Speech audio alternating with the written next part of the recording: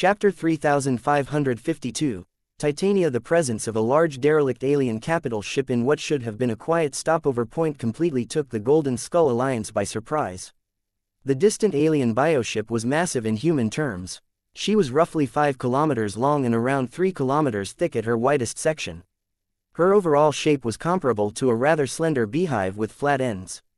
Her surface was either scarred with heavy battle damage or featured numerous strange cavities whose purpose remained unclear. The bioship looked as if she had been drifting for at least a week based on the small trail of biotissue leaking from her hull. The vessel was already dead, but she continued to bleed as her orbit kept spiraling around the local yellow dwarf as if she was a satellite. More details kept pouring in as the alien starship received more and more scrutiny. Although most forms of observation remained passive as it took hours for active scanning signals to travel back and forth across such immense distances, the analysts still figured out plenty of new information. The mass of the alien derelict, the probable material composition of her enormous exterior and the likely weapons that had been used to disable her all became known as the minutes passed. A few clever minds also came up with a probable reason why the alien derelict appeared in this star system out of the blue. Vase invited General Verl and the leaders of the other members of the Golden Skull Alliance in order to discuss this major development. Several familiar people appeared within the virtual meeting room in turn. Marshal Ariadne Woden, Patriarch Reginald Cross and Professor Benedict Cortez all took their seats as usual. A new figure had appeared, though. In place of Venerable Brutus, the Glory Seekers dispatched an unfamiliar woman in his place. The woman directed an appreciative look at Vase. Patriarch Vase Larkinson, I've been waiting to meet you, but you haven't visited the Glory Seekers once since you entered the Red Ocean. Sorry, it is of no consequence. Oh, let me introduce myself. I am Galena Rovan Harchel, a recent member of the Glory Seekers. Currently, I am in charge of all of our mechs. This has allowed me to study one of your works for an extensive amount of time. Despite pouring hundreds of hours into examining your Valkyrie mechs, I still don't understand how they perform the way they do. You are a genius for designing such an amazing line of mechs. Vase had heard of Galena Rovan Harchel. She was a former citizen of the Empire of the Lost that had been hanging around the Opalis system in the hopes of catching a ride to the Red Ocean. Due to the fact the Golden Skull Alliance was still short a couple of million MTA merits, the Glory Seekers eventually decided to take in Miss Rovan Harchel because she could conveniently make up for this shortfall. Although Vase always wanted to examine this sudden arrival, all of the priorities that came after entering the Red Ocean had taken up all of his time. He left all matters of diplomacy to Minister Sheddarin Pernis and his staff, who had doubtlessly met with the prominent new member of the Glory Seekers. However, this was a rather inadequate response towards Miss Rovan Harchel. She was not only a young journeyman, but also capable of earning at least several million MTA merits by herself. That immediately marked her out as an excellent mech designer with better potential than most of her peers. Vase nodded towards the woman. I'd love to chat with you further, but we have more important matters to talk about today. Please take a seat so that we can begin our discussion. Once the new Glory Seeker sat at the table, Vase quickly briefed the others on what the Larkinson clan had discovered. Of course, the Glory Seekers and the Crossers weren't blind.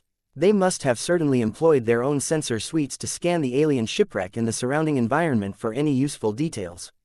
The problem was that neither of them possessed powerful sensor systems. Their starships were predominantly fleet carriers that were mostly geared towards carrying and supporting mechs in battle. How could they accommodate enough capacity for powerful detection and scanning modules? The Larkinson clan was better off in that regard. Although many of its vessels weren't directly useful in battle, the Blinding Banshee was an exception. Her powerful sensor arrays were mainly geared towards detecting human forces and stealth units, but they could also be utilized to investigate unknown and unfamiliar phenomena as long as they weren't too weird. Since the alien vessel happened to be a bioship, the Dragon's Den also became useful at this time. Her sensor systems were much more geared to detect biological phenomena, and the Lifer research teams that had taken up residence inside were passionately trying to decipher as much of the data as possible. It was because of those excellent biotech experts that General Verl was able to convey so much interesting information to everyone. The probability that the derelict biocapital ship codenamed the Titania is of alien origin has reached 97%. All of our specialists in biotechnology state that there are simply too few signs of human elements in the distant vessel. That doesn't necessarily preclude human intervention, Professor Benedict remarked. The ship may be alien, but humans might have attacked her in order to use it as bait for unwitting forces such as us. Are you certain that the battle damage she suffered is not caused by humans? General Verl nodded, but only lightly. We can only tentatively make this conclusion. As you know, many different weapons operate according to the same set of principles. An alien laser weapon doesn't differ too much from a human laser weapon. However, we can state that the damage inflicted on the Titania is definitely caused by warship-grade weaponry. The battle marks are simply too big to be caused by mech-grade armaments. Since we are already familiar with the typical weapons an MTA or CFA warship employs, we can develop a rough determination whether the alien derelict was attacked by a human warship. Currently, our conclusion has remained the same. A short moment of silence ensued as everyone chewed on the information. What can you tell us about the attacker? Patriarch Reginald asked as he grew interested about the power brought to bear against this shipwreck. Have you managed to identify whoever is responsible for leaving this broken alien capital ship behind? We are still investigating this matter. While there is a chance that one of the 13 major races of the Red Ocean such as the Nuncers or Pwelmers are responsible, we do not think that is the case. Many of the ships of these races have long been pushed out of this zone. Considering the magnitude of the firepower brought to bear against the Titania, the chance is small that such a powerful alien warship would have been able to roam around undetected this deep in human-occupied territory. Vase nodded in agreement. Though there were stories about isolated alien ships belonging to one of those prominent races showing up in these parts, they were mostly sub-capital ships that were not that powerful. Just look at those big holes in her hull. He gestured at the projection in the middle. The vessel that inflicted such damage has to be at least a cruiser, but it's more likely that another battleship is responsible.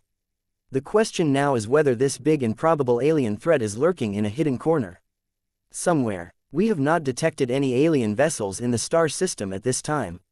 We have also failed to find any clues that suggest that such ships have visited this star system in the last month aside from the Titania herself. In fact, the lack of debris and other battle traces in this star system leads us to guess that the Titania did not get attacked here. The more probable explanation is that she fought against another powerful alien warship in a different star system, only to suffer crippling damage that prompted her to flee madly. Whoever was in charge of the alien vessel may have programmed her warp drive to flee to this star system. However, once she arrived at her destination, she deteriorated to such an extent that she eventually succumbed to her grievous wounds. That was an interesting theory. Although the story had a couple of holes, it certainly explained the lack of traces. If this is true, then the attacker of the Titania must still be out there somewhere. Marshal Ariadne observed, if the aggressor is also an alien warship, then she might be following the trail of the Titania. The longer we stay in this star system, the greater the chance we may be confronted by an alien warship that is even bigger and stronger than the Titania. And also a damaged one, hopefully. I don't know how good the Titania is in a fight, but a vessel of this size has to be able to hit back hard. Vase added, no one knew for sure whether any of this was true. However, if this theory happened to be true, then a powerful enemy might come in at any time. General Verl briefly swept his gaze around the virtual meeting room. Before we decide anything further, we must make an important decision. Will we proceed with exploring the derelict alien wreck, or will we endeavor to leave this suspicious site as soon as possible? I vote in favor of exploring the Titania. Vase immediately said, we did not come to the Red Ocean only to avoid every interesting discovery just because there is the possibility of encountering danger. We can implement precautions that can mitigate the risks. If that's the case, I am in favor as well. Miss Galina Rovan Harchel chirped. This alien bioship is massive. Think of the resources and tech we can salvage from her. We might even be able to recover a database of some sorts that can contain a lot of useful information such as technical knowledge or detailed star charts. Vase looked at the crossers. Patriarch Reginald did not look particularly interested. What is the point of investigating a bioship, and an alien one at that? We do not make much use of biotechnology. I cannot imagine that anything we learn from this wreck will strengthen our mechs in any way. I wouldn't be so quick to judge if I were you. Vase told the other patriarch. Many useful innovations were originally derived from salvaging alien tech. A vessel as large as this one must certainly be filled with lots of goodies. Professor Benedict agreed with his fellow mech designer. The Larkinson patriarch has a point, old friend. Even if we cannot recover any useful tech, just deconstructing this biomass and recycling all of the high-value exotics will net us a great amount of profit. This will help us alleviate our debt. The Larkinson clan wasn't the only one that went deep into the red in order to upgrade its fleet. The Crossers had been just as extravagant. The reminder caused Patriarch Reginald to soften his objection. Fine. Go and explore the Titania if you want. Be sure to guard against ambushes or surprise alien warships. General, Verl already had a plan ready. We should deploy a number of combat carriers and sensor probes throughout the star system. If we are facing an alien warship that is native to this dwarf galaxy, then she will certainly be equipped with a warp drive. While they are slower than an ordinary human FTL drive, they allow for acceleration at superluminal speeds in real time. In simple terms, that means that they can arrive faster than we can detect. It was like lightning and thunder. Even though both originated from the same phenomenon, the flash of lightning arrived at a distant observer much sooner than the sound of thunder. In this case, an alien warship could actually appear beside the Spirit of Bentime and fire her main cannons at short range without any forewarning. This was the scary part about fighting against forces equipped with warp drives. Fortunately, the Larkinson clan and her allies invested in a solution back in Vullet that could reduce the effectiveness of these surprise ambushes. Chapter 3553, Precautionary Measures. The Golden Skull Alliance couldn't pass off the opportunity to explore the first alien wreck it encountered since the start of their true expedition. One of the main purposes of going on an expedition into new and unfamiliar territory was to search and plunder valuable treasures. The large, 5-kilometer-long alien biocapital ship should definitely contain a lot of valuables. Whether it was high-grade exotics, rare alien artifacts or completely foreign technological paradigms, the Titania should definitely be a treasure trove of goodies. Shortly after the leaders of the Alliance decided to go in, the huge fleet approached the inner system at a brisk but relatively cautious pace. A corps of capital ships including the refurbished Wild Torch accelerated forward under the protection of just over 100 combat carriers. Vase looked proudly at the large number of ships moving in unison. He used to worry about lacking too much combat power when the expeditionary fleet initially passed through the Beander Gate. Though he still held concerns about the amount of deterrent that the combined fleet possessed, the addition of many combat carriers obtained through various sources came as an enormous relief. Though the combat carriers didn't matter too much when confronted by human forces due to the 2-year protection period, it was still relevant in other cases. They certainly came handy at this time as the aliens didn't play by humanity's rules. With thousands of additional mechs at their disposal, the three Alliance partners possessed a lot more confidence in dealing with any threats that might emerge in the process of exploring the mysterious alien wreck. Vase briefly tallied the estimated mech capacity as he sat in the observer's seat on the bridge of his flagship. His hand idly stroked Lucky's back as he counted. Meow. Yeah, the Crossers have outdone themselves.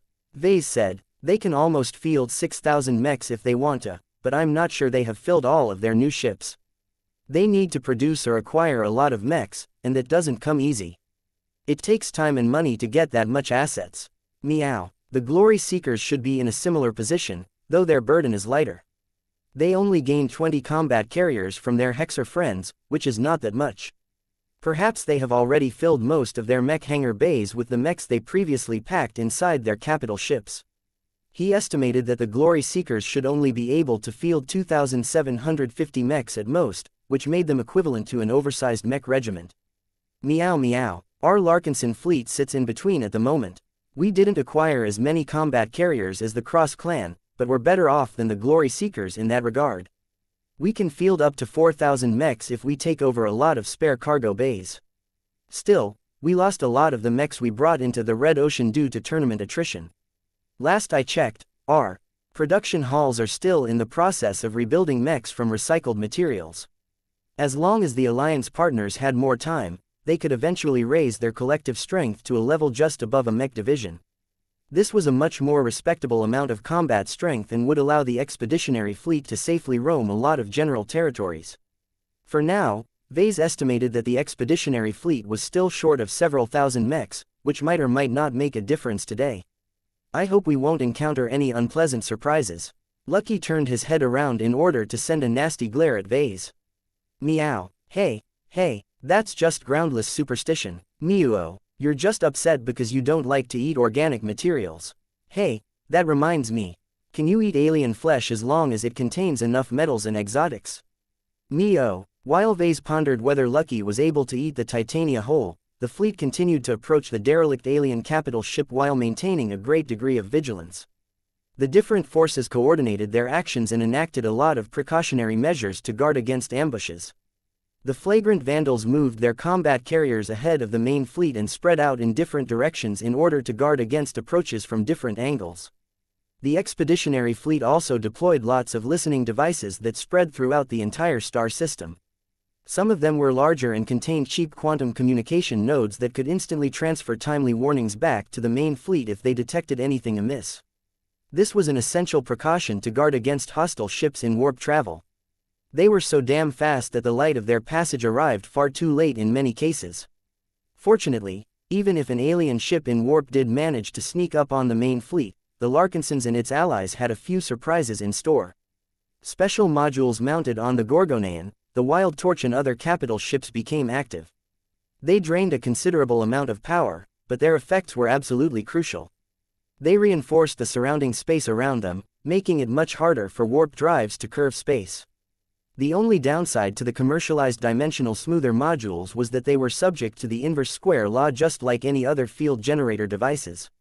This meant that their effective range was fairly limited. Well, at least they can stop alien warships from closing in and unleashing their fire at point-blank range. In fact, that wasn't the greatest danger to warp drive-capable starships. The greatest nightmare that everyone in the Red Ocean worried about was what would happen if the incoming ships in warp did not slow down.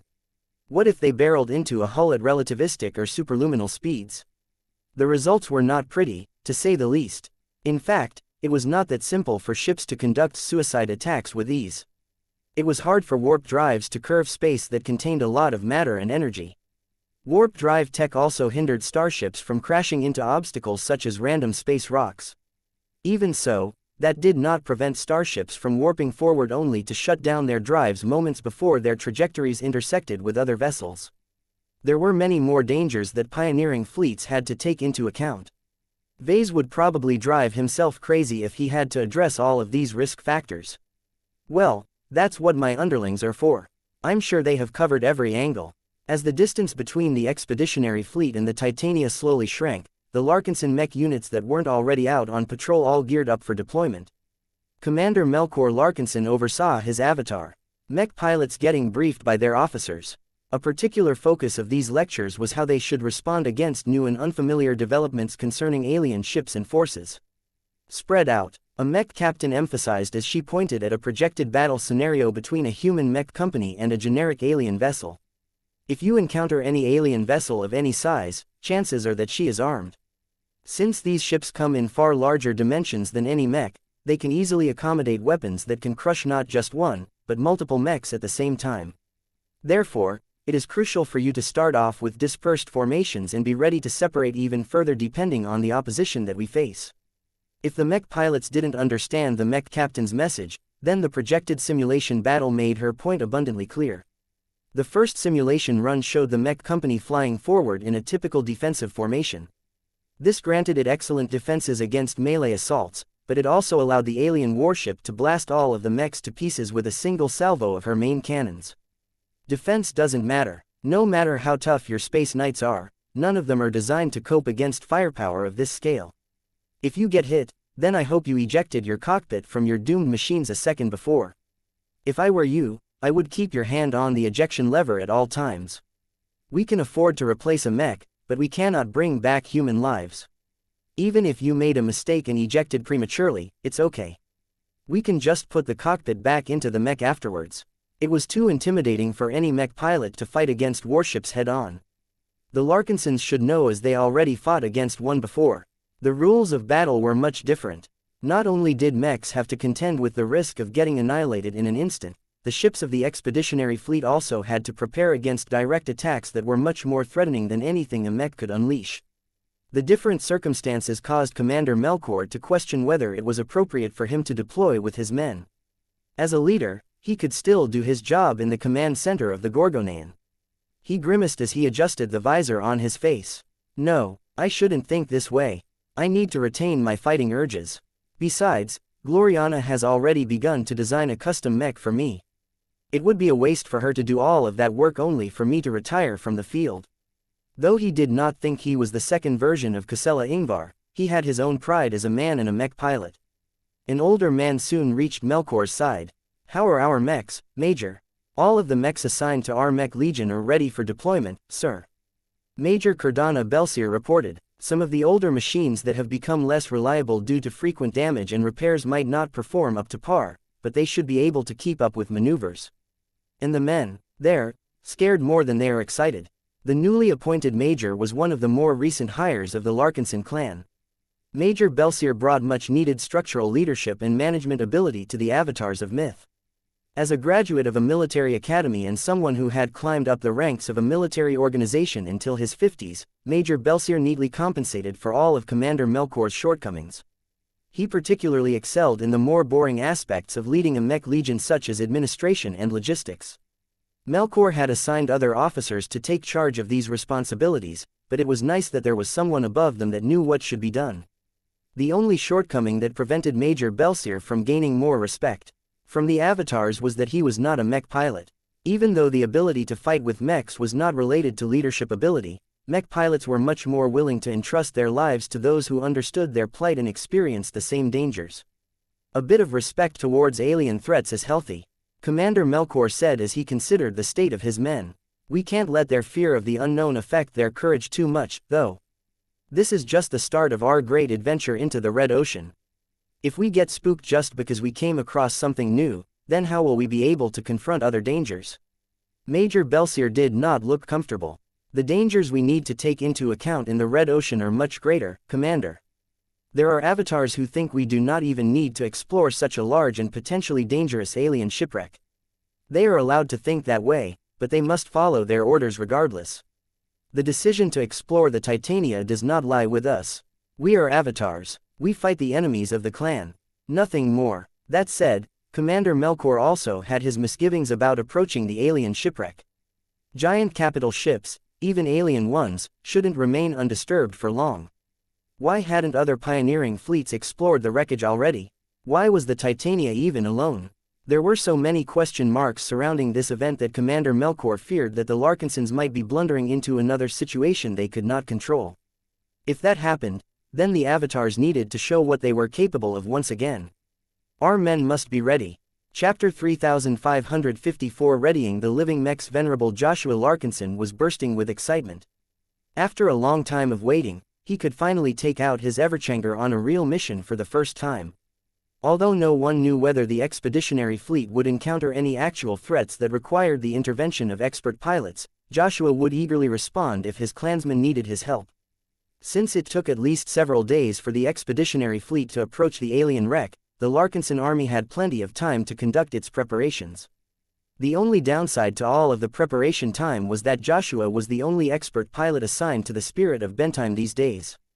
Although this allowed him to experience living mechs being designed and produced up close, there weren't any other expert pilots for him to interact. It allowed him to remain close to his girlfriend whenever she completed her design work, so Joshua never thought about getting reassigned. Keddies even dropped by the hangar bay in order to check up on the Everchanger and perform a quick tune-up of her systems. "It's a pity that we haven't produced her mounted wargear yet," she said as she carefully manipulated a few robotic arms doing work on the Everchanger's exterior. "If we are able to mount it with the artillery loadout, we could have granted you access to firepower greater than the Amaranto." Joshua shrugged. "I don't mind. The Everchanger in its base form is already powerful enough. I think it is best if I master her purest battle-ready incarnation before I think about piloting it with additional wargear. If I start out with the big guns right away, I'm afraid I won't be able to control my expert mech as if it is my second body." This was an understandable concern, though expert pilots such as Joshua were much better at adapting to different mechs than ordinary mech pilots. Keddies turned to her boyfriend. "I hope nothing happens during the exploration, but if a hidden alien fleet does drop out from warp all of a sudden, take care, please. Your expert mech might be alive on top of being a masterwork, but neither of those traits can stop it from getting blown to pieces when it is struck by a battleship main cannon.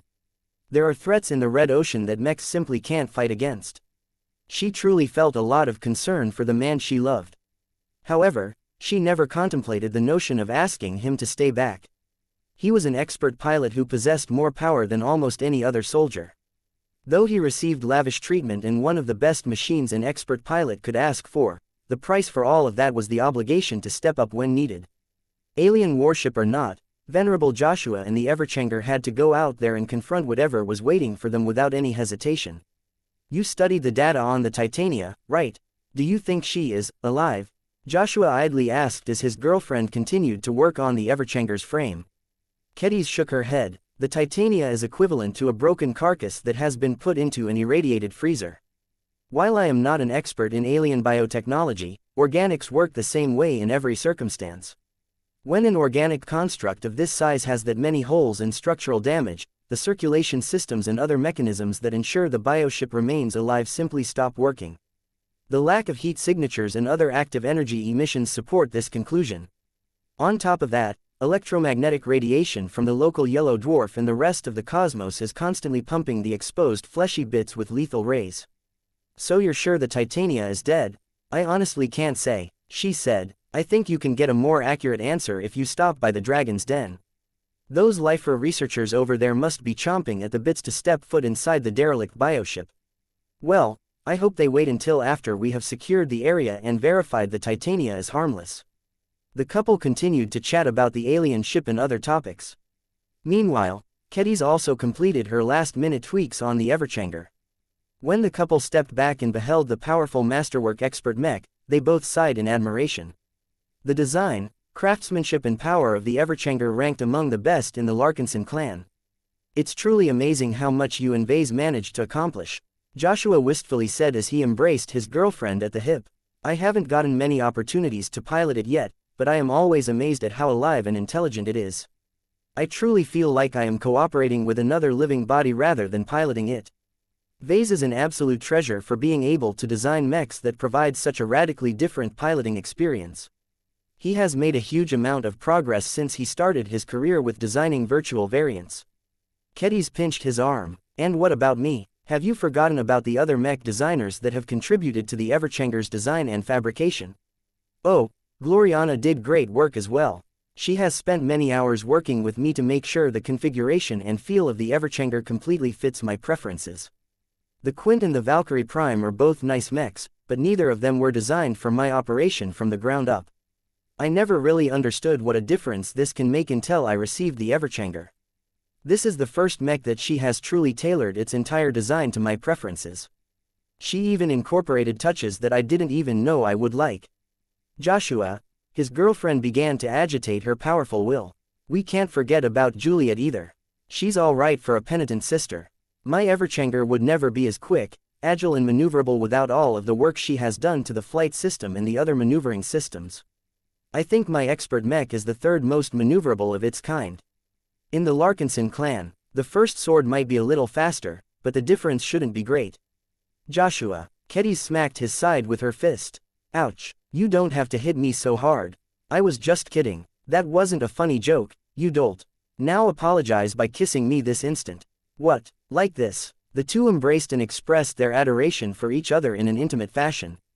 The mech technicians and other staff that were working in the same hangar bay smiled coyly when they witnessed this enchanting sight. Elsewhere aboard the Spirit of Bentime, another living mech was being prepared for battle.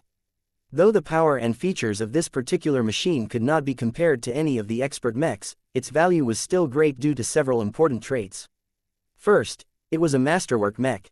Second, it had facilitated the breakthroughs of multiple mech pilots. Third, it had become a symbol of living mechs.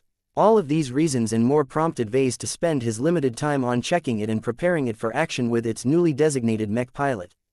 This mech urgently needs another upgrade. Vase frowned as he looked up at one of his older but still magnificent works. As the threats we face keep getting stronger, it becomes more precarious to pilot a relatively modest mech. If the mech had an opinion about what Vase had said, it certainly did not issue its response out loud. How is the Quint, Patriarch? Will it pilot even better after you are done with it? An expert candidate asked. Vase nodded. I can tune the Quint to perform more to your liking, but I am limited in what I can do. The mech has a say as well, and it doesn't agree with all of my decisions. If another mech designer heard what Vase had just said, they would probably think he was crazy, deceptive or lazy. Mech designers were expected to control almost every aspect of all of their products within their reach. A mech designer who could not change all of the important parameters of one of their existing works was usually regarded as incompetent. Of course, the people who set this standard had never met a powerful living mech like the Quint. The normal rules didn't apply to this situation anymore. Isabel Coden did not show any outward excitement, but Vase knew better. Just like many other pilots, she looked forward to taking part in a real mission as opposed to participating in boring and fake practice sessions. The Quint was a mech designed to fight, not to look pretty and impress an audience. The mech was quite eager to confront any enemies that might emerge. Whether they were human or alien didn't matter to the living machine. It was confident that it possessed enough power to handle any heat. "How has the Quint been treating you so far?" Vase asked. "Has it been difficult to work with?" That had always been Commander Casella Ingvar's main complaint. "I know, sir," Isabel replied. "She has given me extensive tips on how to manage the Quint's personality. While I did find it to be rather stubborn and opinionated, it was not as uncooperative as I thought." He looked a bit surprised. "That's good to hear. I guess that working with Commander Casella may have mellowed it out a bit. We'll have to track its behavior over time and in different situations to be sure, but I think you're right. The efforts of your predecessors have continually boosted its growth and development. Considering the personality of its last mech pilot, the Quint should have grown a lot smarter. Let me check it up close to be sure." The two continued to chat as Vase proceeded to inspect and tweak the mech. It was fascinating to study a single living mech on a periodic basis in order to see how their growth affected their combat value. The Quint was a particularly good machine to track because the imprints and power left behind by its powerful mech pilots had fueled its growth far past the point of many other living mechs. The only mech that could rival the Quint in this regard was the Shield of Samar, which possessed an even longer history. Even so, the Shield of Samar had already been upgraded to an expert mech, so the comparison was not quite fair. As far as Vase was concerned, the Quint should be the role model of what living mechs aspired to become. It was the widely recognized king of standard mechs in the Larkinson clan. Now, Isabel Coden of the Avatars of Myth had received the right to become its third long-term user. Expectations were high. Whether the clansmen were right or not, they all believed that the Quint was a breakthrough machine. Out of all of the expert candidates in the clan, Isabel Coden should have the highest chance of breaking through in the short and medium term. "You know why we picked you and persuaded the Quint to accommodate you, right?" he asked as he supervised the heavy assembling arms carefully putting the masterwork mech into its rifleman mech configuration. "The clan has a shortage of ranged expert pilots. You need me to break through so that you can add another powerful ranged expert mech to the Larkinson army." She was quite aware why she received this precious opportunity out of all of the other expert candidates. While it was true that some of her peers had already tried to pilot the Quint only to be rejected by it, she still felt fortunate for possessing skills that the clan urgently needed but to a greater degree. It made her feel valued. It also made her feel burdened by responsibility. She needed to break through as soon as possible in order to alleviate the Larkinson clan's shortfall in ranged solutions. Chapter 3555 Bizarre Bioconstruction. The expeditionary fleet had finally come close enough to the Titania to get into action. Naturally, the Golden Skull Alliance wasn't stupid enough to park all of its valuable capital ships right next to the unknown alien capital ship. What if she was rigged to explode? What if the space in her were mined?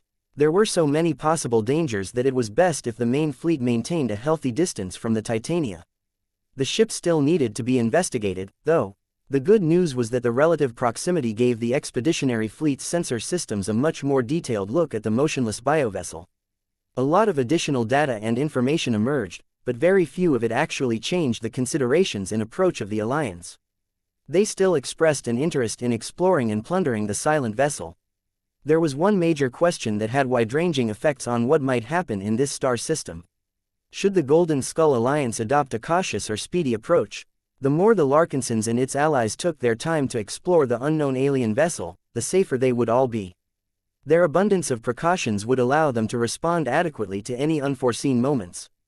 On the other hand, the longer the Titania and the Golden Skull Alliance kept lingering in this star system, the greater the chance that outsiders would drop by and crash the party. Of course, Vase wasn't worried about human forces. Jovi Armelon and the Simile Halifax should take care of that. What he was really worried about was whether the alien attackers of the Titania would arrive. The longer it took to examine and plunder the Titania, the further this possible alien fleet traversed through warp travel. Alien warp drives were substantially slower than human FTL drives, so they might not arrive anytime soon if they were on the pursuit. Yet their ability to speed up and whiz about much closer to gravity wells such as planets and stars gave them a great advantage in most combat situations. In short, the expeditionary fleet truly had to gamble on how to proceed. Should they act with haste and risk suffering damage when the Titania or the surrounding environment suddenly exploded? Was it better to speed up their exploration and get out before any possible follow-up parties arrived? These questions and more constantly plagued Vase and the other leaders. They could make lots of guesses but simply didn't have enough clues to know for certain which answer was right. Perhaps the best answer of all was to just turn around and leave this potential danger zone as soon as possible. Vase never thought about this option. The Titania hooked his curiosity and he was determined to explore it one way or another. Fortunately, all of the scans made so far pretty much ruled out a lot of possible threats. As far as the Larkinsons were concerned, the chance of encountering hidden mines and other weapons were fairly low. If the Titania ever mounted any warship-grade weapons, then the attackers must have blasted them off the organic hull.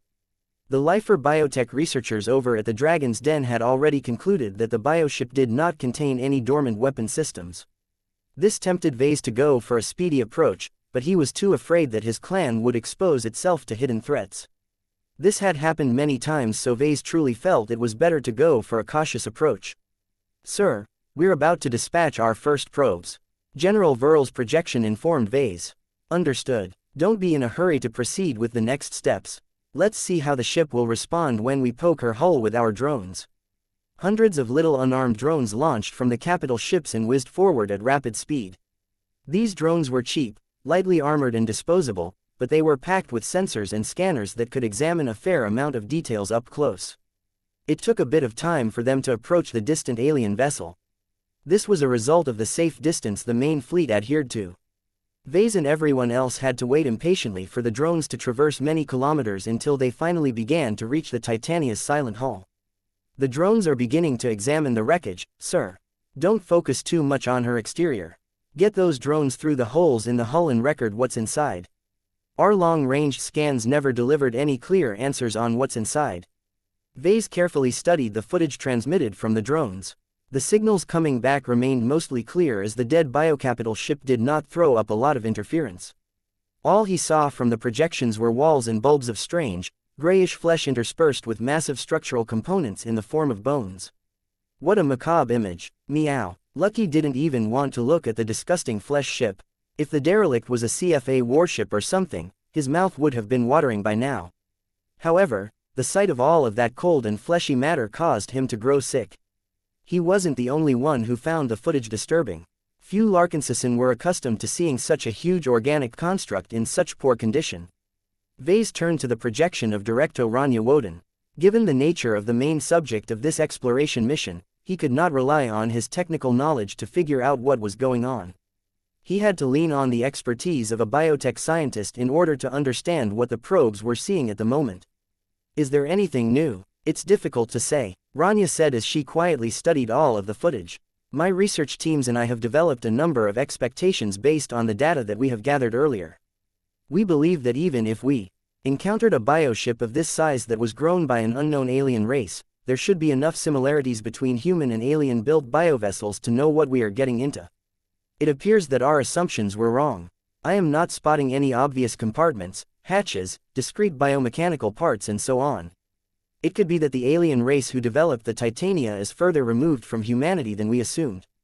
Now that she mentioned it, Vase also failed to spot any obvious compartments and so on, though he did recognize a couple of corridors of different sizes.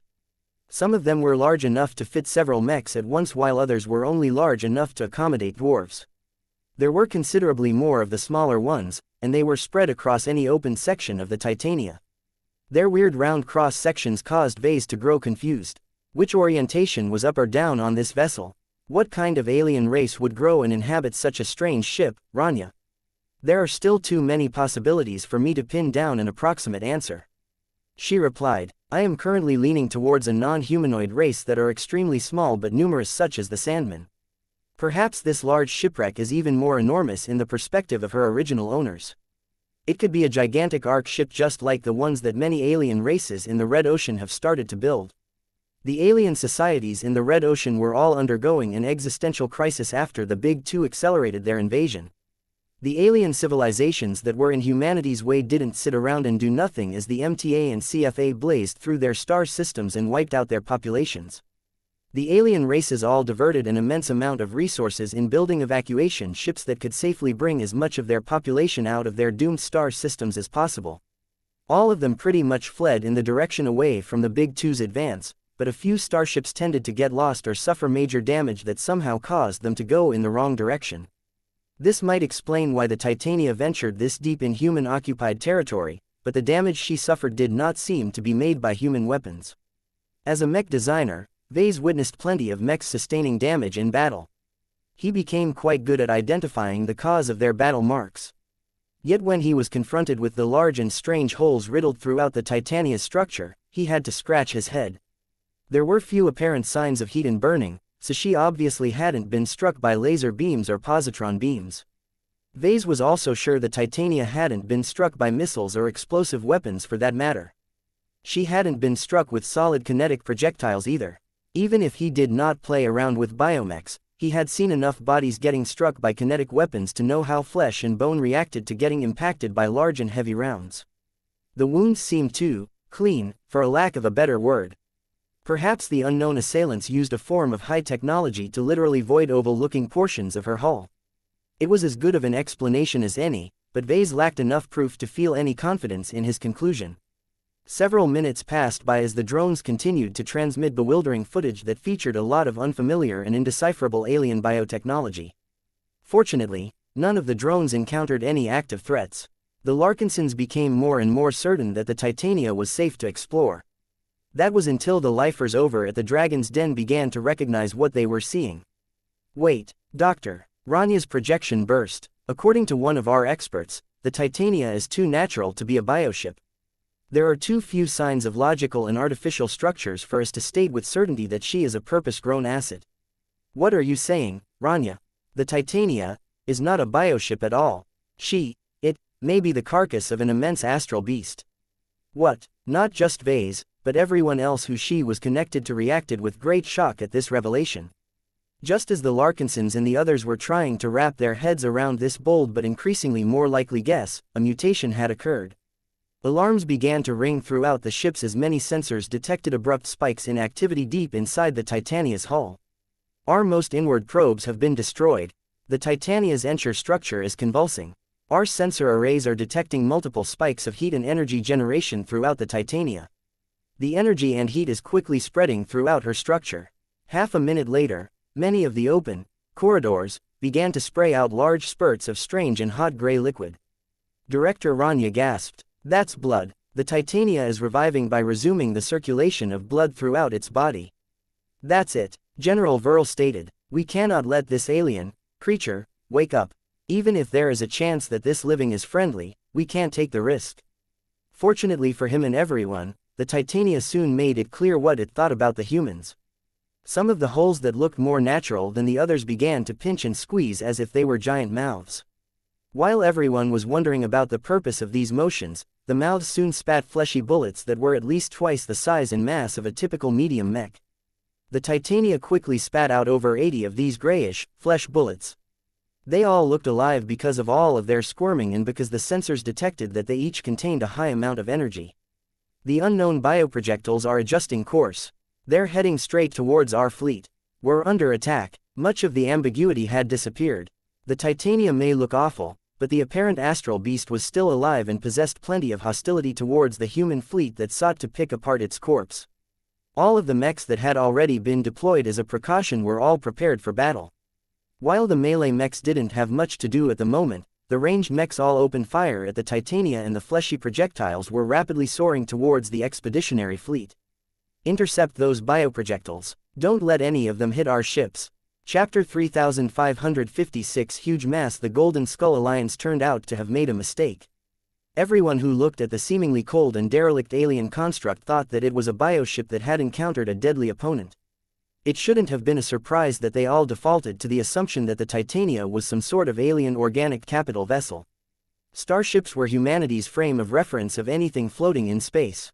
Aside from space stations and other fixed platforms that were clearly anchored in strategic positions, everything else of this size was always a starfaring ship.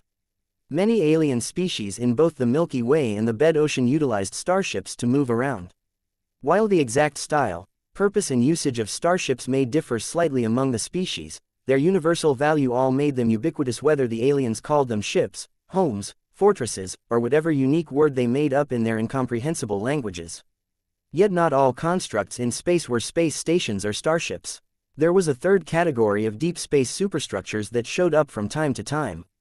Though this category of massive objects were rather rare in most parts of human space in the Milky Way due to massive overhunting, they were a bit more prevalent in the Bed Ocean.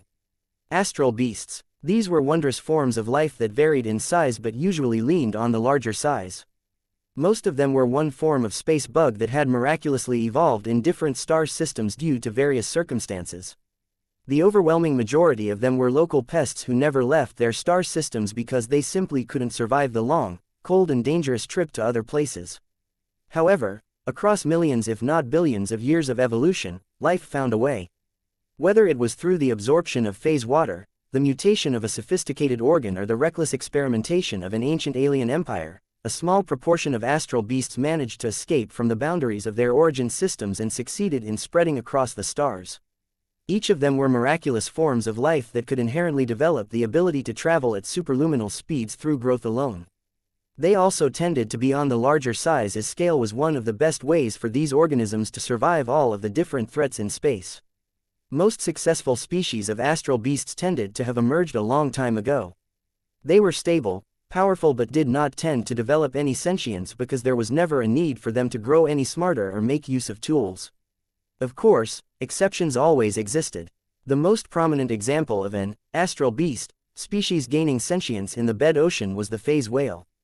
The Titania's physical properties did not resemble that of a whale, so at least the Golden Skull Alliance hadn't provoked this infamously powerful species. That did not mean it was weak. As the apparent astral beast continued to rouse itself from its hibernating slumber, the Larkinsons and their allies realized that the situation continued to deteriorate. Not only was the Titania continuing to spit out dozens of large fleshy projectiles at the human fleet that had poked it awake, its entire organic body structure was continuing to morph in ways that no one understood. The Titania is continuing to heat up. The amount of energy being generated across its form is continuing to rise over time. The open arteries are being closed at a rapid pace. The Titania's biological tissue has displayed rapid healing and morphing capabilities. Some of its smaller surface cavities are already being plugged. The Titania is showing greater adaptability towards our weapons. Her surface volume has shrunk by 2.7% and is continuing to contract even as her fleshy surface is growing denser and tougher. The astral beast's exterior has already become 6% more resistant to energy damage and 7% more resistant against physical damage. The astral beast was transforming before everyone's eyes. The Titania showed through all of its actions that it was far from dead as it initially appeared. As thousands of mechs opened fire against the distant Titania and the approaching bioprojectiles, Vase grew immensely more uncertain about the whole ordeal. What was going on? Was the Titania truly an astral beast rather than a bioship? He turned to the projection of director Banya Woden. At this moment, she was receiving a lot of different reports from different research teams and experts. It was not easy for her to judge whether a theory had any credibility or not. A number of research teams even submitted opposing conclusions about the nature and properties of the Titania. Vase didn't care about any of that stuff. He just wanted solid answers at this time. Dr. Banya, tell us what we're dealing with. What is the threat level of the Titania? What kind of shape is it in? What is the best way for us to kill this monster? Though Banya wanted to defer her explanations so that she could make more conclusions, time was short and the Larkinsons urgently needed answers. We are still analyzing the Titania's actual state, so everything I'm about to say should be taken with a grain of salt. She quickly said her disclaimer. According to our researchers, the Titania is most likely an astral beast. It is a single creature that is not being run or operated by lots of smaller individual aliens. We have seen no sign of the latter, and the Titania's internal structure does not accommodate them either. What of the intelligence of this astral beast? We cannot say at the moment, sir. Size does not correlate with sentience or intelligence, but astral beasts of this size are typically simple-minded and driven by instincts. What we are seeing at the moment might be a pattern of behavior that astral beasts of this species employ when heavily damaged. After running away from an opponent, they go dormant and shut down as many of their organs as possible in order to preserve their precious energy reserves. When a prey or predator stumbles upon the hibernating beast, it quickly rouses and launches as many attacks as it can to quickly overwhelm whoever triggered it awake. If it succeeds in overtaking its opponent, it may be able to eat the nutrients it requires to heal its wounds and resume its life. In other words, the astral beast was desperate and needed to consume sources of energy and materials in order to replenish itself. What of its power level? We cannot make an accurate estimate at the moment, but keep in mind that the creature is most certainly injured to the point where it was unable to heal itself by consuming the resources of this star system. Banya quickly said, "What that tells us is that it is overdrawing its already strained resources in order to launch its attack on us. The Titania's contracting body is not just a defensive measure. It is a direct consequence of its attempt to burn its own biological matter to generate the energy it needs to sustain its attacks. The more it tries to kill us, the more it brings itself closer to its own demise." Vase summed up her point. What is it doing with all of the energy it is generating? Banya frowned for a moment. Large parts of the Titania's body and organs are damaged beyond repair, so there are a limited number of uses for the energy. Now, we believe that it is using much of it to toughen up its body and merge active organic tissue into large, biological missiles that it is launching at us as its main form of attack. Now, the Titania had yet to display any typical warship armaments such as cannons, energy weapons and so on. This was a massive relief for the expeditionary fleet as any of these weapons could inflict massive amounts of damage to any capital ship. That said, the flesh torpedoes that the Titania had formed by rearranging parts of its own body did not look trivial. They continued to accelerate forward as their biological thrusters continued to burn some kind of organic juice. The torpedoes did not appear to be too maneuverable, but they were distressingly large and considerably resistant against damage. Hundreds of energy beams and projectiles slammed against the noses of these flesh torpedoes. Though they always managed to burn or blast away portions of organic tissue, the flesh torpedoes still possessed plenty of matter, allowing them to endure a lot more hits until their bodies eventually fell apart. Damn, each of these flesh torpedoes are as tough as an expert mech. The astral beast itself was also an immensely tough opponent. Even if every weapon was able to inflict noticeable damage to it, the Titania's immense size and volume meant that a couple of salvos did not affect its integrity at all. It took far more salvos or the use of weapons of much greater scale in order to inflict major structural damage to the creature. In effect, the mechs of the Golden Skull Alliance were like bees poking a giant human body. While it was possible for a large swarm of bees to eventually kill a human, they were so small that they needed to employ an immense amount of effort to complete their goal. Concentrate our fire on intercepting the flesh torpedoes. General Verl ordered the mech legions. Do not let them get within 10 kilometers to any of our ships. The consequences of any of them impacting our hulls may very well spell their doom. The difference this made was considerable. The increased concentration of fire quickly began to neutralize the flesh torpedoes one by one. These odd biomissiles could take a lot of punishment, but as soon as certain important organs sustained damage, it could no longer propel itself forward or simply lost so much integrity that they broke apart in a messy fashion. Out of all of the mechs that opened fire on the flesh torpedoes, the Transcendent Punishers and the Eternal Bedemptions inflicted the most damage by far. The weight and volume of firepower of these two mech models granted them a better advantage against large and touch constructs than other mechs. Though Vase was proud of seeing two of his works performing so effectively at the moment, he wished he could have brought at least 4 times as many mechs. We don't have enough artillery. The rifleman mechs such as the Bright Warriors in their ranged configuration tried their best to make up for the shortfall. Even though their rifles were accurate and fairly powerful, their weight of fire was simply incomparable against the previous 2 mech models. While their advantages such as a decent firing rate and good accuracy worked well when employed against small and maneuverable mechs, the Titania and its flesh torpedoes didn't care about that.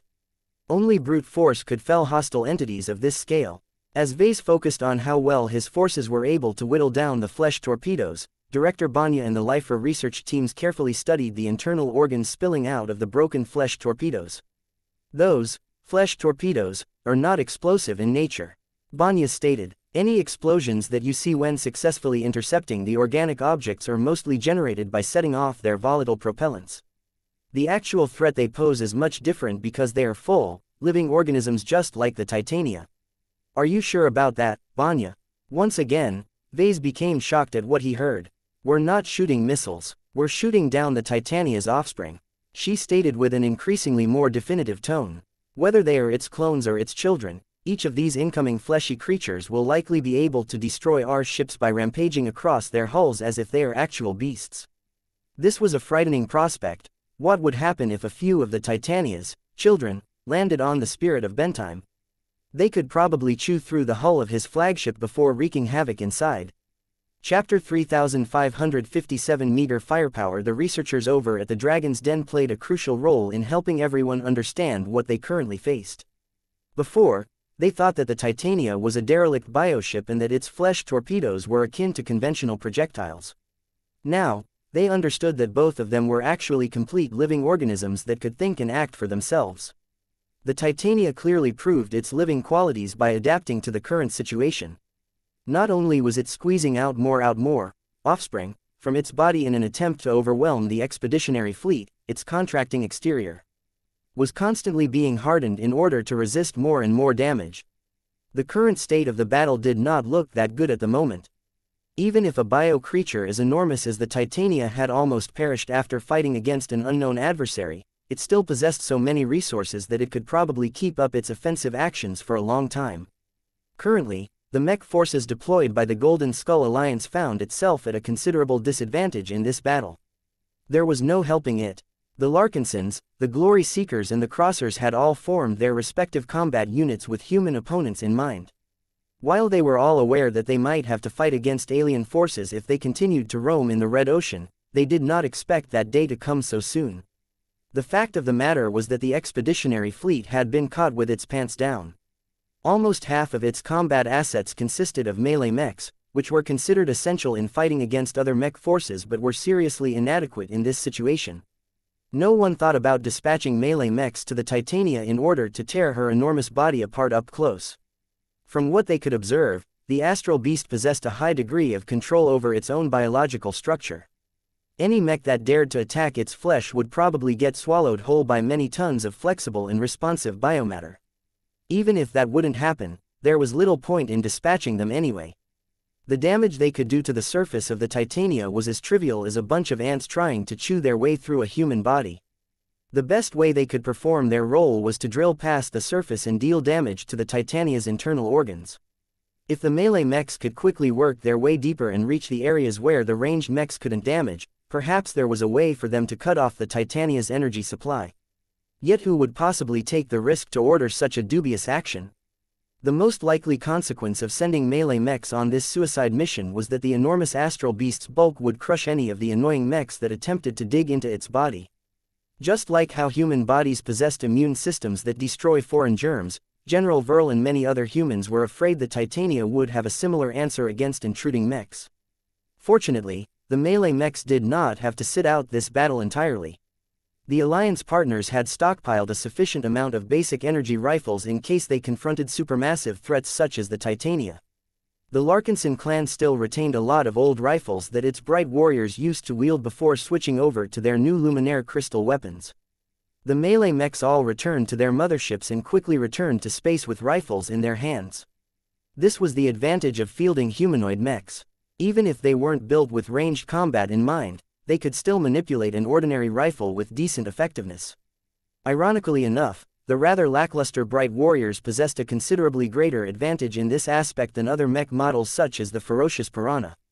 With ranged combat capabilities already built into its base platform, its targeting systems and other relevant systems easily synced up to the familiar rifles without any friction or technical complications. The last time I fired a rifle was years ago. It doesn't matter. Those squishy torpedoes aren't evading our fire at all. Just fire straight ahead. If your aim is so bad that you can't even hit these obvious targets, then fire at the Titania instead.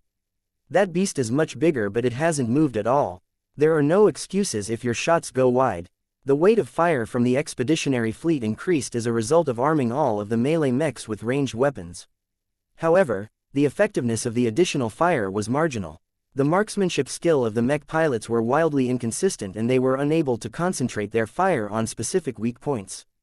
This led to a lot of dispersed shots that haphazardly hit different surfaces without achieving much. It was better than nothing, though. As time went by, the melee mech pilots slowly became accustomed to handling ranged weapons and sharpened their aim, not that it was difficult to do so. The continued lack of lateral movements from their targets meant that they were hitting the equivalent of stationary targets. It's just like target practice, except there are real stakes in play this time. The difference they made was noticeable. The organic torpedo creatures were being blasted apart at a faster rate than before. None of them had ever come close enough to threaten the expeditionary fleet. However, that did not make the humans happy. They were successful in intercepting the Titania's flesh torpedoes, but the astral beast simply sent out additional waves. The big creature possessed so much organic matter that it could keep this up for hours. At this point, the human mech forces couldn't divert a lot of firepower in order to damage and accelerate the collapse of the Titania. The torpedoes would just get closer if they stopped intercepting the incoming biomissiles as hard. General Verl and every leader realized that they had landed in a battle of attrition against their alien opponent. Many of their ranged weapons could not sustain their rate of fire forever. Heat buildup, energy depletion, increased wear and tear and other factors would slowly cause these weapons to fall silent in an extended battle. Which side would be able to outlast the other? This question weighed in the minds of many mech pilots. Even the mechs that were much more effective in ranged combat than others were finding out that their advantages didn't mean much against an immense creature that could easily absorb a lot more damage. The Amaranto performed particularly dazzling in this battle. Even if the masterwork machine was a slender rifleman mech instead of a thicker and beefier artillery mech, much of her design was geared towards maximizing her firepower and precision. Venerable Stark had set her powerful machine in a prepared defensive emplacement on the hull of the Gorgonean. There, the Amaranto calmly fired one resonance-empowered energy beam after another. Considering that inflicting as much destructive energy as possible was more important at the moment, Stark chose to fire positron beams against the Titania. Every few seconds, the Amaranto's impressive luminaire crystal rifle burst out bright and radiant positron beams that almost instantly struck the same weakened section of the Titania. Large pieces of flesh burned to a crisp if they hadn't been vaporized already. The heat and energy damage also affected the flesh surrounding the immediate impact area, thereby softening up this weak point for the subsequent strike. After several minutes of intensive fire, the Amaranto had already managed to burn 120 meters into the enormous body structure of the rousing astral beast. Sadly, the Titania still had many more layers in the way that could prevent the weapon's fire from going any further. What Venerable Stark was doing was the equivalent of drilling a tunnel through a mountain with only a single hand pick at her disposal. Was the Amaranto's luminaire crystal rifle weak? No, many mechs had personally suffered at the hands of this potent weapon. Yet even if Venerable Stark was able to bend its energy beams, there was no point in doing so. The Titania was well protected from all sides and did not easily allow any attackers from damaging its crucial internal organs. Not too far away, the Everchanger was not doing much better. Venerable Joshua thought that his debut battle would proceed a lot more gloriously than this. While this was a serious battle, the expert pilot could not help but think that his efforts didn't yield much results. Sure, his hero expert mech's damage output was pretty close to that of the Amaranto, but they were still pinpricks as far as the Titania was concerned. We need to do more. We can't keep sitting back like this. Joshua gritted his teeth. Coincidentally, Venerable Joshua wasn't the only expert pilot who was debuting in this battle with a new mech. The Glory Seekers finally solved their inability to field an expert mech by launching a brand new machine that allowed Gloriana's brother to channel his full might once again. Venerable Brutus enjoyed the feel of his new expert mech. The Star Dancer Mark II was designed by a Hexer master but also received contributions from Vase and Gloriana. This not only made the mech alive, but also fit Brutus to a much better degree. The miracle couple had recently fabricated the expert rifleman mech in the month after the expeditionary fleet departed from Bullet. Though Gloriana found it regretful that she failed to create a masterwork mech for her brother, Brutus had nothing to complain about. The wonder of piloting a new expert mech and a living one at that was already sufficient in his book. Still, as much as Venerable Brutus and the Glory Seekers celebrated the completion of the Star Dancer Mark II, the expert mech was clearly fighting the wrong opponent at this time. The Titania is a poor dance partner and my aiming skills are largely irrelevant in this battle. Brutus frowned. The Star Dancer Mark II was not a sniper like the Amaranto. It was a mid-range duelist that could dogfight and outmaneuver its opponents while steadily whittling them down with sustained energy fire. All of that meant nothing as the Star Dancer Mark II's repeated fire from its unique Luminaire crystal rifle simply sank into the Titania without much result. None of this was truly working. The Crossers weren't doing any better either as their clan still hadn't made up for the loss of its last expert ranged mech specialist during the Battle of Reckoning. As Vase and many people tried to figure out how they could break this unfavorable status quo, General Verl finally grasped a viable solution. Battle formations. Pardon, Vase asked as he turned to Verl's projection. Think about it, sir. We have fielded well over 8,000 mechs between us and our alliance partners. However, quantity doesn't account for much as most of their rifles are geared towards fighting other mechs. So you're thinking about going for quality instead? Somewhere along these lines, General Verl replied, what makes us different from other forces is that we have battle formations that can potentially allow us to launch attacks that are massively more powerful than any single mech can unleash. Think about how many mechs and ships have met their end at the hands of our battle networks. Vess's eyes lit up. He should have thought about this solution sooner. He developed multiple different battle networks for the Larkinson Army's more cohesive mech legions. Although he never developed them with the intention to circumvent the prohibition against warship-grade armaments, they effectively functioned like one. There was no other way they could unleash so much death and destruction in a short span of time. Warships were best fought with other warships. That was the general consensus among humans in both the old galaxy and the new galaxy. Though the Larkinsons didn't possess any of these great and powerful vessels, it could simulate the damage output of one under the right circumstances. Which battle formations should we employ against this beast? Vase wondered as he rubbed his smooth-shaven chin. Chapter 3558 Light the Way. The battle formation was one of the trump cards of the Larkinson clan. Enabled by battle networks which were entirely spiritual in nature, they essentially allowed spiritually powerful entities to channel their prodigious might directly into the material realm. The odd part about battle formations was that they should technically be illegal. The key to enabling them from outputting the massive damage they were known for was by aligning and combining the minds of many different mech pilots connected to the network. This was in effect a combination attack that allowed mechs and mech pilots to exceed their hard firepower limitations. In fact, people had attempted similar means in the past. For example, there was a case where a mech designer came up with a purpose-built machine that could merge together and combine their weapons in order to form a huge laser weapon that was the equivalent of the main cannon of a cruiser. Suffice to say, the MTA did not allow this combination mech to persist for long. If everyone else follows suit, then the taboo against weapons of mass destruction had no meaning anymore. There was no way the MTA was ignorant of what the Larkinson clan could do with its battle formations. Public footage of some of its powerful attacks had already spread throughout the galactic net.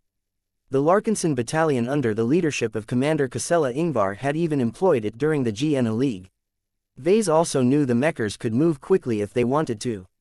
They had been remarkably fast in revising the tournament rules to prevent abnormal mech designers like Kedis from relying on non-mech designer powers to influence the outcome of competitive mech duels.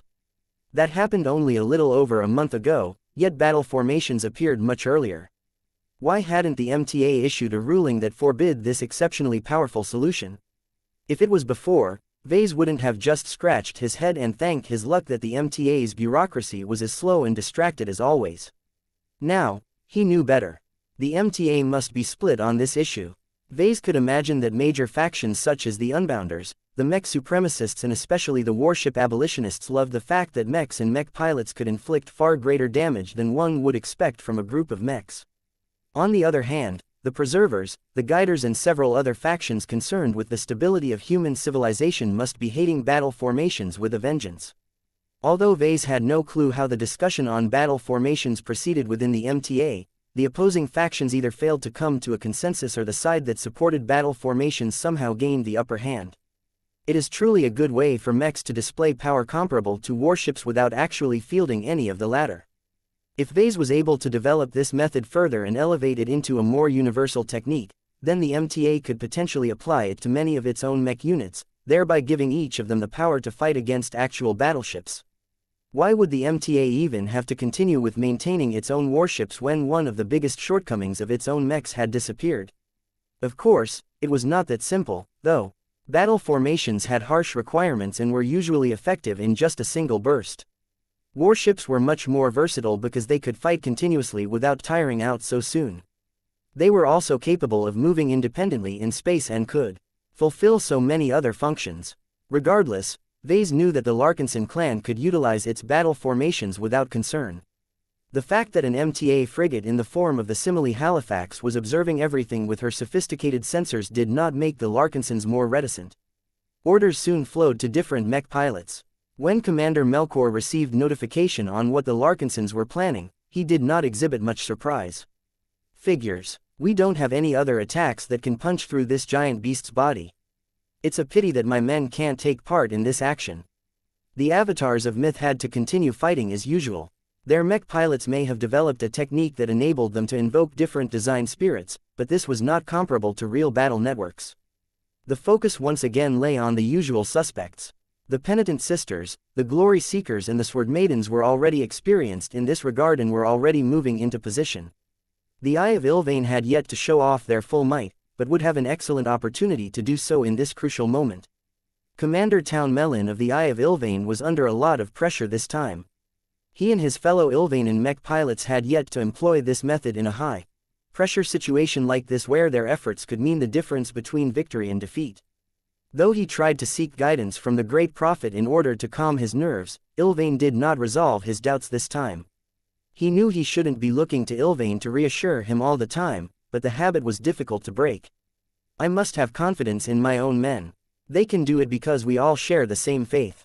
Town no longer let his doubts plague his mind and coordinated with the other mech pilots to prepare for their great move.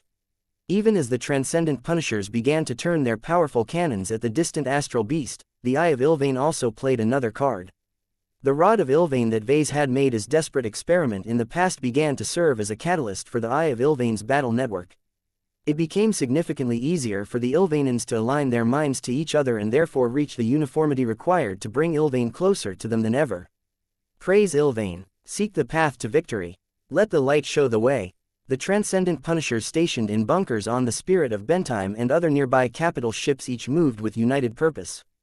As the silhouette of a giant robed figure vaguely hovered above the Larkinson capital ships, the cannons of the heavy artillery mechs all seemed to adjust their aim as if they were guided by a divine will. As the only expert candidate in the battle network, Commander Town retained a bit more awareness and control this time. Although he was tempted to close his eyes and bask in how close he had come to the Great Prophet, he knew he had a job to do. The crisis still needed to be dealt with, especially when the loss of suppression from the Transcendent Punishers allowed the flesh torpedoes to press closer to the expeditionary fleet. Since time was of the essence, Town tried to urge the battle formation to display its power as quickly as possible. Guide us, Prophet. Tell us where to aim. The Transcendent Punishers kept adjusting their angles as they aimed at different sections of the distant Titania. Although it seemed as if the entire astral beast was an enormous dam that could take a lot of punishment without crumbling, no creature or object was perfect. The Titania had already incurred a lot of damage beforehand, and the measures it took to repair its damaged exterior wasn't perfect. What the Eye of Ilvain sought was the best weak point to concentrate. Everyone's attack. The Larkinsons had to know in which direction they had to attack in order to destroy the Titania's most crucial internal organs. Not all parts of the astral beasts were essential to its survival. If the Larkinsons could blow up the brain of the massive creature in a concentrated attack, then they would be able to end the threat in an instant. A lot was riding from this opening, but Commander Town did not rush the battle formation too much. The ability to find just the right angle and coordinates to attack was a capability that was exclusive to Ilvain. Every devout Ilvanan continued to pray to the Great Prophet for guidance. They received it. In one single moment, each of them adjusted their cannons for the final time.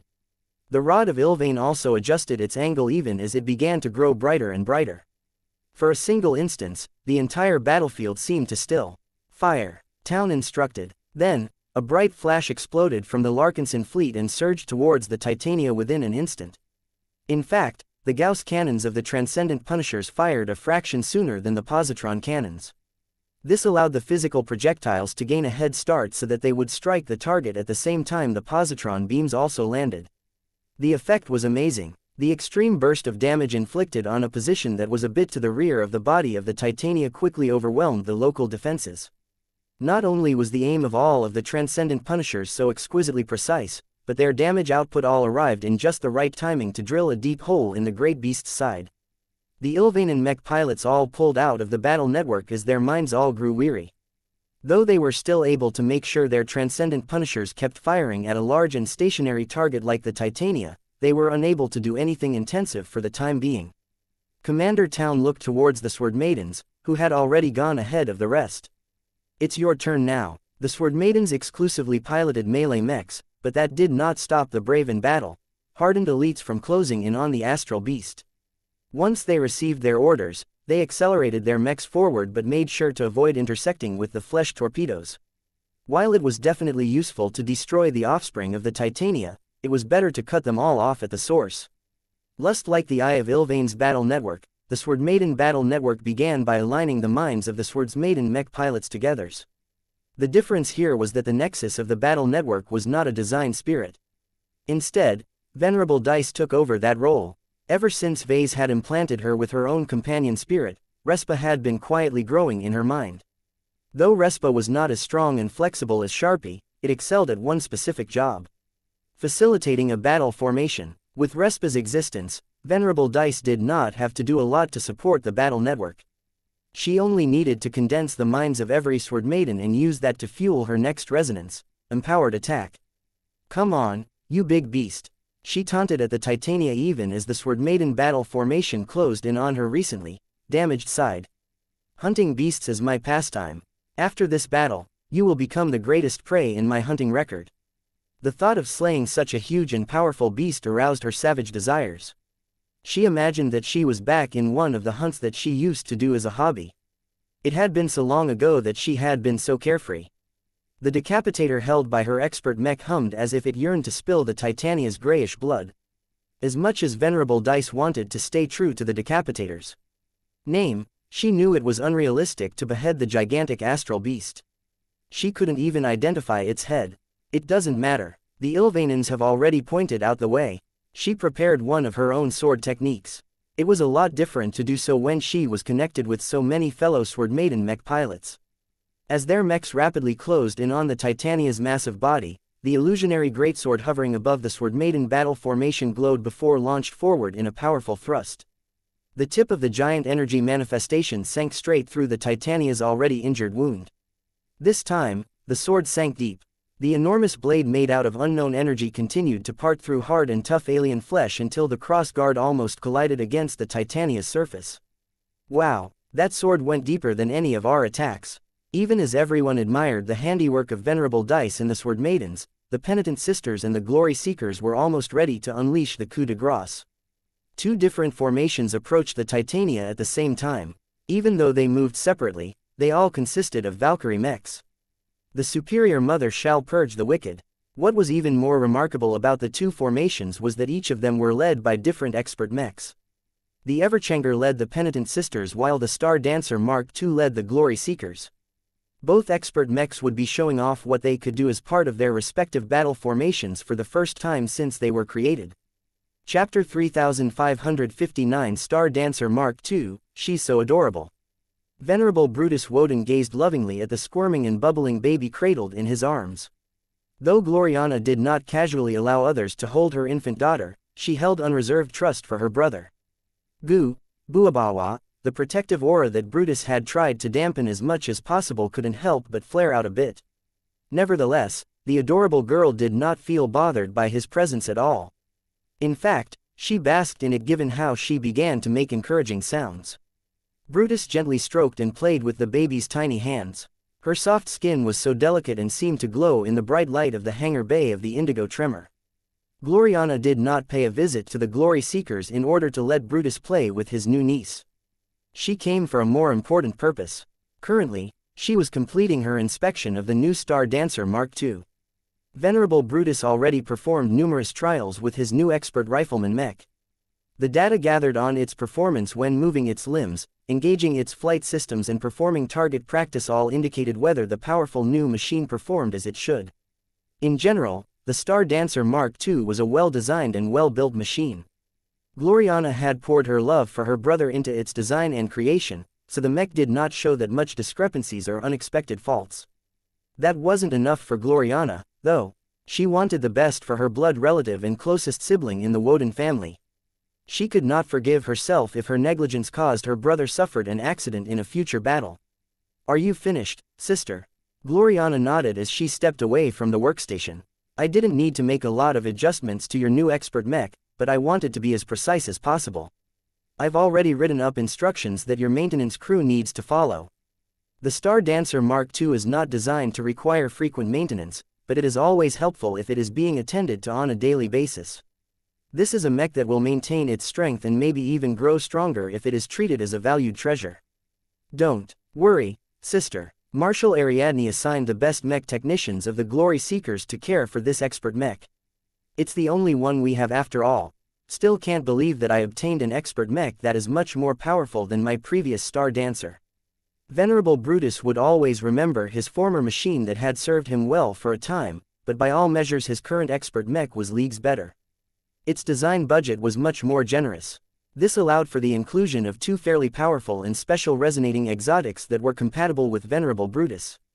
A Hexer master mech designer who specialized in evasive mobility had seriously put a lot of effort into the design project. Her work elevated the mobility of the Star Dancer Mark II near the top of its category. The Luminaire crystal weapon was another custom work from his brother-in-law. The beautiful crystal rifle was fairly slim but packed a surprising amount of punch for its dimensions. Though it used up energy at a more rapid rate, Brutus found this to be a worthwhile trade-off if it meant that his mech could more easily overcome the defenses of enemy expert mechs.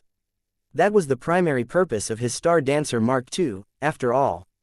It was not a machine that was meant to defeat a lot of regular mechs, though Brutus always had the option to do so if there weren't any better targets in range. Brutus looked up at his new machine that he hoped would serve him well for many years.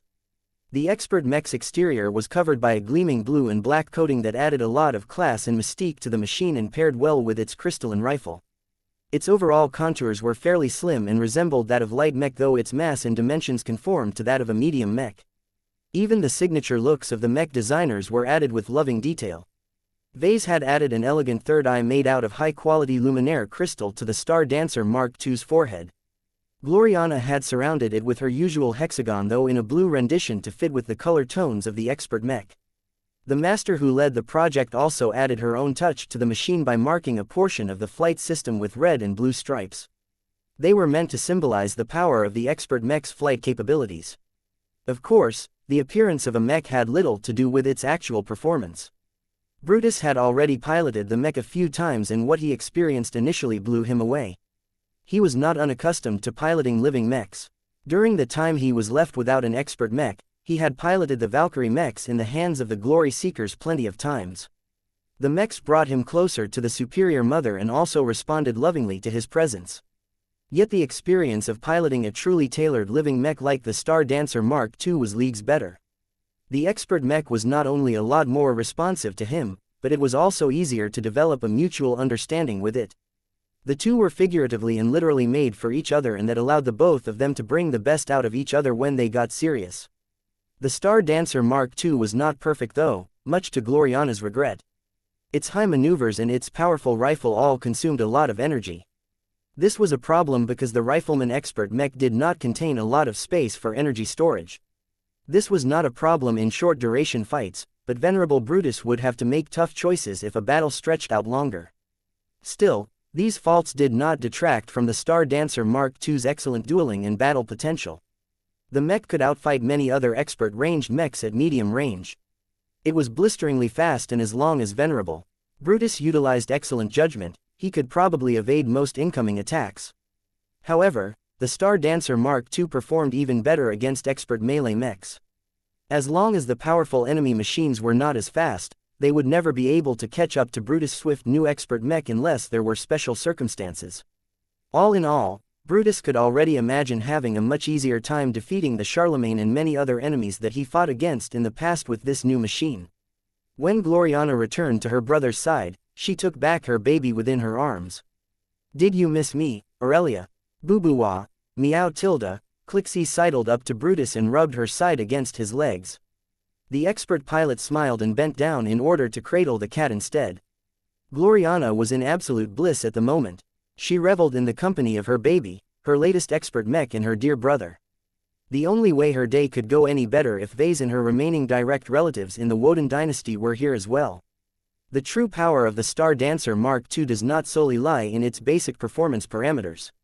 She explained, its key resonating exotics can completely turn around a losing fight in the right circumstances. We selected and incorporated them in order to make your expert mech stand out as a machine that can rescue itself and others. Brutus nodded. I know, I do love the abilities that come with my expert mech. They complement me well and I can easily find uses for both of them. The only ability that I truly lack is to amplify my attacks to the power of that of the Amaranto, but I don't expect you to achieve that in an expert rifleman mech of its configuration.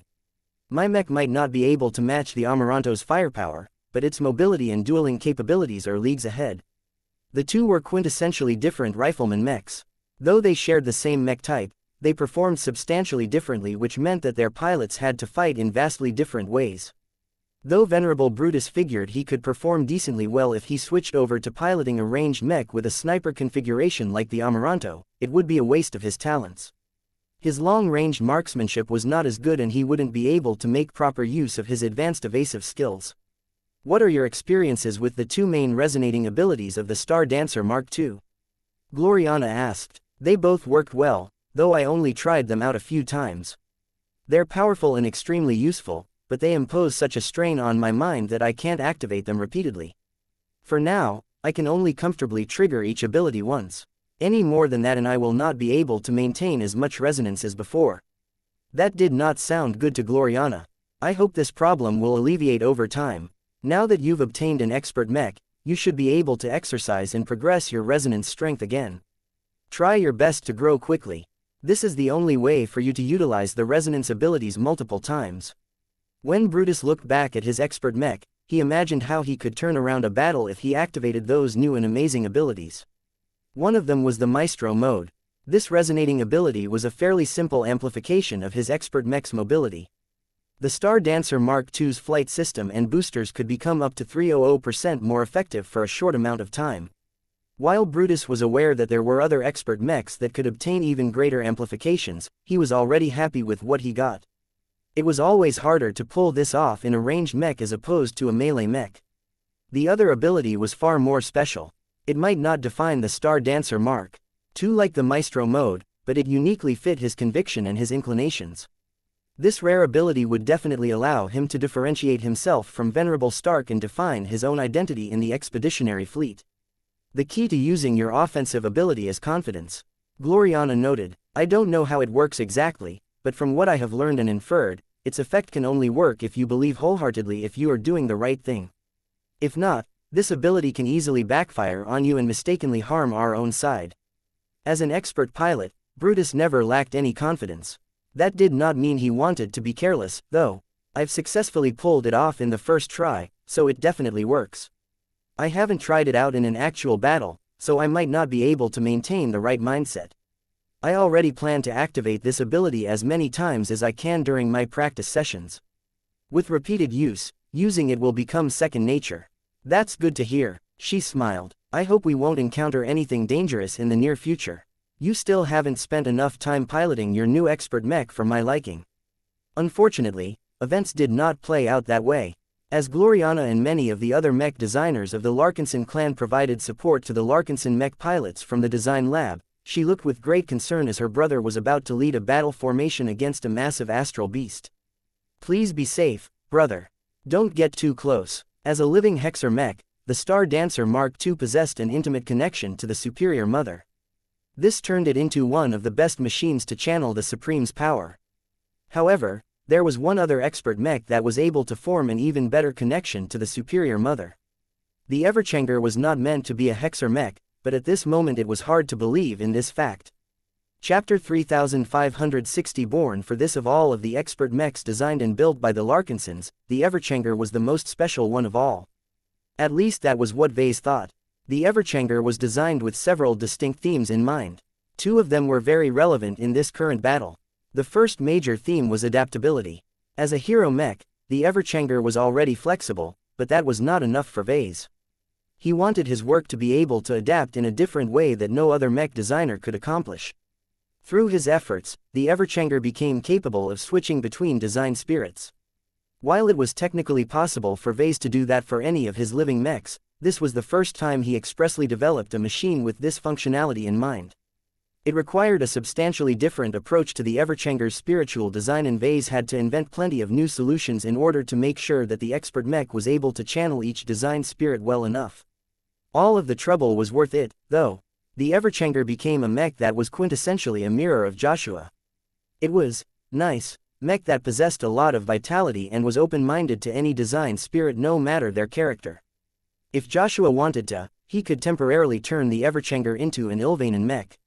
He could also make it channel Bravo, Zygra, Keelangso and many other design spirits depending on the circumstances. Right now, the Penitent Sisters needed to maximize the power of its battle formation, so Venerable Joshua performed a role that he had played several times in the past. "It's time for me to become a hexer once again," Joshua spoke. "Try and keep up, Everchanger. I was born for this, Joshua." Vase once told Joshua that the Everchanger was a third-order living mech. Although the pilot didn't know why it was called this way, Joshua knew that his first true expert mech was vastly more alive and intelligent than the Quint and the Valkyrie Prime. The previous two mechs he piloted were all great in their own ways, but he hadn't piloted the former for years while the latter had been cannibalized to fabricate the Everchanger. Perhaps the Everchanger's unending alloy still remembered what it used to be a part of, because the living expert mech synced up to the superior mother particularly well. Joshua felt the distinctly strong presence of the superior mother descending on the Everchanger and suffusing it with her glow. She even greeted him in a familiar way as if he was a good friend of her family. "Please work with me to slay this astral beast. If we can't finish off this giant monster, then Larkinsons will begin to die again." So far, the battle hadn't produced any casualties, but that was because the Titania apparently lacked direct attack methods. However, once its living flesh torpedoes managed to get close to any ship, they would certainly be able to wreak a lot of havoc. Though it certainly cost a lot of energy and resources for the Titania to generate and launch its flesh torpedoes, it hadn't stopped at all despite being impaled by a giant energy sword just a moment earlier. Instead, the astral beast behaved as if it recognized the need for haste. As more parts of it became awake, the Titania accelerated its production of flesh torpedoes. Aware of the importance of his mission, Venerable Joshua tried to channel and embrace the superior mother as best as possible. Penitent Sisters, transmitted to the hundreds of Valkyrie Redeemers that were flying behind the green-coated mech. The expert mech looked especially grand, but not because of its white and gold accents. The real reason why it looked so good at the head of the Penitent Sister mechs was because it was the only machine that wore a long red cape. This giant piece of sturdy fabric was merely a decorative element that Vase had prepared for the Everchanger as an extra touch. The emblem of the Larkinson clan emblazoned in the middle of the cape made its allegiance unmistakable. Though the cape did not add any hard performance boosts to the expert mech, it complemented another theme. Venerable Joshua and the Everchanger were both meant to serve as heroes. They were the symbols of the Larkinson clan and could inspire the Larkinsons in a way that allowed them to keep their morale high even during this challenging situation. While Joshua was not able to inspire confidence by leading the troops like Commander Casella Ingvar, he was able to lead the Larkinsons from the front instead of the rear. With the Everchanger acting as the tip of the spear, the glorious caped expert mech glowed brighter as Joshua became more immersed in his current role. "The superior mother is with us, sisters. Our purpose is clear and our enemy is straight ahead. Let us call down the Supreme so that she can smite this giant beast in person. For the clan, for the clan." The Penitent Sister mech pilots found that they were able to sync up to each other and the superior mother a lot better than before. This was not because Venerable Joshua was more experienced with leading the Penitent Sister battle network or because he was piloting a better mech. The true reasons were related to the different mindsets of the mech pilots. The Penitent Sisters trusted and accepted Joshua a lot more than before. He had proven his capabilities before and did not inspire any doubt from the women who ordinarily preferred to be led by one of their own. Yet this was not enough for the battle formation of the Penitent Sisters to become more powerful than that of the Glory Seekers. The biggest influence was one of the main resonating abilities of the Everchanger. When Vase initially decided to adopt a resonating exotic known as iridescent mercury as one of the two key resonating materials of the Everchanger, he didn't really have a clear idea on its value. After all, unlike other resonating materials, it did not provide a direct boost in combat capabilities to the expert mech. That did not mean it was useless. The effect of iridescent mercury was to enable Joshua to amplify the Everchanger's glow by a drastic extent. He had activated this new resonating ability at this moment, which not only caused his expert mech to glow brightly, but also enveloped the penitent sister mechs around it with a much stronger, purer and livelier version of their own glows. This is amazing. The Everchanger is such a good mech for us to follow. No other living mech designed by Vase was able to exude a glow as strong and far-reaching as the Everchanger in this state. Two similar-looking energy manifestations of the Superior Mother appeared above the battle formations of the two different Hexer-related units. Since they were flying side by side to each other, it became easy to make direct comparisons between each other. The Glory Seekers are faring worse. That's surprising. Isn't Venerable Brutus a genuine Hexer? How come he is doing worse than Venerable Joshua? Cut Gloriana's brother some slack. This is his first time doing anything like this. Besides, the Glory Seekers aren't as familiar with our methods as our own Larkinsons. Whatever the case, it was undeniable that the battle formation generated by the Glory Seekers was not as good in many aspects. This was why the Glory Seekers went first. Their formation moved ahead of the other one even as the Superior Mother's energy manifestation began to prepare for a strike. The formation they adopted was new. Instead of flying in a fixed shape, the Glory Seeker mechs all flew around in flat but random patterns. Due to the Superior Mother's influence, the Glory Seeker mech pilots always knew where to move. Even the Star Dancer Mark II joined in. The graceful expert mech flew as if it was dancing its last waltz in space. The chaotic movements of the mechs of the Glory Seekers resembled that of an insect swarm or a dust cloud. Despite their lively movements, the mechs actually exuded a distinct lack of vitality, which caused them to present a stark contrast to the mechs of the Penitent Sisters. The Valkyrie mechs began to slow down their random movements as they came into range of their target. In the meantime, the Superior Mother's energy manifestation generated by the Glory Seekers began to break down into dust particles. Fueled by the efforts of the Glory Seeker mech pilots, this large dust cloud propelled forward until it struck the side of the Titania. The half-awake creature's massive body convulsed as the area that had been struck by the energy dust cloud visibly weakened. The upper layers even began to transform from living flesh into ordinary dust. Even though the intangible dust cloud did not penetrate any deeper than that, its effects did not end there. The flesh that hadn't been turned into dust but nevertheless became scarred by this frightening metaphysical attack began to inhibit the functioning of the Titania. A significant portion of the dust cloud had flowed into the penetrating wound generated by the Eye of Ilvain and the Sword Maidens a short time ago. This dust not only widened the narrow channel that led deep into the Titania's inner portions, but also damaged and strained some of the astral beast's internal organs. Though no one knew for sure how this dust formation attack affected the Titania, it looked as if the astral beast had suffered such a severe shock to its own systems that it was unable to spit out as many flesh torpedoes or regulate its enormous body as well as before. This was particularly relevant to the Larkinsons because the Titania had been trying to rearrange its own body to resist subsequent attacks to its deepest parts. It was at this time that the Penitent Sister battle formation made its move. Its larger, brighter and more vivid energy manifestation seemingly came alive as Venerable Joshua amplified it by lending his true resonance to the battle formation. The Superior Mother seemingly looked at the astral beast as if its fate had already been sealed. Weakened and made vulnerable by her earlier attack, now she was prepared to launch the attack that many Larkinsons had been waiting for as soon as the Penitent Sisters first began their approach. The Penitent Sister mechs all adopted a large and wide V-shaped formation with the Everchanger occupying the middle. Joshua finally saw that the time was right. Unleash Death. The Penitent Sister battle formation unleashed the power of its death formation once again. The dark, grayish V-shaped energy attack surrounded by a green corona launched forward and struck at the weakened flesh of the Titania. Much of the creature's biological tissue remained unaffected as the energy wave phased through the giant creature's body without encountering any obstacles. In fact, it actually seemed as if the astral beast had not incurred any damage at all. The Titania did not convulse nor made any other apparent reactions. However, the energy wave did not exit from the other side. It did not suddenly disappear, but was actually circling around and trying to pass through as much of the Titania as possible. This proceeded for a short time as Venerable Joshua and the Penitent Sisters struggled to maintain the battle formation at its greatest intensity as long as possible.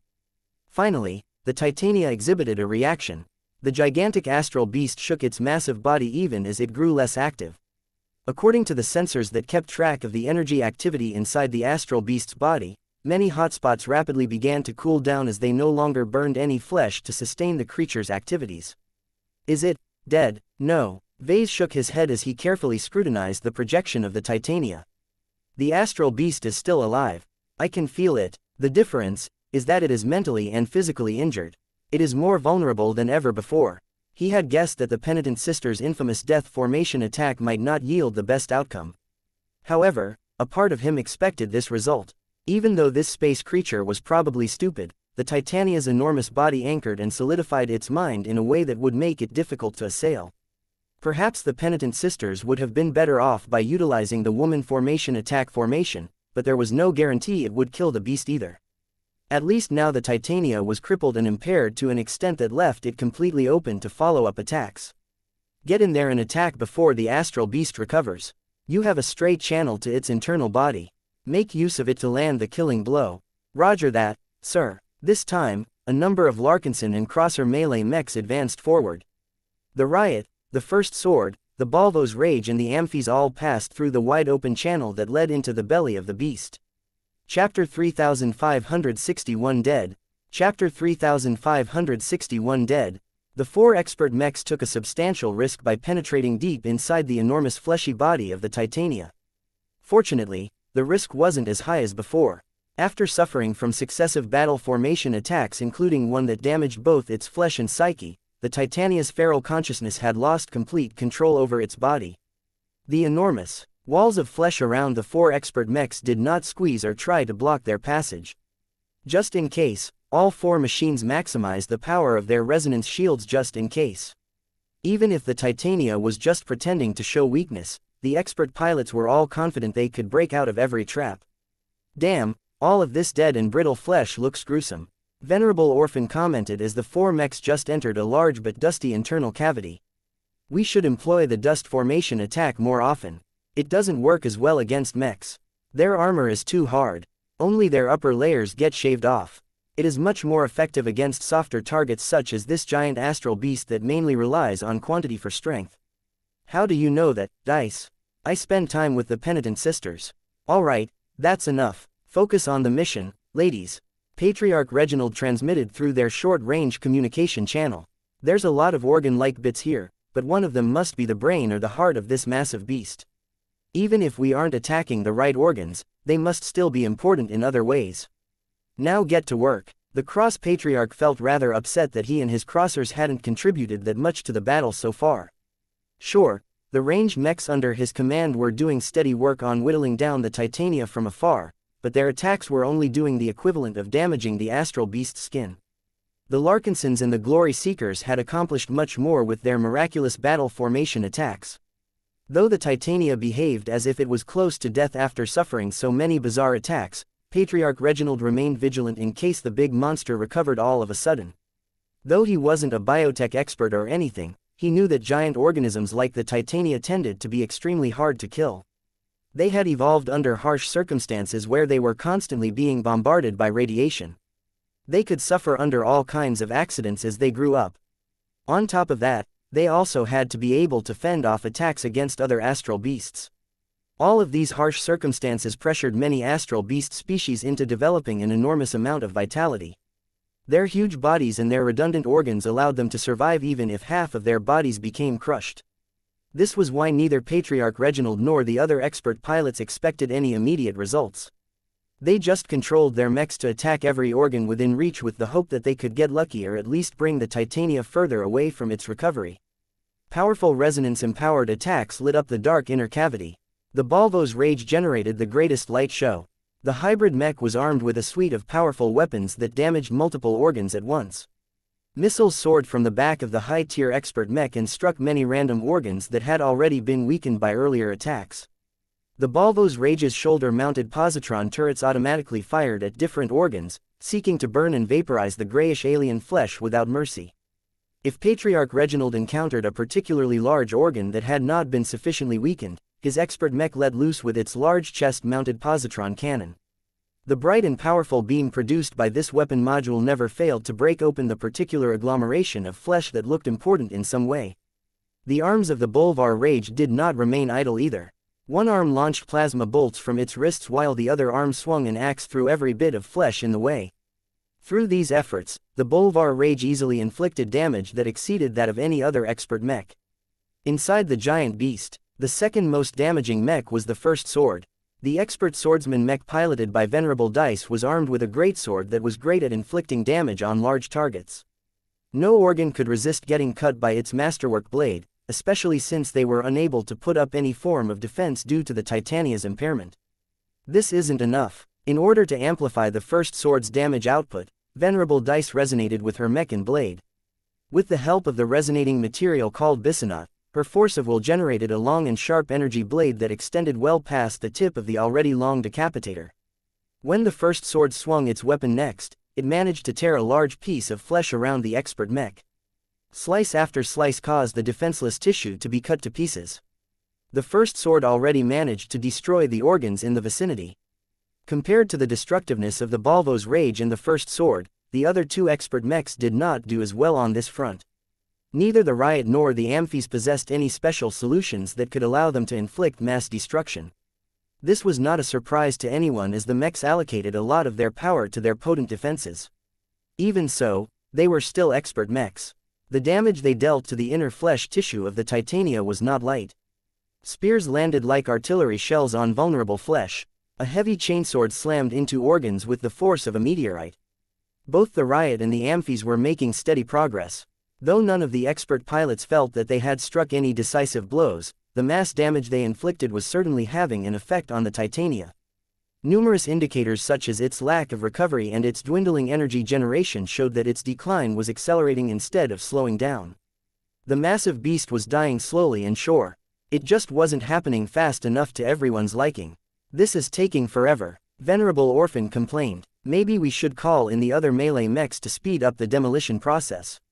"No." Venerable Linda Cross shook her head as she commanded her Amphies to throw its heavy chainsword at another vulnerable organ. "They cannot survive if the astral beast regains control." Venerable Dice grunted in agreement. "We're already doing enough as far as I can tell. Can't you feel it? The beast is strong, but it is continuing to grow weaker. We might not even need to kill its brain at this rate." Though none of them knew how critical all of these organs were, it became more and more evident that they supported many different important functions that allowed the massive organism to stay alive. After 9 minutes of uninterrupted destruction, a change had finally occurred. The Titania had gone still. The 4 expert mechs continued their spree of destruction just to be safe, and all of the mechs outside continued to open fire as well, yet the sensation was different this time. The utter lack of reaction from the Titania made it look as if they were beating at a dead carcass. The astral beast's flesh parted a little easier and the blood that flowed through the monster's arteries had lost a lot of pressure. "Is it dead this time? I seriously don't know." This was a strange outcome to the mech pilots.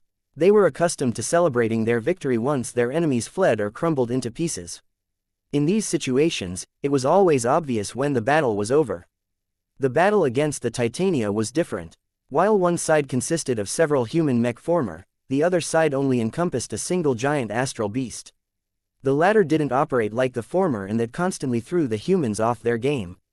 Even if it looked as if the Titania had sustained so much damage that there should be no way that it could recover with the intact flesh and organs it had left, who knew how these astral beasts truly worked?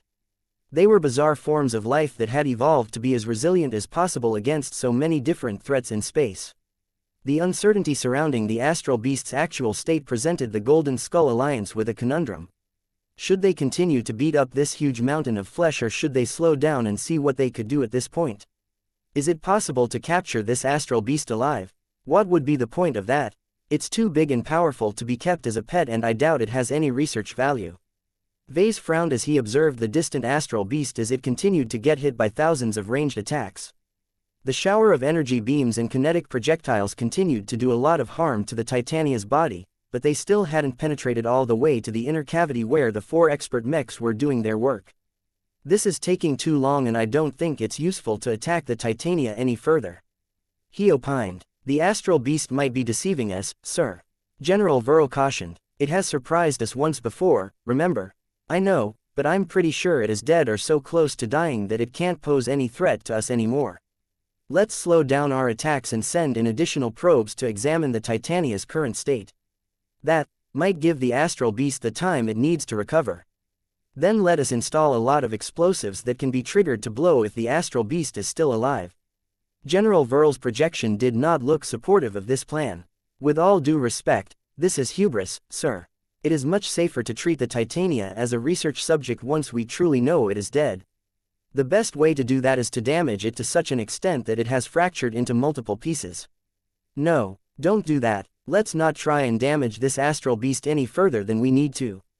Don't you realize how much we can gain if we are able to study and even recover all of the intact organs and so on?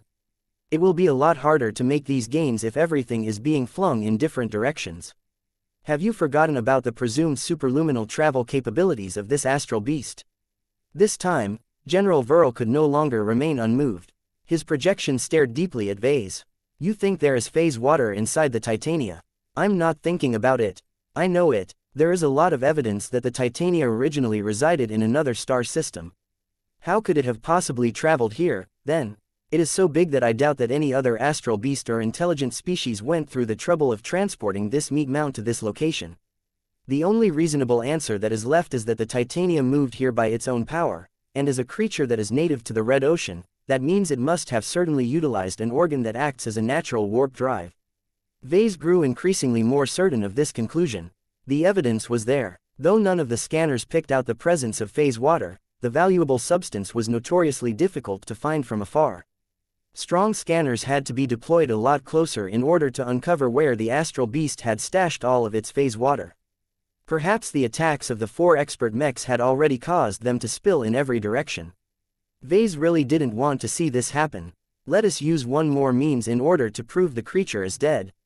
Vase proposed. Let's send in Joshua. Venerable Joshua was famed for being able to attune to pets as well as humans, since the Titania was also supposed to be a living organism. The expert pilot should be able to find out whether the Titania was truly as dead as it seemed. Chapter 3562 Cooling Flesh. The battle against the Titania had tentatively come to an end. As time passed by, the giant astral beast that had woken up and attacked the expeditionary fleet showed no apparent signs of life. Its flesh was cooling, its gray blood was spilling out into the vacuum and froze into crystals. Its heavily damaged exterior was no longer consolidating but instead became more damaged as its vulnerable structure became exposed to the harsh conditions of space. Every indication showed that the Titania was finally dead. Yet was this really the case? The Golden Skull Alliance got fooled once and did not want to get fooled again. To that end, the Larkinsons, Glory Seekers and Crossers did not command their mechs to continue fire, but still kept them at full readiness. A few mechs rotated back to their respective motherships in order to quickly replenish their energy ammunition and energy cells. Aside from that, every other machine could go back to firing their weapons at the Titania at any time. Nothing happened for a while as the Larkinsons investigated the Titania's damaged and inactive body. First, the Everchanger flew inside the hole that the other expert mechs had passed through earlier. Though Venerable Joshua had exhausted much of his mental condition in order to unleash the most powerful battle formation attack to date, he was still able to perform fairly simple maneuvers. The young expert pilot rubbed his eyes as exhaustion set upon his mind. It truly took a lot of energy in order to direct the Superior Mother's immense death formation attack earlier. I shouldn't do that again unless I'm sure I can end the battle with my actions. Your will is weak. Gee, thanks for saying the obvious, Everchanger. Growth is our greatest strength. What is weak will grow strong. All of that takes time. What is the point of waiting years or decades for us to get up to strength when we are already encountering enemies like the Titania? While we managed to defeat this beast without suffering any losses, it didn't look like it was in good shape to begin with. Who knows what would happen to us if we fought it when it was at its peak? The battle was a giant wake-up call for everyone in the expeditionary fleet. While their 2-year MTA protection period enabled them to venture into the new frontier without worrying about attack from human forces, the Red Ocean was still home to countless alien species. Whether they were intelligent or not, every non-human entity that was capable of traveling the stars were by no means weak. Some could even give the MTA and CFA's warfleets a run for their money, so how could a second-class organization like the Larkinson clan stand a chance against these threats? Many people in the fleet began to feel more depressed once they realized how much worse this battle could have proceeded. Even if the zone swept by the Big Two had been cleared of all major threats, plenty of alien stragglers managed to slip through the cracks. It was always a gamble to see whether these unknown but undoubtedly hostile entities were strong or weak. Unlike back in the galactic rim, the power level of these aliens swung wildly depending on their race and origin. A poor encounter could easily lead into a clash against an alien ship whose power was comparable to that of a CFA cruiser.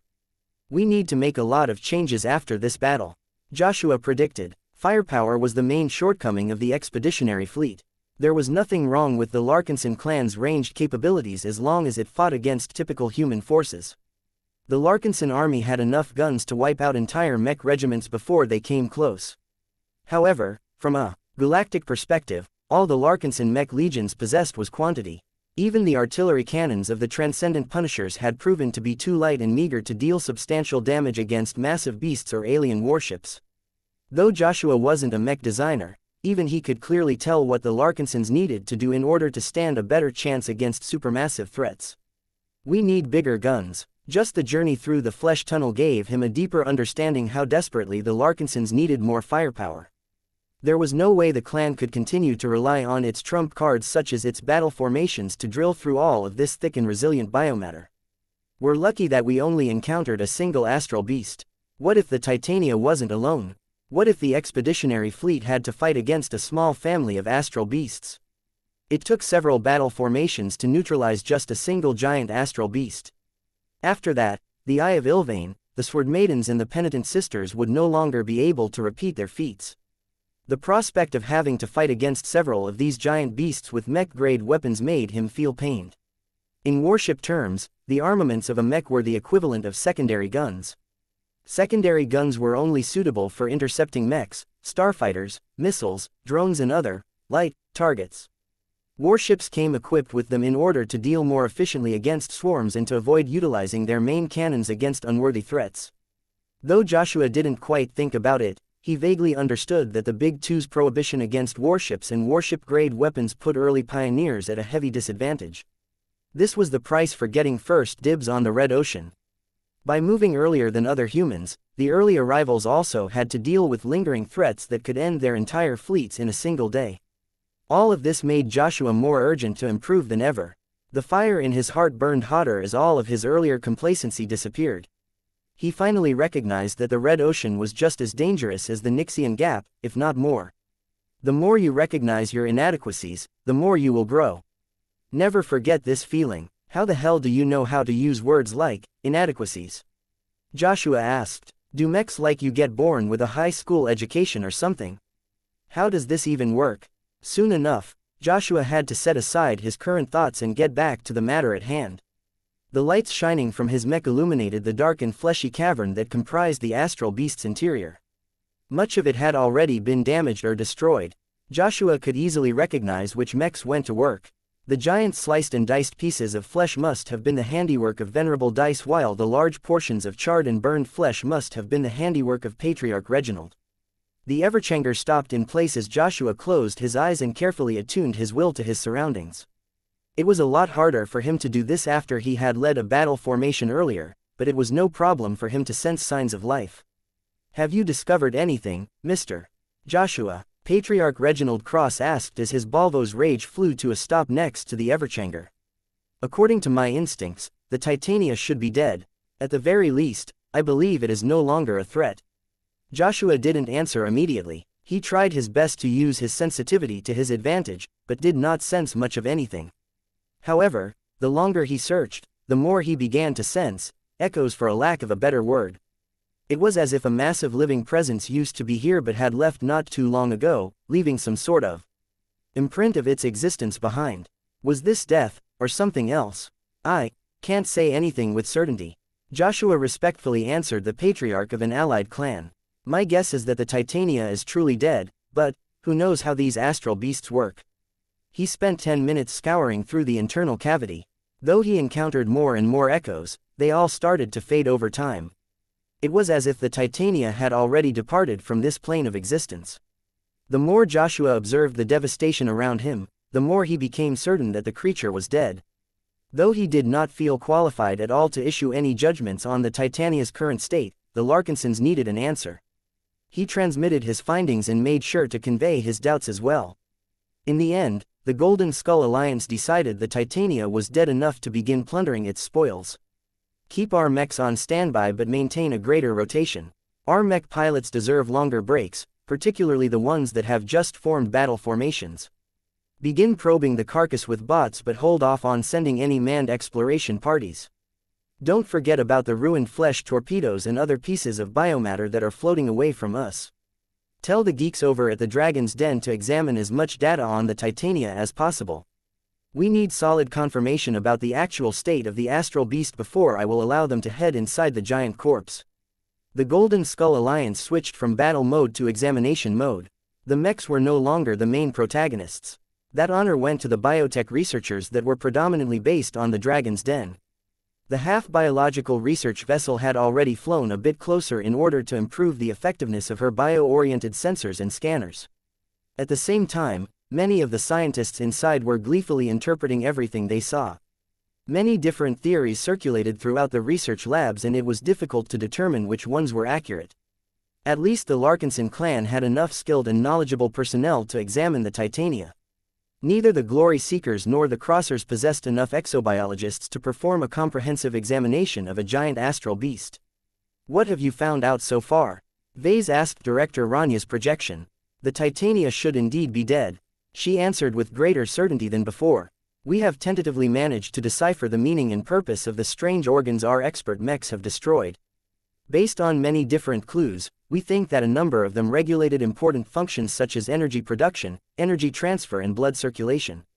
As long as the subject is no longer able to conduct these functions, I can hardly imagine the beast can properly function anymore. Energy is vital to any life form, and a creature of this size requires vastly more of it than we can ever expend in a decade. The bigger the organism, the greater their power consumption. This was an easy concept to understand to Vase. It pretty much worked the same way for mechs, starships, cities and so on. The lack of heat and energy was a pretty obvious signal that the Titania wouldn't be waking up anytime soon. Let's take it slow, Vase decided. While there is a risk that other aliens might drop into this star system, I don't want to act too carelessly around the carcass. Please continue to examine it from a distance until your drones have found out what they can. Be sure to prioritize any rare and valuable exotics the beast might possess. There has to be phase water somewhere inside. We recently purchased a lot of sensors that can sniff this material out. Make good use of them as nothing is more important than getting our hands on our first batch of phase water. As Vase gazed at the distant corpse that had gone completely cold, he was already looking forward to stepping inside the beast himself. He was not content with staying aboard the Spirit of Bentime. Vase had never encountered a single life form that was this big and massive in his life. Just the thought of stepping inside its huge body made his blood race. Meow. Lucky gazed suspiciously at Vase. Hehehehe. Vase deviously chuckled as he grabbed his cat. If nothing goes wrong, we're about to go on a little excursion. Meow. Chapter 3563. Belly of the Beast. So this is an astral beast of the Red Ocean. A researcher remarked as his suited form flew outside of the shuttle that had flown into the inner belly of the Titania. How grand. Hundreds more people equipped with Hatard suits and scientific gear had already arrived in previous waves. It took a bit of time, but once the Larkinsons became more certain about their conclusions, they were finally willing to bring in actual personnel in order to explore the dead astral beast in detail. Many different clansmen had volunteered to undertake the potentially dangerous task of examining and poking the giant carcass. Although it was a dangerous assignment, the Larkinsons did not lack for daredevils who wanted to experience the might and terror of the biofauna of the Red Ocean up close. Bioresearch teams dispatched by the Dragon's Den took samples while trying to puzzle out the functions of different organs and groupings of flesh. Salvage parties sent by the graveyard had also begun to harvest any pieces of biomass that contained valuable exotics. More people were performing other functions such as rigging explosives, installing shield generators, drilling tunnels in different directions and other engineering-related activities. It was an inspiring sight to many. This giant beast was previously a threat, but now humanity had subjugated it. This was the moment where they could all enjoy the spoils they deserved. Several minutes later, a larger and more ostentatious shuttle flew through the flesh tunnel. Its arrival had been preceded by the entry of numerous Avatar and Battle Crier mechs as well as a couple of expert mechs in the form of the Dark Zephyr and the Shield of Samar. Both of these exceptional machines were present in case the Titania or a portion of it was not as dead as everyone thought. Once the shuttle opened up its hatch, numerous heavily armed and armored bodyguards floated outside. Their large and black shapes formed a protective envelope around the exit. Soon enough, an additional form passed through. Every Larkinson knew that the Patriarch had come as he emerged with his distinctive unending regalia. Vase had upgraded it over the past month. Given that he was in a completely new environment, he replaced and upgraded numerous modules in order to increase its usefulness in different situations. The more advanced products and tech available in the Red Ocean had made it a lot easier to improve the combat armor's performance. Aside from improving its functions, Vase also paid greater attention to its appearance. He upgraded its visual design and made it more grand and regal. He wanted it to reflect his identity as a leader of a prosperous and growing clan, not a journeyman who was still in the early stages of his career. The makeover was a success. Every Larkinson who saw it appreciated his work. The grand cape, the rich red coating along with the golden accents made him feel like a king. Well, maybe it should be a little bit bigger. Of all of the sovereigns and leaders that he had met so far, none of them made a stronger impression on him than the Iron Emperor. Though Ryan Aiden was just a dwarf, his massive armored suit massively boosted his physical presence. All of that added height and mass caused the former emperor of the Vulcan Empire to come across as a giant rather than a heavy-gravity variant human, and that was quite useful in certain social settings. I don't have enough unending alloy, though. He frowned. He attempted to look for more samples of this highly valuable and useful material in the resource markets based in the Red Ocean, but no one had ever heard of it. Unless Vase took a trip back to the old galaxy and revisited the Nixian Gap, the chances were low that he would ever come across this special alloy again. I need to look for substitute materials. He frowned. If I can get my hands on a substance like Gallant-a-Bone, I can start making new mechs and gear that play well to my capabilities. The main advantage of unending alloy was not its resilience, which was comparable to that of a cheaper first-class mech. The real reason why he wanted them so badly was because they also functioned as spiritual energy containers. Vase looked down at his own unending regalia. The suit of combat armor had gained a greater sense of presence and identity after he equipped it numerous times. Though he didn't deliberately fill up its spiritual reserves with his energy or the energy of his design spirits, he still marked his equipment with his imprint each time he wore his combat armor. Although the changes weren't too obvious at the moment, Vase could already sense that the unending regalia was evolving into something greater. As long as he continued wearing it for a number of years, enough of him would rub off on the combat to reach threshold where it gave birth to a natural consciousness. It's like piloting a mech, but slower and not as effective. He remarked. Though he didn't interface with his unending regalia like a mech interfaced with mechs, the rich spiritual interactions between them served as an adequate alternative. Once he finished admiring his own handiwork, he turned his attention back to the reason he came here. The internal cavity in the center of the Titania was large and vast. Vase could easily imagine erecting an entire city inside. If space was not a concern, then 1 million people could easily inhabit the belly of the astral beast. Of course, no one was stupid enough to make such a suggestion. It was extremely reckless to build an entire city inside the belly of a dead organism that was bound to deteriorate and break up over time. Sir, welcome to the Titania. A senior researcher from the Dragon's Den greeted the Patriarch.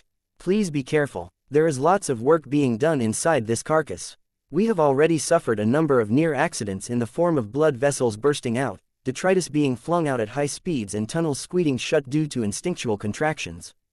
Although we are certain that the Titania is dead, not every portion of its body has gotten the news as of yet. They are like parts of a broken ship. As long as they still have access to their own local backup power reserves, they can still act up when subjected to certain stimuli. I see. I will make sure to keep my distance from the areas being worked on, then. Now, before we proceed with a tour, have you found any phase water? No, sir. We have employed all of our new scanning equipment that are tuned to track phase water, but none of them have pinged even once. The good news is that they have not detected any trace quantities of phase water inside this cavity. And why is that good news? It means that the massive internal damage inflicted by our expert mechs most likely did not break apart any organs responsible for enabling the Titania to engage in warp travel. For now, we are continuing our search, but it has become increasingly more apparent that this suspected organ is not present in this cavity.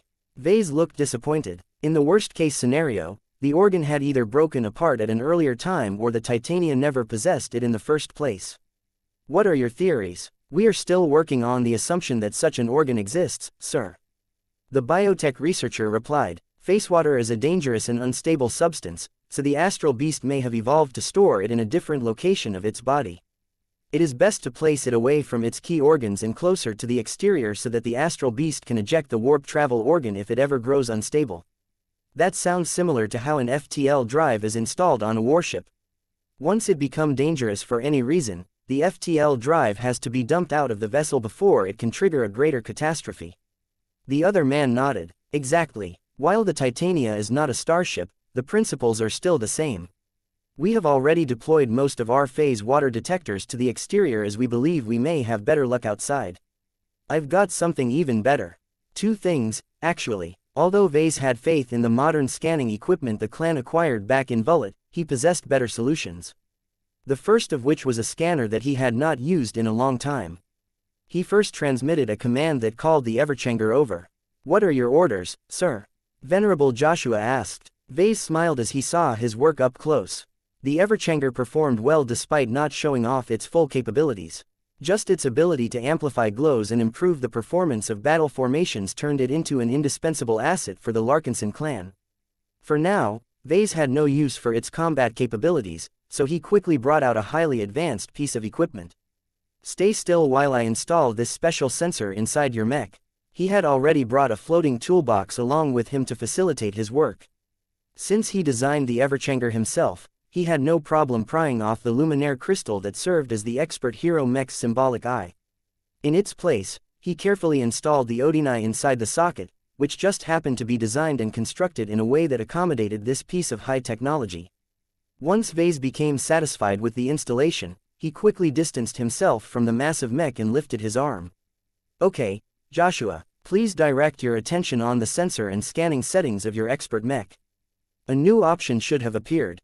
Carefully turn it on but don't go full blast yet. Try and gradually raise the power setting in order to avoid overloading this sensor module by mistake. We don't have any spares. The Odini at its current level had cost Vase 400 UDP in total. It was an absolutely precious device that could play an extremely useful role in situations like these. If not for that, he wouldn't have risked bringing it out today. Though Venerable Joshua felt nervous for handling something so valuable, he did as commanded. Within a minute, Vase began to feel as if his body was being massaged down to his bones. This was a typical sign that he was being subjected to powerful scans. This is a modding. The senior researcher said as he received a feed of all of the detailed observation data the Odini had begun to gather. Whatever sensor that you have brought is much better at reading and identifying the composition of the surrounding flesh. We can accelerate our research schedule if we can continue to make use of this wonderful sensor. Vase raised his palm before the biotech researcher could say anything more. I'm sorry, Doctor, but our main purpose is to search for phase water. I'll have Joshua fly his Everchanger over every accessible section of the Titania so he can help you map the creature's body, but as long as its search is not done, he won't be around to perform any detailed scans. Aside from employing the Odini, Vase also turned to another solution. His suited form turned back to the shuttle. Lucky, are you going to keep hiding inside or do I need to drag you out? Meow. Lucky complained through the communication channel as his tiger-striped metallic form unsteadily flew out of the hatch. The moment his artificial green eyes gated around the internal cavity, the gem cat made a barfing gesture. Lucky felt sick at seeing so much disgusting gray flesh. There was so much organic matter around him that it was as if he had entered an unregulated and untreated garbage pit. Miuo, Miuo, Miuo. No excuses, Lucky. I brought you to a resource market once so you can become familiar with phase water. Now is the time for you to put that familiar to good use. Start scouring the Titania's body or I'll make sure you're only eating iron ore for dinner for the next month. Miuo. Chapter 3564. Unconventional organism. Though Vase sympathized with Lucky, that did not stop him from exploiting his own cat. After a bit more haranguing, the gem cat reluctantly got to work. Lucky phased through the disgusting flesh of the Titania and began his long search for phase water. Of course, if Lucky was fortunate enough to bump into a different valuable exotic substance, no one would mind if he took a bite or two. That was how Vase was able to persuade his cat to douse for phase water. Once Vase sent out his cat, he did nothing except watch and supervise his men scouring through the body of the dead astral beast. It was quite inspiring to see so many underlings working under his direction. From the mech pilots growing bored as they kept guard over the site to the biotech researchers making exciting new discoveries that would likely not make any impact on the subsequent work, each of them played a part in strengthening the clan and by extension Vase. Oh, that reminds me, I need to get to work as well. He did not leave the safety of his flagship just to go on a tourist trip. The Titania may be a grand and powerful sight, but it was also disgusting agglomeration of alien flesh. Those with more sensitive sensibilities would probably react a lot worse than Lucky when they entered this cavity. Fortunately, Vase already got rid of most of his squeakiness after spending a bit of time in the Life Research Association. He had encountered weirder and more disgusting biological horrors on the surface of Prosperous Hill V. The encounter with the bioogrenaut known as Uranus alone had done much to desensitize him to the sight of other massive organisms. Uranus isn't as big as heavy as the Titania, though, he observed. This astral beast is on another level. The Uranus was large enough to gorge on mechs, but the Titania was large enough to make the spirit of Bentime feel like a dwarf. Before sentimentality hit Vase once again, he shook his head and tried to stay focused on his task. Joshua mentioned that he felt echoes inside this carcass. Let's see what is up with that. Vase floated away from the shuttle and approached what constituted the surface of the massive inner cavity. The flock of bodyguards followed suit and made sure there wasn't anything dangerous in the way. Mindful of the dangers of the walls of flesh, he did not dare to set down his feet directly onto the gray biomass. Instead, he maintained a certain amount of distance and closed his eyes in order to attune his spiritual senses. I can feel it. It's quite obvious, actually. It was fascinating to Vase. The Titania was once a powerful creature, but not just because of its enormous body and its resilient vitality. What Vase had managed to discover was that the astral beast used to possess a lot of spiritual strength. The imprint this massive presence left behind inside the corpse was so obvious that Vase did not need to make any further guesses. The Titania was not just powerful astral beast that had slowly grown to this size. It possessed other advantages that likely gave it crucial advantage in its journey to survive and grow in this hostile and dangerous galaxy. Well, this has become a lot more interesting. He should have thought about it before. Although astral beasts always tended to be on the large size, one that was as big as a moderate CFA battleship did not come around that often. Another clue that should have pointed him in this direction was the ascertain that big creatures that grew under harsh environments likely tended to possess special powers. Galanta whales and presumably phase whales were both famed for their more exotic powers rather than their raw physical might.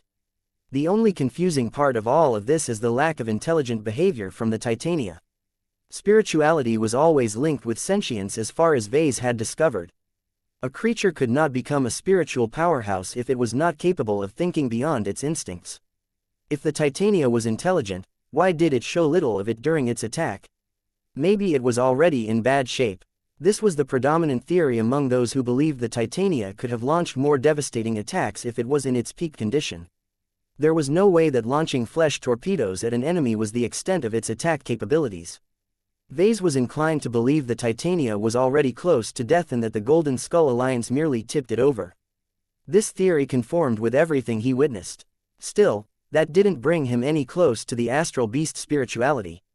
Had it already departed for the spiritual realm? Vase hoped this wasn't the case. He did not want to lose out on a potential harvest. To that end, Vase flew around in the giant internal cavity.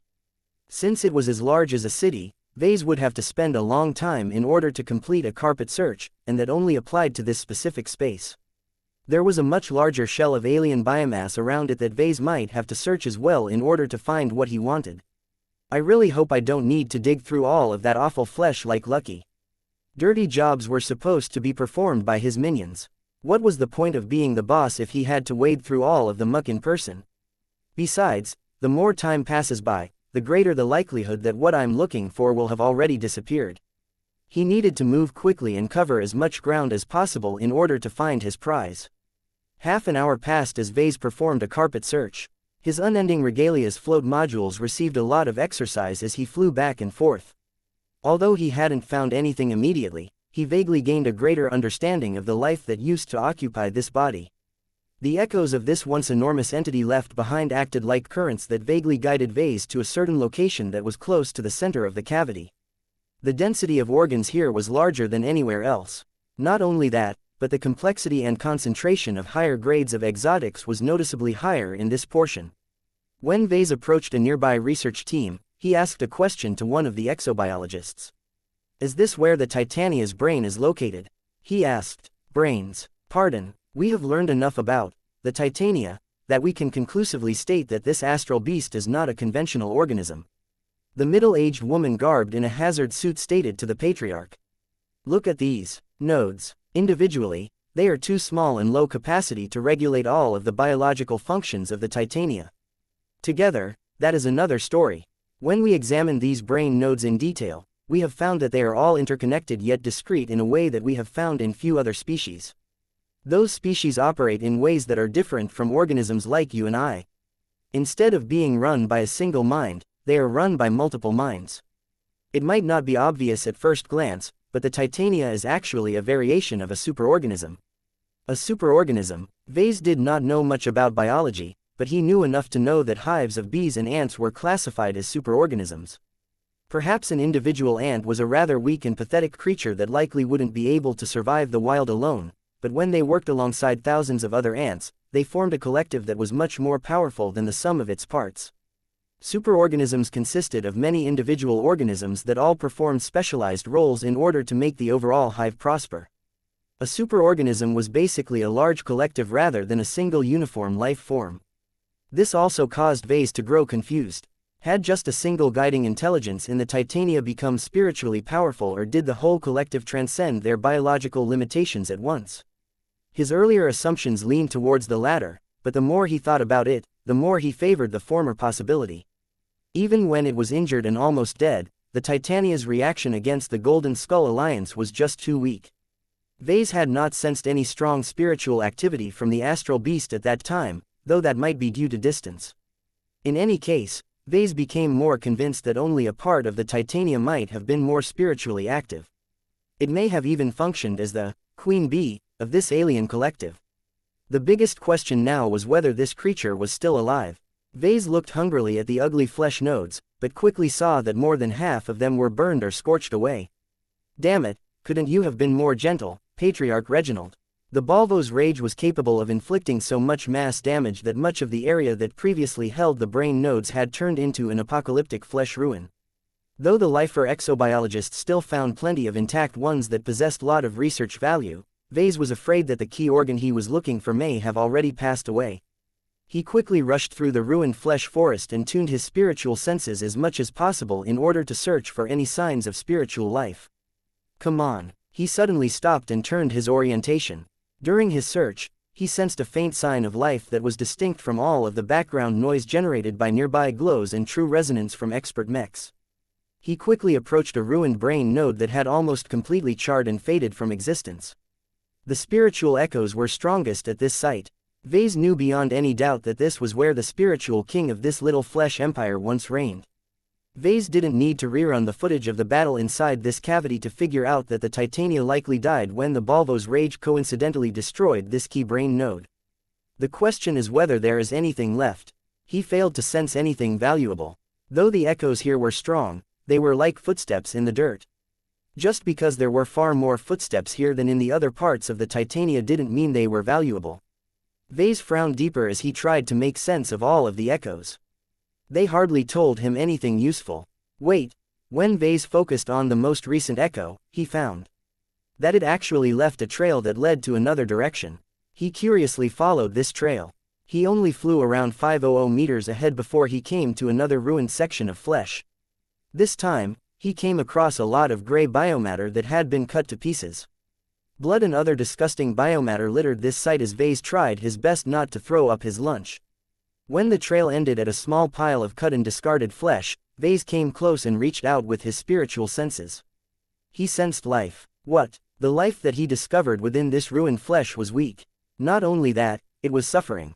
When Vase commanded a mech to come close and carefully lift up the heavy cuts of flesh that resembled giant pieces of ham, he finally spotted a small brain node that had been cut from its stem due to one of Venerable Dice's destructive swings. Vase vaguely figured out what had happened. When the Balvo's rage was just about to kill the main brain, the alien spirituality must have moved to this backup brain. Yet before it could do anything meaningful, Venerable Dice cut off the backup brain from the rest of the body, thereby removing any chance for the alien intelligence to control the rest of the Titania. He suddenly released a chuckle. It turned out that the first sword managed to decapitate the Titania after all. While that was funny, Vase knew that time was of the essence. From what he could observe, the alien spirituality was in an awful condition due to suffering from multiple attacks that each weakened its integrity. I need to move quickly. Chapter 3565 How to Profit. The Titania turned out to be an amazing creature after all.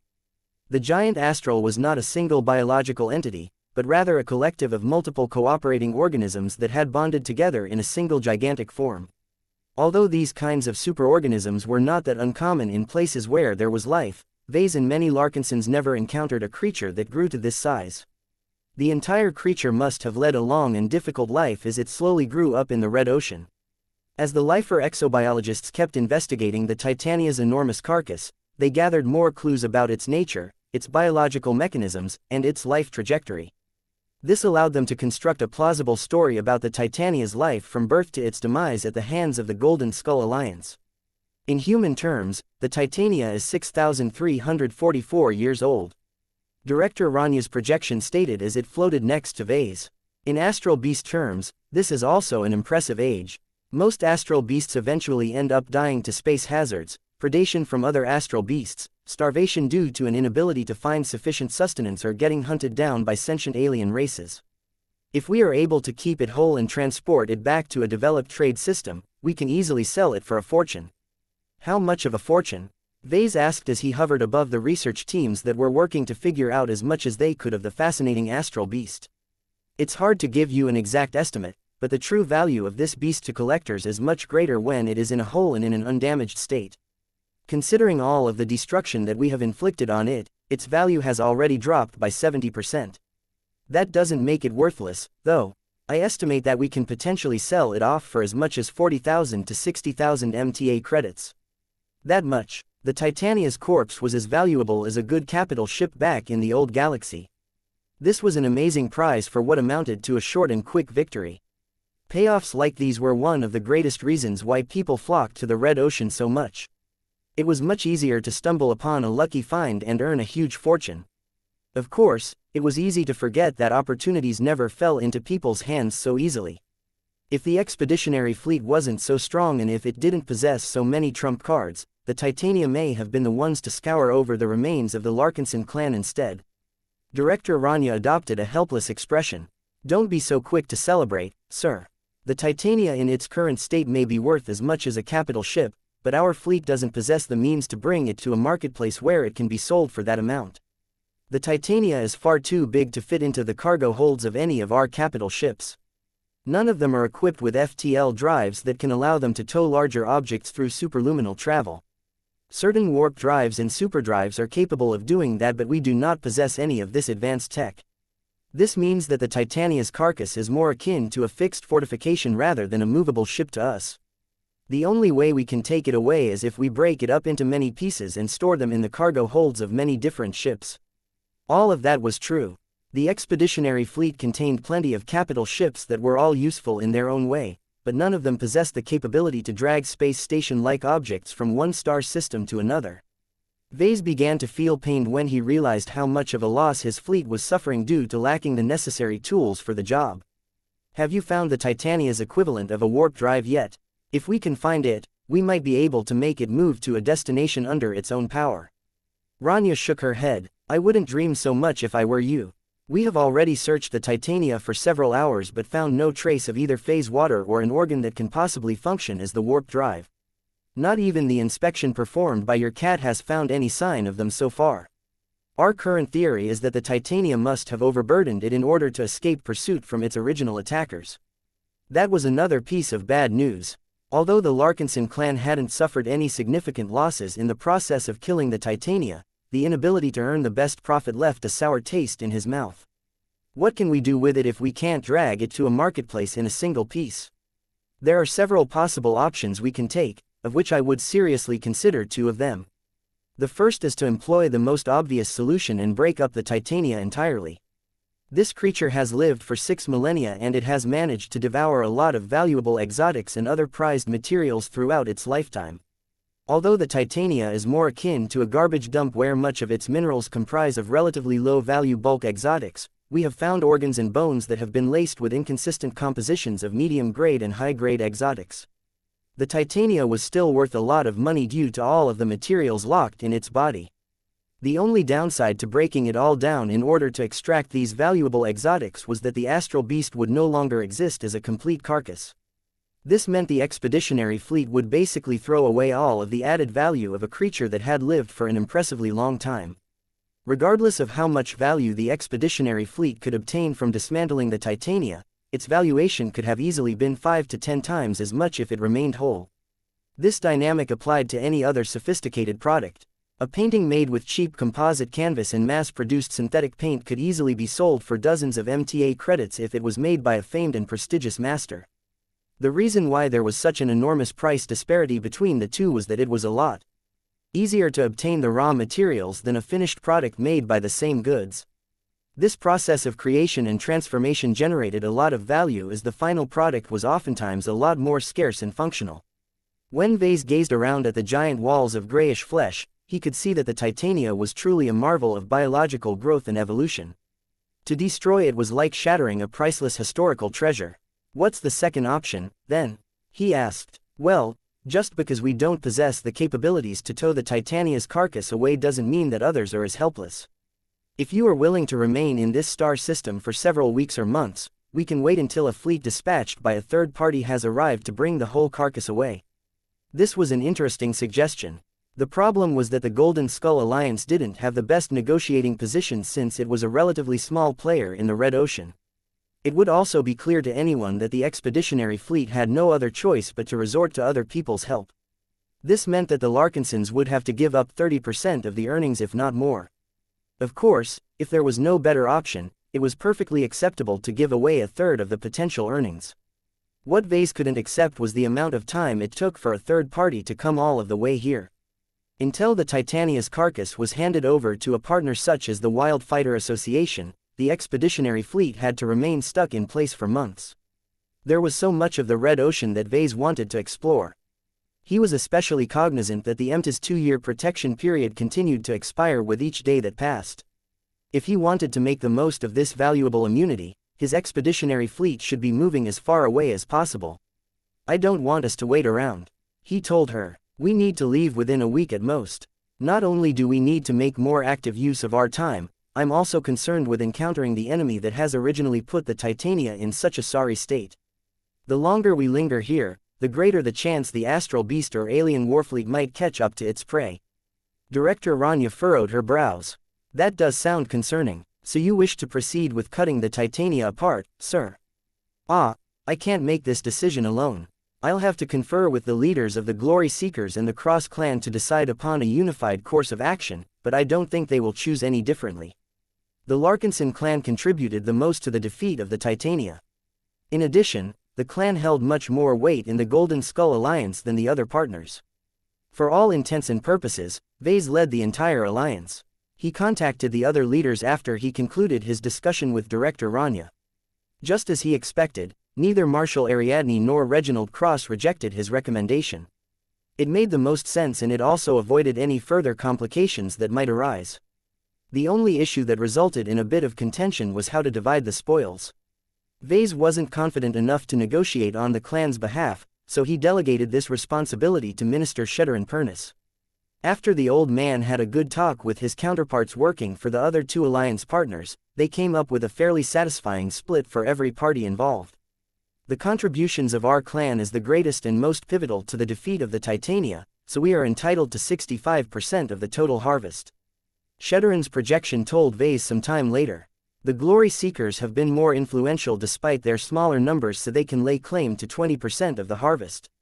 The Cross Clan will have to make do with just 15% as their ranged mechs along with their 2 expert mechs did not play a great role this time. Vase was quite happy to hear that his clan lay claim to such a large proportion of the useful organs and materials that could be recovered from this massive organic garbage dump. If he negotiated this deal, he doubted he would be able to give his clan more than 50%. Good job, Sheddarin. Are there any special conditions that I should know about? Certain high-grade exotics are useful in both starship and mech construction, but their quantities are relatively limited. We have agreed to form an internal auction of sorts where we can all bid on the materials that we are truly interested in. The allocation of high-value materials will be uneven as a result. Perhaps it would be a good idea for you or your wife to bid on the goods. Vase nodded. I'll be sure to do so. This is a good opportunity for our clan to acquire high-value materials that we can use to upgrade our existing expert mechs or build new ones like our upcoming Minerva project. He had always dreamed about designing and building mechs based on salvaged materials. There was a rustic sort of romance about it that harkened back to humanity's initial foray into the galaxy. Though it was a shame to break up such a large and ancient astral beast for this, if it allowed his clan to strengthen all of its high-value mechs, then it was ultimately worth it in the end. Chapter 3566 Ancient Alien Beast. The Golden Skull Alliance came to an agreement to butcher the Titania's carcass in order to harvest and split the valuable materials amongst themselves. Everyone was relatively happy with their share of the spoils. The split was fair and it wasn't as if anyone had suffered a loss in the battle against the astral beast. Although the Glory Seekers and the Crossers had dispatched their own gear and personnel to assist in the harvesting operations, they merely played a marginal role this time. The Larkinsons took charge of the examinations and harvesting operations because they possessed much greater harvesting capabilities.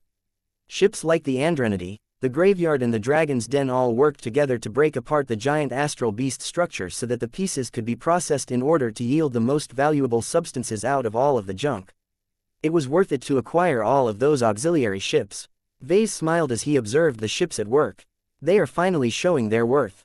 Shuttles and mining craft flew back and forth in order to transport biomass and other materials to the right destinations. Tens of thousands of people were involved in the grand endeavor. As much as he looked forward to getting his hands on superior exotics that may very well possess properties equivalent to first-class materials, as far as he was concerned he had already claimed the biggest prize for himself. In the absence of either an organic warp drive or any quantity of phase water, the most valuable and useful spoils in his opinion was the dying spirituality of the main brain node of the Titania. Although its condition had deteriorated to an immense degree by the time that Vase had tracked it down, he had moved quickly enough to transfer it to a spare P stone before subsequently feeding it with universal life energy in order to close its spiritual wounds and bring back a portion of its vitality. Vase did not make this decision lightly. The energy derived from his stash of high-grade life-prolonging treatment serum was limited in quantity and each use dwindled his reserves even further. However, by sacrificing 5% of the high-grade energy of a single vial of serum, Vase believed he obtained a much greater gain as a result. As Vase settled down in his office again, he curiously held the P-stone in his hand that was serving as the current abode of his latest spiritual bounty. Meow, stop exaggerating. I know you took a lot of bites out of the Titania's bones. My personnel has even found a few cat-shaped bite marks, you know. Meow meow meow. Lucky was not in a good mood at the moment. After being used as an improvised deep penetration phase water detection device, the cat left the fleshy confines of the Titania as soon as possible and returned to the comforting metal environment of the spirit of Bentime. That did help with the trauma he acquired from diving through all of that disgusting, squeaky gray flesh. Gem cats weren't made to act like maggots. In order to wash down those awful memories, Lucky resentfully chewed on a sumptuous bowl of exotics that the Larkinsons had already salvaged from the Titania. Vase was afraid that Lucky needed to fill his belly many times over before the cat would finally be able to move past this traumatic experience. Well, at least we're gathering a lot of materials. The Titania ate a lot of stuff over its long lifespan. Although the astral beast generally excreted much of what it ate, its biological systems possessed the capability to filter out and incorporate the stronger and more useful materials. This caused its body to accumulate a relatively higher proportion of valuable exotics. The compensation that Vase was forced to pay his cat was really nothing in comparison. He turned his attention back to the P-stone holding his precious new spiritual ingredient. He had been thinking about what he should do with it. You've lost a lot of yourself. Even if I brought you back from the brink of death, you're so small and feeble that you have retained more than 7% of your original identity. The loss was enormous. The main intelligence behind the Titania used to be so powerful and developed that it could govern the operation of the entire astral beast. Even if it did not directly control anything, it still acquired a vast amount of knowledge, wisdom and insight on how its body operated. Much of that was lost. The only consolation for Vase was that the damage to the wounded spirituality mostly affected its more marginal and peripheral parts of itself. The core essence of its identity were still present. Vase looked conflicted at it. He basically had two different ways to process it into a design spirit. On one hand, he could continue to feed and nurture the intelligence behind the Titania and try to persuade it to live a new life. The advantage of this solution is that the spirituality that might work together with Vase one day still retained a piece of its original heritage.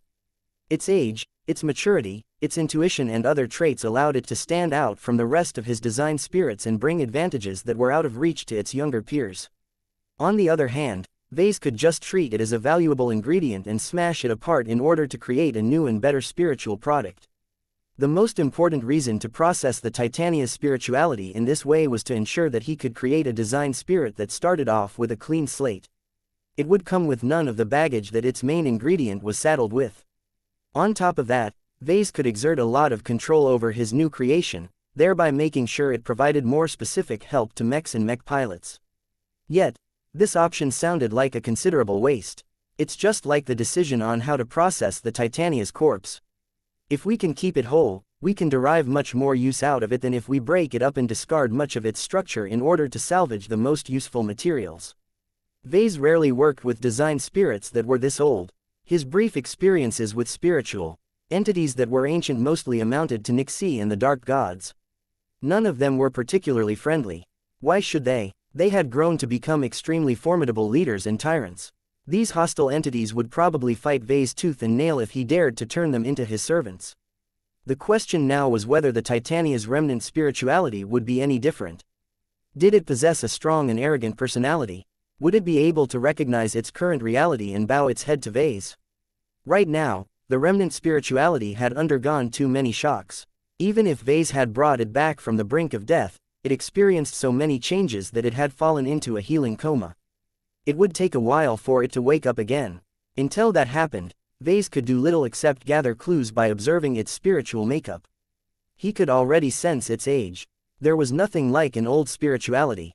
While it wasn't necessarily stronger than his other spirits, it was much richer and more complicated than many other forms of life that he had encountered. Each year that passed and each event it experienced added another mark to its spirit. Over time, all of these marks built up to an impressive tapestry that served as an organic record of some sorts. Life matured by going through experiences. That was his belief. For an astral beast to grow this old and grow into such a formidable apex predator, the value of this alien spirit was inestimable. Vase became more determined to preserve it whole and to coax it into becoming a new design spirit. Every other solution was suboptimal in his eyes. I already have plenty of alternatives in my collection that are new and purpose-built. It would be boring to add a similar entity to this group. It's much more interesting to do something different this time. He considered it an experiment of sorts. He not only wanted to know whether he could succeed in taming such an old spirit, but also wanted to observe the differences between it and his young and artificial spiritual products. If the former turned out to possess greater advantages that Vase had never thought about, then there might be a way for him to apply a similar advantage to his future design spirits. As Vase thought about how to actually make use of this interesting new spirit, he tried to imagine what kind mech paired best its inclinations. "You're like the queen bee of the hive, aren't you?" Although Drive, Rania had cautioned him that this was not an accurate description of the mutated brain node's actual role in the Titania, it was a convenient analogy that helped Vase understand its overall role. As Vase examined the complicated spiritual attributes of this remnant spirituality, he could sense notes that alluded to control, coordination, planning and other related attributes. Though these attributes certainly played a key role to the beast entity, there was a lot more to it than these essential functions. There was another aspect of the Titania's guiding intelligence that was, like a parent. Although this wasn't a precisely fitting description, it was the best that Vase could come up with after examining this side of the remnant spirit. It's strange. On one hand, the spirit cared a lot for its offspring. While Vase wasn't sure whether the concept of gender even applied to the Titania, the astral beast was definitely capable of producing children in a way. Those living flesh torpedoes that the Titania utilized as its main attack method in the last battle were not mindless drones but true descendants of the astral beast that had spawned them in rapid tempo. From what Vase was able to guess, attack and procreation meant the same thing to the Titania. During its long life, the astral beast confronted enemies by launching its characteristic flesh torpedoes at them, each of which could grow up into another astral beast like its progenitor. However, unless the offspring successfully reached a ship or other astral beast, it wouldn't be able to gain the nutrients and energy it needed to grow into maturity. In a way, this is a rather cruel way of raising offspring. The Titania produced lots of children to use as missiles, but only the ones that struck their targets and managed to take them out would gain the capital to survive. Survival of the fittest. Only the best projectiles get to live. The Titania must have produced a lot of successful offspring like this over its millennia of life. Many of its descendants were probably roaming the other parts of the Red Ocean at this time. It's like a matriarch of warheads. That was the most succinct way to describe the Titania. It was an amazing life form that was much grander and more powerful than he initially thought. Its struggle against the expeditionary fleet really didn't do justice to it. If not for the fact that an unknown alien enemy inflicted heavy damage to it, the Larkinsons and its allies wouldn't have been able to pick up such an enormous bargain. Vase furrowed his brows when his thoughts strayed to the enemy that had managed to cripple the Titania.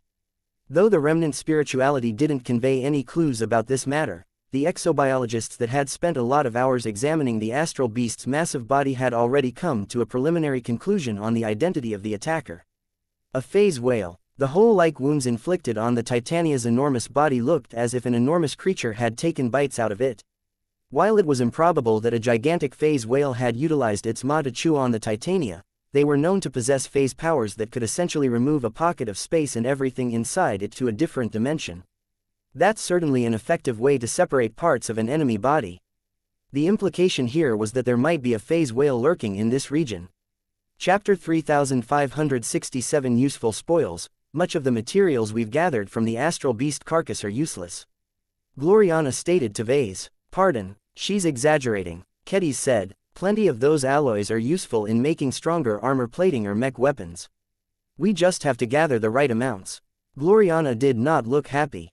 That's the problem here. This giant beast just eats everything it fancies without any specific priority on materials. As long as it is not toxic or a regular space rock, the Titania eats whatever is in front of it with no further thought. Whatever passes for its digestion system may filter out the deadweight, but it is not that discerning. This is why it has grown to such an immense size. It can't maintain a proper diet. Vase threw a skeptical look at his wife. You're ascribing human sensibilities to an alien creature. Perhaps overeating and growing fat might be bad for humans, but it could be completely normal to a beast like the Titania. Considering that it lived all the way up to an estimated 6,344 years, I'd say that this beast's habit of excessive consumption is probably the key reason why it has managed to win the game of life for so long. Of course, no one was lucky for so long. Once the Titania got into a confrontation against a phase whale, it had utterly lost. This not only showed that even the most successful entities could run out of luck, but also showcased how formidable the phase whale species could be in the Red Ocean. According to the inferences made by the lifer exobiologist, just a single phase whale had attacked the Titania. Power wasn't necessarily scary, it was only when it was directed at someone that it became a true threat. Although no one had found any signs of phase whales lurking around in this star system so far, Vase felt very uncomfortable about staying in this place. He wanted to resume his expedition into the depths of the Red Ocean as soon as possible. While Vase became distracted by his concerns, the mech designers continued to discuss the bounty that they had gained from the alien beast carcass. We've gathered varying quantities of thousands of different exotics, but none of them come in quantities great enough to build entire mechs with. There's too little of everything. Some promising exotics come in such tiny quantities that we can only make personal equipment out of them. We can forget about applying them to any mechs. When Vase and the other journeymen of the Larkinson clan examined the list of gathered materials, they saw that it was essentially like a periodic table. There were several dozen exotics that were present in enough quantities to be useful in mechs such as the Minerva project. In fact, Gloriana was already thinking of ways to revise its current design configuration so that it could incorporate these valuable materials. Yet that left a large pile of other materials that came in quantities ranging from a shuttle's worth to just a couple of grams. Although Vase felt that it was a pity that the clan truly couldn't obtain more of these materials, he did not feel too distressed about this issue. We can fix this when we reach another trading system. We can sell the materials we are unlikely to use and use the proceeds to gather more materials that we do wish to use but don't have enough of it. Alternatively, we can just sell our entire spoils from the Titania and use the extra money to acquire other goodies or to reduce our debt burden. That's a waste and you know it, Vase. If we sell these materials in any marketplace, we'll probably have to undercut the price to a point that is well below their true value. I would rather keep these miscellaneous exotics if that's the case. And do what with them? Do you want to build a decorative statue of Alexandria with them or something? Don't you use that tone on me, Ves. As Vase and Gloriana entered into another argument, the remaining journeymen in the meeting room all turned into bystanders. Does this happen often? Sarah Voikin quietly asked Kedis. Not as much as you think. The two will calm down soon. They never feel upset for too long. Eventually, the married couple set aside their silly argument and went back to the question on what to do with the salvaged materials. For now, our capacity to store high-value goods is still plentiful. Vase said, we can put the miscellaneous exotics in our strategic material reserve and either wait until we find a good use for them or just make them available to other clansmen for a fee. Perhaps they can come up with an interesting piece of tech if our assistant mech designers and other technically inclined personnel play around with the new possibilities. Alright, let's do that then. Gloriana sighed. We gained a lot more out of the Titania than high-value exotics, right? Correct. We have gathered a lot of gray biomass that we have stored in the Dragon's Den and the cargo holds of other ships. We've even employed the small oven of the Diligent Ovenbird as a temporary holding space for excess biomass. They take up a lot of space but are generally not worth much. I suppose we can sell them for anyone interested in acquiring a piece of an ancient astral beast once we reach a trading system. And when will that be? Are we heading back to civilization soon or will you insist on pushing deeper into wilder territory? Originally, I planned to do the latter, but now that our cargo holds are filled with frozen alien flesh, we better find a place to sell it. There's way too many low-value materials that are taking up valuable space. What if we find another treasure? I don't want to be forced in a position where we have to dump one set of valuables to take on another set of goods. Where are we heading then, Vase? He opened up a projection that presented a regional star map. Vase pointed at one that was close enough along the current route. Here, the Pelisa system has already emerged as one of the biggest trading nodes of the Megare Middle Zone. We'll find the most buyers for our products while at the same time have a wider selection of goods available for us to buy. While there were other port systems and trading systems that offered access to special goods and services, they simply couldn't compete against the Pelisa system in terms of scale. Sure, it was probably the most expensive star system to conduct business with different trading partners, but Vase couldn't be bothered to bring his fleet directly to the source of certain specialty products. Dulo Voikin asked an important question. Sir, is there anything special about Pelisa that is relevant to our work? There is a tournament scene over there as well, but it is not as big and extensive as the one back in Vullet. Vase replied, what is more important is that it is also used as a local dumping ground for pioneers that have gathered valuable commodities in the new frontier but have to find a place to sell it all off. While it's unlikely we'll find anything truly valuable in these exchanges, we might pick up a few useful curiosities when we go shopping. That sounds good. After making everything clear to the mech designers, the meeting ended and life went on for the Larkinsons. The expeditionary fleet safely departed from the star system where it had left behind a substantial amount of biomass that was not worthwhile enough to bring along. The Golden Skull Alliance never encountered the phase whale that had presumably attacked the Titania. Whether the frighteningly powerful sentient alien individual was not fast enough or did not bother to chase after its prey, no one knew. They just felt grateful that they did not have to fight another battle against an extremely powerful bio creature. As routine settled in again, the mech designers all resumed their work on the mech designs. Vase went back to work as well and mainly assisted Gloriana with revising the Minerva project so that the upcoming expert mech for Commander Casella gained additional strength. It was an interesting exercise for them to try and puzzle the new materials into an existing project. They had to start over in a few aspects because they completely changed a design element, but it was all worth it in the end. This will become a true Red Ocean design. Vase proudly said, our previous expert mechs are all strong in their own way, but they are mainly based on old materials and tech. This is the first expert mech design that will truly reflect the value of our work in our new environment. Gloriana nodded in agreement. This is the design that will prove that we can successfully adapt to a higher level of mech design. The Minerva project, along with every other mech in development at this moment, conformed to the standards of the galactic heartland of the old galaxy. It was not an easy transition for them, as mechs of this caliber imposed greater demands in many areas. Still, Vase and his wife weren't stumped by this challenge. They reveled in it even. Just the thought of designing a mech that would ultimately be more powerful than the ones they developed before continually drove them forward. During these design sessions, Vase occupied himself with other matters. He and the Larkinsons had managed to harvest a lot of plunder from the Titania. The biotech researchers of the Dragon's Den had practically halted all of their usual duties so that they could spend as much of their time as possible on examining and experimenting with the collected alien biomass.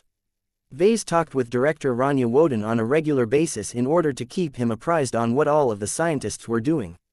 He was more than aware that the excellent researchers who originally came from the Life Research Association tended to go overboard if they were left to their own devices. Regular supervision was essential to keeping them in line. So what new discoveries has your institute made so far, Rania? Do you recall the flesh torpedoes that we have successfully managed to subdue and capture? I do. Are they still alive? Vase curiously asked. That's the thing. The infant astral beasts all died out. We have tried our best to keep our specimens alive, to no avail. No matter if we feed them different materials including the tissue of their progenitors, the flesh torpedoes refuse to eat what we give them. Though we speculate that we may achieve more success if we let them loose on a ship, we cannot afford to squander such an important asset just to get a reaction out of a captured beast. That's correct. No ship is worth a casual experiment. So all of the flesh torpedoes have died. Director Rania nodded. Not only that, they are decomposing at a rapid rate, so we won't be able to find anything useful by studying their remains. Oh well, do you have any positive news, then? There has to be more uses for all of the mountains of astral beast flesh we've gathered. It is too soon to report any useful findings, sir. Our research teams are just beginning to come to grips with all of the data they have gathered. What I can tell you is that once we have completed a few studies, we should be able to provide our mech units with more useful pointers on how to defeat similar astral beasts in the future. They won't be as helpless as before once we understand how they work. We can even develop special weapons that are especially effective against large organic opponents. Now that sounds better. Eventually, I plan to design a mech that is better equipped to fell supermassive threats, but for now it's a good idea to prepare target-specific solutions.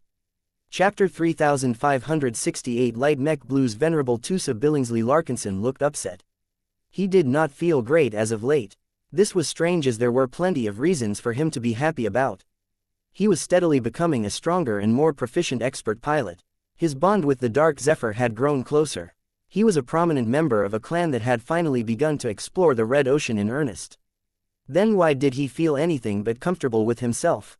What's the matter, Tusa? Rania sat in front of a vanity mirror and adjusted her green, leaf-like hair. It was her most distinctive and exotic feature. When she let it out, it immediately became obvious to anyone that she was quite far removed from ordinary humans. Though most people would have felt disturbed at coming too close to someone whose hair began to resemble plants, Tusa never cared that much. He found it to be a wonderful expression of freedom. I kind of feel useless as of late, he admitted as he sat up from the bed and began to dress himself. If the battle against the Titania is anything to go by, big guns will be the way going forward. Some enemies are just so big and so tough that a light skirmisher, even one that is an expert mech, can only play a marginal role. I think you're putting yourself down too much, Tusa. Light skirmishers are never useless. They can scout, they can drop off beacons, they can rescue people and so on. There will never be a situation where fast and light mechs are useless. Well, I didn't see any of that in the last battle. I know I'm still useful in battles against human mech forces, but with that MTA frigate hanging around, I don't think I'll find any opportunity to fight at my best. If we're fighting against anyone, it'll be against more aliens, who all have the habit of either growing big or building big. Rania finished grooming her abnormal hair and stood up in order to approach her current man. She sat down on the bed and embraced him in a hug. I thought expert pilots like you weren't supposed to have any doubts. It's not that simple. He snorted. We are still human like the rest of you. We are just more driven about fighting than other mech pilots. I don't know how it is for others, but I am constantly reminded of my shortcomings every day. While this gives me a clear idea on what I need to do in order to improve, some problems are so huge that they are insurmountable. The two cuddled against each other for a time. Rania sighed. I can't help you that much, but if I were you, I would find a different way to make yourself useful. You could ask the mech designers to mount more sensor systems on your frame so that you can provide more accurate data on the aliens that we face in battle. If my research teams had more detailed observation data at their disposal, they would have been able to tell the mech pilots to correct their aim and focus on destroying the important organs that were responsible for enabling the Titania to constantly reinforce its exterior. I've already considered that, Rania, but not every light mech is a scout mech, you know. My Dark Zephyr is fully designed and built for combat, and that is how I want to pilot it as well. Performing boring jobs such as scouting our enemies is better left to the flagrant vandals.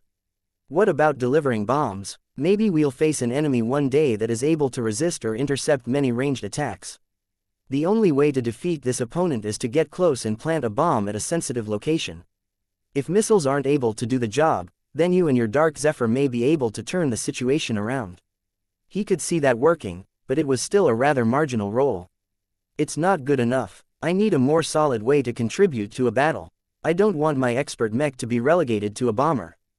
That is contrary to its purpose and contrary to my own fighting style.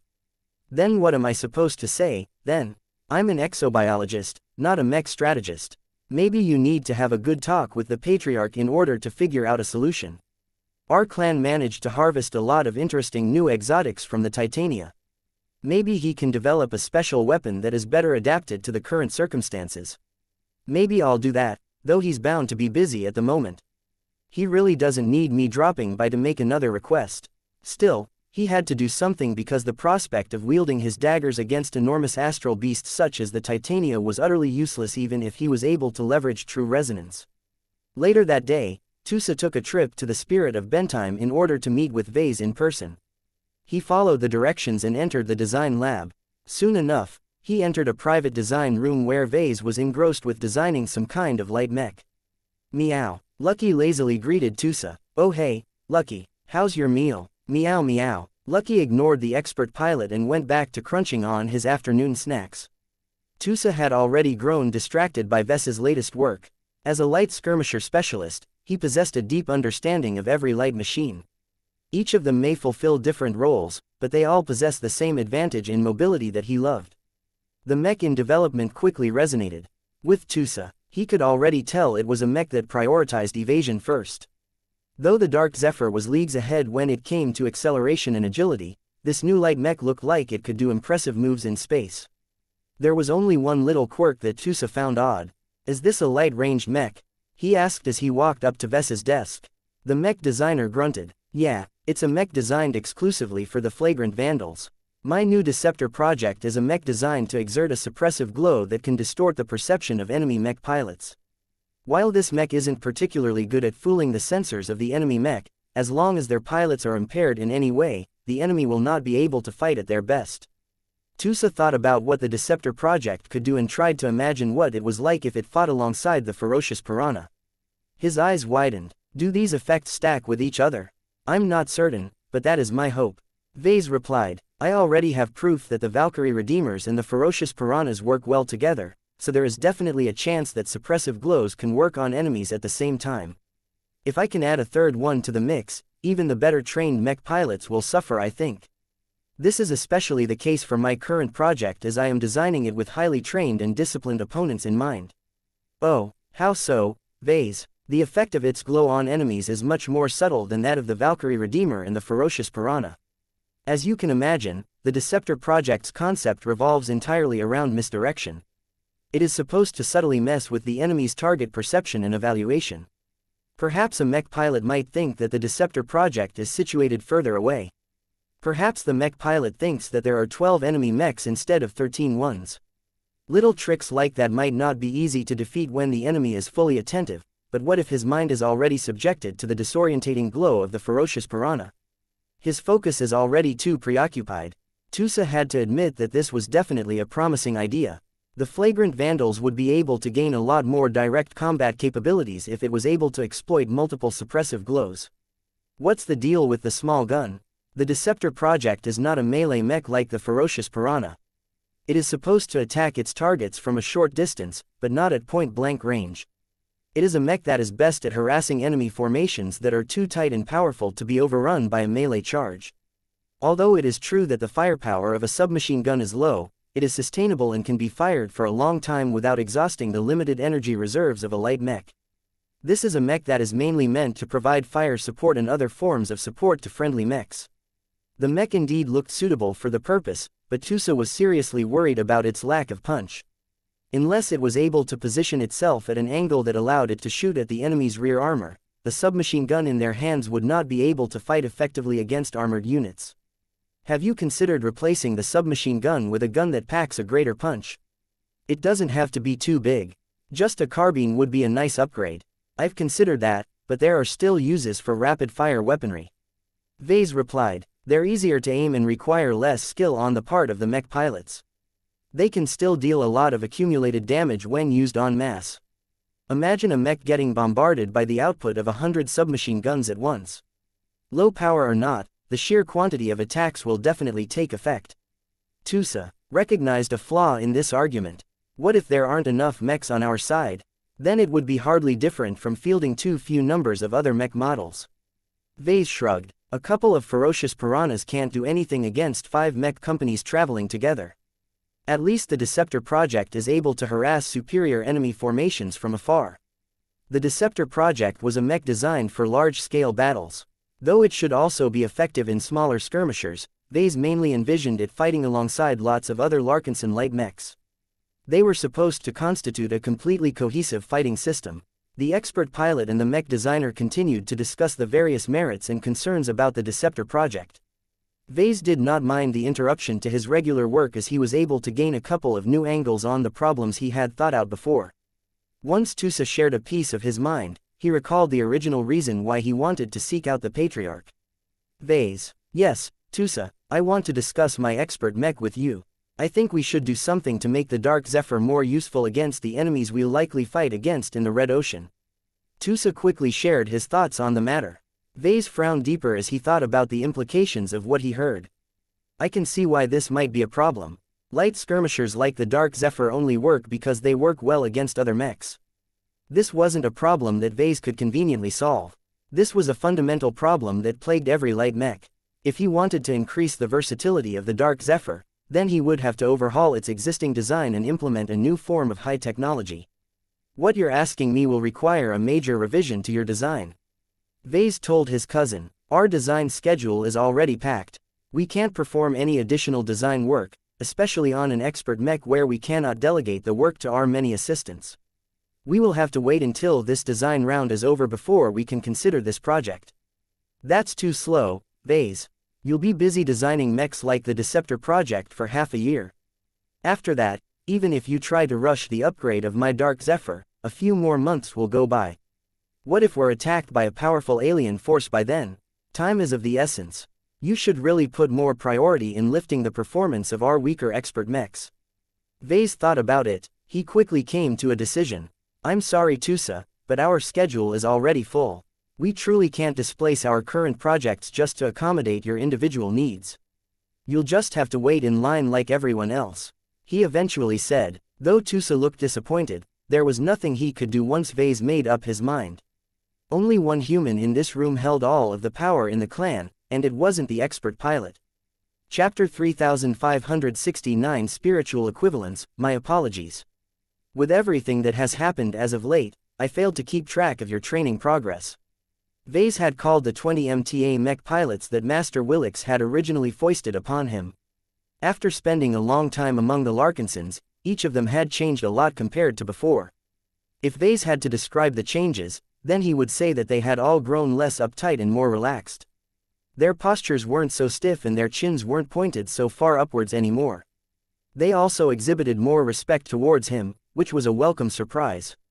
We understand, a man who went by the name of Yusu Jalan said. We have been managing fine on our own. There is plenty to do in the Larkinson clan.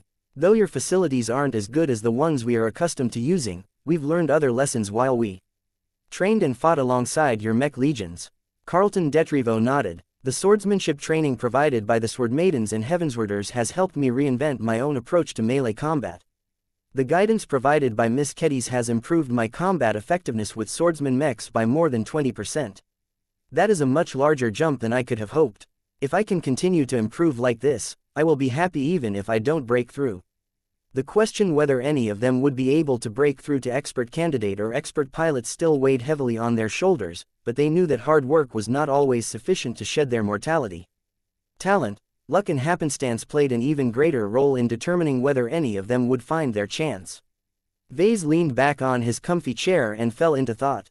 He planned several experimental initiatives that might give mech pilots a better chance of breaking through, but with the simile Halifax hovering so closely to the spirit of Bentheim, he had put those plans aside. Though Vase accepted that the MTA was probably snooping on him for the entire duration the MTA frigate was traveling with the expeditionary fleet, he did not want to be too blatant about exposing his more sensitive secrets. In truth, he had already been a bit liberal about showing off his more innocent capabilities. Little quirks such as forming design networks, allowing Lucky to phase through solid matter and exposing the existence of companion spirits were all deliberately shown off in order to impress Jovi and inform the MTA that his clan was special without attracting too much attention. However, once he directly exposed a more drastic secret such as the existence of a remnant of the metal scroll or the ability to artificially induce a breakthrough, the very top of the MTA would get involved right away. In order to draw attention away from those extremely sensitive matters, Vase had no qualms about using other secrets as decoys. In any case, now that he had become an associate of the survivalist faction, he could probably get away with a few small actions such as making use of the high-grade life-prolonging treatment serum that he stole from the Supreme Sage's Pinnacle Lab. Speaking of factions, now that Vase became more aware of the inner workings of the Mech Trade Association, who did these mech pilots all belong to? Were they all aligned to the survivalists or did they come from several other factions? Though Vase was curious to know the truth, he did not find it appropriate to ask this question to them. They were his guests, not his captives. The matter of their factional allegiances weren't really relevant anyway. We developed a few plans at the start, but our situation has changed a lot since then. Vase told them, each of you are adults, so each of you are more than capable of choosing your own training programs. Our clan can give you recommendations, but in our experience the best way for you to push yourself beyond your limits is to fight actual battles where your lives are on the line. I think you'll be able to experience plenty of that in the years to come. Although the MTA mech pilots all knew that, it still disappointed them that Vase did not offer them anything better. Patriarch Vase, Master Willix assigned us to you because she is convinced that you can be of service to us. Jessica Quentin said, while your clan has its strong points, we have yet to undergo any unique or special procedures. Vase looked exasperated. Master Willix was a little too overeager, Miss Quentin. She foisted you on our clan without properly considering that my clan and I don't have a ready-made solution available. My own clansmen are in the same boat as you. Few of our mech pilots have broken through as late. What about the Quint, sir? This masterwork mech of yours has already stood out as a mech that can help people break through. I believe so as well, but a sample size of 2 is hardly a conclusive indicator that the Quint is a breakthrough machine. Besides, the core identity of the Quint is an ascended bright warrior mech. That means it is exclusive or at least highly partial to the Larkinson clan. None of you are Larkinsons, so I do not believe the effect will be as strong on your group. Besides, there is only one Quint and 20 of you guys. That caused the mech pilots to frown. They all knew quite well that even if they had the opportunity to pilot the Quint, they would all have to make tough choices on who was allowed to go first. Jessica didn't give up though. Then, can't you design a more purpose-built mech for us? It doesn't have to be as good as the Quint, but if this new mech model has only a fraction of its advantages, that will still leave us better off than piloting your modified Larkinson mechs. Her words suddenly caused Vase to gain a new idea. He envisioned a mech that conformed exactly with what she described. It didn't even have to be a brand new mech design. He could just design a quick variant of the Bright Warrior that was compatible with outsiders and designed with facilitating breakthroughs in mind. He came up with 2 different experimental features that could help this breakthrough-oriented mech perform its job. First, he could employ a weakened version of the glow of the aspect of transcendence onto the mech.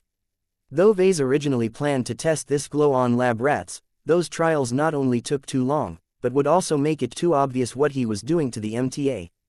Though the glow of this infamous statue had produced plenty of head explosions, that was only when he exposed it to his test subjects under the most extreme conditions. What if he toned it down?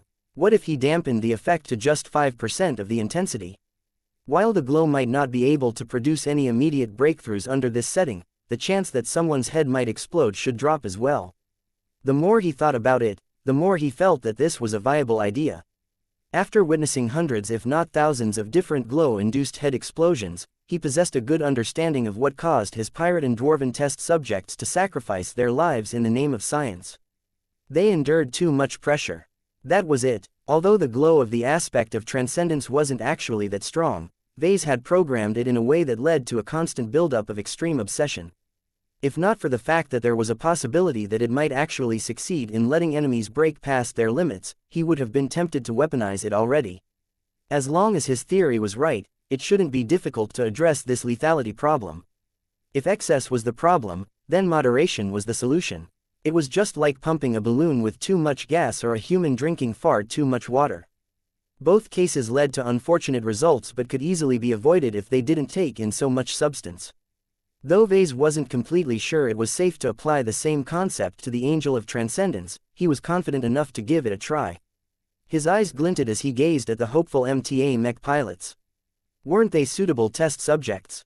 They literally asked to volunteer for this experiment. Even if one of them died, Vase could just say it was their fault for consenting to pilot one of his experimental new machines. This neatly solved the problem of guilt. Vase could never subject his clansmen to such a risky procedure without performing plenty of tests. This was why he never attempted this kind of experiment when he thought about performing a similar experiment in the past. This was different. After spending more than a year with the Larkinsons, the MTA Mech pilots had all grown impatient about their relative lack of progress. If Vase possessed a means for them to transform their lives, then they were desperate enough to take it even if he warned them of the risks. This was not all, though. He wasn't confident that implementing a weakened version of the Angel of Transcendence in a variant mech design was enough to produce the desired results.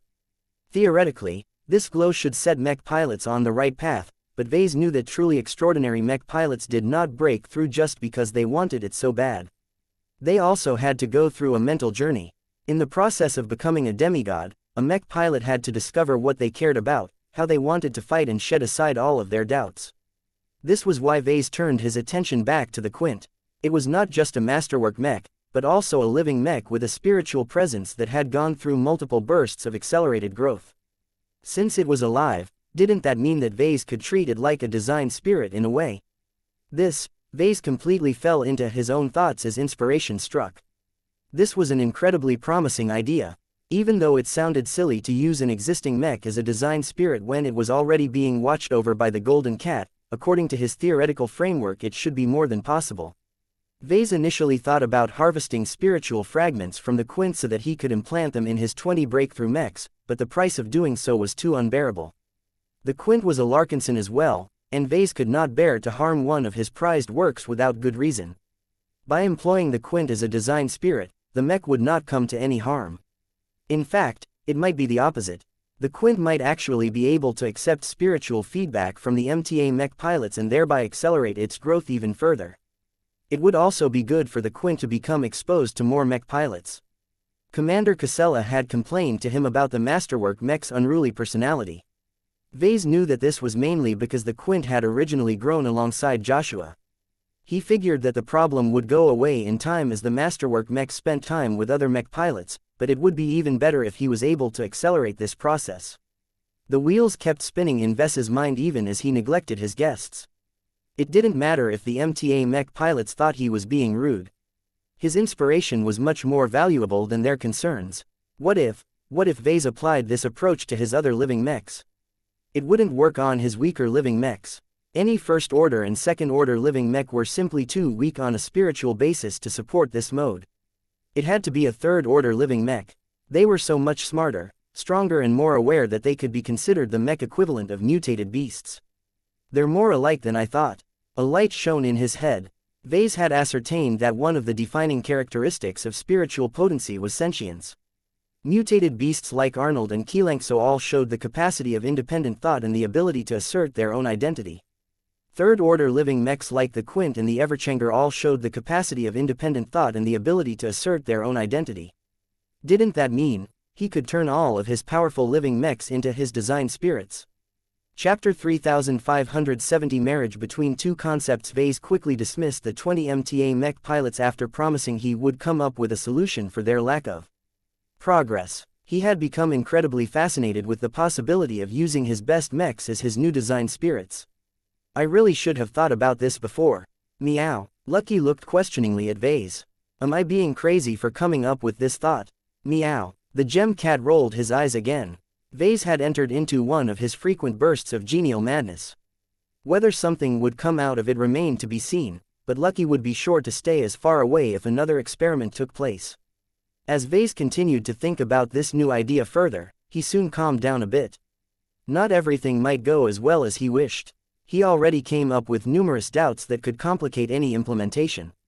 The first question was whether it was truly possible to turn a living mech into a design spirit. Though his theoretical framework showed that the possibility should be there, his theories might not always be correct. His assumptions could be wrong, and perhaps his living mechs were too far removed from other spiritual entities to function in this manner. The only way to know for sure was to try it out. Hard evidence beat any theoretical deductions. Vase wouldn't have to rely on so many guesses if he obtained solid data to support his theories. Still, he was reasonably confident that it should be possible. Living mechs possessed spiritual foundations which basically functioned as the spiritualities of living organisms. There were still a lot of differences between them, but the gap started to close as the mechs became more alive. Third-order living mechs were so alive in fact that they possessed a lot of characteristics that were more commonly seen in spiritually powerful entities. Perhaps people might be able to argue that first-order and second-order mechs weren't truly alive, but there should be no doubt when it came to his best mechs. They were all intelligent enough to think and communicate clearly with their own mech pilots. His living mechs weren't sophisticated ice either. Each of his mechs, not just the most advanced third-order ones, all possessed emotions. They became happy whenever the Larkinson clan achieved a victory. They became sad when their mech pilots died or when they needed to be eliminated in order to free up space. They became angry when they witnessed enemies killing fellow Larkinson's mechs and mech pilots. It was this distinct quality that made it impossible for battle bots and mechs integrated with highly advanced ICE to fully copy his work. Sure, the best ICE programmed by the most brilliant specialists were able to emulate humans to an extremely precise degree, but there was no way that lines of code could fully make mechs understand the concept of love or to feel hatred against an enemy. That's because ICE are completely rational. Their entire thought processes consisted of logical calculations from beginning to end. There was not a hint of irrationality in their electronic brains. In contrast, his living mechs were much more similar to humans than ICE. From their very first moment of existence, they hardly exhibited any coherent thoughts. Instead, they either followed their instincts or expressed themselves through emotions. Although they weren't always strong, the ability to feel emotions unquestionably put them ahead of practically every AI. In short, his stronger living mechs met every requirement to become a design spirit. The only reason why it hadn't happened yet was because Vase had never connected the strings together. Still, just because it's possible doesn't mean I should go ahead and do it. There has to be a good reason to take such a drastic step. He was quite wary of doing anything that might harm the development of his most precious mechs. The Quint as well as the Amaranto, the Shield of Samar and the Everchanger were all treasures to the Larkinson clan. They had only recently come into existence and had a lot of growth ahead of them. As long as the Larkinsons continued to take care of them, they might reach an unimaginable height one day. Why should Vase complicate this matter by turning them into a new role that was not a part of their original design? He could not fully predict what would happen to any of his living mechs if he took this momentous step. His instincts told him that this was a heavy decision that might have profound implications for his design philosophy. Was it truly a good idea for him to marry the concept of a design spirit with the concept of a living mech? What would happen if the living mechs perished in battle? Would his living mechs still remain mechs or evolve to become something else after receiving a lot of spiritual feedback? Vase needed to puzzle out the answers to all of them before he was willing to attempt such an experiment. Let's start, then. The first and most important matter was whether this approach conformed to his design philosophy. Up until now, he had always treated the concept of living mechs and design spirits as separate methods to empower his mech designs. The former was more fundamental and was the basis of his design philosophy. While it provided plenty of advantages to products, the problem with living mechs was that they needed a lot of time to grow into their power. This growth process took years until it produced a considerable improvement, and that was far too long in most cases. This was why Vase had also placed a heavy emphasis on employing design spirits. While their glows were only as strong as their originators, most design spirits were already formidable spiritual entities. When attached to any mech design, they provided a direct and immediate boost in combat effectiveness without requiring any unreasonable delays. Design spirits therefore became a prominent solution in his arsenal. They neatly made up for the principal weakness of his design spirits and could also convey other advantages such as enabling battle formations.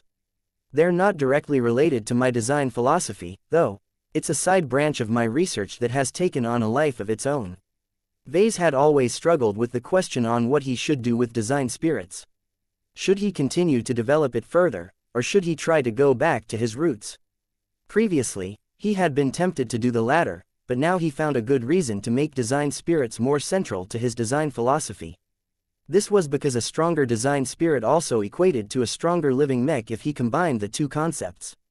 Vase tried to imagine what it would be like to design a sniper-oriented rifleman mech based on the Amaranto. The mech design could be a relatively straightforward interpretation of the Amaranto as a standard mech. This would help the Amaranto perform its role as a suitable and helpful design spirit to the mech pilots of this new rifleman mech. As long as everything went fine, then everyone involved would benefit. The mech pilots of the new standard mech model would likely gain assistance from a powerful mech that was paired with a powerful expert pilot. The piloting-specific assistance that the Amaranto was able to provide should be a lot better than that of a generic design spirit. After all, creatures like Arnold aren't mechs. What do they understand about mech piloting? The standard mechs themselves would also benefit. They not only obtained the influence of a role model, but also had a greater chance of surviving as its mech pilots became more proficient. Perhaps they might even inherit a small portion of the Amaranto's power through constant exposure. It's as if they are the Amaranto's children. Finally, the Amaranto itself would also gain a lot of benefits. Although there was a risk that the spiritual feedback would pollute, distort or unfavorably steer the living mech in the wrong direction, the acceleration in growth more than made up for it. Vase would gladly obtain a living mech that had reached its strength at 100 years in just a fraction of the time. His eyes shone as he imagined his other living mechs following suit. The three masterwork expert mechs would become incredibly dazzling existences in his clan. They're such a good combination as well. The neglected concept of prime resonance finally had meaning again. While true resonance was still the basis of any expert mech's power, Vase had always envisioned that prime resonance could become equally as powerful one day. Unfortunately, prime resonance was always constrained by the inherent weaknesses of the elements involved. The problem with prime resonance was that it centered around spiritual energy instead of powerful resonating material. Mechs did not possess a high capacity for spiritual energy. Without incorporating any P-stones or other spiritual storage materials, they simply couldn't contain a lot of spiritual energy. Even if Vase did find a suitable material to implement in the mechs, he would still have to pump them full of spiritual energy, which wasn't always abundant. However, it was different when the living mechs grew by themselves. If a masterwork expert mech like the Amaranto grew a dozen times faster than before, then its spiritual foundation would continue to grow stronger and more complex at a rapid pace, all without hitting any barriers. Once the Amaranto's spiritual foundation became 100 times stronger than now, prime resonance would no longer be a joke. As long as Venerable Davia Stark was strong and courageous enough to resonate with this powerful mech, then, this new form of resonance will truly be able to compete with true resonance. Vase almost went wild with euphoria as he imagined how much more powerful his expert mechs could become. Though he did not dare to imagine that expert mechs such as the Everchanger would be able to compete against actual ace mechs, they should be able to obtain a pretty heavy advantage against other expert mechs. He did not forget his fundamental purpose. The ultimate goal of doing all of this was to provide a better service to his mech pilots. He had to be careful that he did not pursue power for its own sake. This shouldn't be a problem. Stronger high-order living mechs will directly benefit their pilots as well as the side they are fighting for. There is little reason to reject this new method. This could be the edge the Larkinson clan needed in order to survive the Red Ocean after the EMTA's 2-year protection period had passed. Vase turned his attention back to the original matter that had prompted him to develop this brilliant new idea. The best way to confirm his theories and to see whether this premise had a future was to test it out in reality. "I'm sorry, Gloriana, but I have to pursue this side project. Vase planned to put his current schedule on pause and reserve a few weeks to develop the variant he had promised to the MTA Mech pilots. Properly speaking, the best course of action would be to design a completely new original mech from scratch. This way, he could integrate this new purpose into the design from the beginning. I can't wait for so many months. He didn't think he needed to go for that for his first attempt at implementing this brilliant new idea. He just wanted to obtain a proof of concept that he could use as a model for a more serious implementation in the future. The Quint was a good choice to start with. While it was a valuable mech to the Larkinson clan, the three masterwork expert mechs were far more precious. This made the Quint the most disposable high-order living mech to Vase. I'm sorry Quint, but you're going to be my test subject for this experiment. The goal of his variant was twofold. Not only did he want to see whether it was possible to accelerate the growth of the Quint by providing it with spiritual feedback, he also wanted to meet the demands of the MTA Mech pilots and provide them with guidance from a mech that was famed for nurturing several expert pilots. Since the Quint was originally based on the Bright Warrior Mark I version B model, he called up its design and began to envision the changes he needed to make. For starters, it needs a new name. Let's call it the Enlightened Warrior.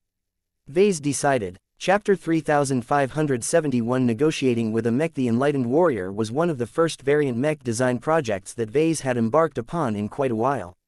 Normally, he looked down on it as most mechs were better off if they were designed according to a specific vision from the ground up. Trying to adapt a similar but ultimately different mech design to a different vision was like forcibly changing the personality of an individual. Though the transformation might succeed, the repercussions were enormous. I really do want to design you from the ground up, but I have to be practical about it as well.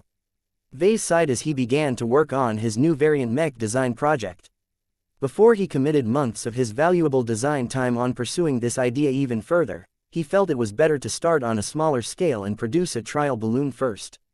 He could make a much more informed decision once he studied the results of his initial attempt. His demands weren't too high for that reason. He just wanted to observe whether the Quint could act as a design spirit to another mech design, whether the spiritual feedback process worked properly for living mechs, and whether the end users of his new mech model actually benefited from piloting it instead of a regular Bright Warrior model. Still, in order to make sure that his new creation was sufficiently differentiated from the base model and adapted to its new purpose, Vase invested 3 weeks into designing his new variant. This was a rather generous time schedule that would allow him to adjust the design to his satisfaction and override much of its original purpose with a new and different mission. That last one was of great importance to Vase. The Bright Warrior line was centered completely around serving General Larkinson mech pilots. With the Golden Cat as its design spirit, the Bright Warrior was partially meant to serve as a way to assimilate new members and increase their sense of belonging to the clan. That obviously couldn't remain if he wanted to make the mech design more universal. Although Vase still had his own people in mind when he wanted to perform this experiment, the need to avoid using Larkinsons as test subjects meant he had little choice but to turn to outsiders to validate his proof of concept. It's not a big problem. He had altered the original identities of his existing mech designs before. He had made mechs that were previously exclusive to one group of people more compatible with other groups of people. This is my own work, after all. I know them like the back of the hand. I can easily unmake my own solutions and put new ones in their place. The real challenge was performing these steps while minimizing any potential damage. This was much harder to do if he was working on someone else's mech design. There were so many intricacies in design choices that a single mistake could easily cascade into many other problems in other parts of a mech design. He didn't have to worry about that here, because he knew about almost all of the rationale behind every design choice. Though he had to refresh his memories multiple times, he still recalled why he set it up the way he did at the time. Gloriana probably won't be happy with me ruining one of our collaborative mech designs. Vase chuckled. While there was indeed a chance that he might screw up her arrangements, the drop in performance shouldn't be that big. In fact, he had improved quite a bit since he first completed the Bright Warrior Mark I version B design. He had deepened his knowledge base and gained a lot more experience. He developed many new techniques and expanded his theoretical framework. It was not difficult for him to apply his new gains onto the original Bright Warrior design and come up with a major revision. That will take too much time, though. Vase set a time limit of 3 weeks because he did not want to get lost in all of the improvements he could make on the base model. He had a narrow goal in mind and was set on completing it within the deadline. This was important because he would be finishing his Enlightened Warrior design shortly after arriving in the Pelisa system. There was a bustling marketplace over there that provided Vase with plenty of opportunities to enlist more test subjects. He smirked. It'll be easy enough to get them to buy my new mech. I just have to sell them at a discount. Many people love to buy bargains. If his customers grew suspicious why he sold his products so cheaply, Vase could just state that he wanted to grow his brand and generate more word of mouth about his living mechs. Of course, the effect would be rather marginal unless he sold them by the thousands, which was far too wasteful and time-consuming. I'll just stick to a couple of hundred or so. That won't take too long to produce. The only problem with doing this was that Vase would not be able to disclose that his new Enlightened Warrior design was an experimental product that could potentially lead to unexpected mental changes or another case of exploding head syndrome. The benefits outweigh the risks. I am confident I can control the latter this time. He did not intend to push the envelope with the Enlightened Warrior design. That could come later when he had a more suitable audience in mind. As Vase continued to work on his variant, he slowly morphed its character and identity into one that conformed with its new purpose. The Enlightened Warrior revolved around several themes. First, it retained the high compatibility of the original Bright Warrior. Although this design priority was the main reason why the mech model performed so mediocre in every role, right now Vase saw it as a great boon for the Enlightened Warrior. Vase smiled. The main purpose of the Enlightened Warrior is to help mech pilots improve. It doesn't have to be the strongest mech model available for sale. Since it is partially a training mech, it is actually good that it can accommodate a broad range of piloting styles. It was just like Katiz's Monster Slayer mech in that regard. The difference was that Kedis wanted to turn every mech pilot of her upcoming commercial mech into a proficient greatsword wielder, whereas Vase sought to produce breakthroughs. He did not expect his Enlightened Warrior to achieve as much success as the Monster Slayer. It was extremely hard to increase anyone's chances of undergoing apotheosis. Even if his mech was good, Vase realized quite well that he might not achieve statistically significant results until years later. It's okay. Vase just wanted to spread his mechs around so that he could accelerate the growth of the Quint. It would be more obvious that the Enlightened Warriors facilitated its evolution if there were more active copies in use. Just relying on 20 MTA mech pilots was not enough. In order to make it easier to reach out to many mech pilots, Vase retained the 4 original configurations. The Enlightened Warrior would therefore be able to fight as a swordsman mech, a rifleman mech, a space knight and a lancer mech, which should be enough to cover the needs of at least 70% of every mech pilot in the Red Ocean. He could keep everything the same though. Not only did he need to make changes in order to differentiate its spiritual character, he also had to replace its older, Hexer-developed mech parts with ones that were more in line with the current environment. Some of those Hexer parts require materials that are not easily available in the Red Ocean. He frowned. Materials such as Cavanite, which was ubiquitous in his home region, were much scarcer and more expensive in this part of the new frontier. There were many other examples of that, and in time the Larkinson clan's stockpiles would run out. This was also why he was so eager to design so many new mechs for the Larkinson army. In any case, the Enlightened Warrior should be made out of exotics that are more abundant in the surrounding regions. Vase also had to swap out almost all of the old components of the Bright Warrior for newer, more superior ones. This was not just because he wanted to upgrade the performance of his variant mech so that it could become a more competitive product in the market. He also had to replace the proprietary Hexer-developed mech parts with commercially licensed alternatives that were specifically designed to be produced with Red Ocean materials. Although Vase didn't think that any Hexer lawyer would come and sue him for breaching a contract and trying to sell unauthorized Hexer military hardware to private customers, it was disrespectful to go back on his word. At the very least, he would tarnish his reputation if he went through with such a disrespectful act.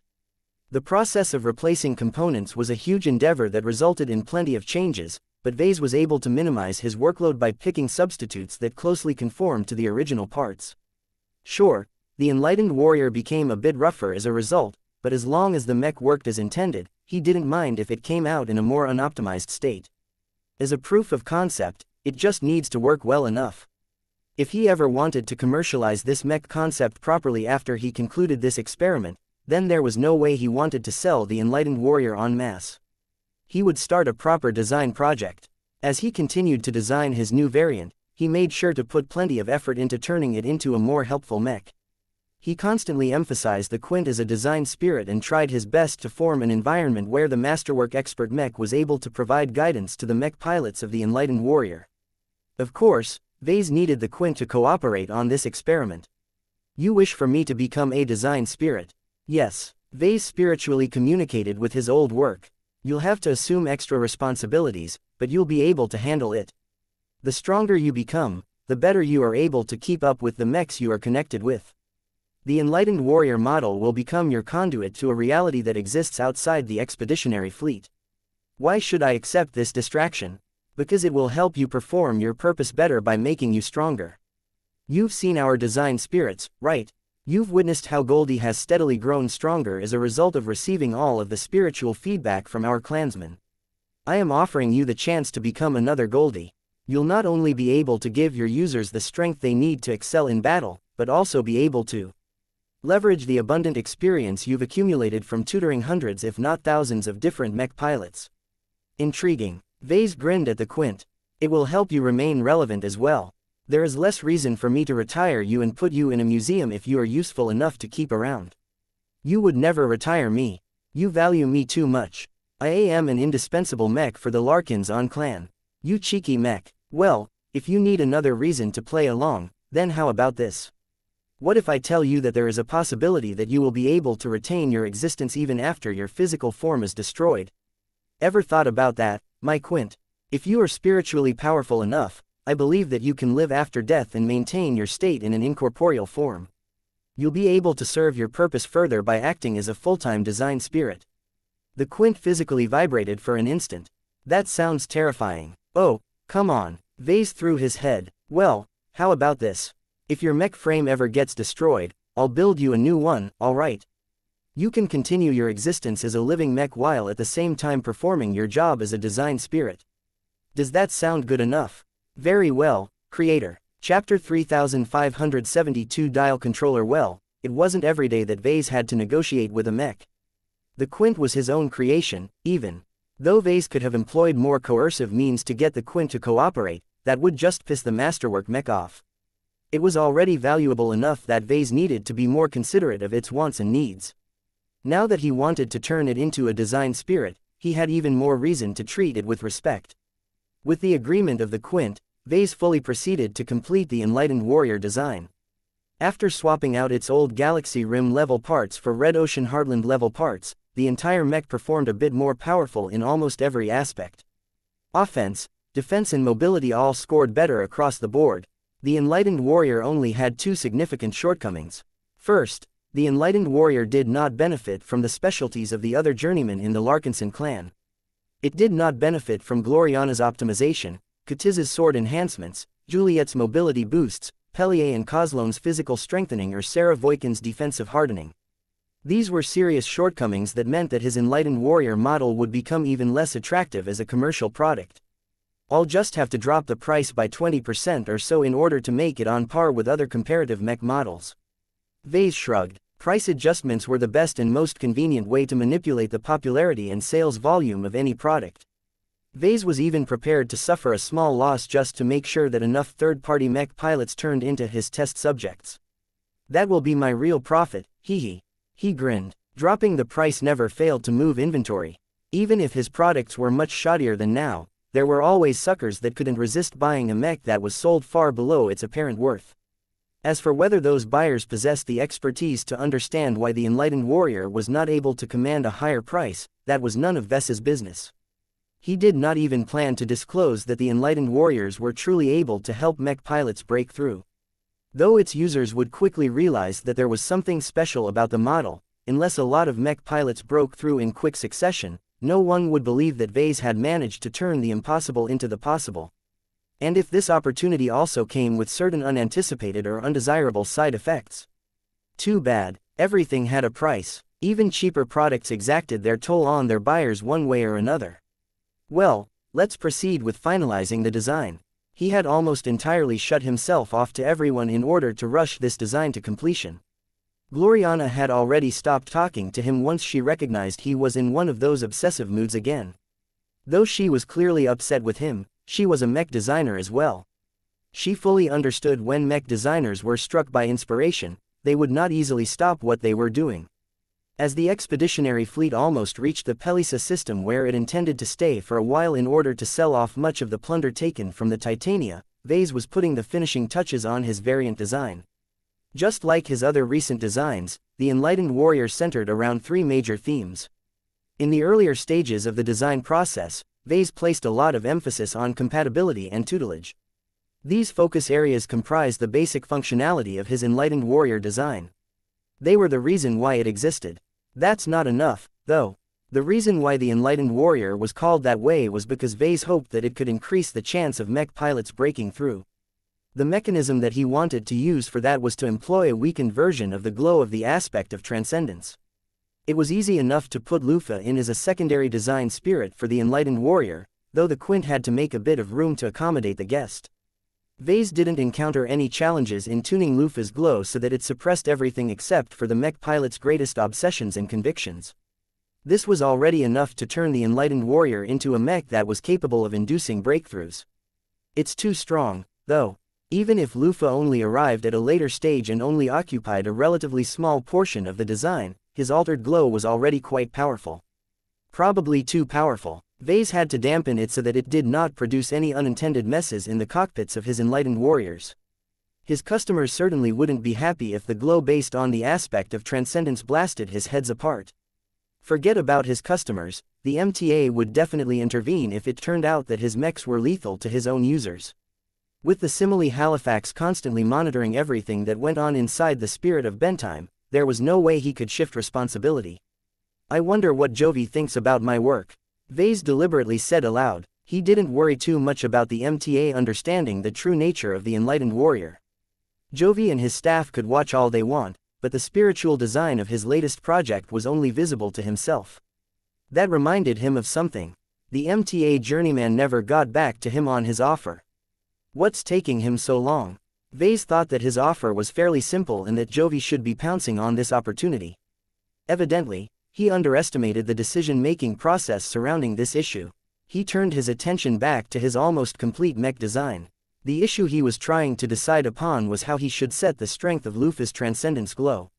If he made it too strong, then Vase was afraid of inducing severe distortions to the personalities of users of his new variant. The Enlightened Warrior didn't necessarily have to explode any heads to constitute a threat to its own users. Yet if he made the glow too weak, then what was the point of including it in the first place? Vase seriously doubted that it would make any difference if it was this weak. It's the safest option, though. Vase constantly hovered between tuning the strength of the glow from 3% to 50% of the strength of the aspect of transcendence. He did not dare to go any further than 50% even though Vase thought it was unlikely to lead to any fatalities. He needed to adopt a safety margin just in case he miscalculated. It's still a bit iffy, though. He did not think there was any point of going lower than 3% either. Below that point, Vase didn't feel anything. As Vase continued to struggle over this issue, he suddenly gained a bright idea. What if he made it variable? What if he could allow his Enlightened Warriors to change the strength of its glow just like he did for his old Doomguard design? However, Vase did not think it was a good idea to hand over control of this dial to the mech pilot. They'll probably misuse it and end up killing themselves. He guessed. The stupidity of mech pilots knew no bounds. Despite their training and despite their courage, they were not known for making the most rational or optimal decisions. Vase could already envision them turning it to the maximum even when their mental conditions were unable to cope with the pressure. The question then was who should be in control of this power dial? The mech. That's a bad idea. The Enlightened Warriors may have been designed to facilitate breakthroughs, but they probably weren't the best at judging the health of their own mech pilots. What if they made a mistake? What if they pushed their own pilots too far? Vase could not discount the possibility of accidents if he let a young, inexperienced and not too bright living mech take charge of such an advanced function. That left another mech. What if he handed over control to the Quint? This was not as crazy as it sounded. Although Vase did not trust the Enlightened Warrior mechs to use this setting responsibly, the Quint was much better in this regard. The mech possessed the intelligence and judgment to use it to good effect. Drawing from its first-hand experiences of Joshua and Casella's breakthroughs, the Quint probably had a good idea on when mech pilots were being pushed to the brink of apotheosis. At that time, the pilots only needed a single push to tip them over, and Lufa's transcendence glow could probably provide that push. The more he thought about it, the more Vase became convinced this was the right solution. Though the Quint would have to become more involved in regulating all of the copies of the Enlightened Warrior design, the rewards that it would gain from experiencing breakthroughs by remote more than made up for the effort. After all, whenever a mech pilot broke through, the release of energy provided a huge burst of spiritual feedback to the mech and to a lesser degree the design spirit.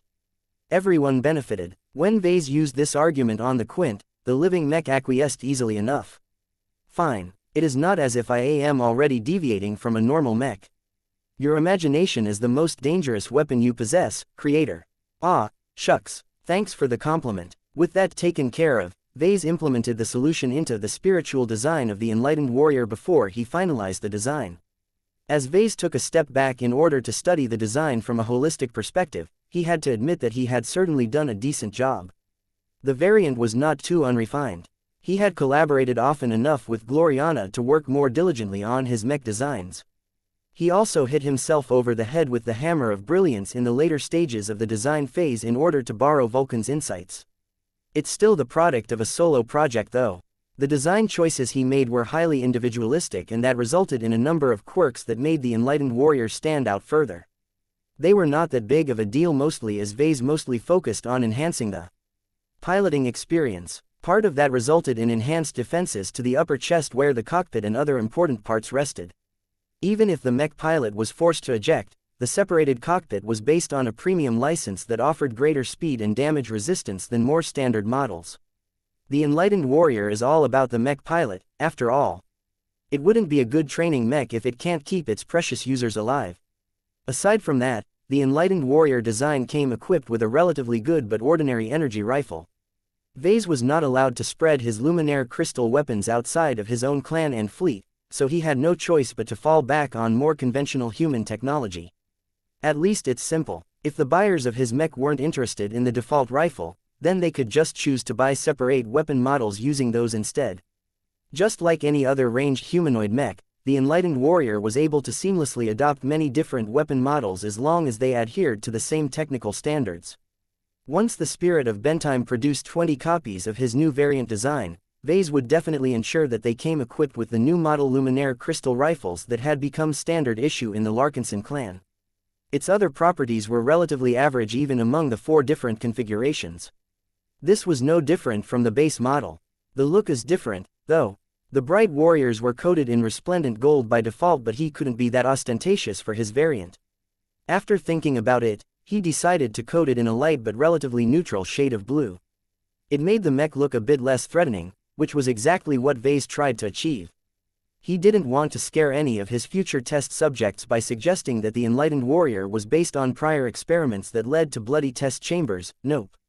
My new variant is not related to all of that stuff. There's not a hint of red in its appearance. Chapter 3573 Ecstatic Gloriana, so this is what you have been up to all these weeks? Yes, Vase happily answered as he held and hugged his lovely little daughter. I know it looks a little rough in your eyes, but it's the idea that counts. His wife did not like that answer at all. Her face grew red as she tried to hold in her anger. If not for the fact that she wanted to avoid disturbing Aurelia, she would have given Vase a piece of her mind already. Of course, that was exactly why Vase chose to present his labor to his wife at a time when their daughter was awake. He had already noticed that Gloriana in mommy mode was a lot more mellow and constrained than Gloriana in wife mode. Gigigahihihi, Aurelia giggled as her delicate hands reached to Vess's face. Oh, so you think I'm brilliant as well? What a good girl you are. Your eyesight is impeccable. He leaned in so that his daughter could pat his face with her tiny fingers. Over the last weeks she had grown a bit brighter and more coherent. This pace of development definitely put her ahead of ordinary babies but was not too far out of line compared to other designer babies. Vase was just happy that he could interact with his daughter in more varied ways. Making her giggle was one of the greatest joys a father could experience. Mew, mew, a fluffy incorporeal kitten emerged from Aurelia's head. The kitten had grown more lively as well and wanted to join in on the fun. Oh, you're such a cute little kitten. Has Alexandria been taking good care of you? Vase asked in a babying tone. Mew, mew, Blinky appeared out of his own head to lick and pamper the fluffy little kitten. The sight turned incredibly wholesome as Vase and his companion spirit bonded with their younger counterparts. Unfortunately, Gloriana wasn't in the mood to play at the moment. The more she looked at the enlightened warrior, the more she thought it was a regression of what they created before. Why would you possibly want to tinker with the bright warrior in the first place? Gloriana asked her husband. The mech is designed for a specific service, and that is to provide our Larkinson mech pilots with a broad-based platform for them to fight on behalf of our clan. You know as well as I do that our design is not an attractive commercial product at all. There are many other modular mech platforms on the mech market that are much cleaner and reputable. It's not a commercial mech design. Vase retorted, "Oh, isn't this mech supposed to be piloted by people other than Larkinsons? That's because it's a proof of concept rather than a truly serious commercial mech design. Look, I just want to release a couple of trial balloons onto the market so that I can see what happens with them. I've incorporated a few new interesting features that I'm not unsure about. Rather than throw them onto our own clansmen and hope that everything works out, I decided it was better to let others try it out first. This is why I don't mind selling them at a discount if that is what it takes to move our inventory." Gloriana crossed her arms as she grew suspicious. "You're usually much more selfish about your inventions. You always want your Larkinson soldiers to enjoy your best innovations before others. Why the change? Is there something about the enlightened warrior that I should know?" Vase innocently shrugged as he rocked his giggling daughter. "The reason why I came up with the enlightened warrior is to placate those guest pilots we've been neglecting for a while. They obviously can't make full use of the bright warrior in its original incarnation, so I decided to design a more universal mech that is able to provide better guidance to them. The solution I came up with is the truly innovative part. I decided to use the Quint as the enlightened warrior's design spirit." The Quint. His wife grew shocked. It only took her a few seconds to connect the dots. That's a brilliant idea. Our masterwork mechs have become so strong that they have grown into formidable proto-gods themselves. Once they are able to obtain the worship of many other mech pilots, they will truly be able to evolve into actual gods. This is genius, Vase. As expected of the man I married. If the enlightened warrior can truly help the Quint ascend, then we can help our other masterwork mechs become gods as well. Turning our best mech pilots into god pilots will become a reality if that happens." Vase hastily lifted up a hand. "Wait, let's not be so hasty. Before you go any further, let's first see what happens to the Quint. Even if we can accelerate his growth, he'll just become a stronger living mech, that's all. Any talk about turning mechs into gods is pure fantasy." His wife completely ignored his words. Her eyes turned into stars as she gazed hungrily at the enlightened warrior. Though the variant mech design still looked disgusting to her, she was able to appreciate the greater significance behind the work. Once they began to design a proper mech that provided worship to one of their expert mechs, they could truly turn this promising idea into a real method to expand the usefulness of their best works and even help them evolve without any further active intervention. Just think of what we can do for the Amaranto. This expert mech will have the potential to become the most powerful rifleman mech in the cosmos. Oh, what about the Shield of Samar? Just think how much stronger and more impervious to damage its defensive barriers can become when it is fueled by the devotion of trillions of defensive mech pilots. Wait. The Everchanger can truly become the hero that can rescue humanity from the brink of destruction one day. Your proudest work will become the epitome of a living mech, a god king that can resurrect the dead and can never be destroyed. Vase gave up on Gloriana. She had gone completely mad with the possibilities that the enlightened warrior had opened up. Her dream of turning mechs into actual gods became a lot more reachable. "When will you fabricate the first enlightened warrior?" Gloriana hungrily asked. "Tomorrow. I need to catch up on some of the administrative duties that I have neglected these past few weeks. Once I got that out of the way, I'll be fabricating the enlightened warrior by myself." "What? You need me, Vase? I am a much better fabricator than you. Our chance of turning it into another masterwork mech will be much higher when we collaborate. With Alexandria's design network, we don't have to be worried about conflicting with each other. There is no reason to leave me out of the fabrication run." Vase carefully put Aurelia down in a floating crib and faced his wife. "This is a solo project, honey. I started this by myself and I need to finish it by myself. I need to see how much progress I've made and what I can do without you taking care of the work that I usually skip. Don't you have those other solo projects already? The more practice I can get, the more I can exercise the skills I've neglected over the years." I've already made my decision, Gloriana. Don't try to butt in on my private project. I've let you buy that grossly overpriced handbag made out of Puelmer leather. The least you can do is give me more personal space. That pretty much shut her up. That damned bag was way too expensive for what it was worth in his opinion. His wife hadn't even been carrying it around every day. Before Vase could embark on his private fabrication session, a major event happened that required his personal attention. The expeditionary fleet finally arrived at its latest pit stop. The Pelisa system, Minister Sheddarin Pernis said as the fleet had just exited from FTL travel and began to get its bearings in the new star system. Otherwise known as the aorta of the Red Ocean, it has gained this description by becoming a popular trade nexus and port system that connects the inner frontier to the oldest strongholds of humanity in this dwarf galaxy. Many traders who are transporting back riches from the wilder zones usually pass by Pelisa where they can perform repairs, take on new crew and consolidate their cargo. After that, their fleets resume their journey to one of the central star nodes at the edge of the frontier or head straight to Bridgehead 1 to bring their valuable goods back to the old galaxy. I see. The Pelisa system sounded like a new frontier version of the old Bentime system of the Bright Republic.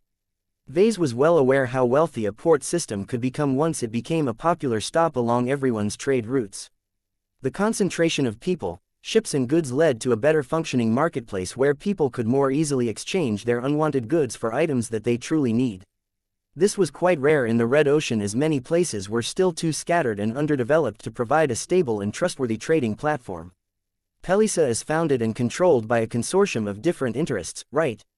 Vase asked. Correct. The THZ consortium is the authority entrusted by its shareholders to keep the peace and regulate the activities that take place in the port system.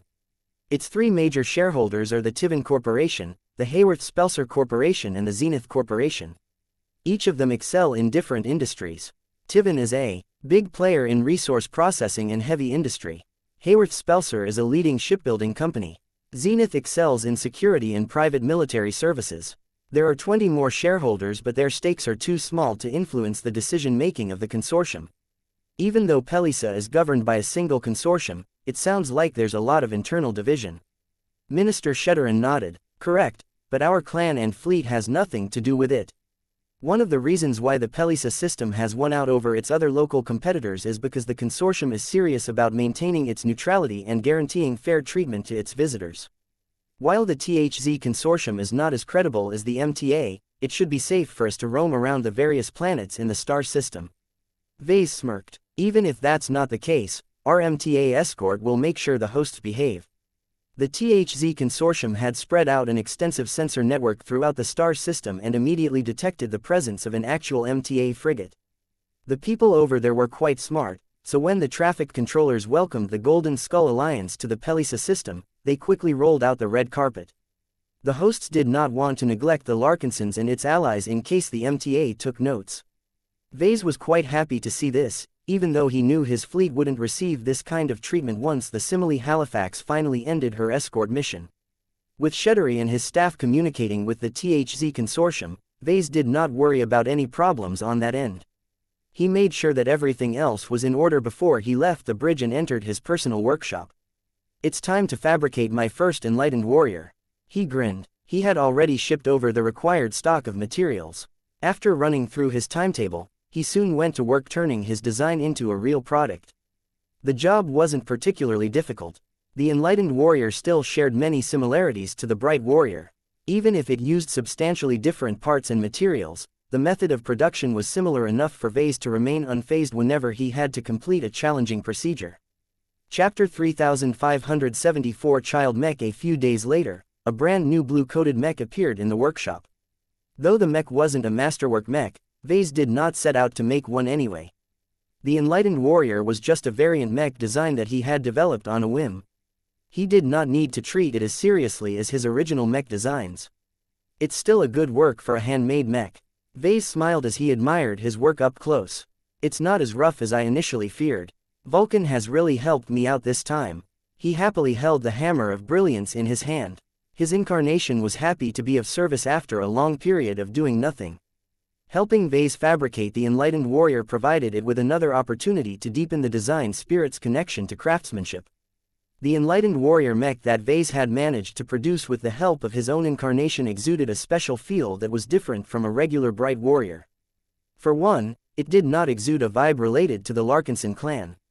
The golden cat was almost entirely absent from the design. Though she was indirectly connected to the variant mech design through her connection to the Quint, the enlightened warrior was too far removed from her influence to justify her involvement. Instead, the glow exuded by the mech was much different from that of any other design spirit. It was more muted, more metallic, less responsive and more stable, for a lack of a better word. Vase never really noticed the difference before this day, but now that he was able to make comparisons, he realized that the glows of his conventional design spirits were much more fickle than he thought. It made sense. Design spirits such as Keelangso, the superior mother, and even Arnold were living creatures that were subject to mood swings and other mental shifts.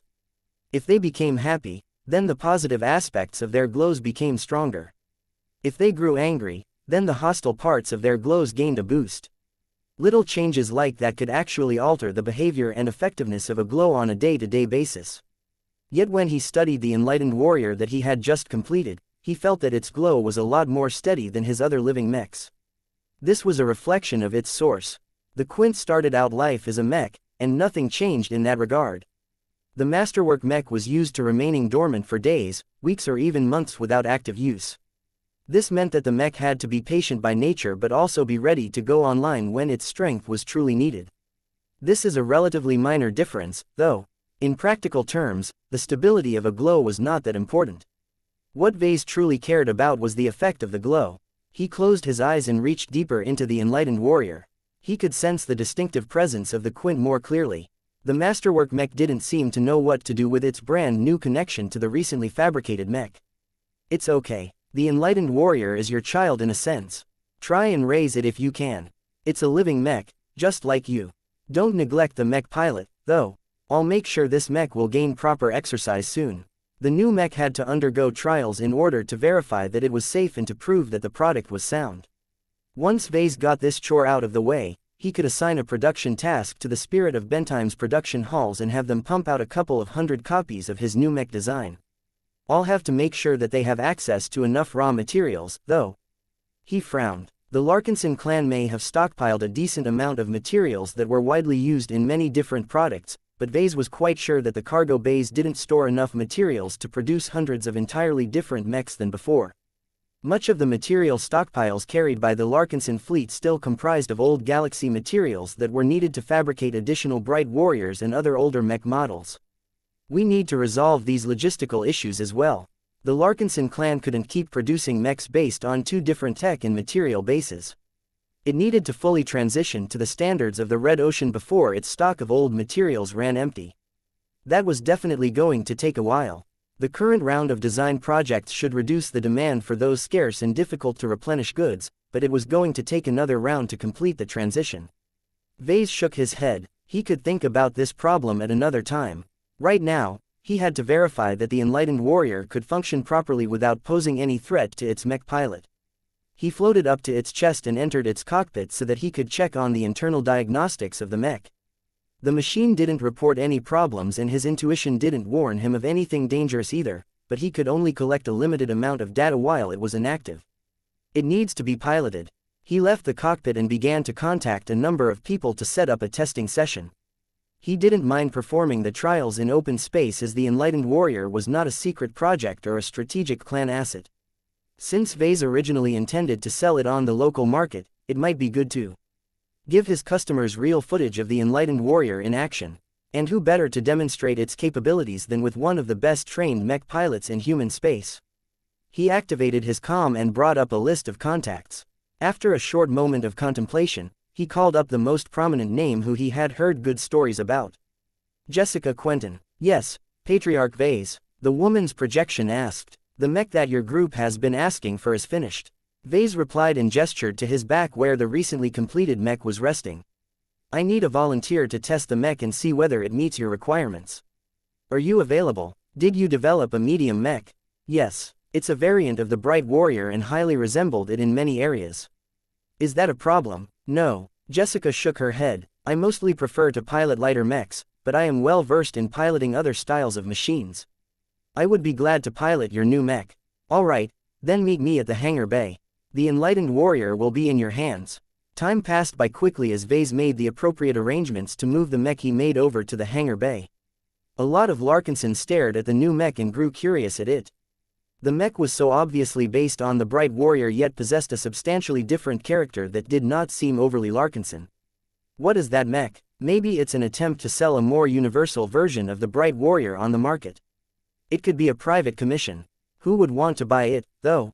A bright warrior that doesn't have the right glow doesn't sound that useful to me. Has the Patriarch gone mad? Mate, you must be new here, right? Let me tell you that the Patriarch is always mad. It's just a question whether it's the right or wrong kind of madness for the situation.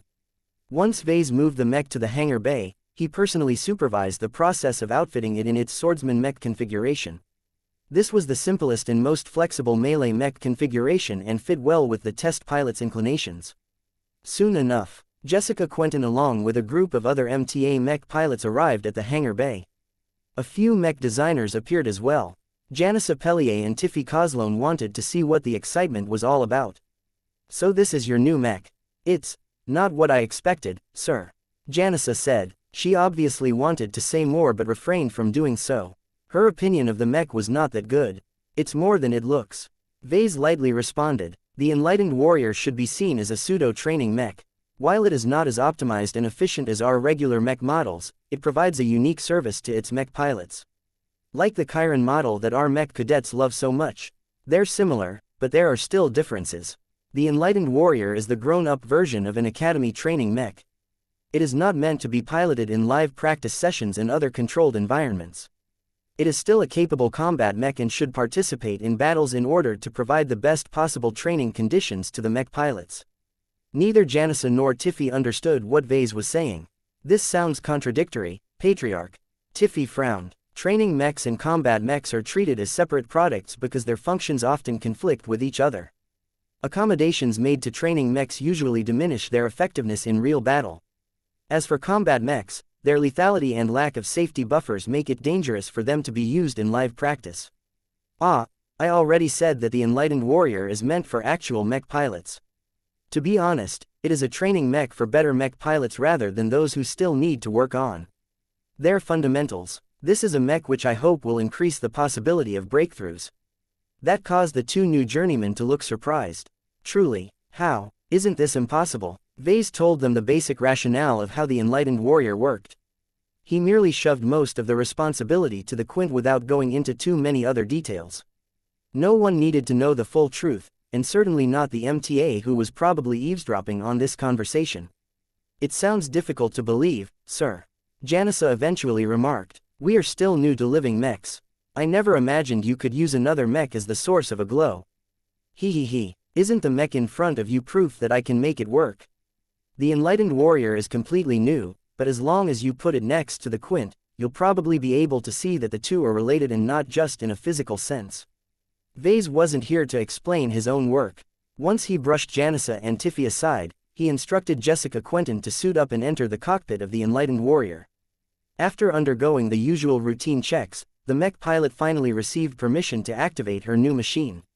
Vase observed carefully as the MTA mech pilot opened herself up to the first enlightened warrior in existence. The boot-up procedure went as normal and no significant anomalies occurred. Vase paid close attention to the pilot telemetry and especially the strain endured by the mech pilot. Although the readings signaled elevated activity, there were few signs of elevated stress and no signs of any buildup of pressure in Jessica Quentin's head. Of course, the transcendence portion of the enlightened warrior's glow wasn't online yet. The Quint wisely withheld it from activating since this was Quentin's first time piloting this new mech. Once the enlightened warrior completed its boot-up process, Vase wanted to see it in action. If there is nothing wrong, please deploy your mech into space. We have already prepared a basic testing course a few hundred kilometers away from our fleet.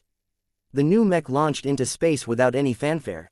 Though a lot of people in the expeditionary fleet had grown curious about the new mech, none of them understood what made it different. Even Jessica wasn't sure about whether the mech lived up to its promise. So far, she did not sense any of the guidance or assistance that she expected. Is this a defective mech? She wondered even as she flew it deeper into space. Chapter 3575 Beginning of Enlightenment. Jessica Quentin and her fellow MTA mech pilots slowly came to enjoy their time with the Larkinson clan. Even though the 5-year assignment placed them away from their friends, their family, as well as the privileges and services they enjoyed in MTA territory, the separation had ultimately done them a lot of good. Life had been a bit too easy back when they served in regular MTA units. They always enjoyed the protection of one of the most powerful organizations in the galaxy. This not only meant that they had few actual enemies to fight, it also affected their psychology in a detrimental fashion. One of the dirty secrets of the MTA was that one of the actual reasons why it was willing to recruit outsiders was because too few internal members broke through to expert pilot and beyond. If the MTA solely relied on internal personnel to grow and replenish its roster of high-ranking mech pilots, then it would probably see a drop in expert pilots and so on. The potentates who were born and raised within the ranks of the association simply had it too good. Of course, the Mech Trade Association was very much aware of this trend and tried its best to institute intensive and dangerous training programs that were designed to put mech pilots out of their comfort zone. Yet no matter how much the MTA tried to stimulate the survival drive of its mech pilots, these training programs were always lacking something. This was why more and more mech pilots secretly chose to adopt cover identities and serve in other private organizations for a change. By stripping themselves of all of their obvious vestiges as the most elite mech pilot of human civilization, they hoped to subject themselves to pressure that they could not find in the MTA. While Jessica occasionally heard about success stories, many just came crawling back to the association without reaching their ultimate goal. Others came back in coffins or nothing at all as their corpses were vaporized when their fragile mech succumbed to laser fire. This was why only a minority of mech pilots sought to serve as guest pilots. Many of them received a huge amount of investment to make them as good as they were. The best training and the best implants gave them a huge edge over other mech pilots, but battlefields were so chaotic that these pilots could die in an instant without any of them able to control their own fate. After all, even the best trained mech pilot would succumb in an instant if he piloted a regular machine and happened to be attacked by an expert mech. No place was fair and the enemy always loved to play dirty. It was a waste for those that worked so hard and received so much investment in their development to gamble their lives away. This was why most MTA mech pilots decided it was better to stay with their organization and find a way to surpass their limits under safer circumstances. Jessica used to lean in this direction as well. She had a family. Her parents expected much from her. She could not bear the thought of disappointing them by depriving her mother and father of a daughter as well as a successor they poured so much credits and merits into improving. Yet the longer she stayed with the Larkinsons, the more she became infected by the general atmosphere. Liaising with an organization as reckless and adventurous as the Larkinson clan was truly more exciting than anything she experienced with the MTA. The battles actually meant something and their lives were truly at stake. Yet there was another factor that most of those training programs simply lacked. It was camaraderie. Jessica and her fellow mechers slowly became friends with the Larkinsons. It was hard not to like these friendly and boisterous people. They were so casual about everything but showed they could be incredibly serious when it mattered. Their emphasis on family along with their diverse clansmen led to an atmosphere in the Larkinson fleet that was filled with love, brotherhood and shared struggle. As guest pilots that risked their lives several times in battle, the MTA mech pilots fully received the appreciation of the Larkinsons. Even if it remained clear that people like Jessica would never entertain the thought of joining the Larkinson clan, that didn't stop the two sides from treating each other as comrades in arms.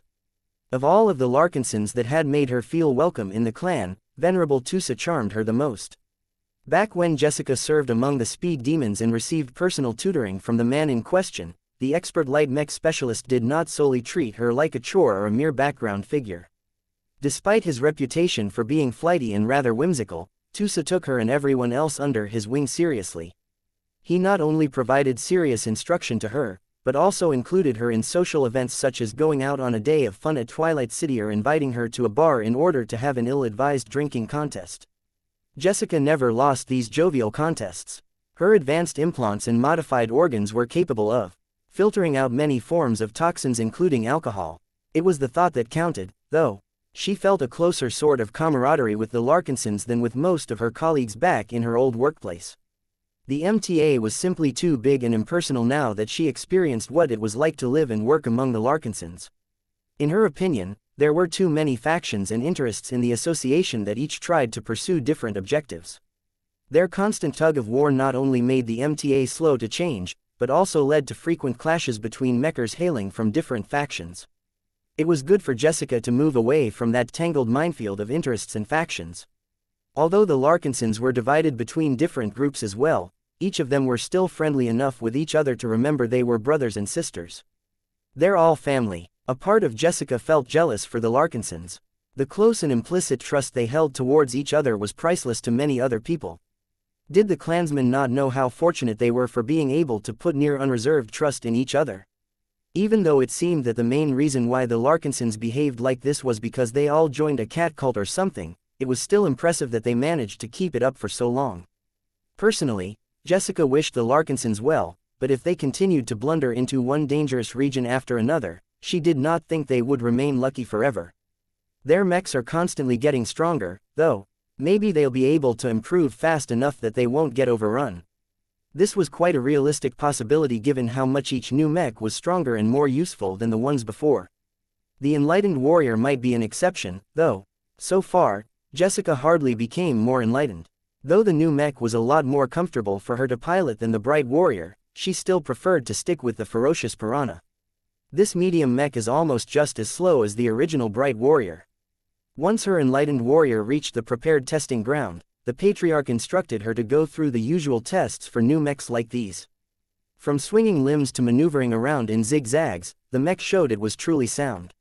Is it special, though? The mech still did not show why it was worthy to be called that way. While the glow put her in a different mood, that was not enough for her to prefer this new machine over the ferocious piranha. Vase gave her a different instruction. Alright, Jessica, now that we got the basics out of the way, we'll proceed with a modified testing scenario. While it is not usual for a new mech to be put into realistic combat trails during its first testing session, your mech is a variant, so there are much less surprises than normal. The MTA mech pilot narrowed her eyes. Testing mechs was serious business. Back in the association, the people who conducted them rigidly adhered to protocol and never deviated from the plan unless there was danger. May I ask what this special testing scenario entails? Hey, what you've showed off before is just the basic combat capabilities of your mech. What I want to try out are the training and improvement aspects of your mech. You might feel a bit unusual in the following moments. Stay calm and describe everything that is out of place. What are you talking about, sir? Then, she experienced something different. A small echo brushed past her mind. She looked around as if there was someone standing behind her piloting chair. A whisper brushed past her ears. This time, Jessica confirmed that it came from her mech. Patriarch, I am feeling or hearing whispers that don't exist. I think the mech may be responsible. That's not a malfunction, Miss Quentin. That's the mech trying to guide you. How clearly can you hear these so-called whispers? They're too faint and soft for me to understand. I think I can brush their overall meaning, but I cannot understand them in my current state. I think you need to deepen your connection with your mech. The enlightened warrior exists to serve you in more ways than one. It's not just a combat tool, but also a training guide. Think about the latter and think about your own desire to improve and achieve a breakthrough. This will bring you into alignment with your living mech and make it easier for you to converse with it and vice versa. Communication is crucial to making the most out of the enlightened warrior. Though Jessica thought that this approach sounded a bit dubious, she had spent enough time around living mechs to know that there was truth in their description. The other Larkinson mech pilots also discovered that getting closer to their living mechs was the best way to get more out of the machines. Jessica had also adopted this approach and tried her best to develop a deeper bond with her ferocious piranha. It was too bad that this was difficult to accomplish with a mech with two contradicting glows. It required an extremely special approach to develop an actual friendship with a ferocious piranha. The enlightened warrior wasn't that complicated in comparison. Its glow was based around the quint as far as she knew, and that made everything simpler. It took a few minutes for her to find the right approach. The enlightened warrior was a new and unfamiliar mech. She found success when she evoked her own desire to improve. As a member of the MTA, she possessed access to some of the best conditions for mech pilots to develop themselves. As far as standard mech pilots went, she and her fellow mechers ranked above everyone else in human space. Yet, for all of the merits and credits poured into her development, she was ultimately inferior to all of the expert pilots who emerged under far more inferior circumstances. How could she possibly be happy about this? Whenever she witnessed the more gifted individuals in the clan, she felt indignant how these supposed space peasants lucked out and made their first step to godhood while she remained stuck as a mortal despite all of her efforts. She was not resigned to her fate. I want to advance. I want to be special. I want to be more than a forgettable soldier. Good. You still have a fighting spirit. You will need that if you wish to become worthy of my instruction. What the? Who's there? Who's talking? You know WHOIAM. You're that living mech. The Quint. How could the Quint possibly communicate with her when she wasn't even piloting that masterwork mech? Had living mechs become this powerful already? Chapter 3576 Quint questioning Quentin. Living mechs were the distinct specialty of the Larkinson clan. While the Living Mech Corporation did release a number of third-class mech models on the mech market, they were all fairly old and did not impact the battles taking place in the more important parts of the galaxy. The Hexadric hegemony was the only third party to obtain the right to pilot second-class living mechs, and they had already discovered a lot of benefits and nuances about them. The Blessed Squires and Valkyrie Redeemers were such effective morale boosters that they had become the staple of the Hex army. The Hexers had even begun to develop variants themselves. Although the Hexer mech designers had to adopt a conservative approach in order to preserve the glows, the new and dizzying variety of Valkyrie mech models increasingly transformed warfare in the Komodo Star sector beyond anyone's imagination. With over 100 million users of living mechs, the people's understanding of living mechs had increased by a remarkable degree. The Larkinsons knew even more about living mechs. With the creator himself presiding over the clan, its members received plenty of insider knowledge on how to better draw out the potential of their special machines. Jessica Quentin and her fellow mecher colleagues thought they knew what living mechs were capable of. So far, the machines did offer surprising capabilities, but they never really sold the idea that they were truly alive. She had heard that the masterwork mechs of the Larkinson clan were a lot better in this aspect, but without any opportunity to pilot them, she took these stories with a grain of salt. It was hard to believe in all of the hype given that the Larkinsons had a tendency to make wild and outlandish claims on a regular basis. It wasn't until she finally piloted and connected with the enlightened warrior that she realized that her ideas about living mechs were flawed. That is not important. This is about you, pilot. Your dissatisfaction in your own strength and your desire to improve has attracted my attention. If you wish to break past your limits, then you must have the will and determination to improve no matter the cost. I already know that. I wouldn't be here if I wanted to be normal. I am committed to pursuing greater strength. Is that actually the truth? You doubt me. She frowned. Your will is feebler than you think. Pride, ego and privilege sustains your drive to improve, but those are brittle pillars to rely upon. Put too much pressure on them, and they will break, bringing you down as well. Though Jessica wanted to refute this strange mech's words, deep in her heart she couldn't help but agree with the Quint. Under normal circumstances, she would have replied with a face-saving retort, but she could already tell that wouldn't work. Her mind was connected to the enlightened warrior through the neural interface. There was no way she could hide her true thoughts under these circumstances. She could feel the enlightened warrior and by extension the Quint judging her at this very moment. She was afraid her performance had not been optimistic so far. Something about her failed to meet their requirements. Her augmented mind worked quickly as she analyzed their previous conversations. She developed numerous theories on what the Quint found lacking in her. She quickly came up with an answer that had the highest chance of receiving a positive response. You believe that I am lacking a greater purpose, is that it? She asked. I am still young enough. I can still learn. I can find a cause that I am willing to fight for. Is that what you want? It is not as simple as that, Jessica Quentin. Of the two mech pilots I have guided before, both of them have enshrined their dedication to their fellow Larkin sons in their hearts. They have proven their will to fight to the death in numerous battles. Compared to them, you fall far short of that ideal. I may be behind them, but I can catch up to them. I am here to learn, Quint. Just give me the instructions. Jessica argued. I am already giving you instruction. You lack the fundamental conviction to fight and die for anyone except yourself. Your principles are weak and your commitment to mech piloting is based on the prospect of enjoying a greater status in human society. Jessica coughed. I do not think that I am as bad as you say. I have dedicated decades of my life to the piloting profession. I studied hard and won as many opportunities as I could to excel above my peers. I am training in piloting so many different mechs that there is hardly any machine that can stump me anymore. I threw myself into mastering the art of piloting lighter mechs so that I can push my greatest advantages as a mech pilot even further. I do not lack the drive to improve. Yet you have not addressed your greatest flaw. You are a smart mech pilot, Jessica Quentin.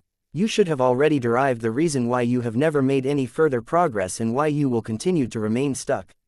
The hardest attacks were ones that rang true. As a soldier, Jessica had gone through a lot of training.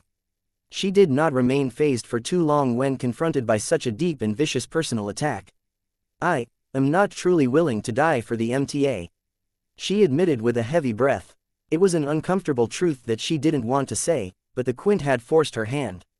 Despite all of her training, despite all of the good times she had with her fellow mechers and despite all of the benefits and privileges she received, the MTA's purpose did not rate higher than her personal ambitions.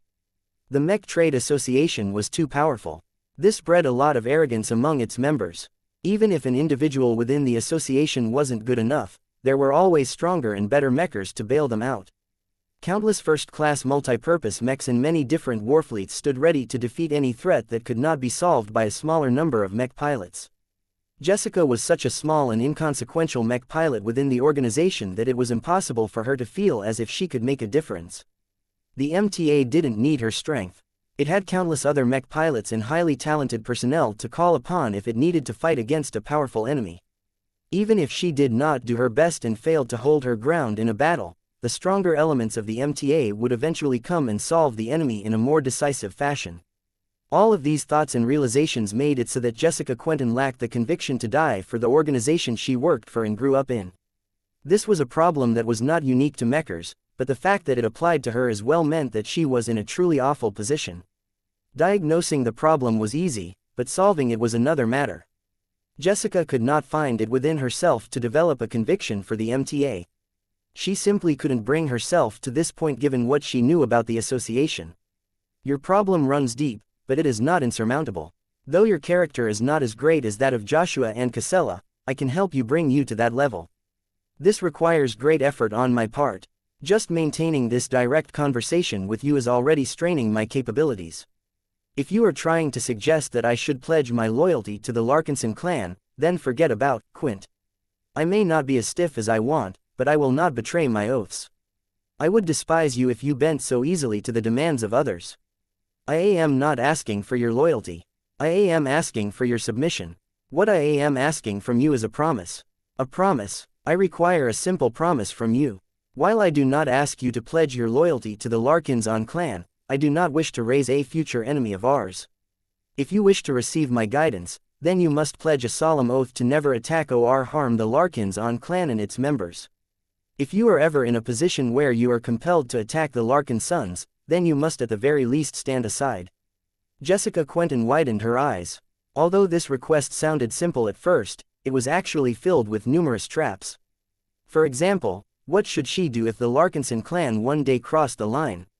What if the Larkinsons detonated antimatter warheads on a populated human planet or actually colluded with aliens in order to set humanity back?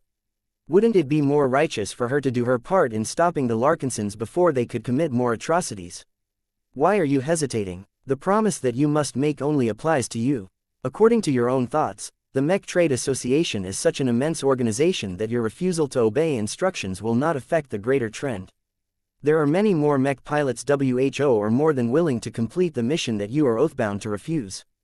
That is true. Jessica frowned. It is the principle of the matter, though. I truly cannot bring myself to make any carve-outs if I want to develop a serious conviction.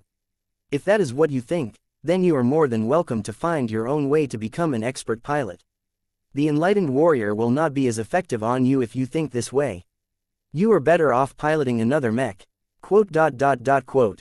Jessica had a lot to think about. Though there were many times where she wanted to refute or deny the Quint's words, the mech knew what it was talking about. She couldn't get rid of the notion that she might be missing the opportunity of her lifetime if she continued to remain inflexible about the masterwork mech's demands. Was it worth it to pledge another oath and to put her personal ambitions above the greater interests of the MTA? I've already been doing that for most of my life. She admitted to herself. Maybe going a step further is not that much worse. Her loyalty to the MTA compelled her to reject this option, but the more practical side of her knew that it wouldn't matter in the greater scheme of things. She might receive a reprimand and make her superior upset, but everything was worth it as long as she was truly able to set off on the path to godhood. The trajectories of every god pilot had proven that once a mech pilot obtained enough power, the MTA would begin to bend to their whims instead of the other way around. Jessica set her sights squarely on the top. Nothing less than becoming a god pilot herself would make her feel fulfilled. Her desire to fulfill this dream made her a lot more willing to pledge a single additional oath. Fine, you win. I can't believe I'm actually agreeing to do this just because a mech told me to. This is most certainly one of the weirdest days of my life. She felt dirty for compromising her loyalty to the MTA. She felt further removed from becoming an expert pilot because of that. She hoped that the Quint would be able to compensate for that and help her get even closer. After Jessica pledged her oath with utmost sincerity, the enlightened warrior seemed to open up to her. The living mech behaved as if it was waiting for her to do something for the Larkinson clan before it was willing to perform its function. Open your eyes, Jessica, and discover your true conviction. The Quint had activated a setting that introduced a new glow to the enlightened warrior. The mech seemed to bloom in a way that called up something deep inside Jessica's heart. Chapter 3577. The rising mountain alarms began to ring inside the cockpit of the enlightened warrior, but Jessica was deaf to them. She had become so engrossed by her own sensations that she no longer even noticed that she was piloting a mech. Back in the hangar bay of the Spirit of Bentime, Vase grew a lot more concerned when he saw that the stress levels of the test pilot were jumping upwards. Although he expected the enlightened warrior to produce an elevated reaction from Jessica Quentin, the spikes he was seeing were too much. They also looked suspiciously familiar to Vase. Weren't these readings similar to the ones he observed when he experimented on a lot of dwarves? His eyes widened in alarm. Quint, what the hell are you doing? More than 100 kilometers separated Vase from the enlightened warrior mech he was testing. This meant that he could not keep track of what was happening to the glow or other spiritual phenomena surrounding his mech. In hindsight, he should have placed it a bit closer to his position. Despite the obvious security risks that entailed, Vase really wanted to obtain a better idea on what was truly going on inside his new mech. From what he was able to infer from Jessica Quentin's life signs, the mech pilot was undergoing a lot of upheaval, so much so that her heart rate and other signs of stress were rising in a similar fashion to the test subjects that he had experimented upon in the past. The more Vase studied the data, the more he was able to see the similarities in the pattern. The rate of increase was so unnatural and alarming that he could only think of one reason why Jessica Quentin's physiological signs were spiking to such an extent. The Quint was subjecting its own mech pilot to the full force of the new mech's transcendence glow. This went way past the safety limit that he had programmed. How? Vase almost began to panic as he thought about how the Quint was able to override the enlightened warrior's safety limit. Did the masterwork mech bully the newborn machine? Did the Quint actually hack into the enlightened warrior mech and forcibly remove the safety barriers that Vase had put up in order to prevent his new mech model from killing its own mech pilots? If this was true, then that had huge implications for Vase and his relationship with the various spiritual entities he created or recruited over the years. For a long time, Vase and the various spirits that had joined his collection enjoyed a harmonious relationship. Both of them benefited from playing by the rules. As long as Vase kept designing mechs, he would continue to draw upon the design spirits to strengthen his work. This provided the design spirits with spiritual feedback which they needed to sustain their incorporeal existence and potentially evolve further. Why was the Quint different? It's a mech and not a traditional living organism. Vase used different approaches to create different mechs. When he created a new design spirit by himself, he generally tried to create a form of life that was fairly similar to that of a human. He took their emotions, their motivations, their inclinations and other living aspects into account and tried to make them as rounded as possible while still making sure they fulfilled their primary responsibilities. Whenever he designed or built his mechs, he did not set out to create rounded individuals. He needed them to live for their jobs and fulfill their purpose without any deviations. The reason for adopting a more narrow approach was because his mechs needed to be reliable and consistent enough for mech pilots to count on them. It would hardly be good for his Larkinsons and his customers if every single living mech came out differently despite sharing the same design. Of course, even if the individual mechs started out as near copies of each other, they eventually diverged from each other as they were utilized by different mech pilots. Each of them slowly developed their own characters and grew in unique ways. The Quint along with the Shield of Samar were the most prominent mechs of this kind. Both of them had deviated so far from the Mech model they were originally based upon that they had literally taken a life of their own. Vase considered them to be children that had grown up. They were adults who were old enough to make their own choices, befriend whoever they wished and set their own life goals. Up until now, Vase had never questioned whether his living mechs would continue to act responsibly. The templates that he had set for them already came with a strong sense of loyalty to the Larkinson clan. Even if they grew in different directions, they all shared the same root. What about the Quint, though? Has it gone astray? The Quint was pretty much the most valuable standard mech in the Larkinson clan. It was a living relic that could offer a lot of benefits to the Larkinsons as long as it faithfully served the clan as always. The mere suggestion that Vase would have to retire it because it was capable of causing active harm onto Mech Pilot was painful for him to think about. Yet as clan leader and mech designer, Vase would have no choice but to put the Quint in the mech equivalent of a prison if it ever misbehaved to a severe degree.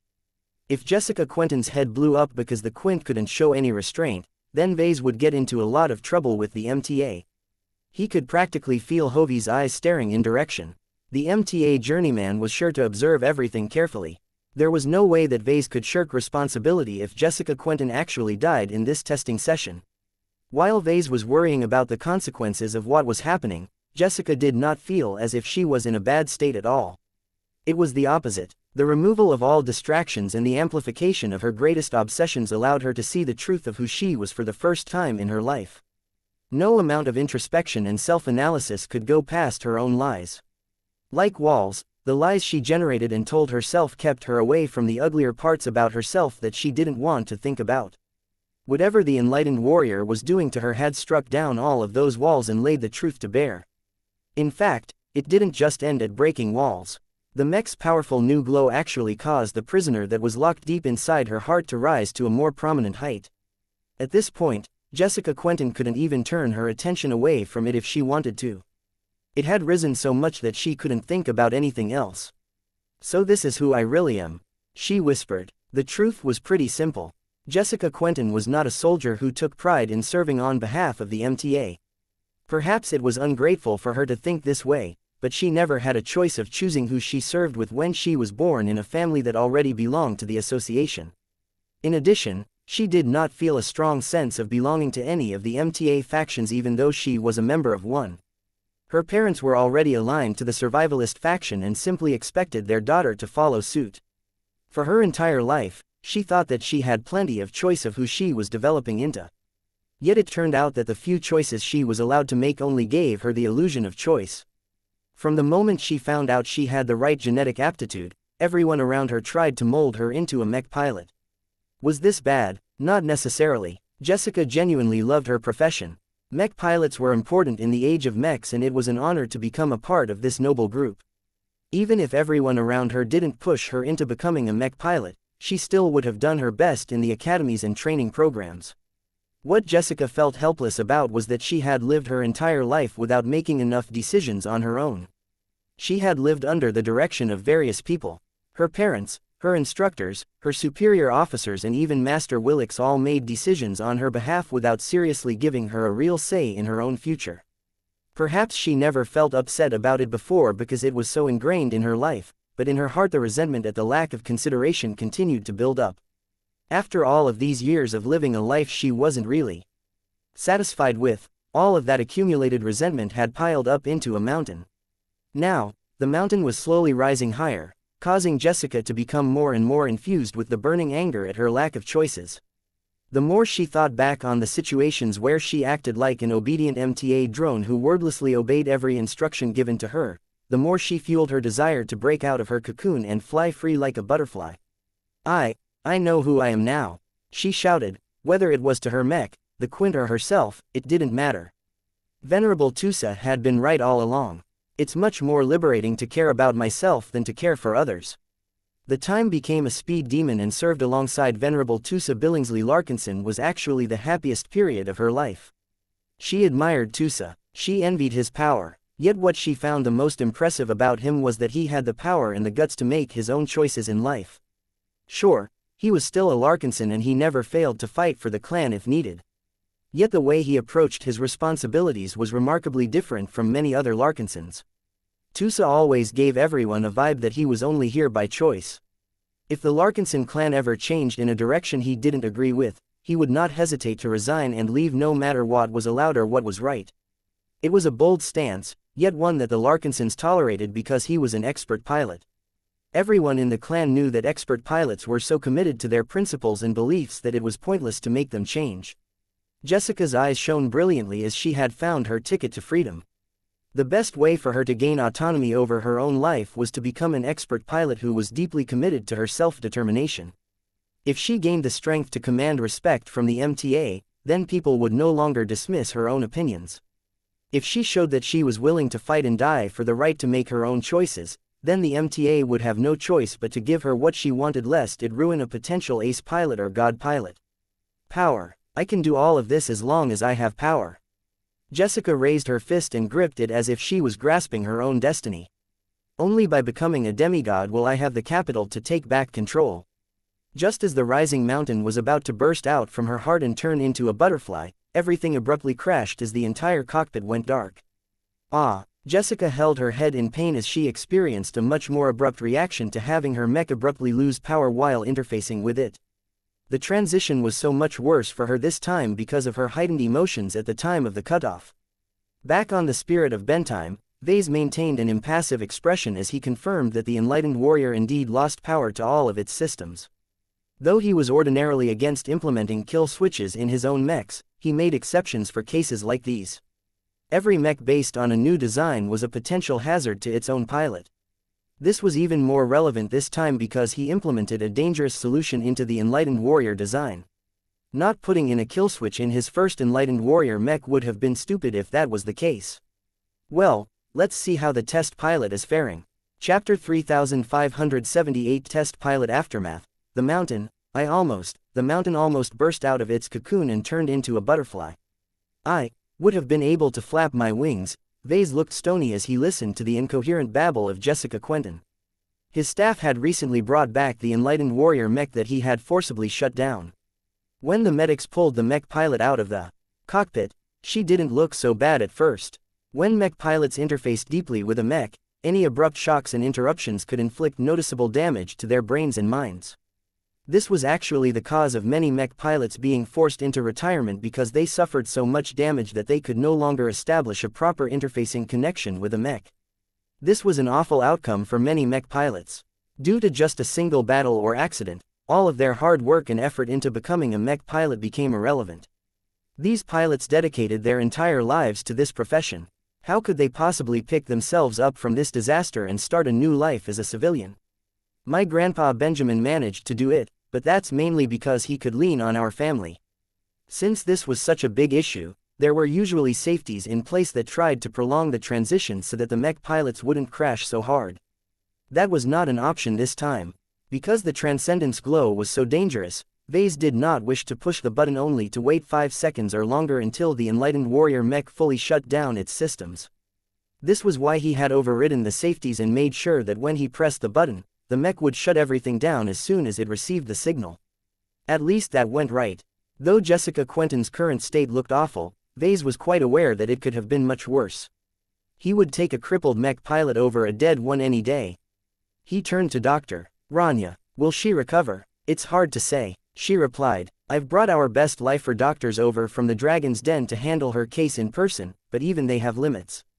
I can tell you now that we have not found any concerning signs that might suggest that her body was close to failing. Aside from a noticeable lack of energy and signs of elevated stress, her body is extremely healthy. In fact, she's so augmented that she could easily outlive diseases that would kill all of our bodies. Oh, Vase said, what about her brain? You don't have to worry about that either, sir. Apparently, mech pilots of her pedigree undergo genetic modifications that slowly strengthen the physical resilience of her brain and central nervous system. Her neurons are much more flexible and can heal on their own. Her brain is actually partitioned into different compartments that heavily limit how much damage can be done to it. Her head even generates tiny flesh bots that crawl throughout her head in order to fix issues such as infections, internal bleeding and faulty implants. Are you serious? Rania gave him a serious look. What I said is just the tip of the iceberg. Don't be fooled, Vase. Jessica Quentin might look like a human, but she is so far removed from her race that she is a substantially different organism. She's tougher than she looks, so both her brain and the rest of her body will make a full recovery. Then what about her psyche? Vase gestured to the silly woman who kept talking about mountains turning into butterflies for no good reason. Will she get back to normal again, or will we have to face the fact that we turned one of our guest pilots into an idiot? You mean you turned her into an idiot? Isn't this new enlightened warrior design your sole work? Don't push the blame on us if your plan backfires. Just tell me what your docs are saying about her mental state. Rania threw a smirk at him. Relax, sir. She'll recover. Although we cannot fully understand what she is going through, we can make a few reasonable projections. Other mech pilots that have ended up in similar cases usually return to normalcy anywhere between 30 minutes to 6 hours. I predict that Quentin here will not take too long to regain her wits given her stellar augmentations. We are already detecting the implants trying to reboot her mind. I see. Is it safe to enter her room? I'd like to examine her up close if possible. Rania checked with the doctors, who promptly informed her it was fine. You can go in, but don't try to interact with her or force her to wake up. It is best to give her the time she needs to pick herself up again. Understood. Vase slowly stepped into the room, making sure not to make any abrupt movements that could agitate the patient. When he stopped next to her recovery bed, Vase did not look at her physical state but instead used his spiritual senses to peer directly into her mind. He sensed a confused mess inside her mind. Her thoughts were all jumbled up and a number of odd changes had occurred that completely upended its original state. The jumbled thoughts and emotions were slowly being sorted. Although the pace was a little slow, the fact that Jessica's mind was recovering by itself provided Vase with a lot of relief. What actually drew his attention was something else. Much to his surprise, Jessica Quentin's willpower and spirituality had actually undergone an evolution since he last inspected her state of mind. Vase had made sure to track her spirituality before she test-piloted the Enlightened Warrior. When Jessica entered the Larkinson clan as a guest pilot, she did not possess any spiritual potential, as did her peers. That changed somehow as her spirituality grew to the point she now had real potential. The only problem was that this potential had not developed any further. Vase chalked it up to her lack of conviction and her comfort in her own identity as a mecher. Now, she had undergone a drastic change. Though she did not break through to expert candidate, her spiritual potential had undergone a massive boost. It was several times more powerful than before. Whatever explosive growth process it had gone through, it was certainly effective. The only downside was that the process also inflicted great pressure on Jessica's spiritual potential. Part of the reason why the mech pilot was so out of it was because the cracks in her own spirit needed to be healed, and while that went on, Jessica remained in a daze. Aside from that, what Vase also found impressive was that her willpower became a lot purer and more condensed. What he sensed from Jessica could almost rival that of expert candidates. Unlike her spirituality, Jessica's willpower was in a completely good state. It was vigorous, active and much more developed than before. This change is too big. The combination of these two observations caused Vase to make a shocking conclusion about what just happened. Had the Enlightened Warrior almost helped Jessica advance to expert candidate? Vase couldn't believe it. The transformation was just too drastic. Before, Jessica was as far removed from becoming an expert candidate as anyone. Though he had not developed a full theoretical framework on how ordinary mech pilots were able to advance to expert candidate, Vase guessed that it should not be a sudden process. Mech pilots needed to be tested and challenged in many different situations in order to find out who they were and what they were willing to fight for. This was usually a process that could take years. He never thought that a mech could accelerate this gradual accumulation process to the point where it immediately skipped all of the waiting and went directly to the climax. If Vase hadn't pulled the plug on the Enlightened Warrior, would the mech have been able to help Jessica Quentin take her first step in becoming an expert pilot? He shook his head. This was a dangerous thought. He made the safest choice that he could at the time of the testing session. He didn't know how close Jessica had come to having her head explode. He would rather rule out the possibility of that happening and ruin her advancement opportunity than the other way around. After all, what was the point of helping Jessica become an expert candidate if her head promptly exploded right afterwards? Given how much stress her rapidly grown spirituality had endured, Vase had the suspicion that she had indeed come very close to losing her own head. This is for the best. He eventually concluded. As long as you are alive, you'll have another chance. You don't need to evolve in a single sprint. After comforting himself with that excuse, he spent the next minute studying her condition. He took as many mental notes as he could as he opened up a new case file in his cranial implant. He even went back his memories of what had happened and tried to puzzle out the exact sequence of events that led to this result. What? Where am I? Jessica blearily asked as she seemingly woke up with the worst headache in years. Why is my head spinning? Vase gently pushed her shoulder down. Hey there, slow down, just sit back and relax. Don't try to get up, okay? Sir, what are you doing here? What happened? Wait, I remember, I found the mountain. My heart was a cocoon.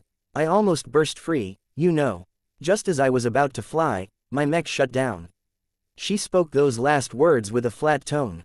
Her expression was not happy at the moment. Vase already had an answer ready, though. He activated his comm and projected an image of her life signs at the time. They did not look reassuring. Did you know how much your life signs spiked at the time? Your heart was going wild and the pressure in your head kept building up.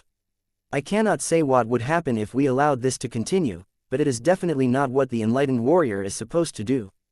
If you hadn't augmented your physical functions so much, your body would have been in a much worse state. The woman frowned. She didn't fully know what all of the readings meant, but it was helpfully color-coded in a way that it would display a lot of red if the life signs were way out of bounds. Pretty much every life sign reading had spiked into reddish territory. I didn't realize my body was undergoing so much stress at the time. How can piloting a mech produce such an intense physical reaction?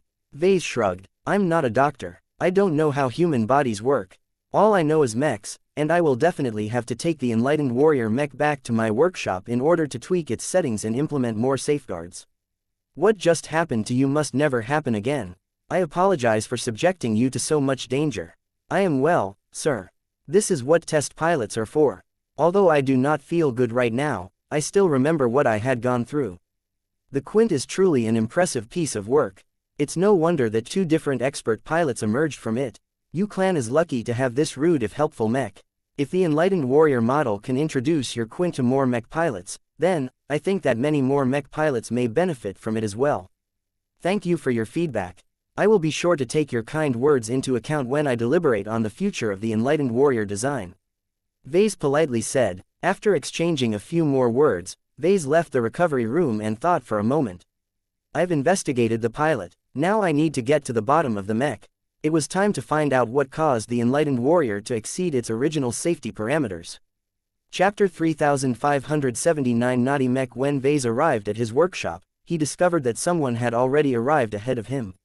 His wife was already looking up at the enlightened warrior with a scrutinizing gaze. Goo. Waawa boo booawa. Of course, Gloriana had also brought their baby along. Aurelia babbled senses as she tried to reach out at the friendly light blue-coated mech. Compared to everything else she had seen in her brief life, the enlightened warrior looked a lot different due to its color scheme. Meow, meow. The 2 cats had followed after Gloriana and the baby as well. Right now, the 2 of them had jumped on top of a work table and pressed down their bottoms in anticipation of a good show. Gloriana turned and glowered at Vase. Look at what you've done. Are you proud of yourself? Your solo project nearly got us all in trouble. If I was involved in this project, you would have never made so many mistakes. Hey, my project is sound. I did the best I could and I took every reasonable precaution. Accidents happen, okay. With a mech design as experimental as the enlightened warrior, it performed quite well up until the last moment. I admit that I should have implemented more precautions to prevent the situation from developing up to this point, but everything eventually turned out okay. I pulled the plug before anything truly awful happened. And what if you did it too late? What if you misjudged the timing? What if the runaway reaction already did its damage before you realized that something was wrong? Did you ever think about those possible scenarios, or were you so confident that your brilliant but risky scheme would somehow work exactly like the way you envisioned? Did you stop implementing more safeguards because you wanted to rush your variant design to completion just in time for our clan to sell copies of the mech to the local mech market? Well, you should have involved me as well. With 2 mech designers working on this project at once, we could get double of the work done. If I was in charge here, I would have never let you complete your design in such a rough state. Hey, don't blow this situation out of proportion. My experiment went awry, but that tends to happen when anyone tests out new stuff. You're hammering me way too much, Gloriana.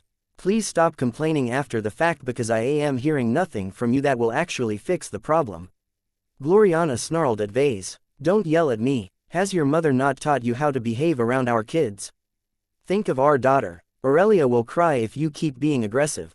Just look. She presented Aurelia forward, much to the baby's surprise.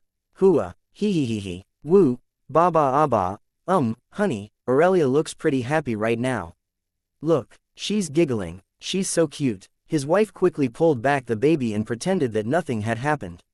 Ahem, in any case, let us stop arguing about the causes of this incident and look towards fixing it. Do you have any ideas, Vase? He directed an impatient look at her. Despite what happened, the enlightened warrior is still a mech of my own design. I need to fix my problems in order to learn from this incident and do better next time. Now, will you get out of the way and stop distracting me from performing a proper examination of my mech? Gloriana made a disgusting sound before she turned her head towards Aurelia. Did you hear that, Aurelia? Your daddy thinks he knows better even though he got himself in this mess in the first place. The nerve of him. The patients are running the madhouse. Vase quickly brushed past his complaining wife and approached the enlightened warrior to study its current state. He first performed a basic technical examination. He paid special attention to the operating system, the data processors and most importantly the neural interface. None of them showed any signs of tampering and all of the logs indicated that they were working as intended. Any mutation that occurred during the testing session did not originate from the hardware of the mech. Well, that rules out a lot of unlikely possibilities. Even though he didn't think there was anything wrong with the physical state of the mech, he had to confirm it for himself before he narrowed his sights to the more probable causes. Seeing that the nature of the problem likely involved the spiritual side of the enlightened warrior, he carefully touched the surface of the mech and closed his eyes in order to pour his full concentration in the mech. He first tried to get a deep impression of the character of the mech. Contrary to his initial thoughts, the enlightened warrior did not feel as if it had been tampered or warped by the Quint. The mech was still relatively close to its initial state. It was for all intents and purposes an innocent mech who didn't know what it had done wrong. Hey, it's okay, I'm just checking with you. Can you tell me what happened back then? The mech was still new and very underdeveloped. Even if it was a second-order mech, its extremely short existence and lack of interaction with its mech pilot meant that it was still lacking in too many areas. Vase wasn't able to get any clear or coherent answers out of the living mech. He only knew that the enlightened warrior pretty much let the Quint run the show and that it had activated its transcendence glow at the maximum possible setting, which Vase had set at 50% of the glow of the aspect of transcendence. This should have been a risky but still rather safe setting. According to his theories, the transcendence glow at half strength should have only made Jessica Quentin stressed or agitated at most. It was not supposed to give her a highly realistic simulation of what it was like to stand a few steps away from that living statue. I'm missing something here, Vase frowned. Quint, tell me what you did. I merely did what you intended to, Creator. I gave pilot Jessica Quentin what she wanted and needed. She asked for guidance. I gave it to her. She asked for power. I introduced her to it. She was willing to die for her freedom. I provided her with a chance. Whether she lived or died is up to her. If she wanted it bad enough, then she would have passed the test. You, Vase looked both shocked and disappointed in the spiritual conversation he held with his own mech. How can you be so callous? To surpass one's mortality, one must be willing to balance on the edge of life and death. Joshua and Casella both showed this willingness. Jessica Quentin has yet to push herself to this knife's edge, so I pushed her onto it. As far as I am concerned, it worked. Jessica's life signs were going wild. Her head almost went poof. Did you know how much trouble you could have gotten us all in? There was a real chance the MTA would have stepped in immediately and put me into permanent MTA custody. How the hell am I supposed to help the Larkinson clan any further? The MTA might even find out that you're the ultimate party responsible for killing one of its own mech pilots and perform the first execution on a living mech. The Quint may be intelligent enough to think and talk for itself, but it was still too ignorant of the bigger picture. The masterwork mech still had plenty of shortcomings. It worked, did it not? Though you have cut the mech pilot off, she has already found her way. She can climb the last hurdle herself, with or without the enlightened warrior.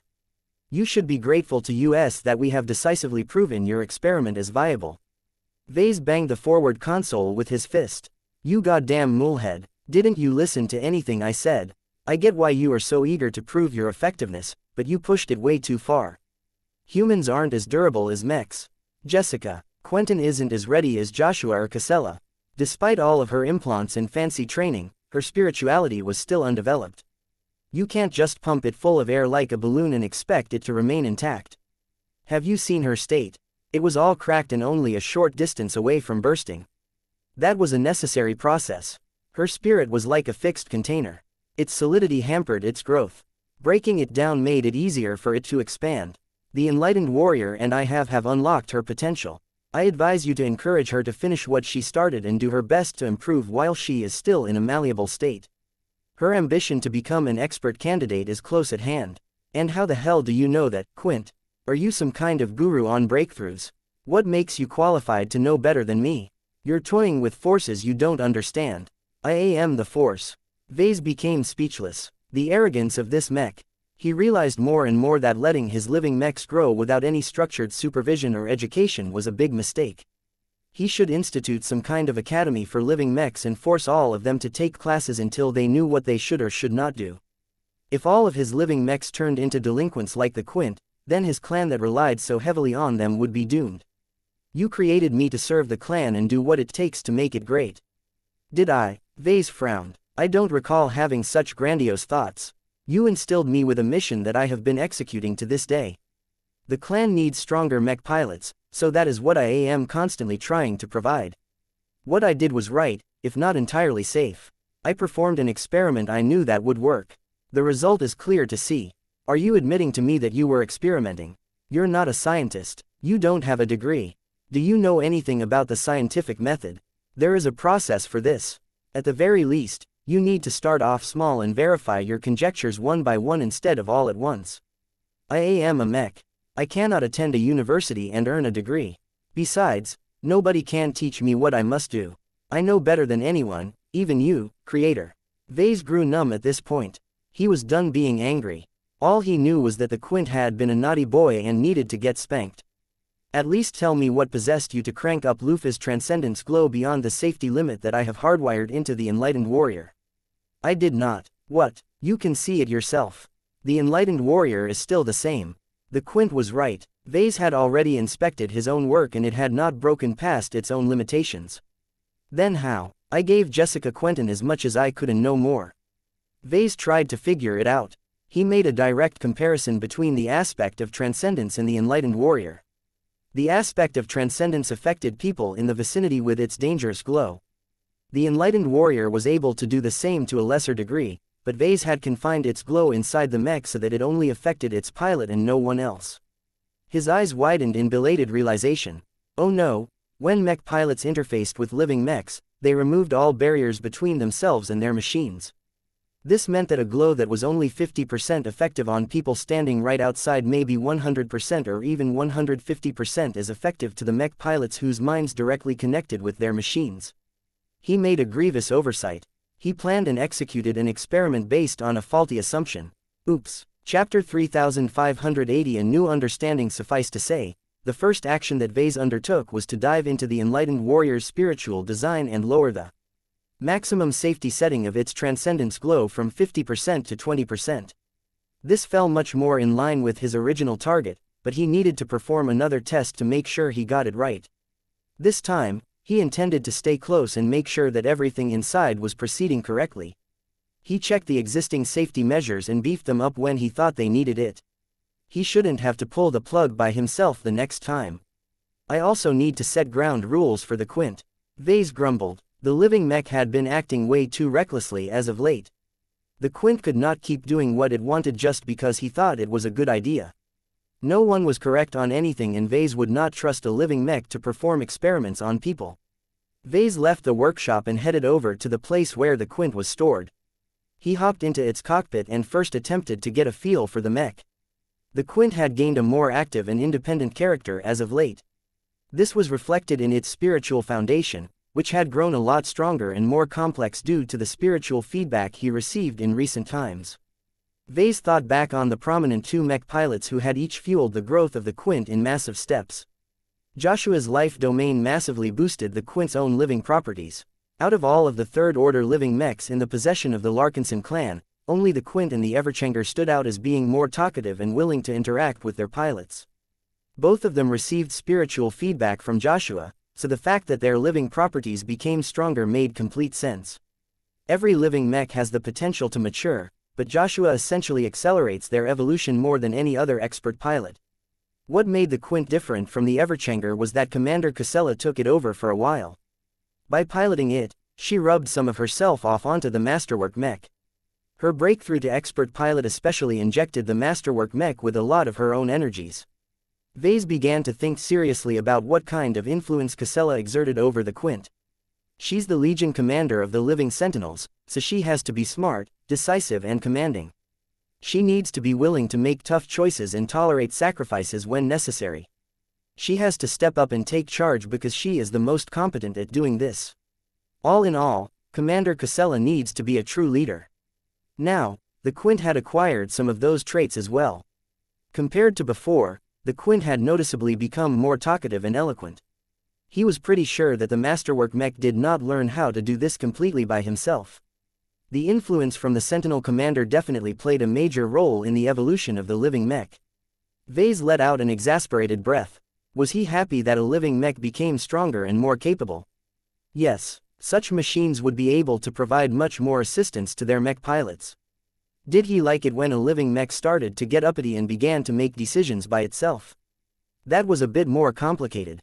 Vase could see the benefits of mechs becoming smarter, more independent and more true to humans. The greater their capabilities, the greater their ability to cooperate with the mech pilot, thereby leading to a stronger overall performance. Yet, any growth in these areas also introduced more complexities. The loyalty, obedience and servility of his living mechs became increasingly more questionable. After all, the closer they got to becoming human, the closer they inherited all of the shortcomings of being human. The Quint was probably the furthest ahead in this area. His previous remote talk with the willful mech made Vase realize that he could no longer treat it as a product. Even though he understood living mechs the most out of everyone, Vase still did not divorce them from their identity as tools and machines. That would be foolish because mechs ultimately existed to fight and to perform duties related to it. He could not treat them as precious as his clansmen because it would be detrimental for his clan if he refused to put them at risk. However, higher-order living mechs deserve better treatment. They were rarer, more precious and above all else more capable. It sounded unfair, but that was life. Vase would always treat his mechs with respect, but special machines like the Quint deserved more of it than others. He just couldn't get accustomed to it so quickly. His best living mech was growing at a much more rapid pace than he expected. Normally, it should have taken years if not decades for the Quint to reach this point. Will you continue to procrastinate or are you ready to talk now, Creator? Vase grimaced as he sank into the piloting chair. You could have just waited and given me the illusion that you are just a mech, Quint. Where would be the fun in that? I like seeing you uncomfortable. You are able to experience amusement. Vase tentatively asked. I am alive. Why should I be deprived of the full spectrum of emotions that humans can experience? Your understanding of WHOIAM is rather disappointing. Hey, I am busy. I need to keep track of a lot of different developments. I can't spend all of my time on examining and understanding your current state. That is understandable. You should let me go about my own business, then. You are showing too much concern for my actions. God damn it, Quint, did you just forget about our talk earlier? Your recklessness will affect our entire clan. We need to come to a new understanding because letting you take action by yourself doesn't cut it anymore. You've become too capable for me to feel reassured about your autonomy. Then what do you suggest? That was a difficult matter to decide. Vase wouldn't feel reassured unless he personally kept an eye on the Quint. However, he clearly couldn't babysit this living mech all the time. He needed to employ an agent that could supervise his living mechs for him. There were very few candidates that he could think of, but he wasn't sure whether any of them were good enough. Goldie, come out here for a moment. Nya, the golden cat manifested in front of him for a moment. Her soft, golden glow illuminated the entire cockpit in her splendor. Vase noticed it was quite easy for her to appear in this way despite the Larkinson mandate not being close at the moment. It made sense as Goldie was still the design spirit of the Quint.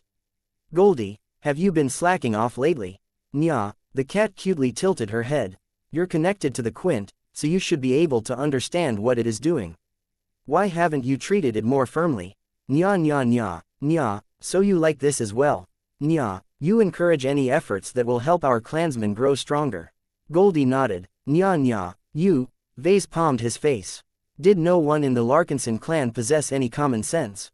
Even the golden cat had gone stupid. Seeing that Vase was disappointed in her, Goldie flew up to Vase and rubbed her intangible body against his hand.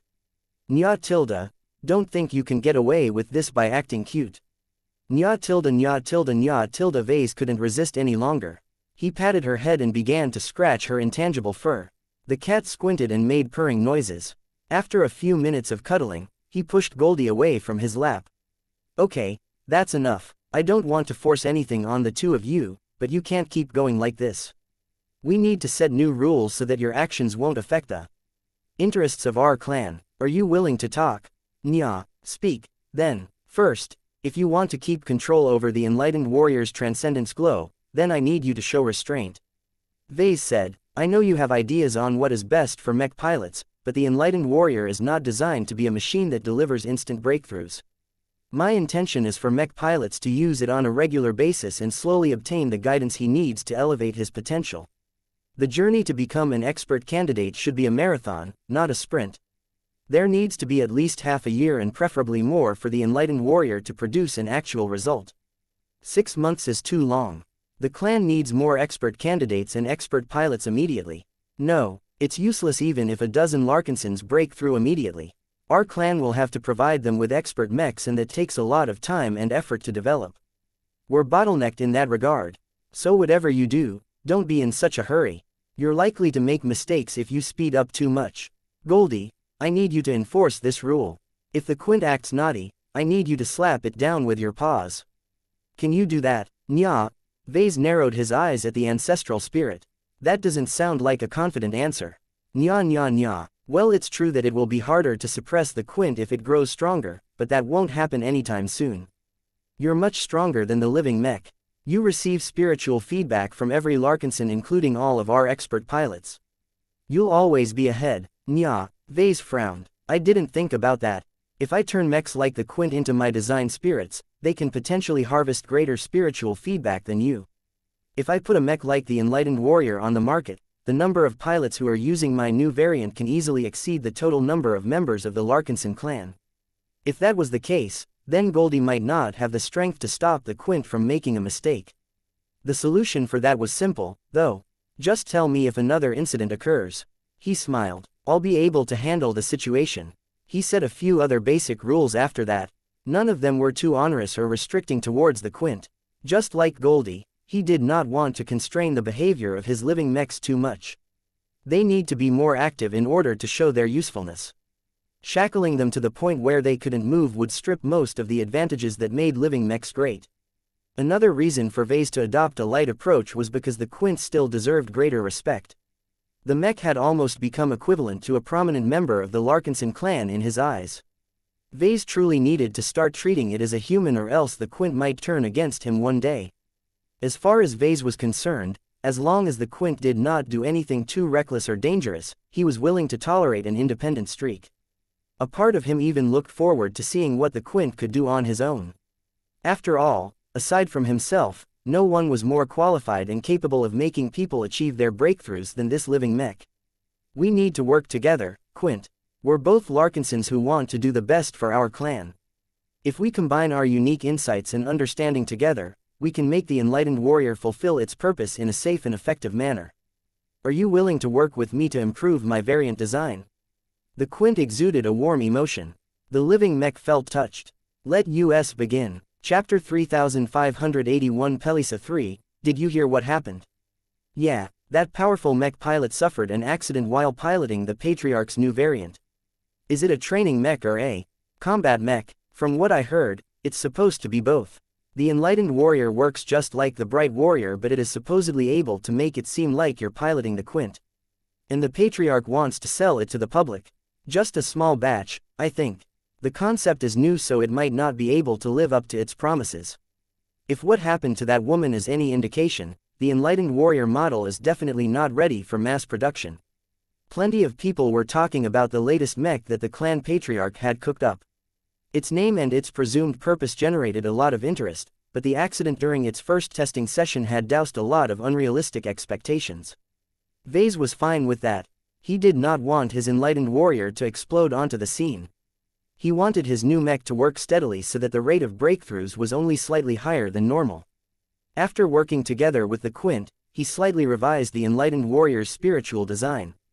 Even without the Quint or the Transcendence Glow, the variant should be able to provide a small amount of assistance to the mech pilot. The role of the Quint would therefore be pared back. Incidences such as when the Masterwork mech directly guided Jessica Quentin shouldn't happen again so frequently. The reason why Jessica was able to talk with the Quint was because she was already highly accustomed to piloting living mechs.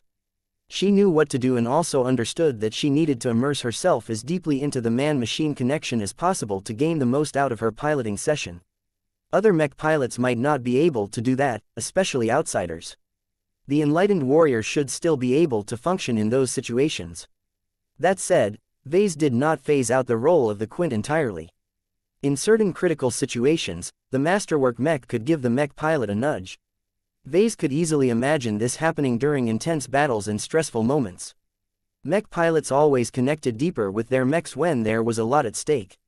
They also improved a lot and pushed close to their limits. Ordinarily, most mech pilots in this situation never managed to break through the barrier that kept them mortal.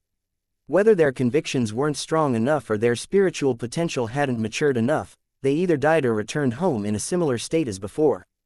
Breakthroughs were seen as major events because they were the exception rather than the rule. The enlightened warrior did not set out to change this, but it could still make a modest difference. In instances where the mech pilots were close to breaking through, just giving them a bit of help might make a couple of them succeed where they ordinarily failed. Vase was still unsure how many more breakthroughs would occur than normal. The difference could be as small as 0.1% to as large as 10%. He would have to see how the enlightened warrior fared in practice before he could tweak the numbers further. A second test proceeded soon after with a different volunteer. This time, the enlightened warrior performed within expectation. No accidents occurred as the Quint did not go overboard this time. Though the actual results this time were small, Vase did not mind. Subsequent testing sessions proved that all of the changes finally stabilized the enlightened warrior to the point where he felt it was safe to move on to mass production. Are you sure you want us to suspend all of our current production orders in order to fabricate this new variant of yours, sir? Yes, we'll start production as fast as we can, but we don't have enough raw materials to produce hundreds of copies of this model. I'll tell our procurement department to prioritize this matter. We've reached the Pelisa system now, so there ought to be sellers who are willing to supply the necessary materials. Have you taken a look at the prices here in Pelisa, Patriarch?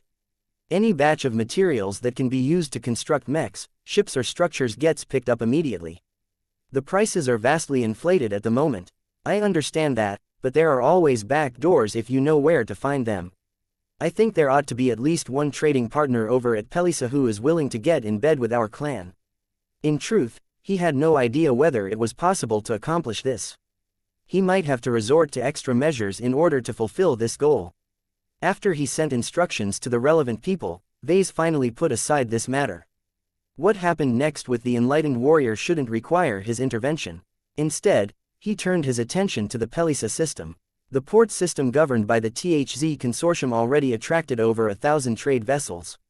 While this was not as impressive as the other port systems he had visited, it was already a positive sign for the future. Vase wanted to go down and have a look at what a developing frontier trade planet looked like. Normally, he would have been a lot more reluctant to land on any planet given his experiences at Prosperous Hill V, but he was covered by the MTA at the moment. Nothing should pose a threat to him or his clan. In fact, the THZ consortium already went out of its way to accommodate the Larkinson clan given how it was accompanied by the Simile Halifax. The THZ consortium has agreed to relax the restrictions that limit the amount of protection that we can bring. Sheddarin Pernus said when Vase called the foreign minister. Normally, active mechs can't be brought to the surface because any battle involving them can easily destroy precious and even critical infrastructure, thereby setting back the development of the colony. Rivals are known to employ this method to sabotage competing trade planets. What about us? Vase asked. We can bring up to a full mech company down to the surface, including as many expert mechs as we want. Vase looked surprised. That last part is quite a big concession. I can't imagine the consortium or the companies behind it feeling happy about letting powerful mechs roam around their precious colony settlement. It is a gesture of goodwill towards us and an attempt to make them look generous in front of the Mech Trade Association. There is always a purpose to everything. Certain companies that are part of the THC consortium have already expressed a strong desire to speak. Please like and follow the Cultivation Audiobooks channel to you in person. Do they want to enter into a business relationship with our clan? Sheddarin shook his head. Don't take them too seriously yet. The companies are just exploring as to see if there is value in befriending us. Personally, I do not think we are large, strong or wealthy enough to enter into a relationship with the powers that govern this growing trade system. They can cooperate with many other business partners. That was what Vase thought as well. Sincerity needed to be earned. Perhaps he could attract greater offers if he was willing to accept mech design commissions, but that was out of the question at the moment. The design department was already running behind schedule.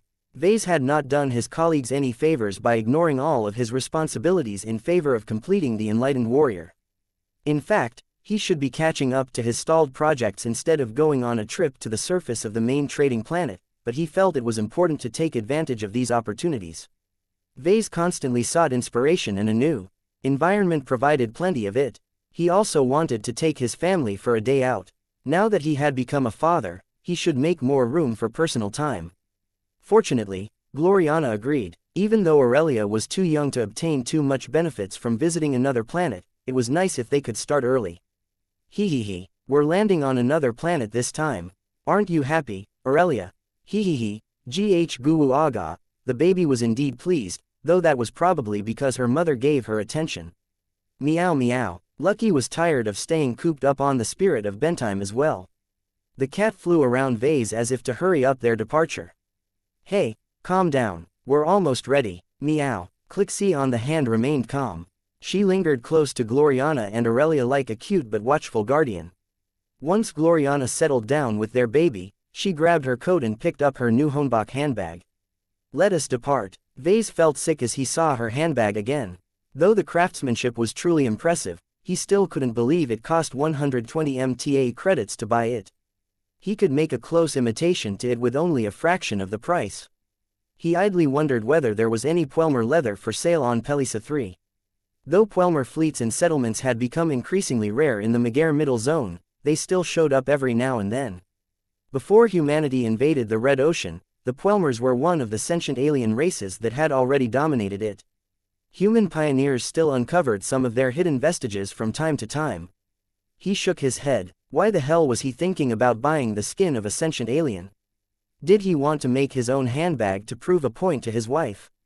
It was pointless. He shed aside all of his thoughts about making his own handbags and gestured towards the exit. Our shuttle is waiting for us. Let's take our daughter out for the day. The family moved to the hangar bay where a heavily armored shuttle already awaited their arrival. A mix of avatars, battle criers as well as 2 expert mechs stood by to escort the shuttle to the surface and continued to shadow the patriarch and his wife as they explored the colony settlement. While it was certainly extravagant to assign 2 expert mechs on protection duty per shift, the Larkinsons did not want to take any chances. Even if the MTA protected the Larkinson clan and even if the THZ consortium promised to accommodate the new arrivals, Vase had been bamboozled too many times than he could count. Only his own troops remained trustworthy. Vase glanced up at the shield of Samar. Venerable Janzi probably wasn't happy about playing babysitter to him, but she would do her duty regardless. Accompanying the shield of Samar for this first shift was the Amaranto. The brilliant-looking expert rifleman mech not only compensated for the expert space knight's lack of ranged solutions, but also enhanced the presence of the escort force. Not everyone was allowed to land on the surface of Pelisa 3 with a sizable escort of guard mechs. Even fewer were able to muster a pair of expert mechs that were also masterworks.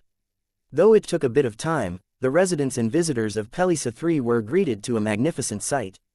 An honor guard of security mechs from the THZ consortium showed up first. Hundreds of mechs flew into the air and formed a rail-like formation that led straight to the spaceport. The main Larkinson landing party slowly descended from the air. The escorting Larkinson mechs strained to control their descent into the atmosphere, but they were just able to maintain stability despite the rapid buildup of heat generated by air friction. What made the descent a lot more bearable for the Avatar and Battle Crier mechs was the assistance provided by the Shield of Samar. "Let me help." Venerable Janzi resonated with her Shield of Samar, causing it to generate a large area resonance barrier that partially acted like a giant windshield. With that impressive display, the protected landing party steadily approached the surface with style. Chapter 3582 Pahana. The difference between Chance Bay and Pelisa 3 was like night and day. The former was an advanced moon settlement whose entire surface was covered by human structures. The latter was a planet that only hosted one major city and several outlying farming and resource extraction communities. The city was called Pahana. No one seemed to know what that meant and why it was called that way. Pahana had character, though. As Vase, Gloriana, Aurelia and their cats left the shuttle and handled the arriving procedures, they stepped out the spaceport and gazed at the cityscape. "How rustic," Gloriana snorted. "Bwa, Huawaa." Rustic was a bit of an understatement. Though the colonists had already built a lot of structures, they were still constructing even more. Construction projects dotted the landscape. A lot of relatively cheap and slow construction bots were doing most of the work. Piles of construction materials were being moved from storage warehouses and the cargo side of the spaceport to feed all of this development. While the sight of all of this activity was inspiring, the city looked anything but elegant and refined at the moment. As the new arrivals breathed, puffs of condensation escaped from their faces. "It's cold as well," Vase said. He and everyone else wore thicker coats. Although it wasn't cold enough for water to freeze into ice, the average temperature in Pahana still necessitated winter clothing. He. Both Vase and Gloriana smiled at their daughter. Their baby did not react negatively to the cold due to her high-tech baby clothes. She instead grew curious at the change in air pressure and other changes. "Please excuse the local conditions, Patriarch Larkinson. Our consortium is still in the process of terraforming Pelisa 3. By the time the final terraforming phases have ended, Pahana should be located in a climate-sweet spot where the weather is sunny but fairly temperate." "We understand, Mr. Ozine. It's actually a novelty to visit a cold place like this," Vase responded as he looked around. "Is the THZ consortium responsible for all of this construction?" "No." The mustachioed man shook his head. "Our consortium has decided to open up Pahana and many other regions on Pelisa 3 to private exploitation. As long as organizations such as your clan are able to show that they are able and willing to contribute to the local economy, we are willing to give them a permit to set up operations on our fine planet." Peter Ozine was one of the chief relations managers of the THZ consortium. In other words, he was lucky that the authorities trotted out whenever VIPs like the Larkinson clan graced their colony settlement. The man had only greeted the Larkinsons a short moment ago, but Vase already figured out that Ozine wasn't a part of the decision-making circle of the THZ consortium. That meant that the relations manager wouldn't be able to leak any secrets. "Can you tell us about the organizations who have decided to set up shop here?" Vase asked as the group continued to head towards the center of the city. Most of the structures that the colonists had built were not that elaborate, much to Gloriana's dislike. There was hardly artistry in the local architecture. Nearly every structure except the larger and more impressive ones were built by stacking modular prefab structures together. These structures were akin to containers and could be stacked and combined in many different ways depending on their configuration. Although the locals had tried to vary the structures with this method, there was no way to hide the fact that they were just a bunch of metallic cubes and rectangles that had been stacked together. As the group encountered more structures, Vase slowly began to see differences. Much of this had to do with the third parties that had obtained permission from the THZ consortium to establish a presence on Pelisa 3. Hundreds of wealthy individuals, pioneering organizations have already decided to invest in our planet and thousands more have applied. They are keen to gain an early mover advantage.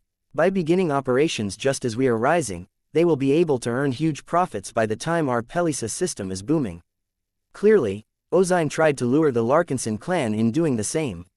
Vase understood the game that was being played here. The THZ consortium couldn't turn the Pelisa system into a premier trade system.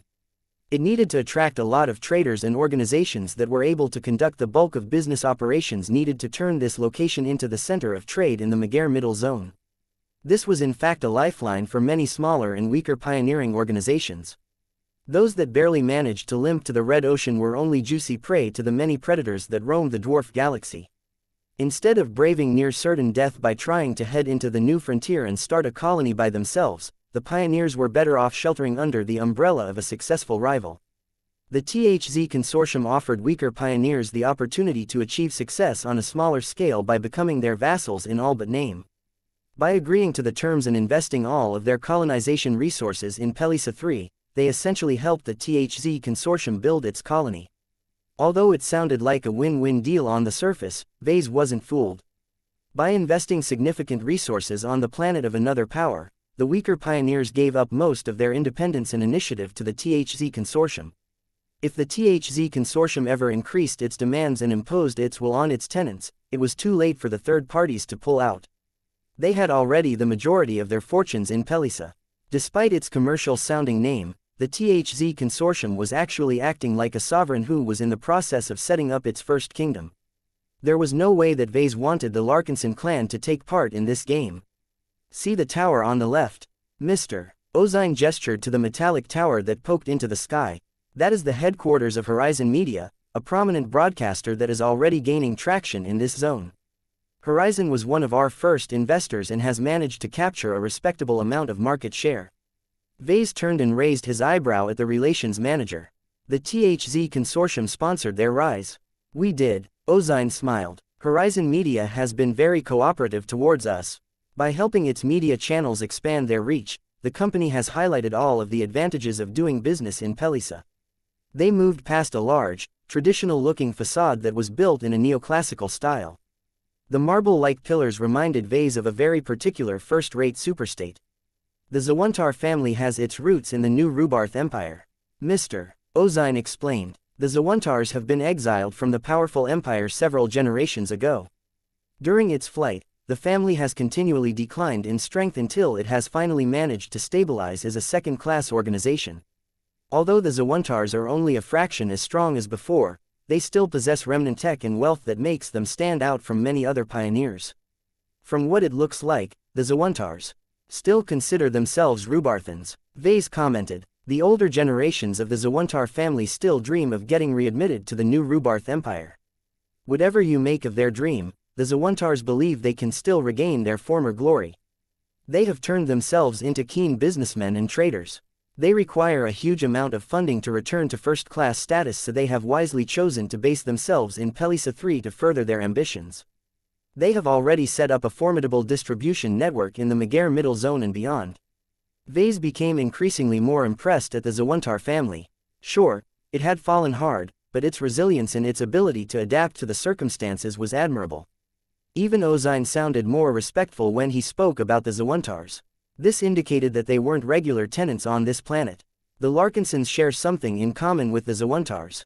Gloriana said, the Larkinson family and by extension our clan can trace their roots to the new Rubarth Empire. That was 4 centuries ago, not a couple of generations. I don't think any Larkinson can identify with the Rubarthans these days. Vase retorted, maybe we can use this to start a conversation with the Zawantar family. As fellow Rubarthan exiles, we can gain their understanding a lot better than others. Aren't you looking to secure a new supply channel for the Larkinson clan? If we can gain the friendship of the Zawantar family, you can probably speed up the production of your new enlightened warriors. Vase had to admit that Gloriana's idea sounded as if it made sense. There was only one problem with her suggestion. I don't intend to bring us into Rubarth. He told her, it's a powerful first-rate superstate, but it is filled with intrigue, rivalries and power plays. Those imperial princes really aren't joking around. Then there is their father, the Star Emperor. I don't want to put our clan underneath such a powerful sovereign. He's a man, by the way. Don't you hate that, Gloriana? He's too distant from us all. Gloriana flipped her head. There are hundreds of strong and confident princesses in the imperial household. Who knows whether one of them will become the next Star Empress? You better not say anything further. The Rubarthan succession is one of the most controversial topics in the empire. If you let the wrong people hear what you have said, you might attract a team of super assassins or something. Gloriana rolled her eyes. As if that will happen. That's a fairy tale, Vase. The Rubarthans aren't bored enough to pay attention to idle talk. Vase leaned over and took Aurelia from her arms. If you want to kill yourself, then be my guest. Just don't get Aurelia involved. Hey, give me back my baby. It's our baby. Woo, wah. He turned back to Ozine before he let Gloriana speak. Please like and follow the Cultivation Audiobooks channel any further. Please proceed with your tour. Ah, very well. The relations manager introduced other third-party settlers to the couple.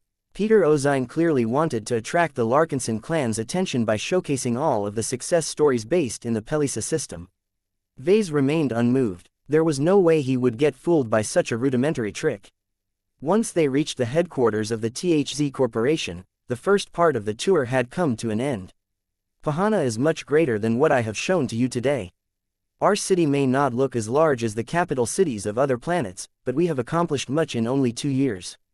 There are still many prime territories for sale to enterprising pioneers such as yourself. Whether you want to set up a company headquarters, a manufacturing complex, a distribution warehouse, an upscale storefront, or merely a residential compound, we can accommodate all of your needs.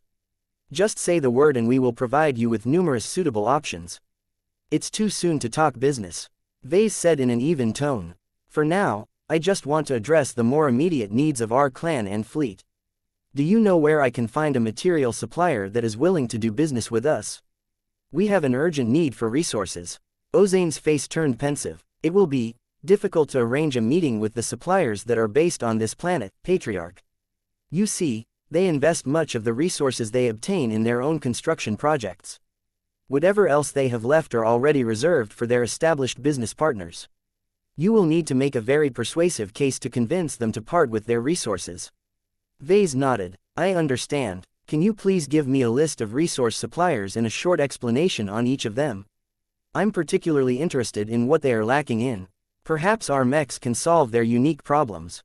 Chapter 3583 Greedy Landlords. Vase and Gloriana met a number of dignitaries at the headquarters of the THZ Consortium. The dignitaries that came out and greeted the Larkinsons all tried to sell the Pelisa system in their own ways.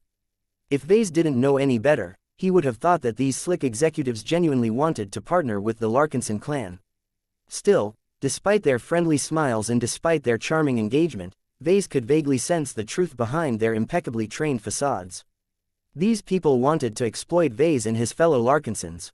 They wanted his clan to settle on Pelisa 3 so that they could derive all kinds of benefits from hosting it.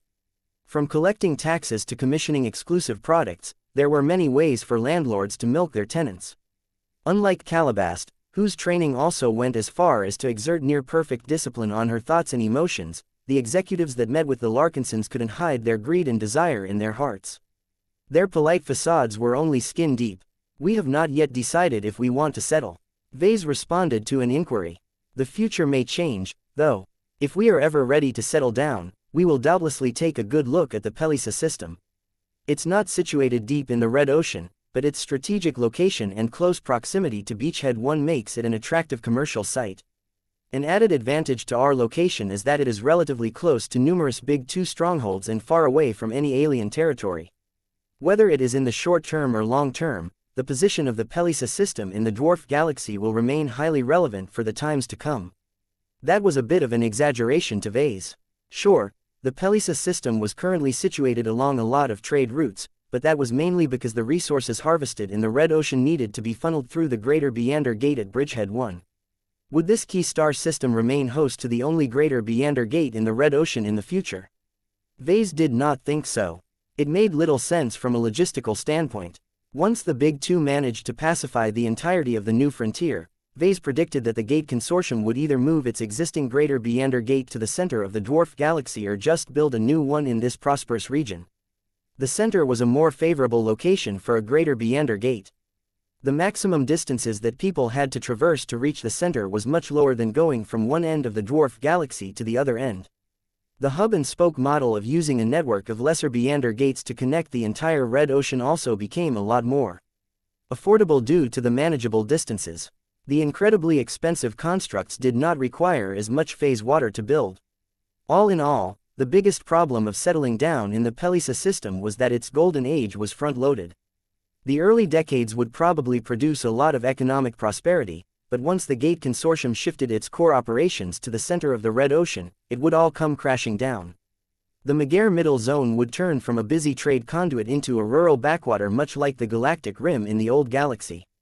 Still, even if a lot of pioneers were aware of this dynamic, many of them still chose to invest in Pelissa.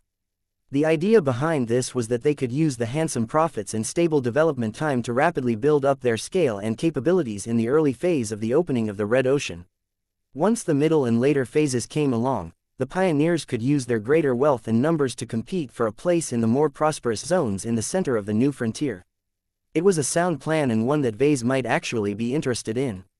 However, for everything to work out, the THZ consortium had to give the Larkinson clan enough space to reinvest its profits elsewhere, and that was very suspect. To be fair, Vase hadn't sensed any malice towards him. The directors treated every pioneer this way.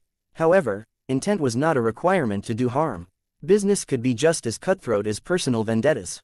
By the end of the mostly meaningless meet and greet with the upper echelon of the THZ consortium, the group of Larkinsons finally exited the headquarters and enjoyed a moment for themselves.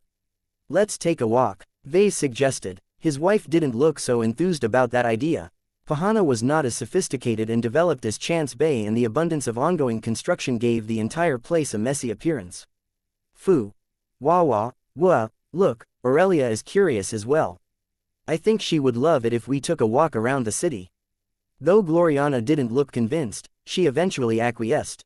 Fine. The couple along with their bodyguards began their high-profile walk through the city. There was really no way that others could ignore their presence considering their abundance of guards on foot as well as the mechs hovering from above in each direction. The Larkinson mechs happened to fly low enough sometimes that other people actually came under the influence of their glows. The bright warriors generally didn't bring any substantial benefits to people outside of the Larkinson clan, but anyone was able to enjoy the warmth exuded by the Golden Cat. The escort mechs inadvertently created a buzz among the visitors and residents of Pahana. Of course, the expert mechs were the real stars of the show. Mech designers and other aficionados of anything related to mechs and craftsmanship quickly recognized the remarkable nature of these two wonderful machines. The Shield of Samar simply embodied defense and protection in a way that many other defensive mechs could only dream of attaining. The heavy Space Knight might not be in its elements when flying under atmospheric conditions, but its extremely sturdy and robust flight system was still able to keep the massive machine aloft due to its high specs. Its massive tower shield and the solidity it just exuded through its glow made everyone feel as if they could take comfort in the Shield of Samar's safety no matter whether they were Larkinsons or not. To many average colonists, the Masterwork Expert Mech was probably among the best defensive mechs they had ever witnessed in their lives.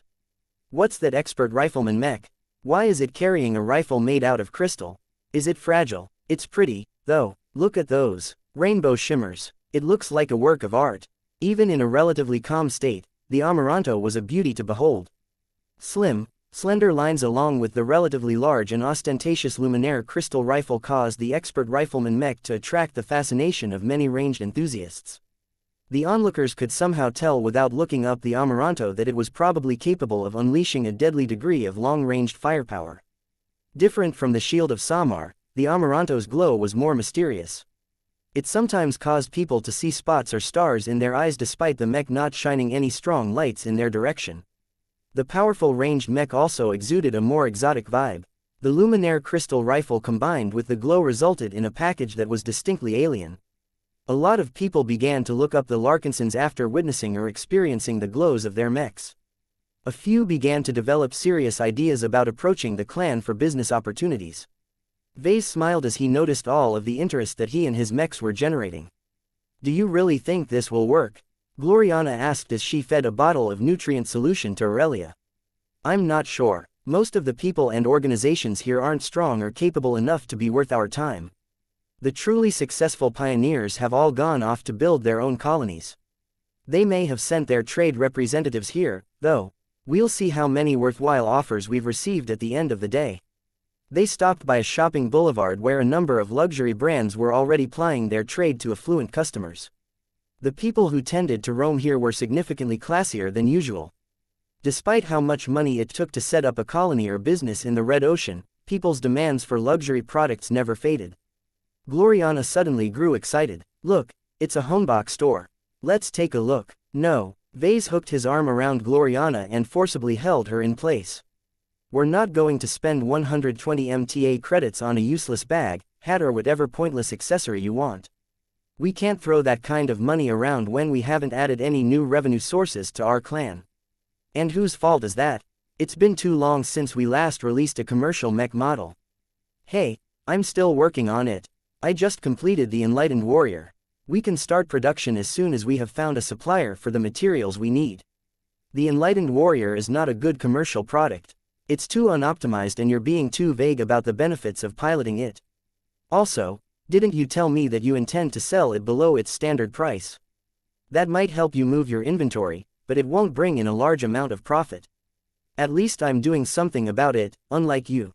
The custom mech design projects that you're working on all look nice, but they don't improve our financial position. Then what do you want from me? Are you telling me to neglect our own clansmen so that I can spend my time fulfilling commissions from outsiders? Vase frowned. This was a difficult matter to decide. Gloriana's ability to design exquisite custom mechs was a fantastic benefit for the Larkinson clan. It sounded like a waste for her to cater to outsiders. After a bit of tugging, Gloriana finally gave up on visiting the Honbach store. The handbag was already enough and Vase wasn't willing to spend extravagant sums on other pointless luxury items. They instead spent most of their time window shopping and exploring all of the renowned designer brands that had chosen to invest in a store in Pahana. That's interesting. One storefront had yet to be completed. The shop buildings here were much more upscale than the rest of the city. The construction standards were much higher. By eschewing the rapid, modular construction methods that were ubiquitous in the other streets, it took a lot longer to complete the artful storefronts. Vase happened to be attracted by this half-finished store because the craftsmanship and detailing of the wall sculptures and other decorative elements was remarkable. As someone who was highly familiar with good craftsmanship, Vase could recognize the work of an expert in an instant. When the couple drew close, Vase looked up at the man in thick coveralls chiseling the block of composite matter with a handheld high-tech tool. Though the tech was powerful, the man with long, curly hair did not rely on any hint of automation or ice to carve the right curves. Aside from the craftsman, the other workers at the uncompleted storefront immediately noticed the couple due to the presence of a hefty guard force. Vase waved at his mechs so that they could increase their distance. He did not want to affect the work of the engrossed sculptor as he continued to shape a story on the front wall of the store. Welcome to our upcoming shop and experience center, guests. A smartly dressed saleswoman approached the pair. As you can see, we are currently preparing our facilities, so I am afraid we cannot cater to your needs just yet. Please return in 2 weeks for us to serve you properly. We would love to offer our products to discerning customers such as yourselves. What do you sell? Vase asked. Here at the House of Barak, we sell cutting-edge fashion articles and accessories, handmade by our small team of master artisans who have inherited their craft from generation to generation. Whether you require clothing, footwear, bags or baby clothing, we can readily supply you with our fine works. We also offer bespoke services if you desire more unique products. That sounded interesting to Vase. Although he wasn't interested in ordering any luxury products, he did want to see what these so-called master artisans were like. Chapter 3584 House of Barak, who is the fine gentleman working on decorating the front of your storefront? Vase curiously asked. The saleswoman smiled. Ah, that is Sfigo Moran Barak, one of the numerous journeyman artisans from our house. Mr. Sfigo has spent his youth inheriting many different crafts from the tailors, shoemakers, bag makers and other craftsmen from our house. He has mastered all of the fundamentals of making fine articles before he has decided to dedicate himself to tailoring, more specifically the art of designing outerwear. So you allow a tailor to sculpt the walls of your store? Gloriana asked in confusion. Why not? This is one of the ways we convey our mastery of our crafts. Each artisan we house in our store and workshop combinations will leave a mark of themselves out in front. This way, every guest and customer can judge the competence of our craftsmen. Vase took a look at the other sections of the storefront. He noticed that it was divided up into dozens of squares, each of which had been handworked by a different Barak artisan. The appearance of these personalized wall sculptures varied quite a bit. Some of them were extremely steady and steeped with tradition. Others looked playful and experimental. Each of them were intimate reflections of their creators. While the differences in style all looked haphazard at first, the Barak craftsmen all possessed the same fundamentals. This gave them enough common ground to make their works flow into each other.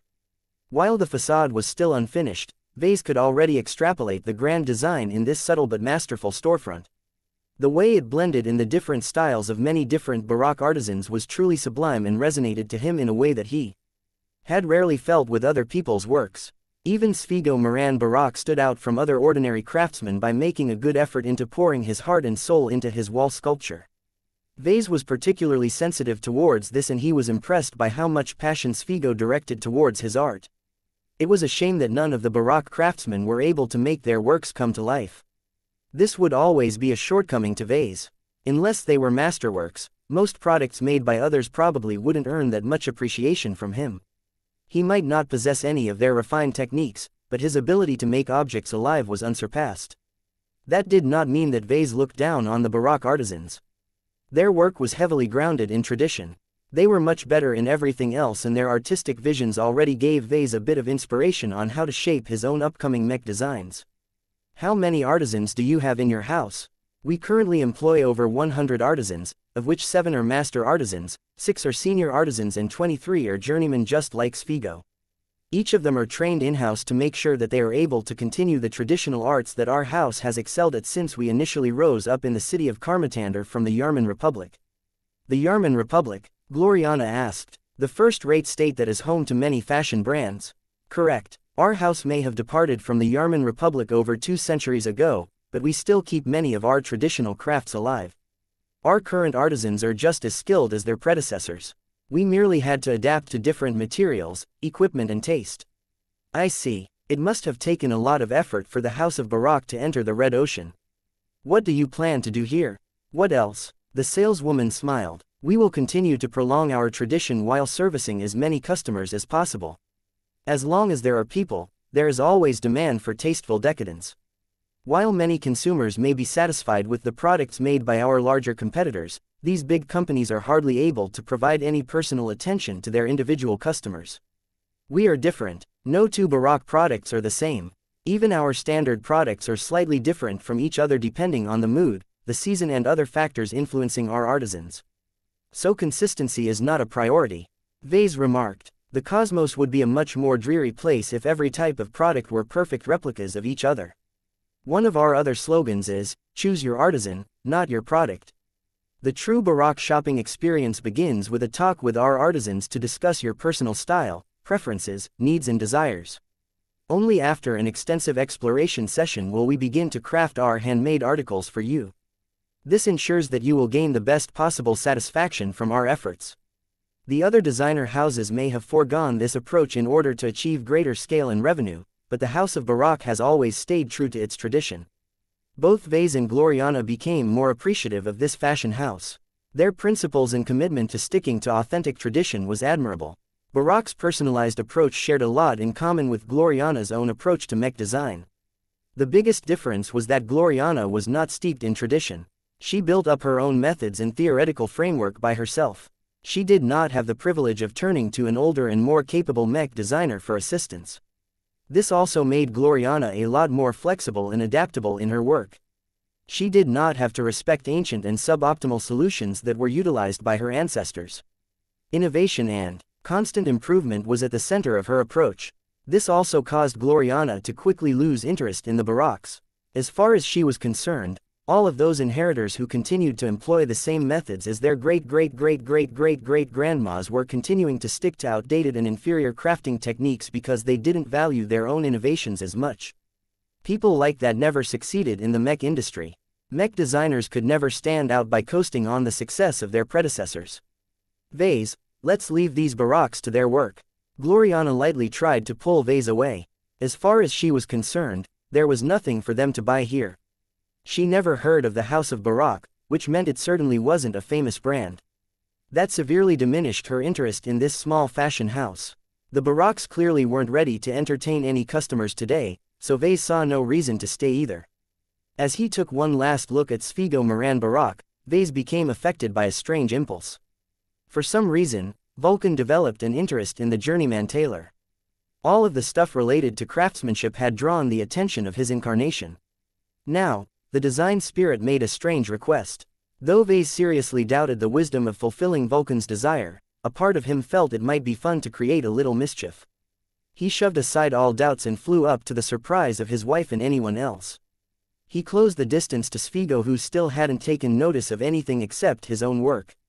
Vase did not want to break the man's concentration. In fact, it was the opposite. He wanted to give the artisan an additional boost. His arm reached to his tool belt in order to pull out the hammer of brilliance. The large tool glowed a little brighter now that Vulcan was paying close attention to this sight. Before anyone could stop him, Vase carefully but briskly swung his hammer forward until its flat end tapped Svigo's head. "Sir, please do not disturb our artisan."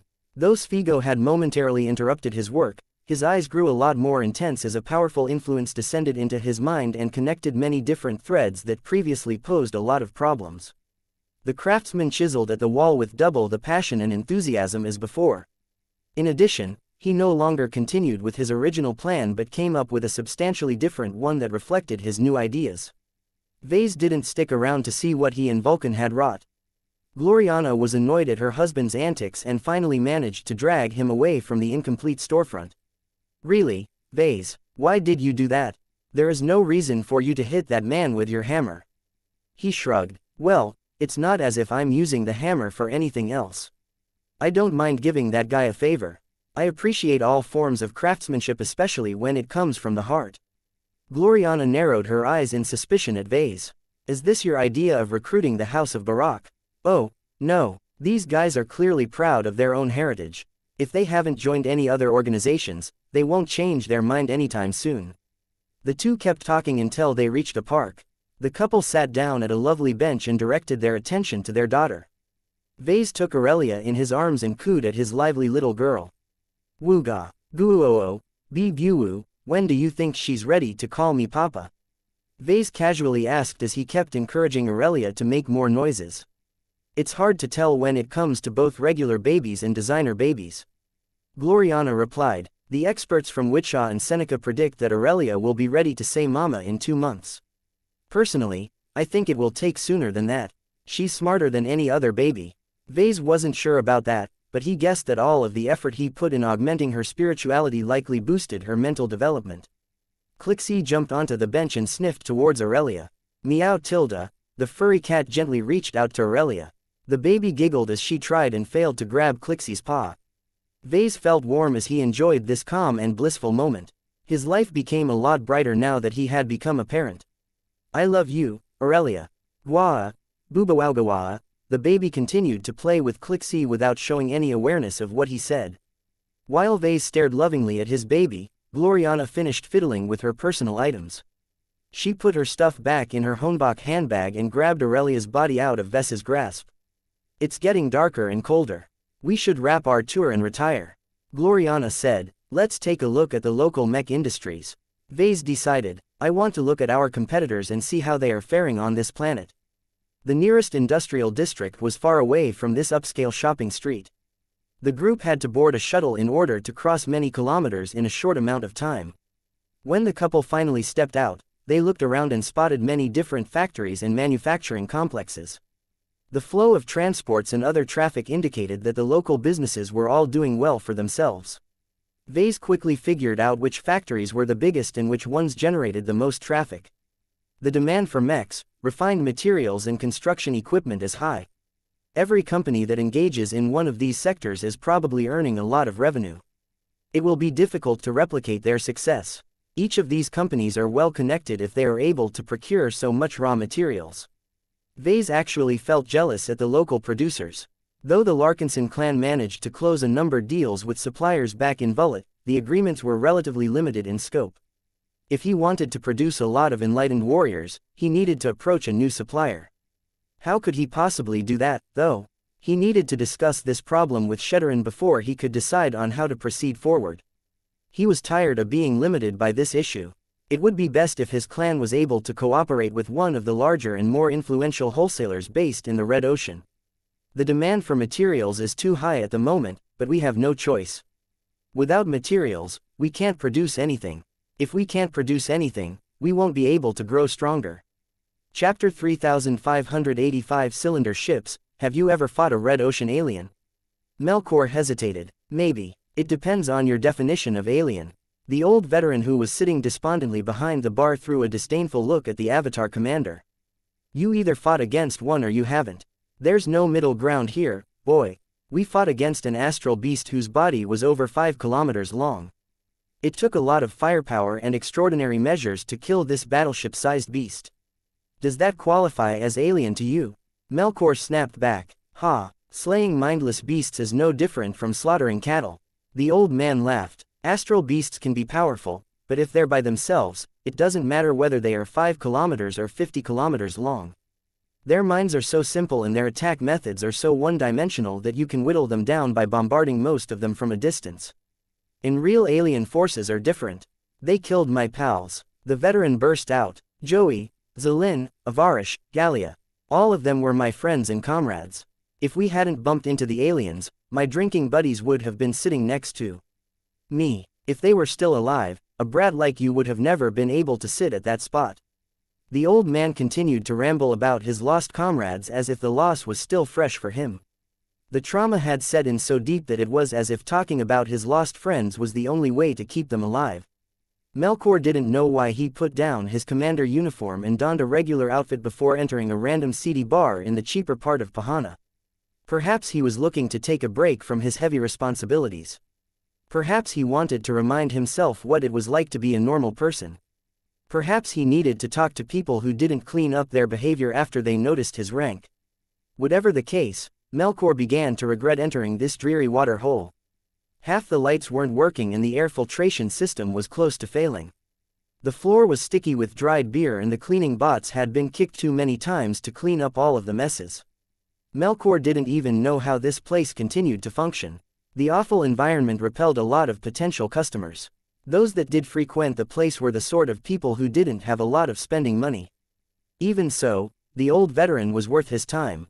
Despite the rambles and despite the erratic shouting, the man had fought a powerful alien fleet and survived the encounter. Hearing his tale might provide Melkor with valuable insights that could keep his men alive if the expeditionary fleet ended up in a similar position one day. What happened first? He asked. Did you discover the aliens, or did they ambush you first? The damn aliens caught us when we were prospecting one of the planets scoured by the CFA. The old veteran slowly answered. You should see what the fleeters have done to it. From the records, it used to host billions of nunsers. Those large mammalian quadrupeds. Yeah, we don't call them by those fancy words. Those nunsers have weird ideas on what their homes should be. They hardly build any solid structures. Instead, they keep constructing starships that can land upright on planets. The place our fleet visited used to host over 100,000 of their cylinder ships. Can you imagine it? To humans like us, a fleet composed of 1,000 ships is already an armada. To the nunsers, it's their home. What did the CFA warfleet do when it dropped into the star system? Well, we don't have any visuals, but we managed to figure out what happened by studying the ruins. The best we managed to figure out is that the CFA warfleet likely used their fancy portal technology to jump right into orbit of the planet despite all of the precautions the aliens have. The warships then began to bombard the entire surface with no delay. Hardly any of those large and powerful Nunzer cylinder ships managed to lift off from the ground.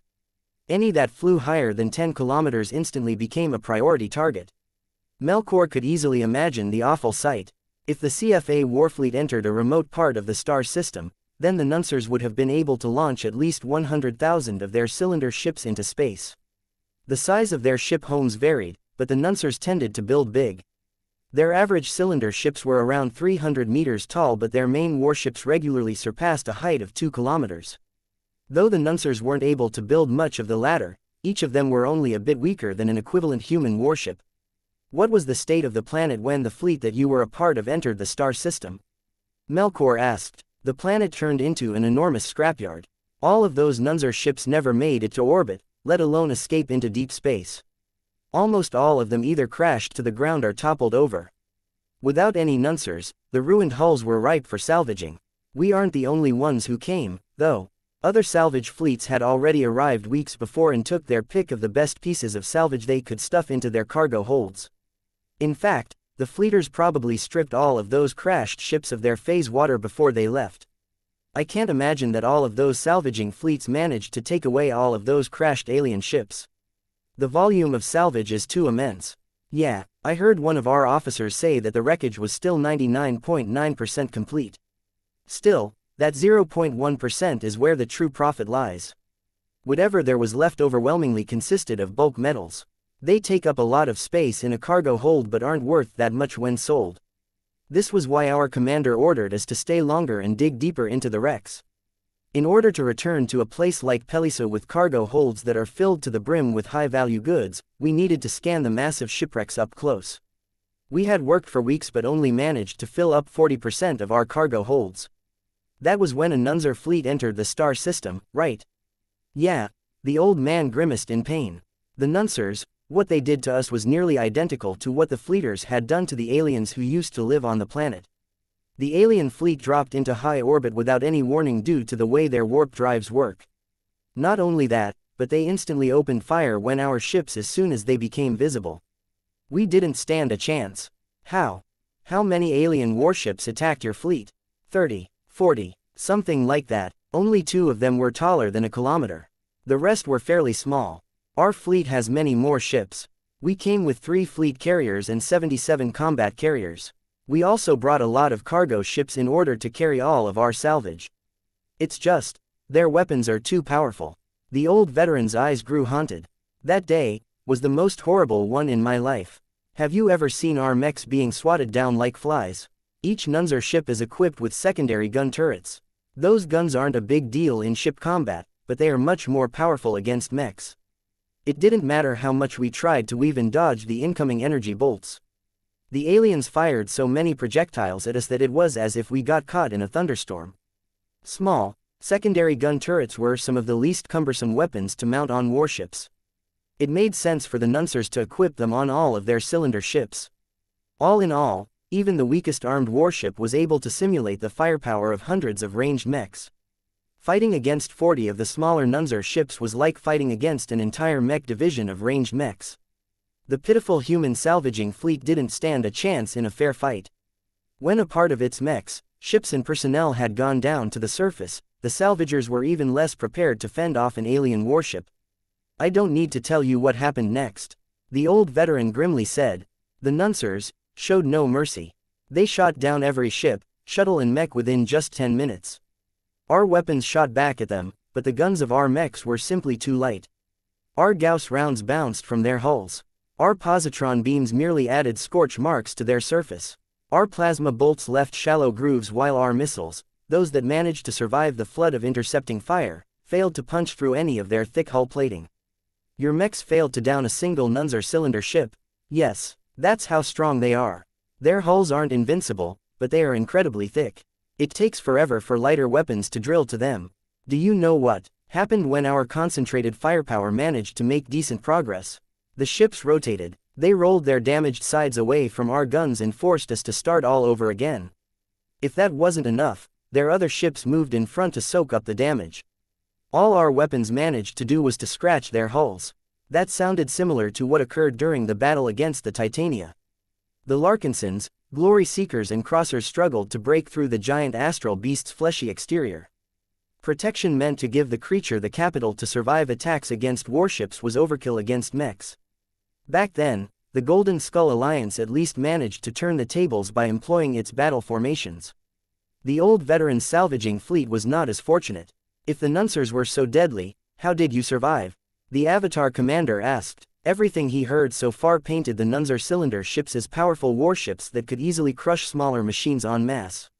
Perhaps only first-class mechs were strong enough to pose an actual threat against the Nunzer ship homes. Second-class mechs simply didn't have the firepower to overcome the defenses of the Nunzer ships fast enough.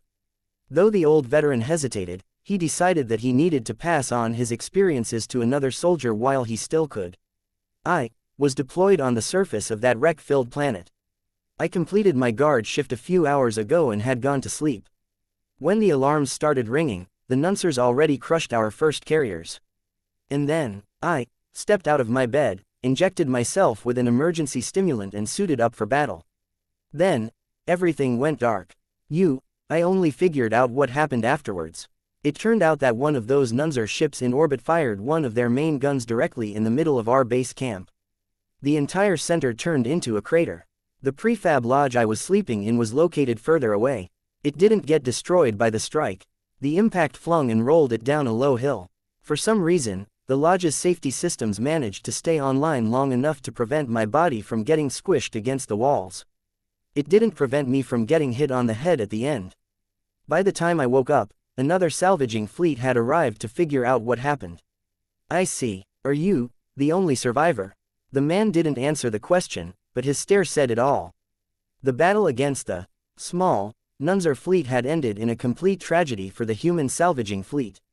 What Melkor heard made him feel more and more concerned about the grand expedition.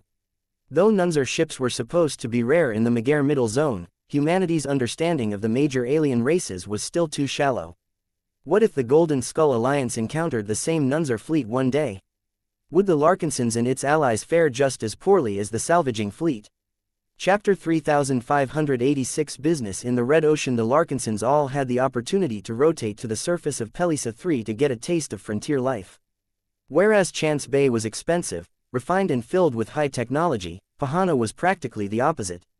Sure, there were certain structures and facilities that exhibited impressive tech that was far beyond the reach of average pioneers, but the overwhelming part of the city was still made out of cheap alloy prefab structures. Another trait that caused Pahana to stand out was the obvious defensive works. Whereas the defenses of Chance Bay were mostly invisible in order to avoid disturbing its peaceful and prosperous aesthetics, Pahana's defenses were considerably more ostentatious. Turrets, bunkers, tunnel networks, depots and more were strewn throughout the urban landscape. Though the architects made sure that they did not stand out too much from the civilian structures, they were definitely noticeable to those who were sensitive to security. The THZ Consortium was hardly the only organization looking to dominate trade in the Megair Middle Zone. Competition was harsh and it was not uncommon to hear about attacks on large trade systems by jealous rivals. Aside from that, alien raiders also posed a threat. Though rare in these parts, errant alien fleets did show up on occasion and attack the colonies that had been built on top of their ancestral planets. Even if these alien fleets were quickly hunted down and eliminated, it did not stop the Nuncers, Quelmers and other alien races from exacting revenge at any cost. These incidents showed that the aliens were taking the invasion of the Red Ocean pretty badly. Plenty of alien leaders who saw their home planets, star nations and people being overrun en masse went crazy and irrationally sought to reciprocate the cruelty that had been dealt to their civilizations. They would have been better off if they consolidated all of their forces and either formed a united front or fled the Red Ocean entirely. Yet instead of doing their best to preserve their remaining assets and numbers, a lot of individual alien leaders either sought to conduct guerrilla warfare or plainly wanted to go out in a last blaze of glory for whatever reason. This was why the people who lived in the Pelissa system never fully relaxed. There were so many different threats in the new frontier that the people here needed to be on guard and have their weapons close at hand at all times. It's a different life, Vase remarked as he looked out of the window of the hotel that the Larkinson clan had reserved in its entirety. Pelissa isn't even situated that deep in the frontier, but the culture and attitudes here are already different. The people in Vullet were much more relaxed. With the Big Two watching over everyone, no one had any fear about getting wiped out. As long as they had money or belonged to the organization, they could enjoy life in the Red Ocean just like they did in the old galaxy. Vase felt fairly torn about this, to be honest. He knew that he would do fine in a safe and protected environment, but if he wanted to bring the best out of his design philosophy, he needed to get out of his comfort zone and explore new sights. That said, he wasn't in a hurry to reach the front lines of the ongoing invasion. The zones where the Big Two had just taken from the aliens were still too fresh and filled with plenty of hazards. Only the strongest and most daring pioneers explored these areas first. Though the bounties they harvested from the fresh and smoldering ruins often made many of them rich overnight, their survival rate was anything but high. Given the current strength of the Golden Skull Alliance, it was better if it made up the latter waves of scavengers and explorers. Even if most of the truly valuable substances such as phase water and high-grade exotics had fallen into the hands of those that came before, there should be just enough treasures left to make the trip worthwhile. What Vase was really looking for was remnants of alien culture and society. Just as with the Luminaires, he hoped to stumble on tech or methods that synergized well with his design philosophy. In fact, it would be best if I can stumble upon an intact alien settlement. The chances of stumbling upon them was rare because the Big Two always paid bounties to pioneers who wiped them out. Still, if the expeditionary fleet moved forward enough, there was always a chance of encountering one in small and obscure star systems. BWA, Guawawa. Wah, wah, there, Aurelia. Don't cry, mommy's here. Are you hungry? I have your nutrient solution ready for you. Shish shish shish. Vase turned and smiled as he drank in the sight. Marrying someone and having a kid had also played a role in his decision to exercise a bit of restraint. Though he simply couldn't give up on his ambitions, he increasingly took his daughter and his future children into account when he made important decisions. This was why he was contemplating an intriguing business offer at the moment. Though Vase remained committed to his decision to not allow the Larkinson clan to establish a permanent presence on any planet, there were ways to get around this restriction. For example, a local manufacturer offered to produce and sell the Larkinson clan's mechs. Though the business deal wasn't large in scope, it represented a new beginning. So far, the Living Mech Corporation practically conducted no business in the Red Ocean. What activities it performed were mostly directed towards their legacy operations back in the old galaxy. The company also handled and coordinated a portion of the logistics of the Larkinson army. Chief Minister Raymond Billingsley Larkinson had never failed to remind Vase that the LMC was becoming increasingly more marginal the longer this went on. The Red Ocean should be the Mech company's new focal point, but the current plan made it difficult for the company to get its footing in the local market. The biggest problem is that we're constantly moving around. Right now, I'm unsure if our mechs will remain as effective when we have moved deeper into the Red Ocean. We might have to exchange more merits for PPs. That was a difficult and expensive prospect, especially if Vase wanted to procure one for each of the journeymen of the Larkinson clan.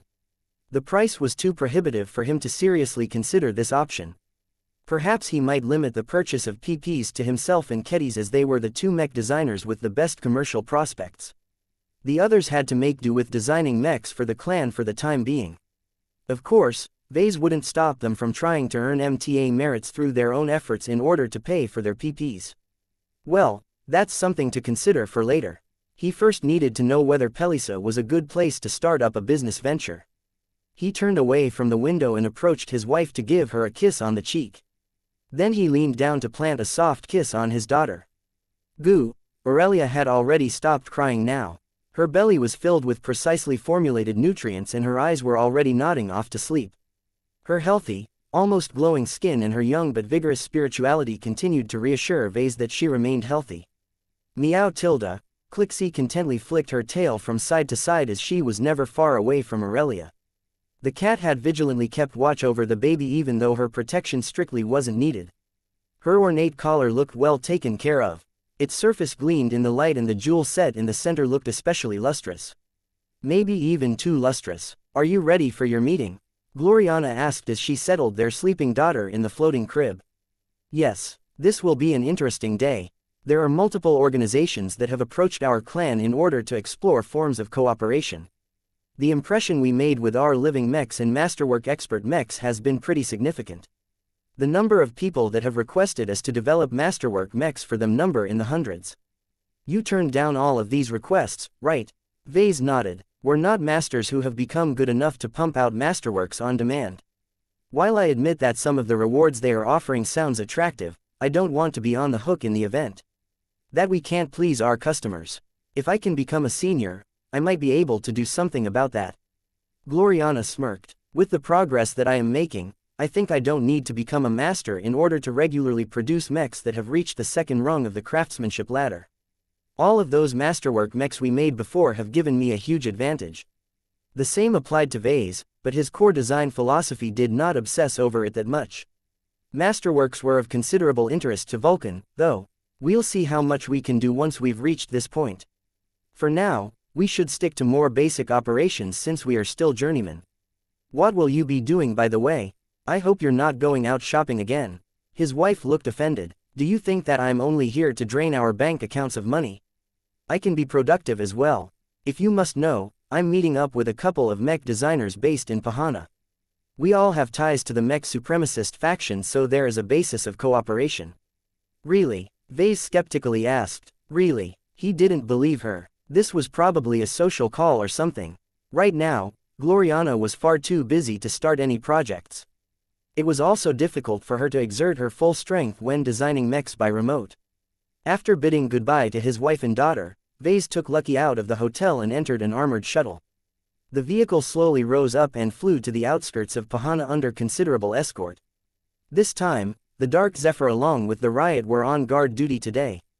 Though neither of them were masterworks, they were still impressive nonetheless and showcased the greater variety of the Larkinson clan's mech designs. Both Gavin and Shedderin were in the shuttle as well. They had already prepared for the upcoming meeting with the company they were about to meet. Benny, tell me what you found out about Zakrin Bilitsa. Vase began. Zakrin Bilitsa is a large industrial company that is originally based in the Night Orfolk Star sector in the Galactic Rim. Gavin promptly explained. The production site that they have erected in Pelissa is actually one of their branches. They are one of the bigger players in this star system and they are not entirely beholden to the THZ consortium. That's interesting, Vase said. Not everyone who settled on Pelissa 3 were smaller players. There were bigger ones as well who saw a promise in the trading system and didn't mind setting up a branch in this region. The THZ consortium welcomed their presence as they usually attracted a lot of business. Zakrin Bilitsa, or just Zakrin in short, is a relative newcomer in the Red Ocean, having arrived in one of the later waves. As such, many successful competitors have already claimed all of the low-hanging fruit. Zakrin's rivals have already claimed many prime production sites and also forged exclusive trade agreements with established powers. From what it looks like, Zakrin has decided to pursue a more long-term strategy of partnering up and investing in less obvious business partners. We are one of the many prospects that they have contacted in recent months. I see. Though Vase did not like the fact that he was just one in many on Zakrin's list, that didn't necessarily mean he should turn away from this opportunity. Business was business, and as long as this industrial company was sincere enough, he didn't mind establishing a limited form of cooperation. Chapter 3587 Zakrin Bilitsa. The Pelissa branch of Zakrin Bilitsa was a fairly large but basic production facility. Just like the rest of Pelissa, the manufacturing complex looked fairly low-tech and rustic due to its plain alloyed walls and lots of prefab modules.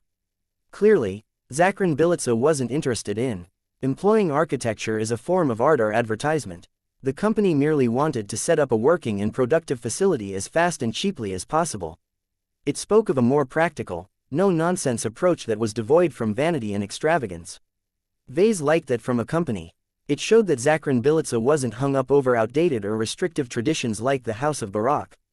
As Vase continued to stare at the manufacturing complex from a distance, Minister Shedderin was meeting with a representative of the industrial company. It was pretty convenient to delegate the tedious task of building up relations and negotiating a possible business deal to a professional.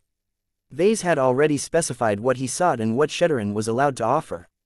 He also stated his red lines in order to make sure that the foreign minister didn't make any unacceptable deals. Instead of meeting with the director of the branch, Vase instead met with the person in charge of production. Patriarch Larkinson, I have heard much about you. It is a pleasure and an honor to meet you. A middle-aged man with thin, neatly combed hair while wearing an upscale version of a workshop uniform greeted the Larkinsons. I am J.R. Denner, the chief fabricator of this manufacturing complex. I manage and supervise all of the fabrication processes that are scheduled to start in a month. I've been assigned to show you around. Vase shook the man's dusky hand. Great, I'm curious to take a look inside. I hear that Zakrin Bilitsa runs a cost-efficient operation. That is right, we may not be the most advanced producers in the Red Ocean, but our production costs are lower than many of our competitors. We would love to show you how we are able to accomplish that. Let me bring you to our first and most complete production hall. The group proceeded to the entrance of the first production hall. Vase did not come alone, of course. Aside from Lucky, his honor guard was never too far away. The other employees who were performing their own tasks all looked up as the guests walked past them. It was not every day they saw a group that looked that well protected. Please forgive the reactions of our men. They are not accustomed to the sight of guests. You are the first ones to have graced our manufacturing complex. Previously, our facility was not in a state to accept visitors. It's fine, I am not unaccustomed to these sights. How long did it take for you to get to this point? We started construction 3 months earlier. We prepared the ground, set up the initial facilities before putting most of our efforts into erecting all of the production halls. These areas need to be built to higher standards in order to provide enough stability, power and consistency to facilitate mass production, so we cannot rush this construction phase. It is only now that we are able to move on to setting up the production machines. Once they entered the first production hall, they saw that it was already halfway operational. A few production lines looked ready to begin production straight away while others only existed in name. A lot of containers containing the disassembled parts of large production machines were placed all around. The crews responsible for setting up the production lines were not in a hurry to unpack all of the valuable equipment at once. "What kind of production equipment are you using?" Vase curiously asked as he took a good look at the model of machinery being employed in the production hall. All of these goods look fairly used. They also looked worn, but Vase didn't feel the need to point that out. He already had an answer in his mind. To his credit, Chief Fabricator Denner did not react with embarrassment. "These are the machines that we have brought from the Milky Way. They are not the latest models that you can buy, and their comprehensive performance is not as good as that of the superfabs that are popular in this dwarf galaxy. We still love them, though. Compared to the superfabs utilized by our competitors, our production lines consume much less energy. Maintaining them is also affordable and we do not have to spend a fortune in case they need to be replaced." Zakrin Bilitsa is determined to stick to the ethos of the Galactic Rim ethos. "I am sure you understand what I am talking about." Vase nodded. "Don't use an expensive tool to do something when a cheaper one will do. If you don't mind the differences in quality and performance, it's not that big of a deal to go simple and cheap." The chief fabricator smiled at him. "Exactly. It is so good to speak. Please like and follow the Cultivation Audiobooks channel to a person from the Galactic Rim again. We have encountered too many Hotlanders and centrists who look down on our slower and less consistent production methods. While it is true that our production method creates more variance than the alternatives, our manufacturing crews are empowered to improvise their own solutions. This cuts down on waste and also trains our crews into better mech technicians. Over time, their increasing familiarity with the models they produce will allow them to produce increasingly higher quality copies." The man did a good job at spinning the conditions of the manufacturing complex in a more positive light. Everything he said was true, but he also ignored a couple of glaring shortcomings. First, while Vase was more than willing to believe that the use of older, less intensive production machines limited the production cost, the time it took to produce a mech was also at least 3 to 4 times longer. A superfab was definitely a power hog, but as long as power could be supplied cheaply enough, it was not actually expensive to produce mechs with these all-in-one machines. Also, even if superfabs were more expensive than traditional production lines, their blazing fast production speeds allowed a mech company to sell a lot more mechs at once. This not only increased revenue and profits by a lot, but also gave the company an opportunity to expand its market share and increase its brand presence. Will this manufacturing complex phase out these traditional production machines for modern superfabs in the future? Vase curiously asked as he kept inspecting the equipment. "Not for the foreseeable future," Chief Fabricator Denner said. "Headquarters has designated our Pelisa branch as a more traditional and economic production site. While Zakrin Bilitsa is in the process of upgrading a couple of other branches with more modern and advanced production equipment, here in Pelisa we will produce our mechs with the same methods and techniques we employed in the old galaxy." "I see." Vase understood what was truly going on. Zakrin Bilitsa may be a fairly large industrial company, but everything was so expensive in the Red Ocean that it could not invest in every branch. The most rational course of action the company could take was to concentrate the bulk of its resources on its flagship production sites while only giving scraps to the other branches. This was relevant to Vase and the Larkinson clan because the potential business agreement that Sheddarin was exploring with his Zakrin counterpart only applied to this branch, not the industrial company as a whole. In other words, this was an initiative from the local director who only held authority over Zakrin's operations in Pelisa. It would not be easy for the Larkinson clan to extend any potential business agreement to the company as a whole. That said, the local branch was not entirely on its own. "Once you begin production, where do you get your supply of raw materials?" "We have partnered up with dozens of different resource suppliers and distributors." Denner easily answered. "HQ has managed to sign 3 large-scale supply contracts with a few of them. Those suppliers have agreed to dispatch large convoys that drop off materials and load our finished products once every 3 to 4 months. Vase raised his eyebrow. "That's a pretty wide interval. It must be quite inconvenient to pile up lots of materials or mechs for such a long time. That is why our branch has also signed additional contracts with 9 smaller suppliers that are mainly based in this region." "You managed to sign a deal with 9 of them. That's impressive." The Larkinson clan hadn't managed to gain the interest of any local material suppliers so far. To be fair, most of them were already fully committed and had nothing more to spare. This was also one of the biggest hindrances of the clan. Companies like Zakrin Bilica had already reserved all of the goods that material suppliers were able to get their hands upon. Precious little resources actually ended up on the open market as a result. Though Vase doubted that cooperating with Zakrin Bilica would enable the Larkinson clan to get in touch with the industrial company's suppliers, he at least didn't need to worry about sourcing materials if the local branch started producing mechs of his own design. This was the convenience of working with third parties. They excelled in their own areas and could easily solve problems that stumped the Larkinsons. Vase took a closer look at the individual production machines. The 3D printers, the assembly systems, the alloy compressor and other equipment would not look out of place in a region such as the Komodo Star sector. He took an especially good look at how they were used, which parts of them were worn and how much maintenance they received. Everything he saw met his approval.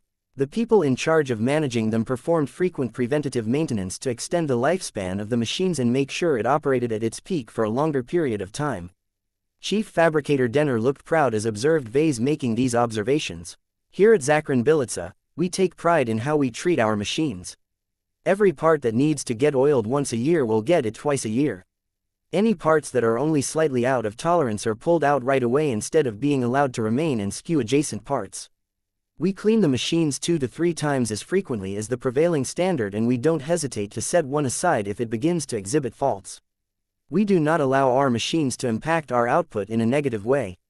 All of that sounded good, but again Vase saw the other side to the story. The company's less important manufacturing plants couldn't afford to replace their older and outdated production equipment too frequently. The workers here had to make do with aging gear the best way they could, and that meant spending at least thrice as much effort into extending the lifespans of all of their machines. Though Vase agreed with the sentiment, he did not believe that these workers were doing it out of principle or idealism. It was simple economics to the leaders of this branch. Either they made the production equipment last, or they would quickly run out of machines to produce their mechs and other products. All in all, Vase felt as if he had gone back in time. The production facilities and the way that everything was arranged in this manufacturing complex would hardly look out of place back in the old galaxy. Vase wasn't sure whether it was worthwhile to cooperate with this branch. Though their more traditional production methods might provide small advantages to living mechs, their production volume wouldn't be high enough to generate a lot of profit. This was a serious disadvantage. Yet, did the Larkinson clan have better alternatives? Chapter 3588 Good Business Partner. Once Vase saw everything he wanted to know about the manufacturing complex's various production processes, he was ready to leave and reunite with Shedrin in order to discuss the viability of cooperating with Zakrin Bilica. What he observed from the manufacturing complex didn't impress him so much. The place was largely made out of bulk materials and the production equipment were all rim-level goods that the company had originally brought over from their home Star sector. Still, despite the lack of attention and investment from their headquarters, the workers of the local branch looked earnest and professional. They were not glum due to being assigned to a less than glamorous posting and showed plenty of motivation to turn their branch into a thriving production facility. That spoke of good management. The branch was well run and that gave Vase a bit more confidence in it. Perhaps it might not be such a bad idea to sign a limited business deal with these folk. As Vase and his group were making their way out of the production hall, he began to turn his attention to the chief fabricator. "What's your story?" he asked. "I can tell you have a mech design background. What has led you to become a full-time fabricator?" Jr. Denner finally looked a little embarrassed. "I failed to become a journeyman by the time I reached my 40s. I worked as a dependent mech designer before then until I saved up enough money to start my own business. Even then, designing mechs by myself did not help me achieve the progress I sought. By the time I was in my 5th year, I deeply reflected on myself and wondered whether I was cut out to be a mech designer. My products didn't sell so well and my talent in mech design was not as good as the competition. My mech company kept accumulating debt and it became increasingly harder to maintain its operations. Just when I was about to run out of money, I made the difficult decision to end my dream career. It just wasn't worth it for me to persist any further." Vase fully understood the dilemma that Denner was in.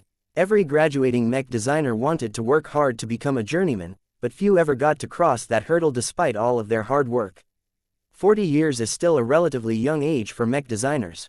Vase said, there are successful journeymen who haven't been able to reach this height until they turn 50, 60 and so on. Advancing late does not necessarily mean your mech designs are worse. You don't need to comfort me, Patriarch. I have already made peace with my lot. Compared to all of the different priorities that I needed to address as an independent business owner, it is much easier for me to fulfill a single job. As part of Zakrin Bilica, I don't need to worry about financing, securing material shipments and trying to find buyers for my products. Some people may look down on becoming a cog in a machine, but I find that it is exactly what I want. I should have quit sooner, to be honest. That was quite a frank and honest assessment. It took a lot of courage and a willingness to bear humiliation in order to acknowledge this judgment. In truth, Denner probably made the right choice. When Vase briefly swept his spiritual senses at the man, he noticed that the chief fabricator did not possess any spiritual potential.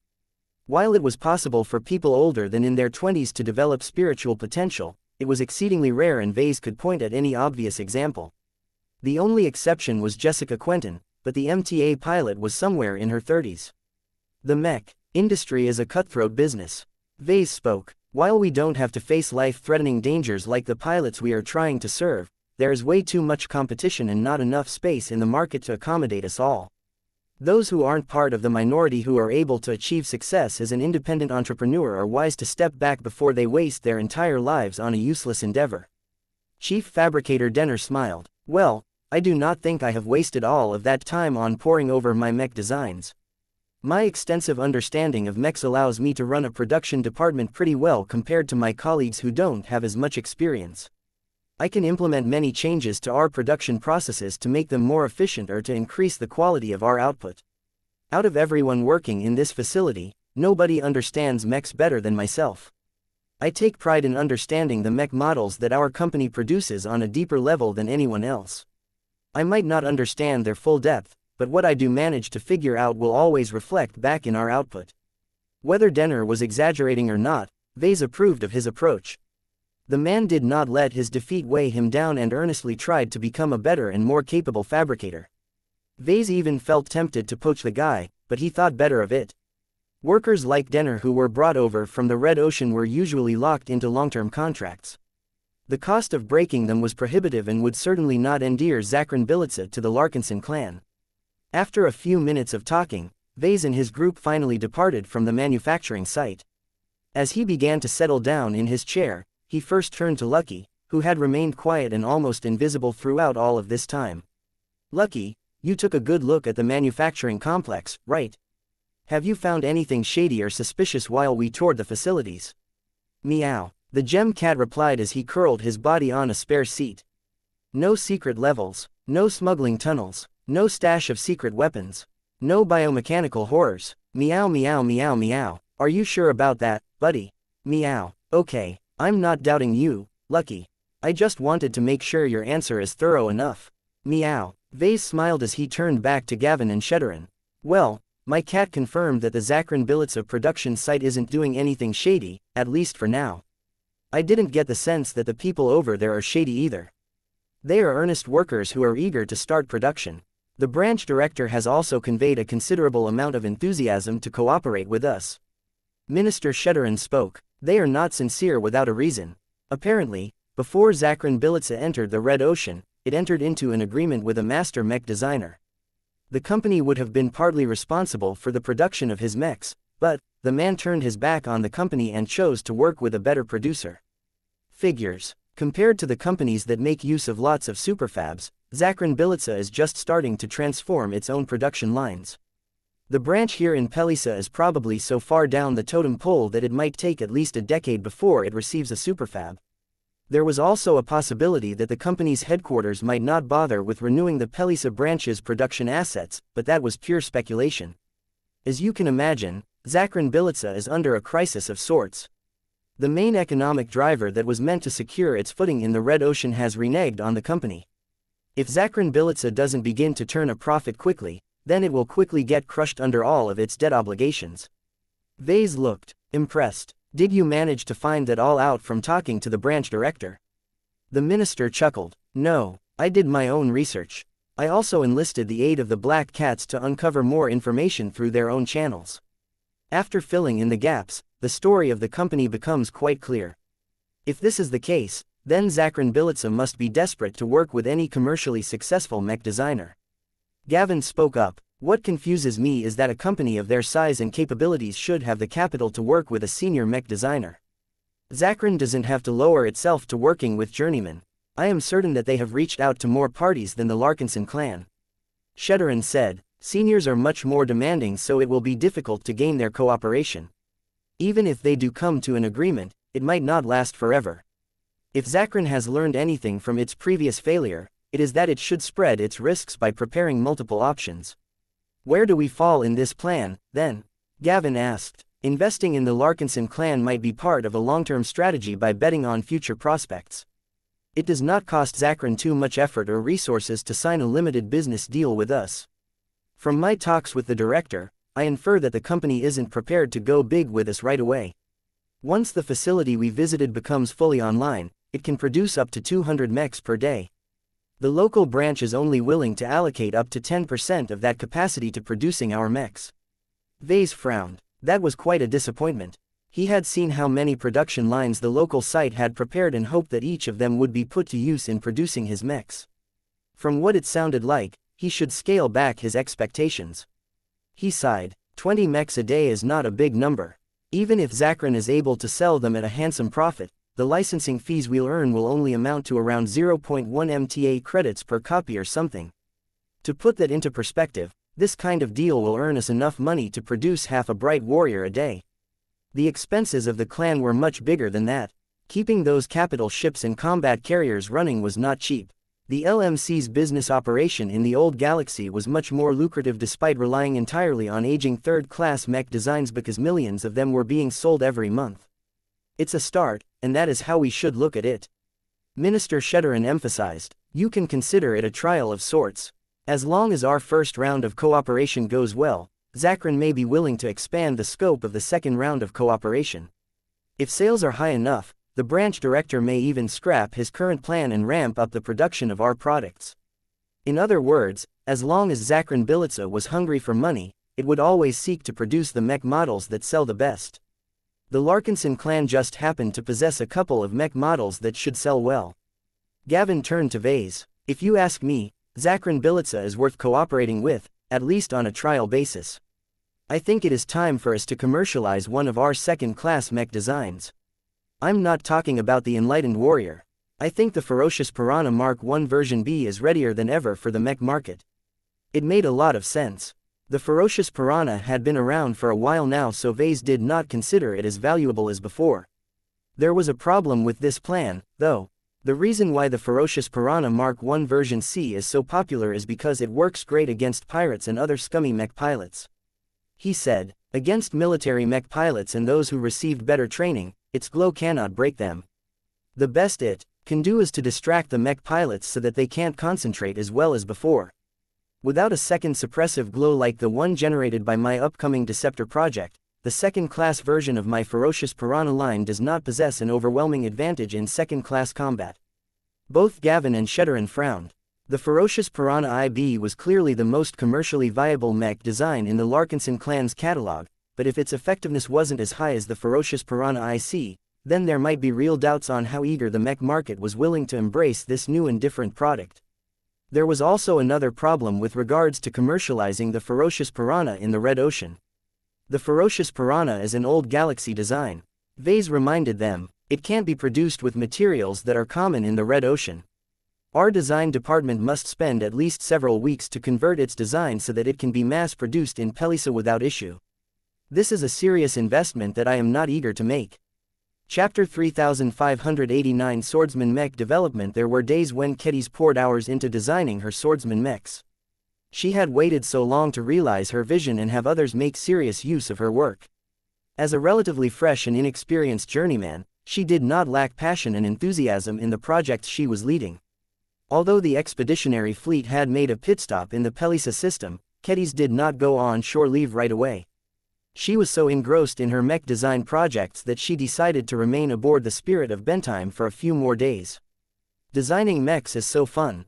The Monster Slayer project was proceeding well. Despite her ambitious aim of sneakily turning it into a training mech for greatsword wielding, the technical complexity of the landbound swordsman mech design was not that complicated.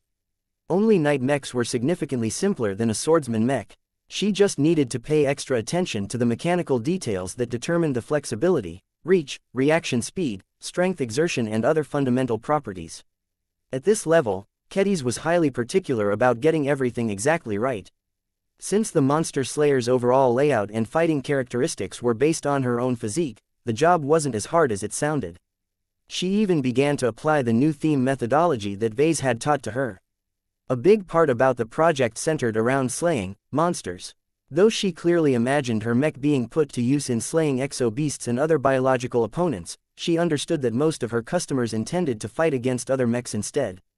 In order to adapt to this demand, she reinterpreted the meaning of monsters to signify any formidable opponent. Whether they are mechs or monsters, as long as the enemy was strong and difficult to defeat, her monster slayer should rise up to the occasion and put up a mean fight even if its overall performance was not that great. Just like my fight against that priest guy back then. Kedis grinned. To give her mech the capital to challenge and defeat mechs or monsters that were stronger and much more resilient to damage than normal, she had already spent a lot of effort into making the greatsword of her mech as sharp and sturdy as possible. Though she was limited by what she could do due to the rather middling design budget of the Monster Slayer, she did not think that many other mech designers could implement a sharper sword. Of course, a sharp weapon wouldn't be of much use if the wielder didn't know what to do with it. This was especially the case for great swords which deviated significantly from the weapons that melee mech pilots generally utilized. This was why the second theme of the Monster Slayer was all about greatsword training. This mech design was her first proper attempt to pass on her swordsmanship through this method. Though she had already made it work for the heart of Victor back during the Wild Brawl Bowl, it was a lot harder to achieve the same effectiveness for a mass production model that couldn't be customized for any single mech pilot. Trying to make this all work was the biggest challenge she faced in this project. She could not rely on book learning and technical accumulation to turn her design into a self-containing training mech, but had to work together with Sharpie to develop the metaphysical properties of the Monster Slayer. Though the process of experimentation and discovery was difficult and filled with setbacks, Kedis rarely felt more alive than when she achieved a small breakthrough. So far, her progress on this mech design was on schedule. As long as she continued to solve problems at her current rate, it shouldn't be a problem for her to finish her first commercial project in a couple of months and deliver the design to the Wildfighter Association. Her second project was different. The swordsman mech that she specifically designed for the Sword Maidens had to be stronger and more specialized than the relatively simple Monster Slayer. Though both of them shared numerous similarities, the focus on the first proper mech model she intended to provide to her dearest sisters and comrades purely lay in maximizing combat power. She partially based the design of this Sword Maiden exclusive mech to the first sword, the expert mech that she played a large part in developing. Though the first sword was far too powerful and exclusive to be equated to standard mechs, its overall performance characteristics still served as a useful example to many Sword Maidens. Venerable Dice was the quintessential Sword Maiden. She fought like one and largely employed the same techniques and fighting approach from the original Sword Maiden greatsword wielding style. Though the expert pilot had branched out in order to develop a sword style that fit her even better, the way she fought with the first sword still gave Kedis a lot of inspiration for her second mech design project. It's not a bad idea to design a mech that is based on the first sword, she determined. This was why she decided to call it the second sword. Though her fellow journeymen looked oddly at her when she decided to settle upon this name, Kedis didn't care. The name did a good job at reflecting the identity of this Sword Maiden mech design project. While the first sword was meant to lead the charge and fight the strongest enemy champions, the second swords would follow right behind and fight the hordes of weaker opponents with nearly the same degree of ferocity. The two models belong together. Since the second sword design was aimed at highly trained Sword Maiden mech pilots, Kedis did not bother to implement as many training elements into its design. Though she had the option to be more heavy-handed about offering guidance to the mech pilots, that would be an insult to them. Swordsman mech specialists of their caliber should be more than capable enough of developing their own styles, especially after they underwent training in the Heavenswarder swordsmanship tradition. This was why Kedis decided to offer a modest amount of training support in the more finer applications of the Sword Maiden style. As a swordmaster, she had already perfected and improved upon the original style. The only problem was that the advanced moves were far too complicated to teach through standard training.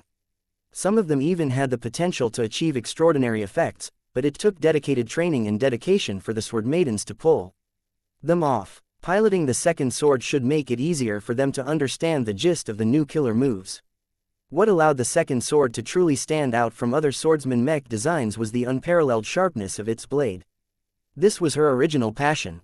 Her design philosophy compelled her to keep developing ways to make the swords of her mechs sharper, and the second sword was her most serious attempt to date.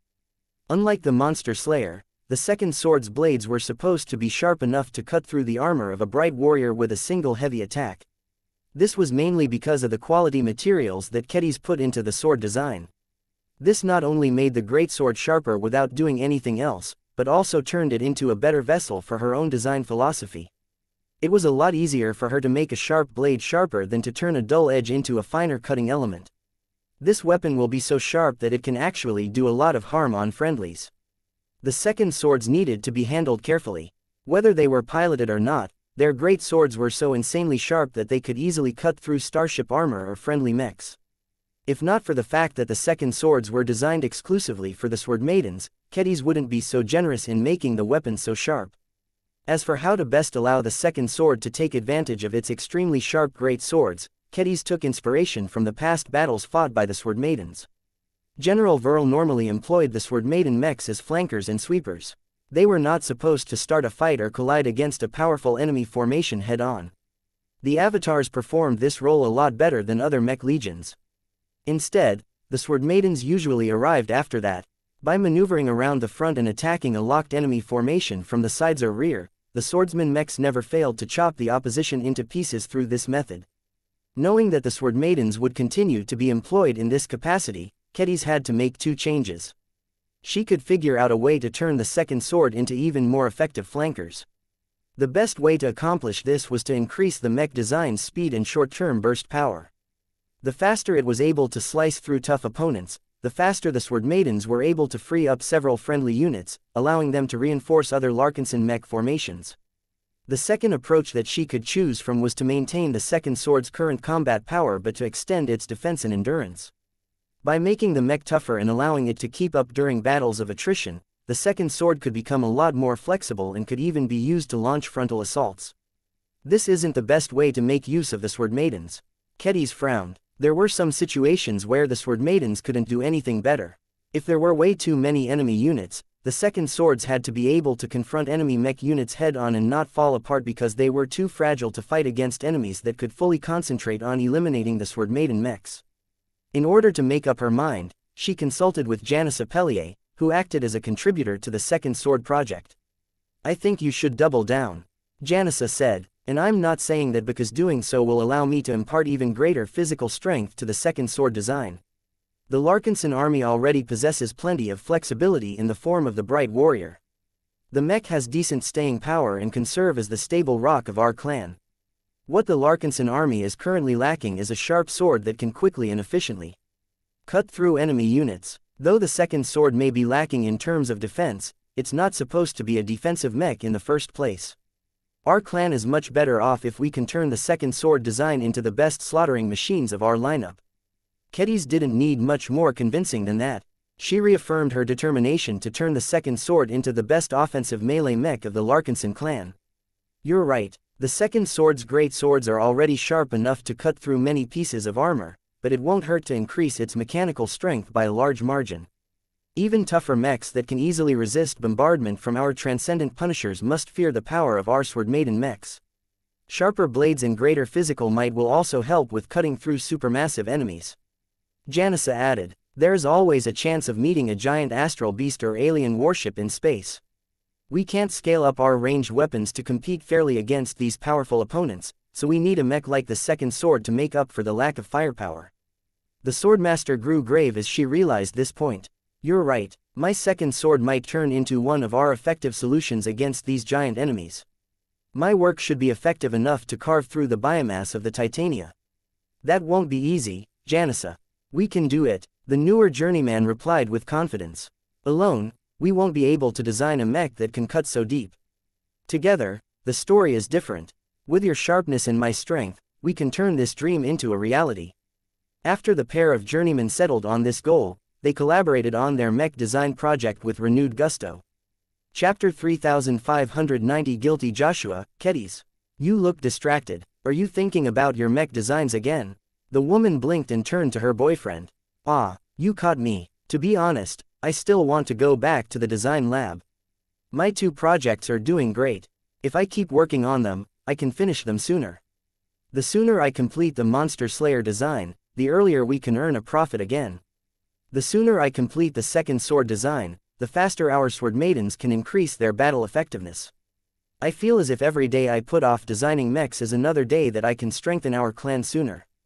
Venerable Joshua understood what she felt, but reacted with exasperation anyway.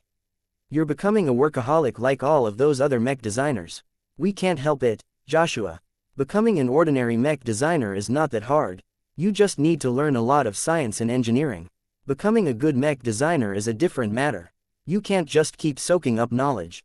You need to apply what you learned. Not only that, you need to move past the work of other people and develop your own solutions. Do you know how much time it takes to perform the research required to develop all of those new solutions? Let me tell you that mechs like your Everchanger don't appear out of the blue. It took a lot of effort from Vase, myself and the other mech designers to make it perform so well despite being so compact. Joshua leaned over and hugged his girl. I know, Keddies, every time I pilot the Everchanger, I feel so lucky for being able to partner up with such a powerful living mech. I know that other mech designers including masters can never come up with a mech that complements me so well. It is the ultimate living mech in my eyes. What about the Quint? Keddies coyly asked. Your old mech has become quite the beast as of late. Ah, the Quint is also a powerful living mech. Joshua admitted. It's just that it is a living mech that is designed to be piloted by any Larkinson mech pilot. Its flexibility and open nature is its greatest strength.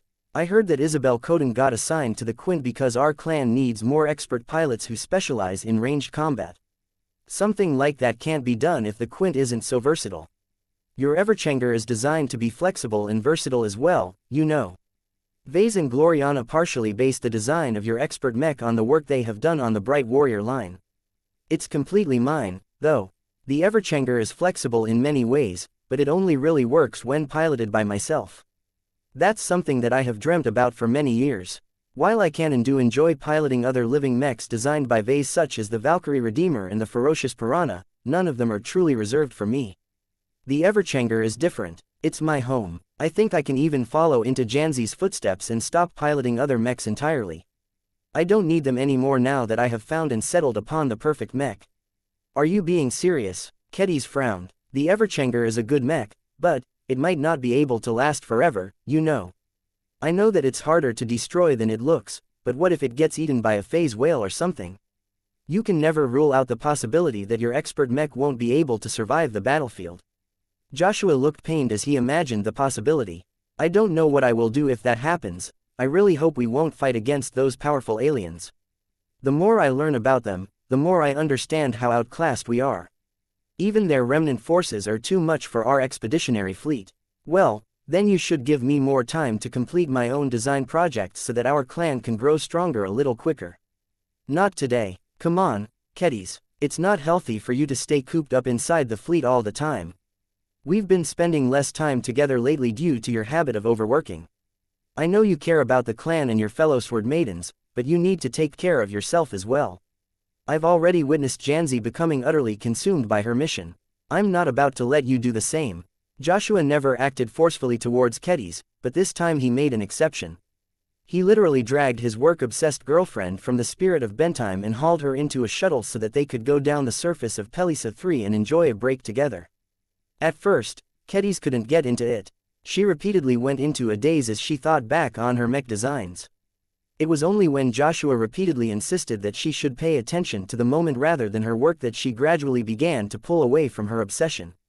Look at these furry beasts. Aren't they cute? The two wore thick coats as they walked through one of the parks of the city of Pahana.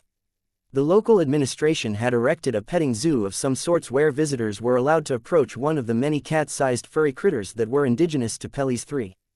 They had only undergone light modification in order to survive the changes to the planet's climate. Even though the gray-furred alien beasts weren't trained or modified to act docile in front of humans, they happened to be remarkably tame by nature. They allowed themselves to be picked up and hugged by giggling children as long as they were fed with specially formulated snacks. Joshua approached one of the stalls and paid for a bag of the stuff. He then led Keddies over to one of the enclosures where the alien beasts called Vajerns were happily lounging or hopping around. "They're like rabbits," Keddies remarked. "If not for the lack of ears and their long tails, I wouldn't know any better." The expert pilot nodded as he threw a snack to one of the bigger Vajerns. "It's remarkable how close these Vajerns evolved to the rabbits we know. Pelisa 3 must have been an impressive planet back when humans hadn't come to this dwarf galaxy." Keddies shook her head even as she sat down and put a furry creature on her lap. "Don't be fooled by these creatures. I'm sure that Pelisa 3 must have been a lot wilder and more dangerous in its original state. Once the THZ consortium came to terraform this planet, a lot of the ugly and useless beasts got wiped out in order to make room for more human-compatible animals. That sounds like a pity. All of those indigenous species will either be lost forever or be locked up into cages so they can serve as experimental material. Do you have pity on them, Joshua? I'm just questioning the necessity of it all. Are humans like us truly right to invade the Red Ocean?" He sighed as he stroked the soft and malleable back of one of the Vajerns. The creature reacted a lot friendlier to him than any other human and actively cooed in order to receive more pets. "I didn't think you'd be interested in politics. You're a soldier, Joshua. Your job is to fight and protect. You should leave the decision-making to the people in charge. Otherwise, you'll turn into another version of Janzi." The mention of his ex-girlfriend briefly soured his mood. "You're right, but a part of me doesn't want to stay quiet. The more I see the Red Ocean, the more I think we don't belong here. We're taking away the homes of innocent alien species and we're committing genocide on countless beasts like the animals that used to roam this planet alongside the Vajerns. The longer we stay here, the more we kill everyone. Don't you feel bad about being a part of this galaxy-wide massacre?" "It's us or them," Keddies said without any mercy. Despite the fact that she looked gentle with the Vajern on her lap, her eyes were filled with steel. "If you know the history of humanity, you should know that we will never be able to live in peace with all of those alien civilizations. It's too difficult to form friendships and alliances with aliens who think and act too differently from us. Sure, the Red Ocean is quite far away from the Milky Way, but that doesn't mean the intelligent alien races here pose no threat. With so much phase water at their disposal, they could have easily entered the old galaxy and started an invasion." Joshua snorted. "Do you really believe that? The Red Ocean is 64 times smaller than the Milky Way. They don't have the strength, tech or numbers to defeat humanity on its home ground. As far as I'm concerned, this invasion is nothing more than an attempt to claim phase water even if it comes at the expense of every sentient alien race that have called this place home for many years." The more he talked, the more that Keddies felt that there was something wrong. She carefully put the Vajern aside, much to the furry creature's disappointment, and faced her boyfriend with a serious expression. "You don't sound as relaxed as before. What's the matter, Joshua? Are you having trouble?" He hesitated for a moment. Lately, I've been growing stronger. Each time I pilot the Everchanger, I can always do a little more." "I'm glad for that. I've waited so long to pilot an expert mech, and the work that you and Vase have done has surpassed my expectations. It's just, the stronger I become, the greater my connection to living people and creatures." "What's the problem with that?" "Well, the more I am able to sense and understand creatures such as this little Vajern, the harder it becomes for me to do anything that might kill them all, either directly or indirectly." "You're saying that you don't want to kill anymore." "Not that. There are plenty of enemies who need to be killed. I have no problem taking away the lives of those who threaten our clan. What I do feel bad about is my role in furthering the Big Two's plan to conquer the Red Ocean. I don't know whether I can support what they are doing. Am I correct for thinking this way?" "No," Keddies flatly replied. "I don't see why you're being so hung up on this. Look, I don't think we should kill gratuitously either, but we shouldn't pass off the opportunity to become stronger either. Once humanity secures the Red Ocean, we'll not only be able to harvest a lot of phase water, but also gain a lot of new territory. This will strengthen our race as a whole and makes us less susceptible against invasions targeted against us. We're only doing this to protect ourselves." I'm not sure about that. I still don't believe that all of this is truly necessary. If I was in charge of humanity, I would have tried to find a way for us to be able to live in peace with the aliens. Why couldn't we have asked to trade with the Red Ocean races? I'm sure they are willing to supply us with phase water as long as they get enough rewards in return. Why trade when you can take what you want? Kedis replied, your sympathy for the alien races like the Nunsers and so on is completely misplaced. They would have done the same thing to us if they were stronger. By attacking them first, we'll be able to cut off their growth and finish them off before they ever become strong enough to threaten human civilization. So you see, wiping out the former rulers of the Red Ocean is completely necessary. The only race that we can truly trust is our own. Joshua understood her argument, but he was still conflicted in his heart. The contradiction between preserving life and killing enemies had not abated but grew even stronger. Chapter 3591 Tormented by dilemmas. Although people often stated that expert pilots had shed all of their doubts, that didn't prevent people like Venerable Joshua from generating new doubts. The acquisition of power and the complete transformation of status that expert pilots enjoyed always made them completely happy at first. They had fulfilled their dreams and become a demigod. Yet once they settled into their new routines, they soon learned that demigods weren't as aloof to mortal concerns as they thought. The reliance on expert mechs to do their jobs, the alienation they felt when interacting with ordinary people and the drastic changes in mentality all produced numerous new problems. Not all of them could be solved by being stubborn. The questions that were serious enough to plague expert pilots usually revolved around conflicting values and principles. There weren't obvious correct answers to them. They were dilemmas exactly because expert pilots would feel bad regardless of how they resolved them. Anyone who made the wrong choice might even cause their convictions to weaken, thereby undermining the basis of their extraordinary strength. Joshua needed to think carefully about the dilemma that was increasingly disturbing his progress. His affinity and appreciation of life was part of the reason why he was such an effective expert pilot, but now his sympathy for other living creatures was turning into an increasingly greater hindrance. Fortunately, he wasn't alone in this.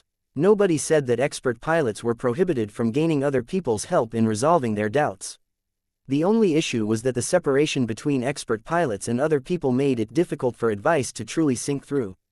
Joshua needed to hear a very good argument in order to embrace it with his entire will. Kedis was not ignorant of what this problem could do to her boyfriend. As a swordmaster, she too needed to confront similar demons one day. The pursuit of power was never smooth. In order to become the best warrior in existence, people like Joshua and her needed to pass many tests in order to prove their worthiness to wield greater power. Those that blindly pursued strength without understanding their own selves were merely children who wielded too much power. They were destined to self-destruct sooner or later. At least that was what Kedis thought. The Heavensward Association gathered a lot of insight about swordmasters as they struggled to surpass their peers and become the next Heavensward saint. She figured that expert pilots must be undergoing a similar journey. Joshua's admission caused the pair to cut their time in the petting zoo short. Neither of them were in the mood to appreciate the cute Vajerns any further. The two leisurely walked through the rough and basic streets of Pahana in silence. Despite all of the construction going on, the colony settlement already developed a lot of liveliness. Many colonists brought over from the old galaxy were building their homes or settling into their new jobs with plenty of optimism. Their children were running around in playgrounds or heading off to their schools. Various animals, both indigenous and imported from human society, were roaming for food or companionship. When Joshua soaked in the mood of this city, he recovered a bit. The atmosphere in this city was not that different from what he was used to in the Larkinson fleet. Few if any of these colonists tangled themselves over the morality and righteousness of invading the territory of other alien races. They held no empathy towards the former residents of Pelisa III and only focused on their own concerns. To the colonists, the extinction of so much alien life was irrelevant to them. They only cared about what they could gain from the Big Two's systematic massacre and genocide of every powerful threat that occupied the new frontier. The dilemma that Joshua faced was whether he should follow suit or stick to his developing impulses. This was genuinely a difficult matter. Though Kedis tried to give her boyfriend space, she couldn't allow him to keep wallowing in his own thoughts forever. Expert pilots were infamous for being too blind to alternatives. "Are you thinking about speaking up against the killing of aliens?" Kedis asked. Joshua hesitantly shrugged. "I don't know. I know that if I attempt such a thing, I'll get into a lot of trouble. Neither the Big Two nor many people in our clan will approve of such a sentiment. To most people, the aliens who live in the Red Ocean are enemies and obstacles to their own pursuits. Getting rid of them is the best way to profit from the new frontier." I might be an expert pilot, but even I'm not stupid enough to fight against all of human society. Your mind says no, but I think your heart has a different answer in mind. Kedis keenly said as she studied his expression. You don't want people killing every alien in sight. You think the other races still deserve to live. Is this the stance you want to embrace? I can't say. I cannot do such a thing when I know that I will get myself and my clan in a lot of trouble. Hardly anyone in human society actually supports coexisting with alien civilizations. People are too afraid of getting attacked by those who do not see humans as friends or allies. Kedis sighed. You're becoming too soft-hearted, Joshua. If you accept this stance, then what next? Say you begin to feel guilty about defeating enemy human mech pilots. Is it worth it for you to spare their lives when they often provoked an attack against our clan? What if they have Larkinson blood on their hands? I would still kill them if that is what it takes to end their threat towards our clansmen. Joshua answered with slightly renewed conviction. Aside from that, I would be more inclined to take them prisoner if possible. Are you sure about that? Sometimes, we take prisoners, but no one seems to know what happened to them after that. I haven't heard of any instances where we put them back where they belonged. Kedis sighed. You're being a big dummy, you know that. Your idealism is adorable, but it's also naive and stupid. The cosmos isn't a giant petting zoo where different species can get along with each other without any effort. It's a giant jungle where species like ours struggle for survival. Only the fittest and most ruthless species have the capital to remain and think about silly thoughts like yours. If humanity wasn't as strong as it is now, you would have never spared so much sympathy for our alien competitors. She made a lot of sense. Joshua could easily get behind her viewpoint if not for the fact that she so casually dismissed the fact that humanity went way overboard in wiping out different forms of life. I don't know what to think at this moment. I still need to search for an answer. Let's do something else. I need a distraction. Okay. The couple proceeded to spend their time on shopping and exploring other curiosities. Pahana might not be a finished city, but it already offered plenty of exotic sights such as fallen alien monuments and products made out of materials derived from local beasts and materials. After purchasing a bracelet for himself and Kedis, the couple moved to a restaurant where they partook in the local specialties. The mood between the two was not that great. Though Kedis had finally pulled herself away from her work, her boyfriend had sunk deeper into the pit of his own dilemma. She looked concerned as she reached out and held Joshua's hand. The warmth from his skin and personality never failed to inject warmth in her heart. Joshua, I love you, but I can't bear to see you like this. You really need to do something about your issue. If you can't solve it by talking to me, then try and approach someone else. I think that vase would love to help you deal with your dilemma. He snorted. No thanks. I've been with the patriarch long enough to know what he will do to me. He'll convince me that I shouldn't feel any guilt at all and that potential threats need to be eliminated before they can pose a threat to him and the clan. Is he wrong in thinking this way? I don't disagree with the notion that you need to deal with potential threats in advance, but we've never tried any alternatives. It wouldn't be that difficult for human civilization to keep at least some aliens alive. They don't need to be strong. Just putting them into small enclaves should be enough. That's an impractical solution due to multiple reasons. Any alien race that has not yet gone extinct can always make a comeback. Revenge against humans will no doubt be high on the agenda. If you become too soft-hearted and make a mistake, your decision might haunt you one day if Larkinsons will die as a consequence. Life isn't equal. An exo-beast is worth less than a sentient alien. An alien is worth less than a human. A random human is worth less than a Larkinson. As for me, Joshua looked at Kedis in the eyes. You, please answer this simple question for me. In your heart and soul, who is more inseparable to you? Me, or the Everchanger? What, if you have to make a choice between losing me or your expert mech, who would you sacrifice? That, I can't answer that, Kedis.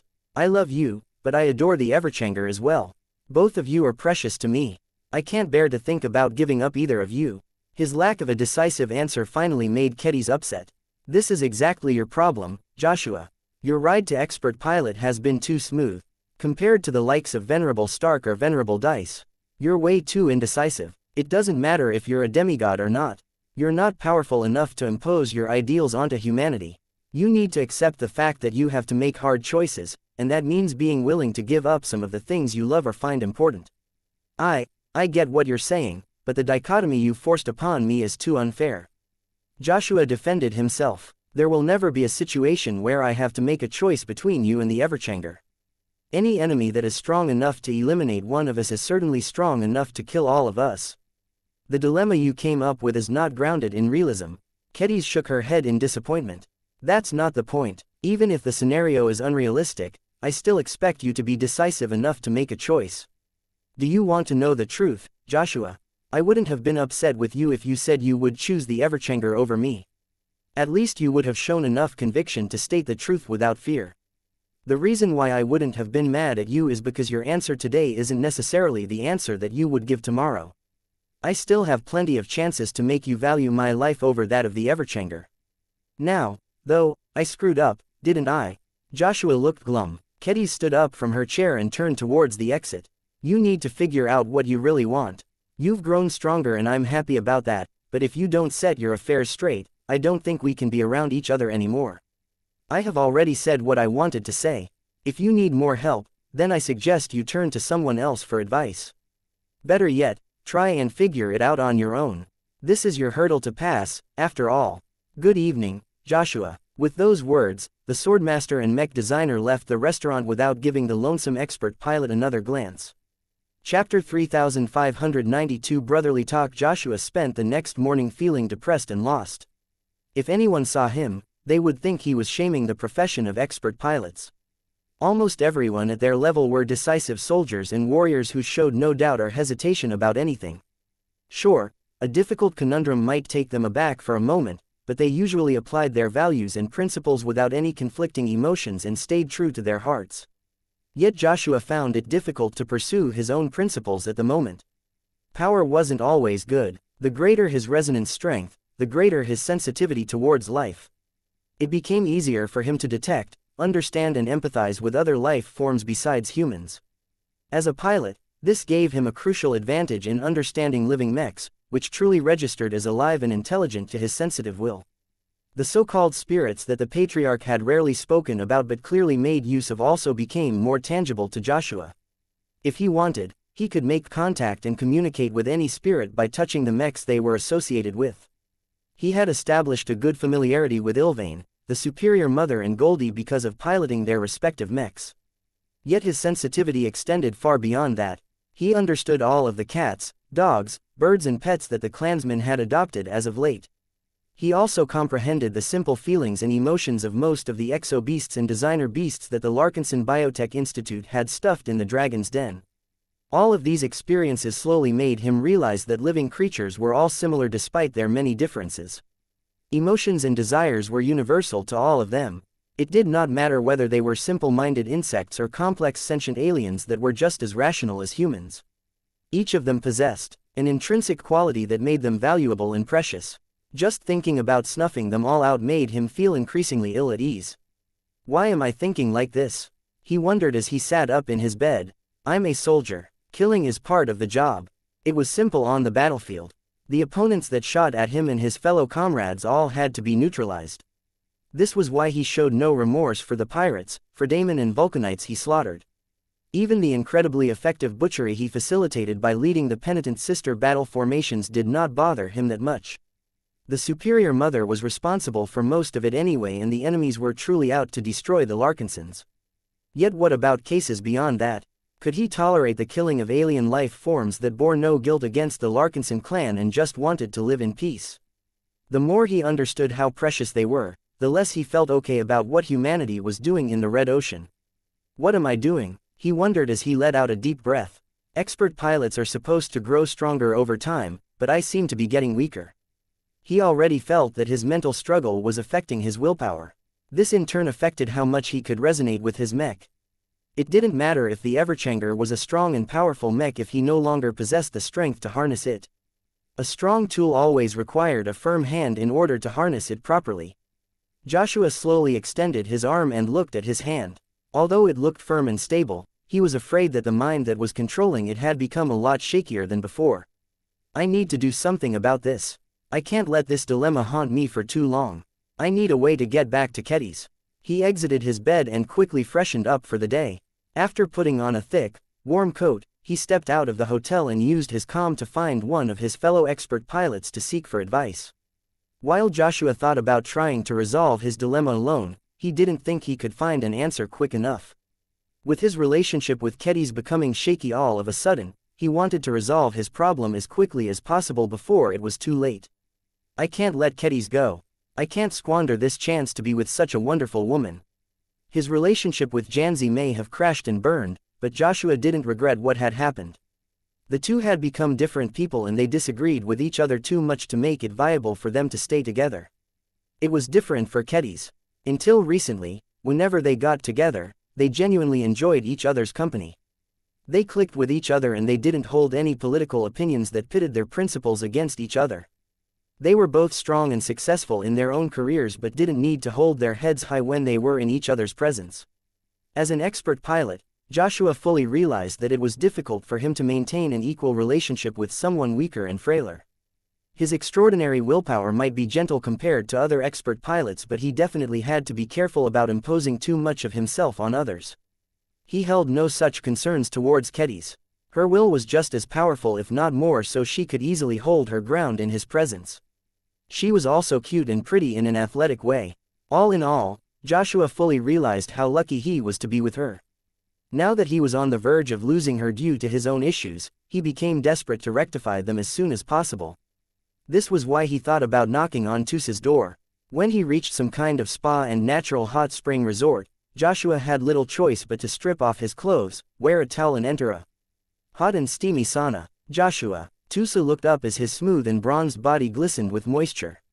What a surprise to see you here. Are you looking to loosen up and unwind as well? The new arrival shook his head as he sat down a short distance away from the light mech specialist. No, I'm in trouble and I think I need help. Oh, Tusa dropped some of the levity in his tone when he recognized that Joshua was being serious. Tell me all about it, then. My ear is always open. Venerable Joshua briefly and succinctly explained his recent troubles and how it impacted his relationship to Kedis. Though he felt increasingly more uncomfortable about revealing his shameful and controversial views, Tusa did not display any ridicule. I can see why you're so tense. A massage can't do anything about that. Before we go any further, are you really sure you want to remain with Kedis? What do you mean, Tusa? Of course I want to keep her. I enjoy spending time with her. I still love her as much as before. Why would I want to break up with her? It doesn't make any sense. Tusa chuckled under his breath. It sounds to me that your girl hasn't been very helpful towards you. Instead, she forced the issue by presenting you with a deliberately crafted dilemma that forced you to make an impossible choice. Men like us can't be separated from our expert mechs and I'm sure she knows that. Yet she forced you to make a choice between her and the Everchanger anyway. How would she feel if you told her that she had to choose between keeping you or her Bloodsinger? She would feel just as conflicted as you, assuming that she actually gives a damn about your relationship. She's still sincere. I don't doubt that, Joshua insisted. It doesn't sound that way to me. If you ask me, she's testing you because she abhors weakness.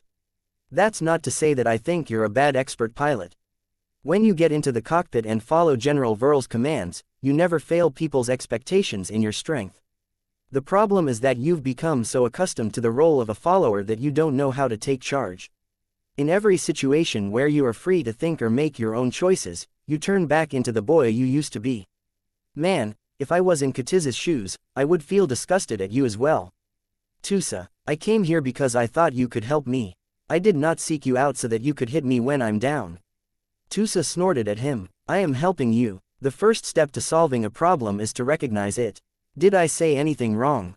Did I misjudge when I described you as a follower rather than someone who knows how to be in charge of his own life? The other expert pilot looked glum. Although Joshua wanted to repair his esteem by telling Tusa that he was able to stand up on his own, it wouldn't be true.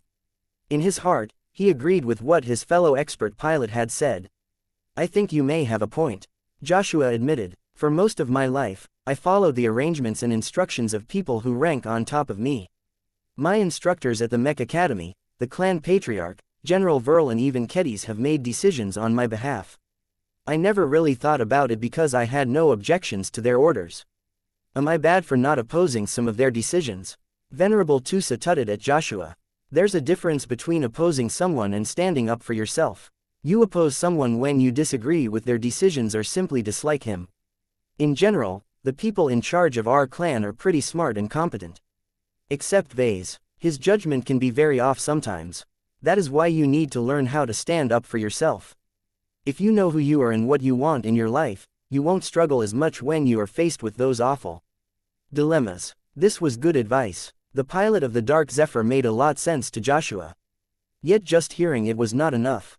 How can I stand up for myself when I don't have enough practice in doing so? He asked. First off, you need to stick to your guns even if you think the entire galaxy will turn against you. Whether you think your answer is right or wrong, as long as you stick to it, you will never be a spineless coward.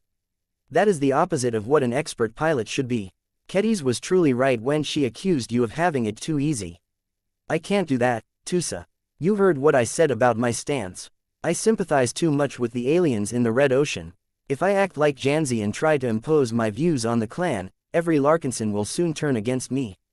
Even the MTA might not take kindly to my opinion. Everyone in the new frontier wants to wipe out all of the advanced alien races so that humanity can claim their territories. If I stand up and say that they should abandon all of their investment and head back to the Milky Way, they'll probably crucify me no matter my status. Tusa finally began to frown. Even he couldn't figure out an easy way to resolve this matter. I can't help you much with that, mate. I have my own answer to the problem that is plaguing you, but that is personal to me. I don't think it's a good idea for me to tell you my thought process. I've already helped you as much as I can, Joshua. I told you what your problem is and gave you a direction where you need to go in order to get better. Remember that you're a demigod now.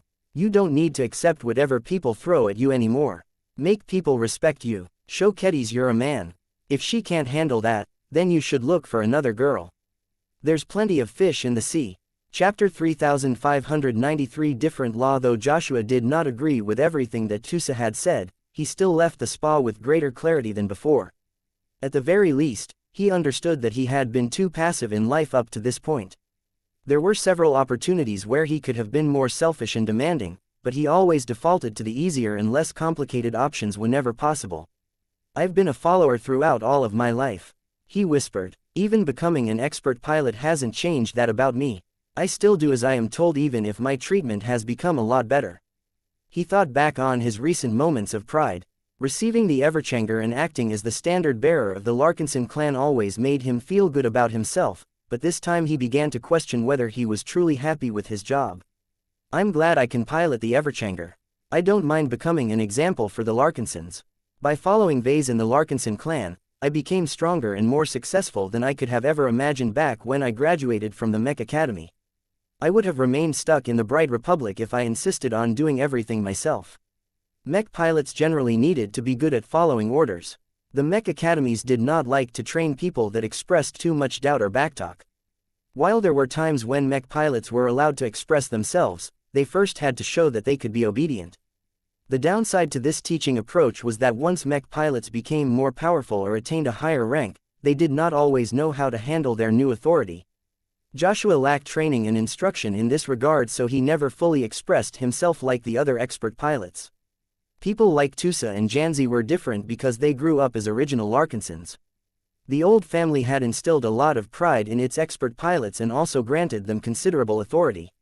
Rosa Orphan, Dice and Davia Stark also didn't have any problems asserting themselves because they were older and more experienced.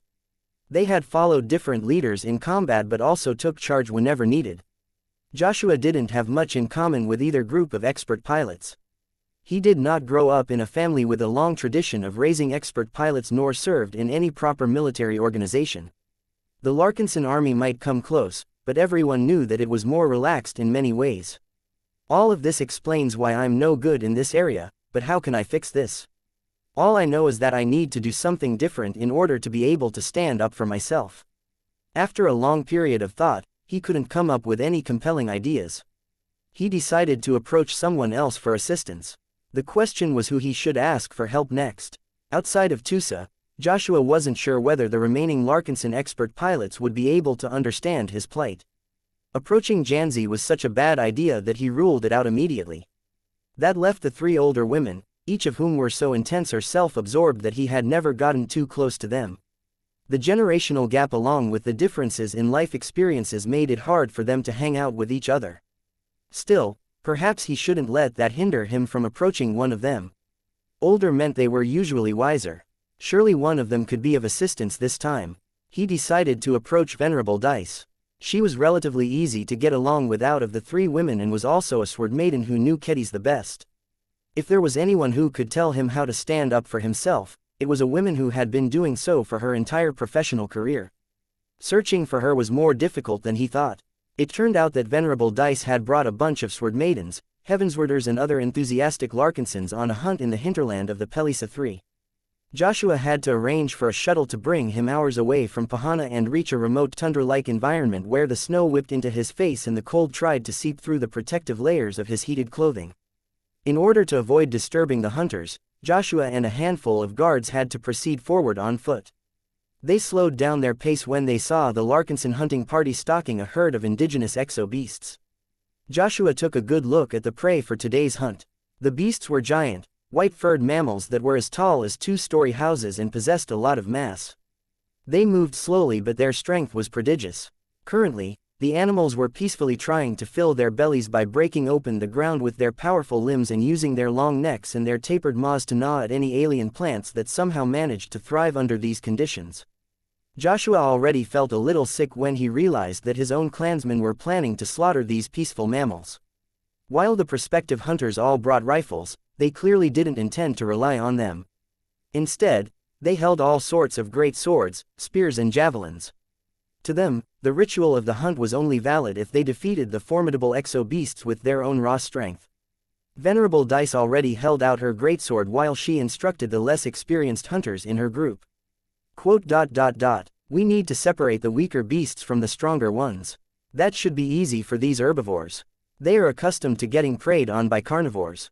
Whenever they perceive a great enough threat, they will bolt and run as a whole. The old and sick will eventually fall behind because they can't keep up with the rest. These will be our hunting targets for today. I've already instructed you on what to do. When we surround these giant beasts, keep your distance and err on the side of caution. Never get close enough to the point where these creatures can stomp on your body. Part of what separates a good warrior from a bad one is to know your own capabilities. Don't try to be a tough guy. Try and be the wise guy instead." The female expert pilot especially directed her words towards the men in the hunting party. Most of them weren't sword maidens, so she could not fully trust them to know what to do under pressure. Ahem. Joshua coughed as he slowly approached the group. "Do you have time, Dice? I'd like to speak. Please like and follow the Cultivation Audiobooks channel with you about something." Dice frowned. She briefly turned around to see whether the herd of large exo-beasts were still there. "I can give you a moment, but don't take too long." The two expert pilots moved to the side while Joshua frankly shared his problems with the woman. Venerable Dice threw a contemptuous look at him. "I'm not surprised that Kedis reacted that way towards you. She has been trying to be patient with you, but you just won't get better. Have you shown any true consideration of her feelings?" "I do. I think about her every day. Even when we can't spend much time together because of our duties, I still try to make the most out of the moments when we can be together again. I'm not talking about all of that lovey-dovey stuff, Joshua. I've seen how you make Kedis happy and I'm glad for that, but there are also parts about you that just makes me want to smack you on the head." Joshua frowned. "Why so? What am I doing wrong? You're good at reading people, right? Have you ever looked deeply at Kedis and tried to figure out what she truly wants from you for once?" "I did, but I can't get an accurate read on her. She's powerful in a way that is different from everyone else. There's parts of her that are nice and sweet, but there are also parts of her that are strong and forceful. It makes me a bit confused about how I should handle her considering that she switches between moods from time to time."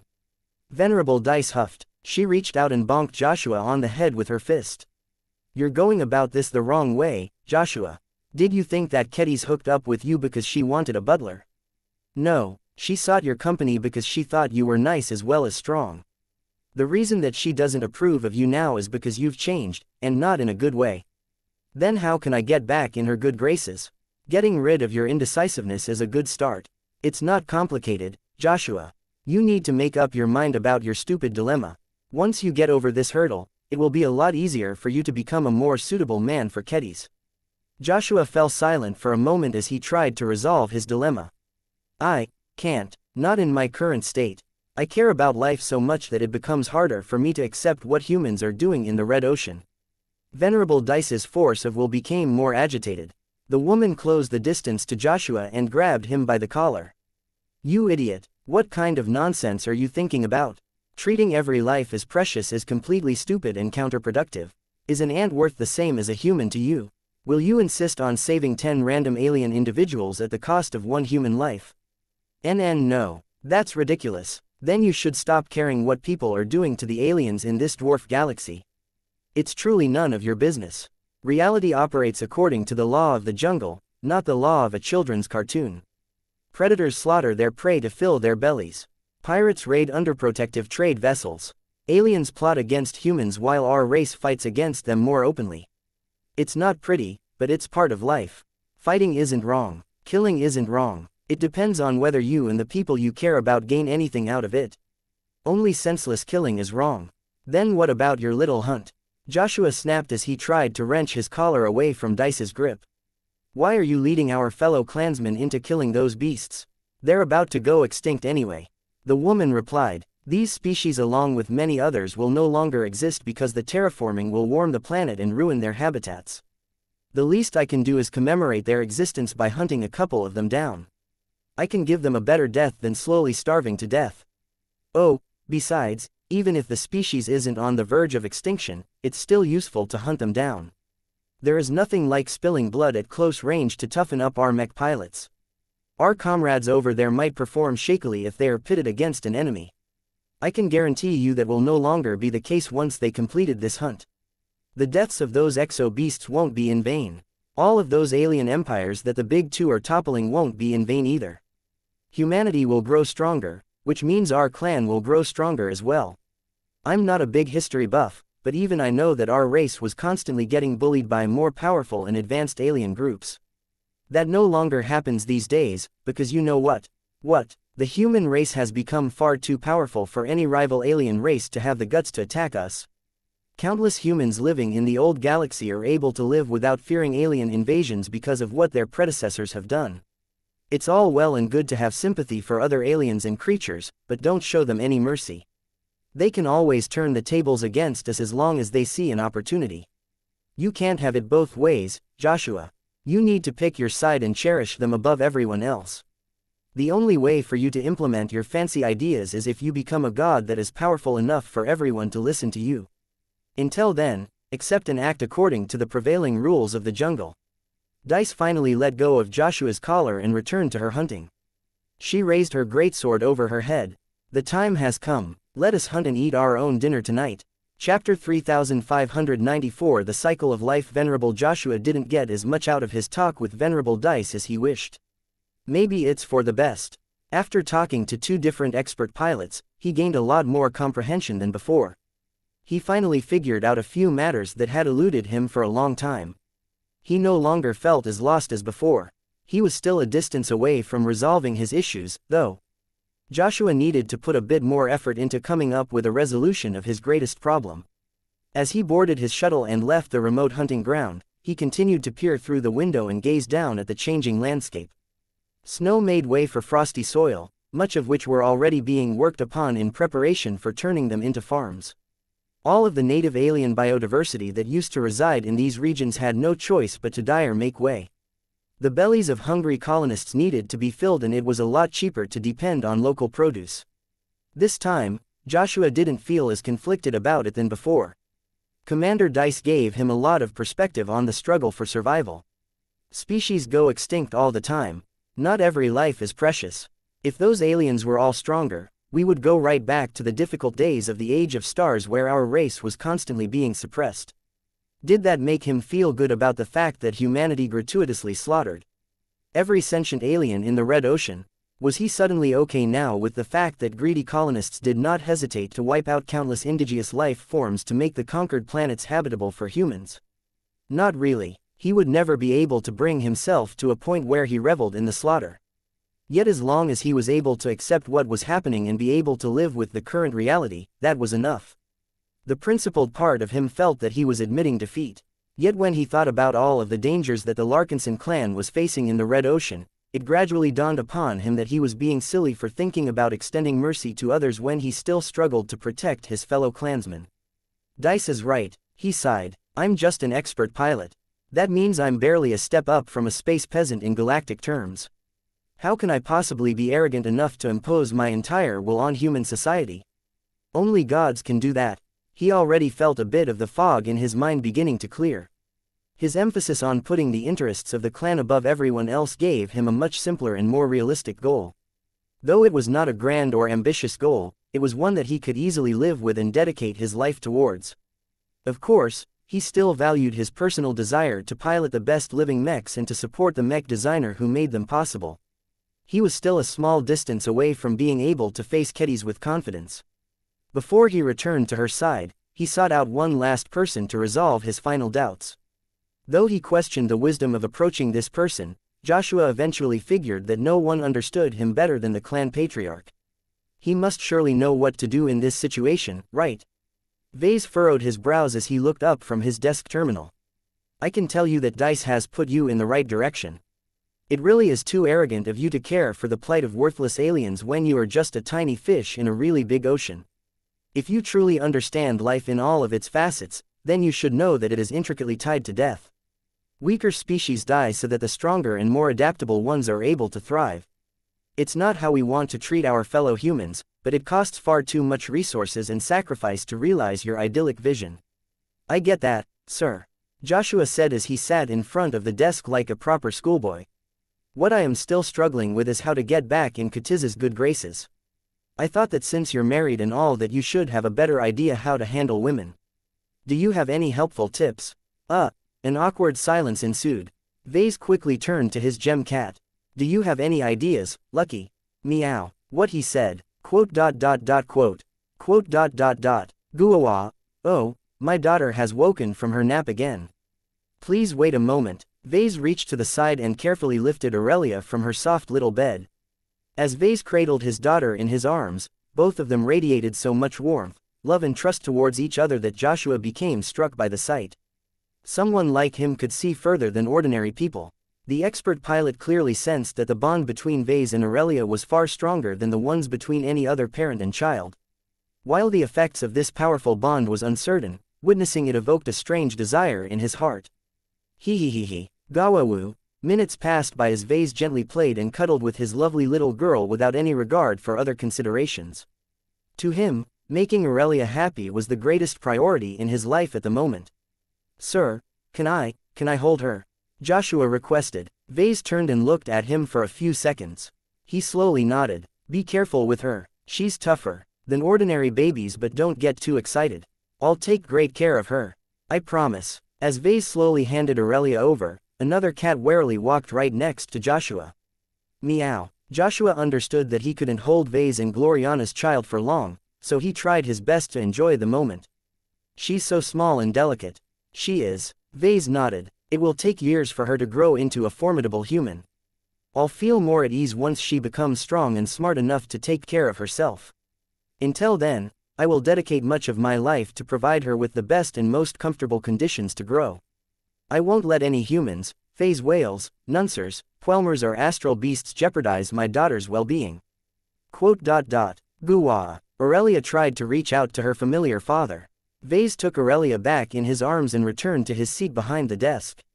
Children are the most precious gifts of life, Vase stated to the expert pilot. Like any organism, we humans are programmed to value our children and our family before anyone else. It's a biological instinct and one that is universal to pretty much every species in the cosmos. It sounds selfish, but it's not. It's a part of life. To give our children the safety and opportunities that they deserve, I am even willing to kill other people's fathers and sons if that is what it takes. I might sound unnecessarily cruel, but once you become a father like me, you'll think the same way. A light began to shine in Joshua's eyes. The desire in his heart grew stronger and his force of will finally made a full recovery. Vase smirked at the sight. For someone who thinks he knows a lot about life, you haven't been enjoying it as much. You should do something about that, Joshua.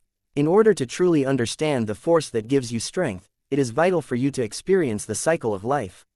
I hope that helps. Thanks, sir. Before I go, could you do me a favor? Sure. When Joshua finally stepped out of the building, he showed a lot more confidence and determination than before.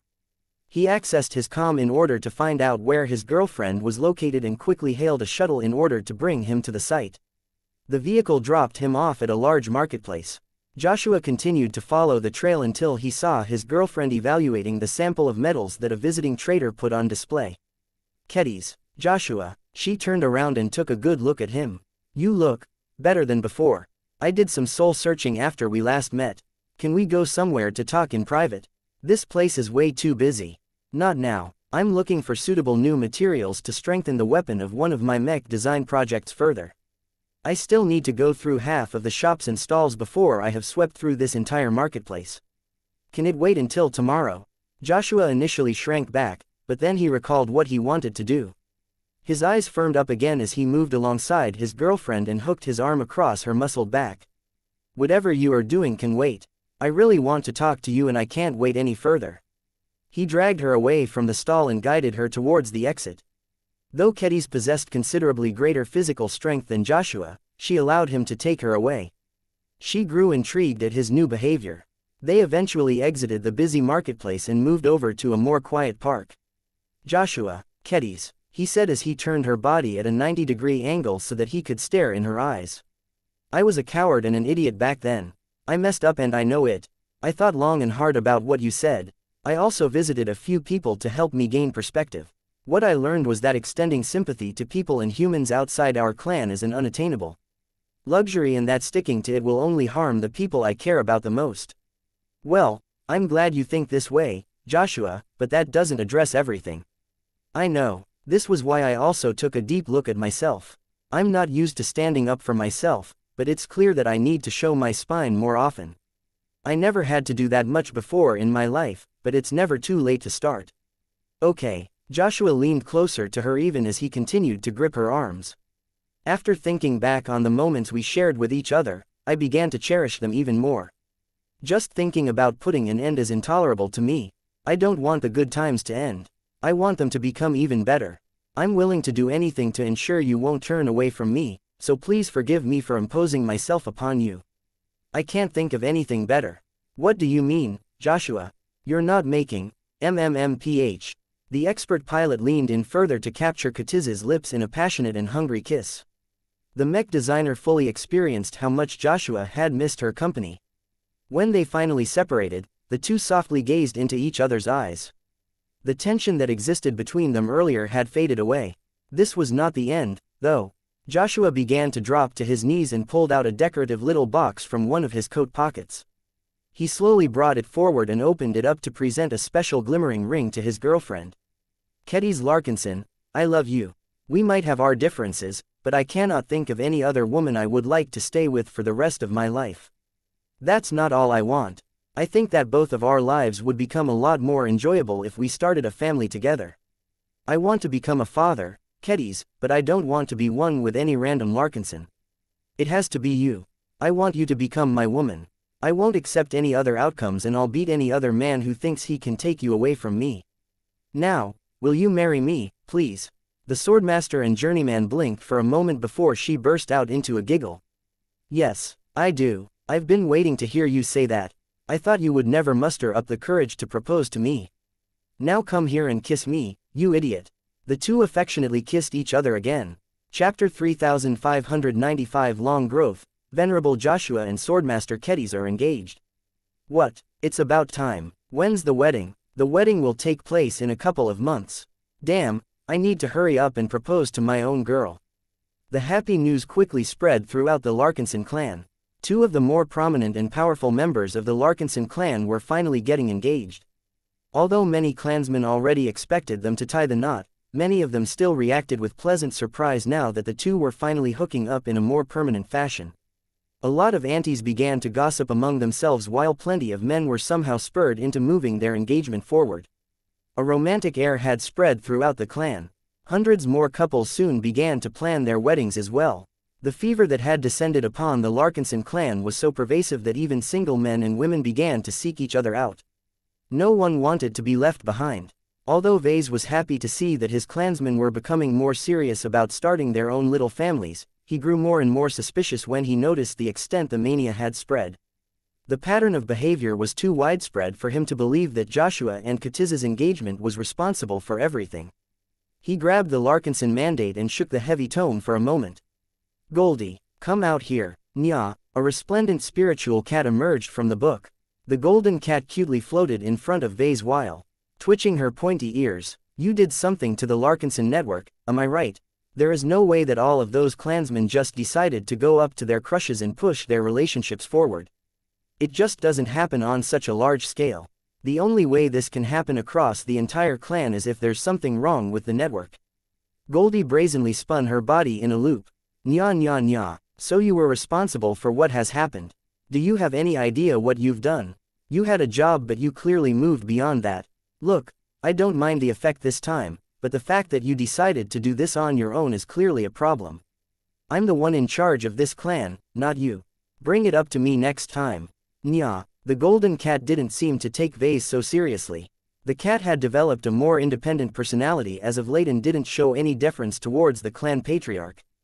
"Get over here, you naughty kitty." Vase grabbed hold of Goldie before she could spin around any further. Even though she squirmed and let out noises of complaint, he soon calmed her down by rubbing her head and back with his spiritually augmented hand.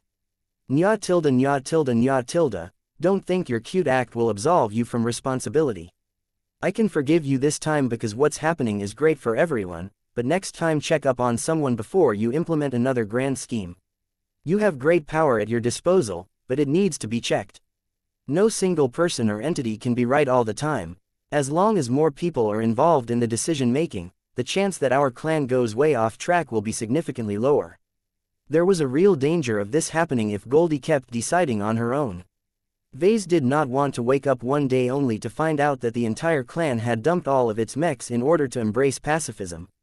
Hearing Vase speak, please like and follow the Cultivation Audiobooks channel so seriously about this concern finally caused Goldie to take his request seriously.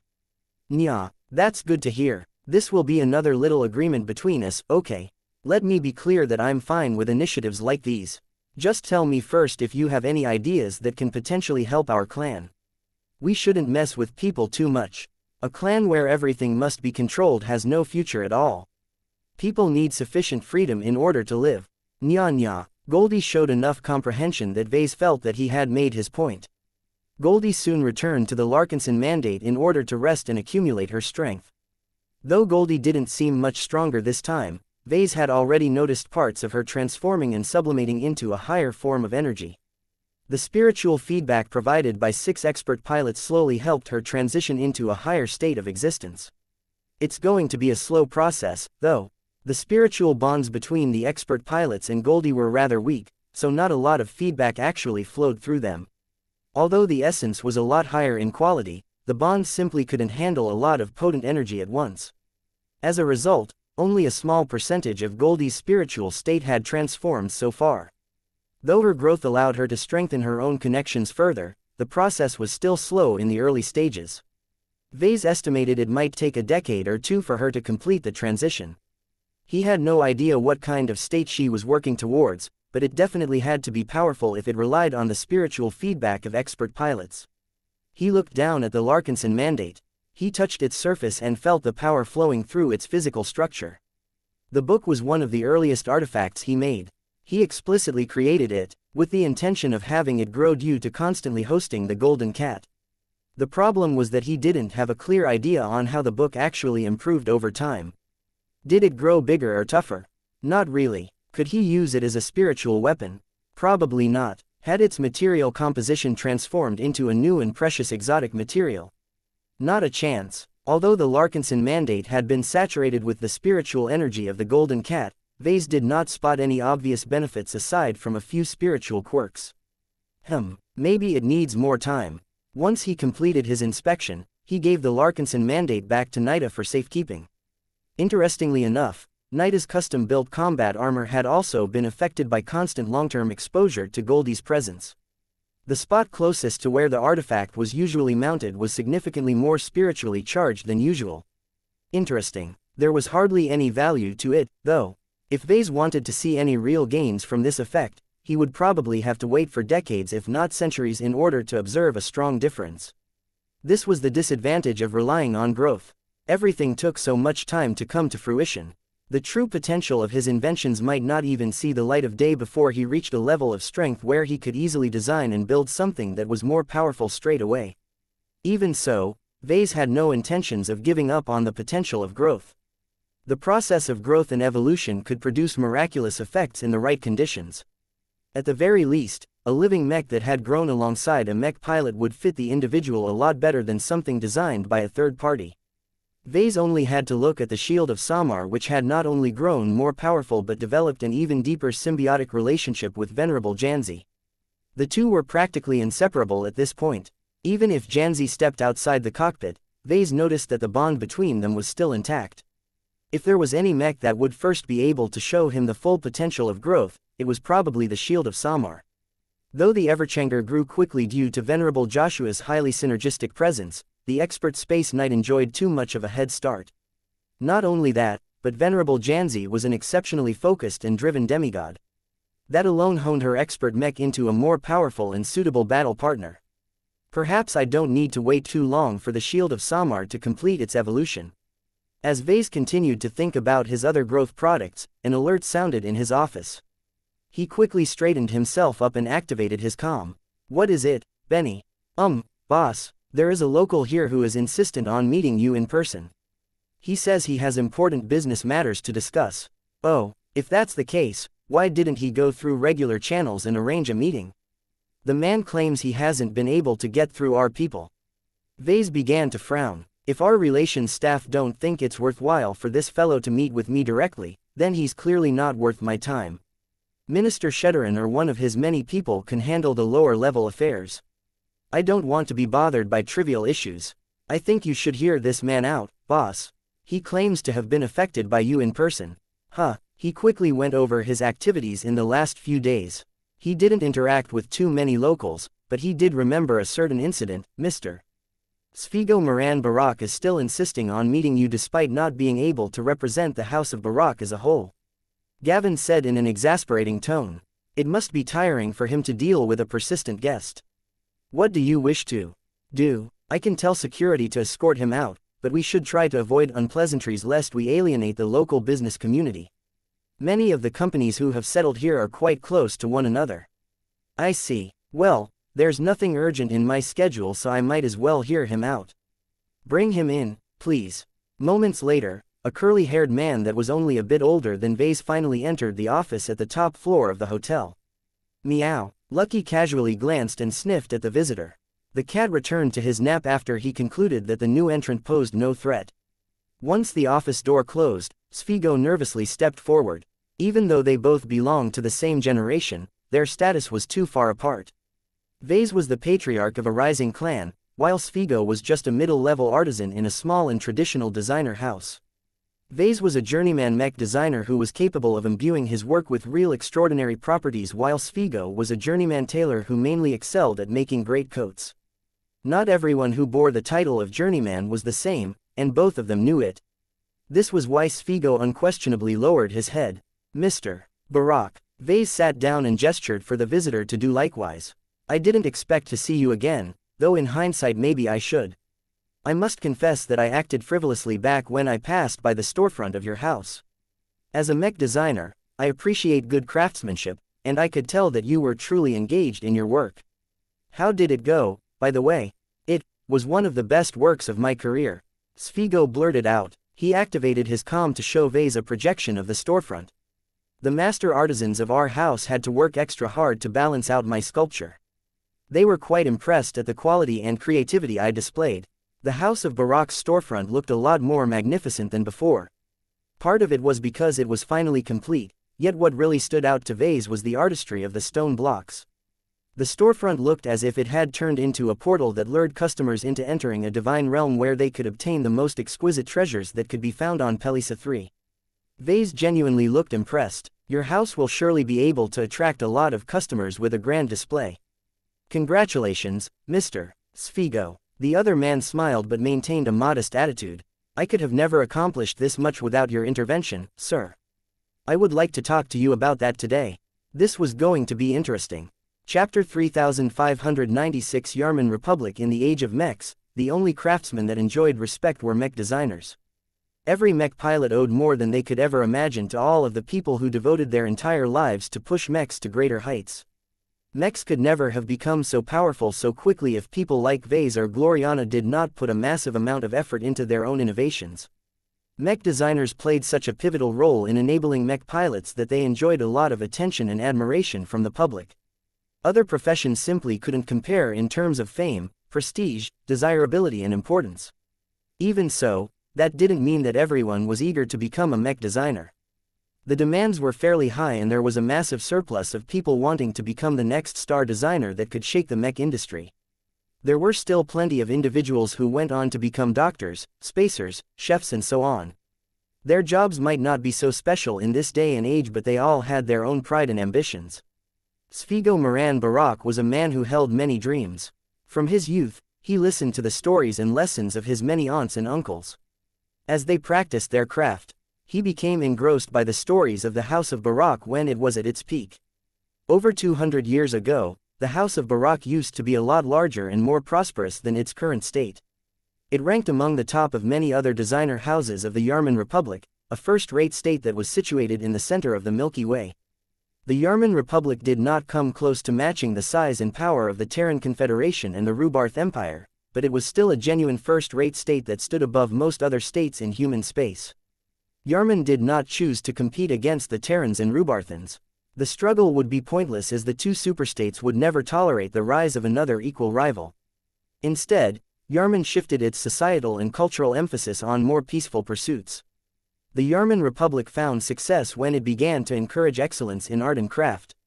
The rise of designer houses that specifically sought to conquer the galactic market for high-end, high-margin luxury products cemented the state as one of the fashion powerhouses of human civilization.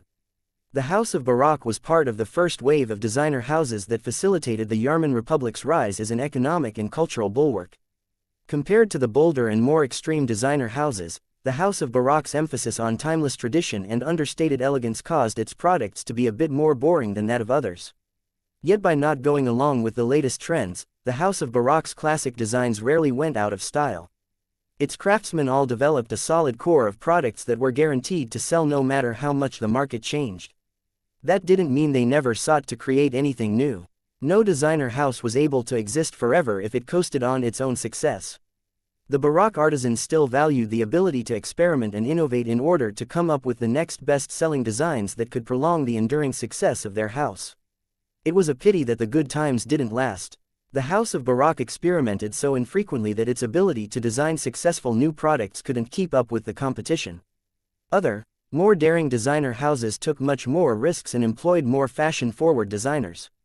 Plenty of designer houses collapsed because they released ruinous product lines, but the savviest and most competent among them rose to even further heights. When the competitors of the House of Barak all reached a greater height, the Yarman Republic underwent an enormous change. The bigger houses decided to consolidate the luxury goods sector. They no longer wanted the Yarman Republic's resources to be split between so many different fashion entities. In order to facilitate the growth and expansion of Yarman brands throughout human space, the state needed to put its support behind a smaller number of its most successful designer houses. Scale and brand awareness were key to competing against foreign designer companies. This spelled the end of the House of Barak as a first-class commercial power. After a long and exhausting journey, its remnant had finally managed to enter the new frontier in order to start anew in a mostly virgin market. Sadly, the Barak craftsmen lost too much in the process. Many techniques became lost when the older craftsmen lacked the means to pass them on to the next generation. It was far too risky and expensive to maintain all of their first-class ships and equipment. Without a solid income source, all of this wealth only hastened the House of Barak's collapse. In order to preserve their heritage, the Baraks had made the difficult decision to degenerate into second-classers. The Baraks of today always felt ashamed of this necessary transition. It was the ultimate mark of failure and one that had always weighed heavily on their minds. The reason why the Baraks were forced into making this decision was because they failed to design products that sold well enough. While the flight from the Yarman Republic was to blame for much of it, there was no way to deny that the Barak craftsmen simply weren't competent enough to adapt and succeed while on the move. When Sfigo Barak looked at the famed and infamous patriarch of the Larkinson clan, he saw someone who would have been able to make the House of Barak great again. The journeyman tailor barely knew anything about engineering, but he could see the art in the young leader's work. The man's many mechs were vibrant and brilliant. The machines all displayed a sense of barely controlled chaos. Each of them was a little different from each other, showing that their designer wasn't afraid of variations. What was more, the man's living mechs were so different from normal mechs that there was no doubt that the Larkinson Patriarch was an innovator at heart. So, are you going to explain yourself anytime soon, or will you keep staring while getting lost in your own thoughts? Vase impatiently asked. My apologies, sir. I couldn't help but notice and admire your work. Your cat looks exquisitely made. It moves so organically that it looks as if it is truly alive. Meow. Lucky grew offended at the remark. It was too bad that Svigo didn't understand cats. He hungrily looked around but couldn't find what he was looking for. Where was the object that had changed his perspective? Looking for this. Vase smirked as he brought up his hammer of brilliance and placed it on his desk as if it was just an ordinary tool. Svigo looked reverently at the softly glowing item. Its bronze corona along with its fine construction immediately made it clear that it was more than a hammer. May I ask what this is, sir? Why does it look like that and why is it able to make me feel inspired? Vase was not in a hurry to talk. He pressed his hands together and studied Svigo's eager and impatient form. I don't see why I should answer your questions. He eventually said, my hammer is private property and the tech behind it is proprietary.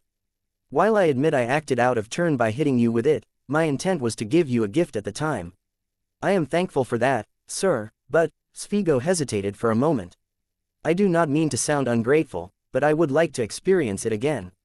There are so many projects that I cannot work on because I lack the skills or techniques to make them work. With the help of that hammer of yours, I think I can make a breakthrough in my fashion design. The hammer isn't as great as you think it is. Vase replied and crossed his arms. It works best if it is used sparingly.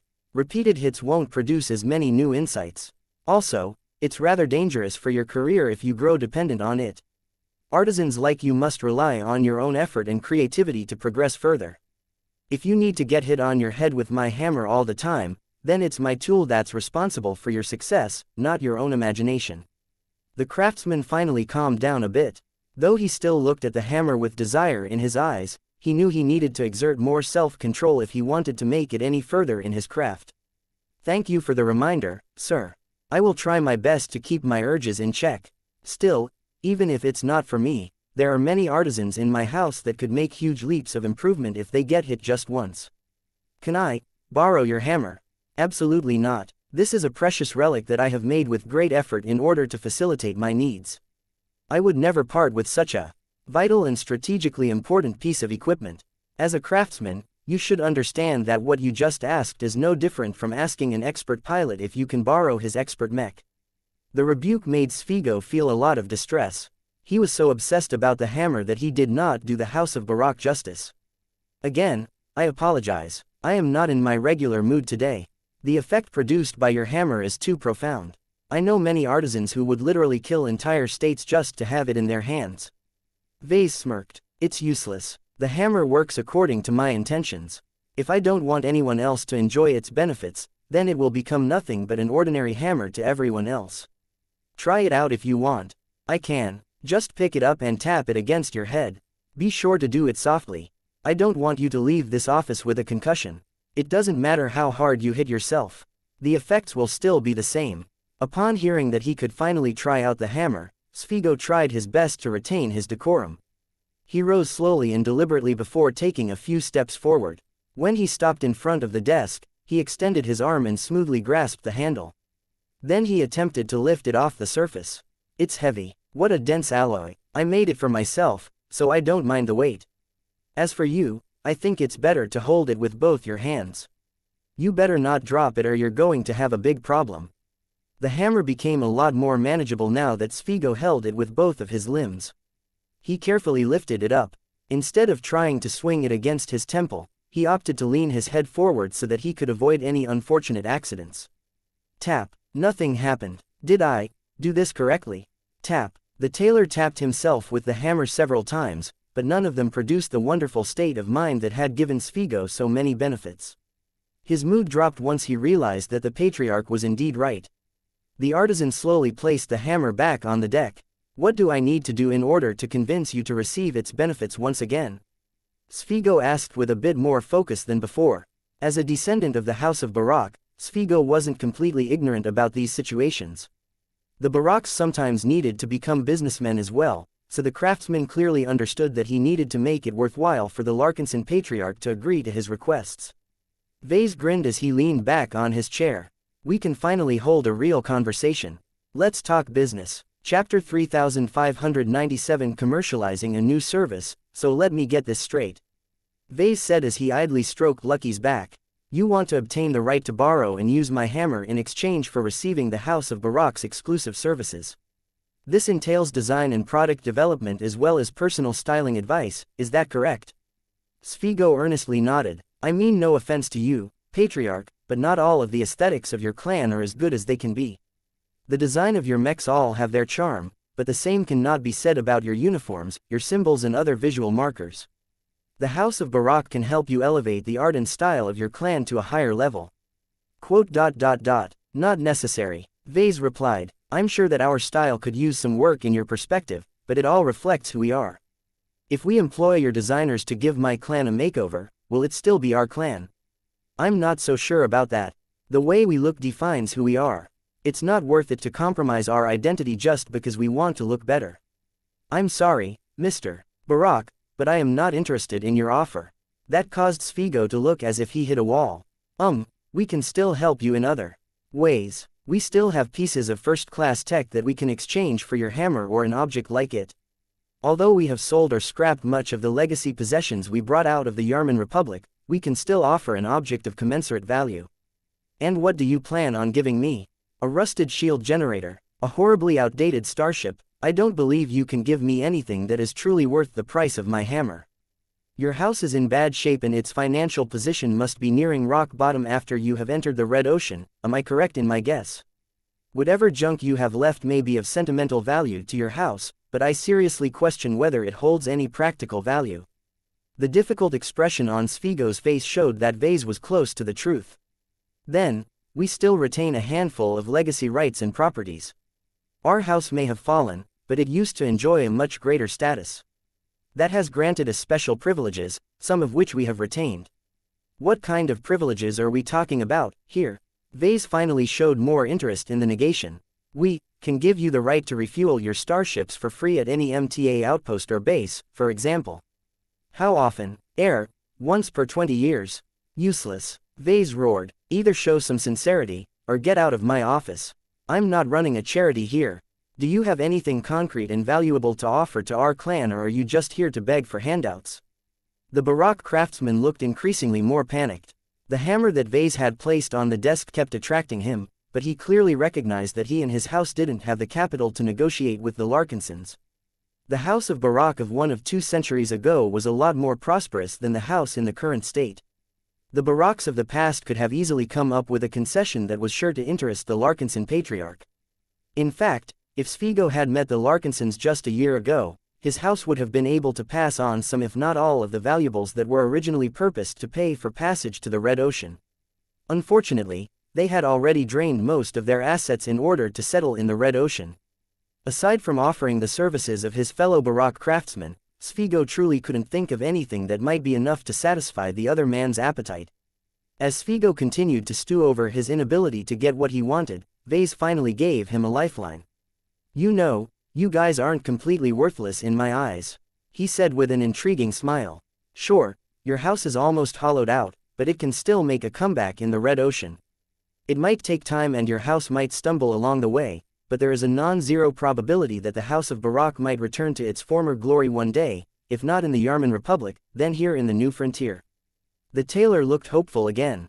Then, Vase grinned as he leaned forward. I don't generally invest in other companies, but I feel like taking a gamble today. Here's my offer. I won't hand you this hammer. It's too precious to me. What I will provide are totems that can assist you and your fellow artisans in your craft.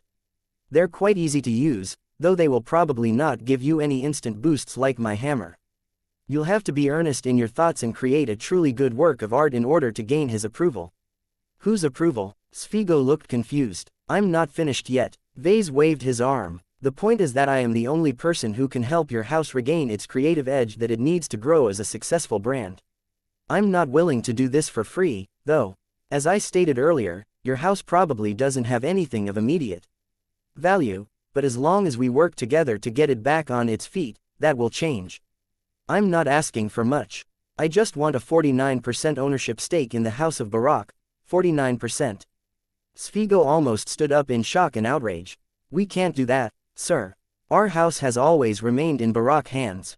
We have never sold our craftsmanship and heritage to outside investors, and I do not see that changing. We may not be Yarmans anymore, but we still hold true to the rules and traditions of our ancestral state and culture whenever possible. Outsiders must never compromise the integrity of our traditional craft. Vase inwardly snorted. No wonder the House of Barak continued to decline and fall over the past 2 centuries. The Baraks were so fixated on their precious customs and traditions that they rejected a lot of obvious solutions to their problem. Only a significant stake in your house will make it worthwhile for me to facilitate its rise, he said in a factual tone. Don't bother trying to come up with feeble offers. Anything below this threshold will not interest me the slightest. Ves's stern demand put Svigo in a difficult spot. Giving away shares of the house was taboo with the Baraks. It was their heritage and a core part of their identity. Giving away half of the ownership of the house was nothing less than cutting away half of their bodies. You can't even decide this matter on your own, do you? Vase narrowed his eyes. Then either persuade one of your elders to negotiate with me or forget about coveting my stuff. Wait, sir, can't you give us a chance? I do not think I can convince the rest of our house to break our tradition. There has to be something else we can do. What other requests do you have? Vase thought for a moment. Well, the service I can provide is of great value. I am reluctant to extend this service to outsiders such as your house. What I am not as hesitant about is offering this service to my fellow Larkinsons. Although I haven't given my clansmen the opportunity to draw on this benefit, I can see that changing in the near future. There are many artists, craftsmen and mech designers who could benefit from a good whack in the head. I am glad to oblige them provided they are useful and have contributed to my clan. The message was pretty clear. You want us to join the Larkinson clan? Yes. Vase grinned. If you won't give me half of your shares, then give me half of your artisans. As long as you can muster enough volunteers, then our clan would be happy to absorb you all. However, I'm only willing to extend this benefit to the Baraks that have decided to become Larkinsons. Anyone who is stubborn enough to stick to their traditions can keep them all. We don't need to entertain those fools. Svigo looked scandalized. Some of those stubborn fools that Vase was talking about also happened to be the greatest artisans of the House of Barak. Without their efforts, the house would have never been able to last up to this point. You're not giving me a choice at all, sir. While I am personally attracted to your strong and prosperous clan, I cannot turn my back on the heritage of my house. I simply can't. None of my other relatives will agree either. We will not disrespect our predecessors who have fought and worked so hard to keep it alive. Vase did not relent at all. Your red lines are too restrictive. If you keep your stubborn position, then I do not see how we can come to an agreement. I don't mean to be greedy, but you of all people should know what I can do for craftsmen such as you. In addition, as someone who is in the business of selling coveted and desirable luxury goods, you should understand that you should never devalue your own products. Everything has a given value, and to undercut it for bad reasons will only undermine your position in the long term. So no, I won't cut you any slack. If you can't come up with anything better, then you have 2 choices here. You can give me 49% ownership of your house or 49% of your artisans. A heavy silence ensued as Svigo weighed his options. He desperately tried to come up with a better alternative, but he couldn't think of anything that would satisfy this greedy patriarch. He eventually closed his eyes. Between the 2 suggestions you have made, both are unacceptable to us, but, my fellow Baraks may feel better if you lower your first demand. 49% ownership of our house is too excessive, but my stubborn relatives may be able to stomach a smaller percentage. It's 49% or nothing. Vase stated with an unyielding voice. Your house doesn't have leverage over me.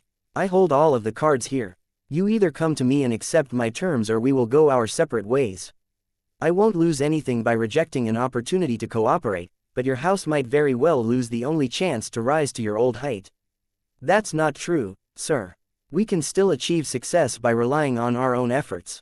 We just need time. Vase laughed. Ha ha ha ha. That's funny. According to my research, the House of Barak has grown weaker and poorer with each passing year.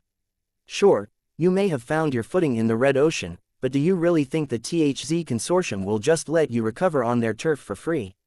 The profits generated by your house will fall in someone else's hands sooner or later. At least by cooperating with me, I can give you a tangible benefit that can quickly improve your craftsmanship.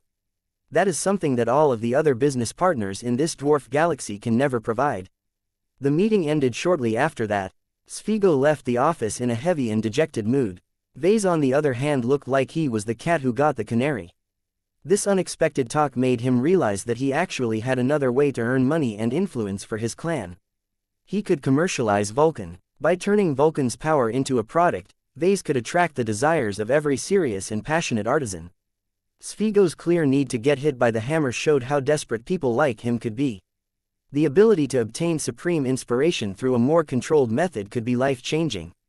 Although Vase initially thought about spreading a fake religion centered around Vulcan in the new frontier, he realized that this was a stupid idea. Why give away religion for free when I can package it into a valuable product? It was a genius idea, especially since it was attached to a real and tangible service. Whether the House of Barak would follow up on his offers was not important. Even if he couldn't close a deal with these folk, there were always other suckers out there that were willing to sell out their foundation for an opportunity to obtain Vulcan's blessing.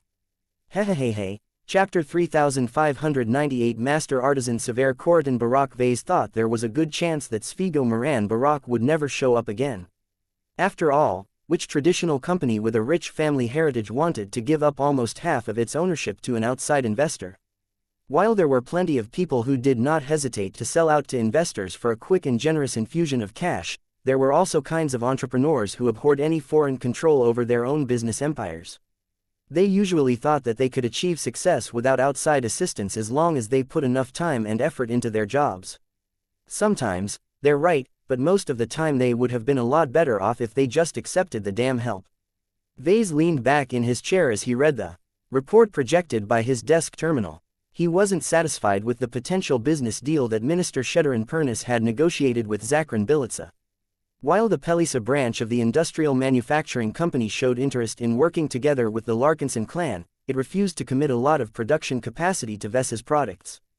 It remained to be seen whether a slightly updated incarnation of the ferocious piranha would catch on in the mech market. Its suppressive glow was highly novel, but the actual performance of the light mech moderately fell behind other competing models at its price range. What Vase felt most exasperated about was that Zakran Bilitsa did not ascribe a lot of value to the ferocious piranha's more invisible and less definable traits. The mech's growth potential and adaptability towards its mech pilots could not be translated in hard numbers. What was worse was that Zakran's test pilots could never fully experience the range of benefits of living mechs when they only tested it out for a few hours at most.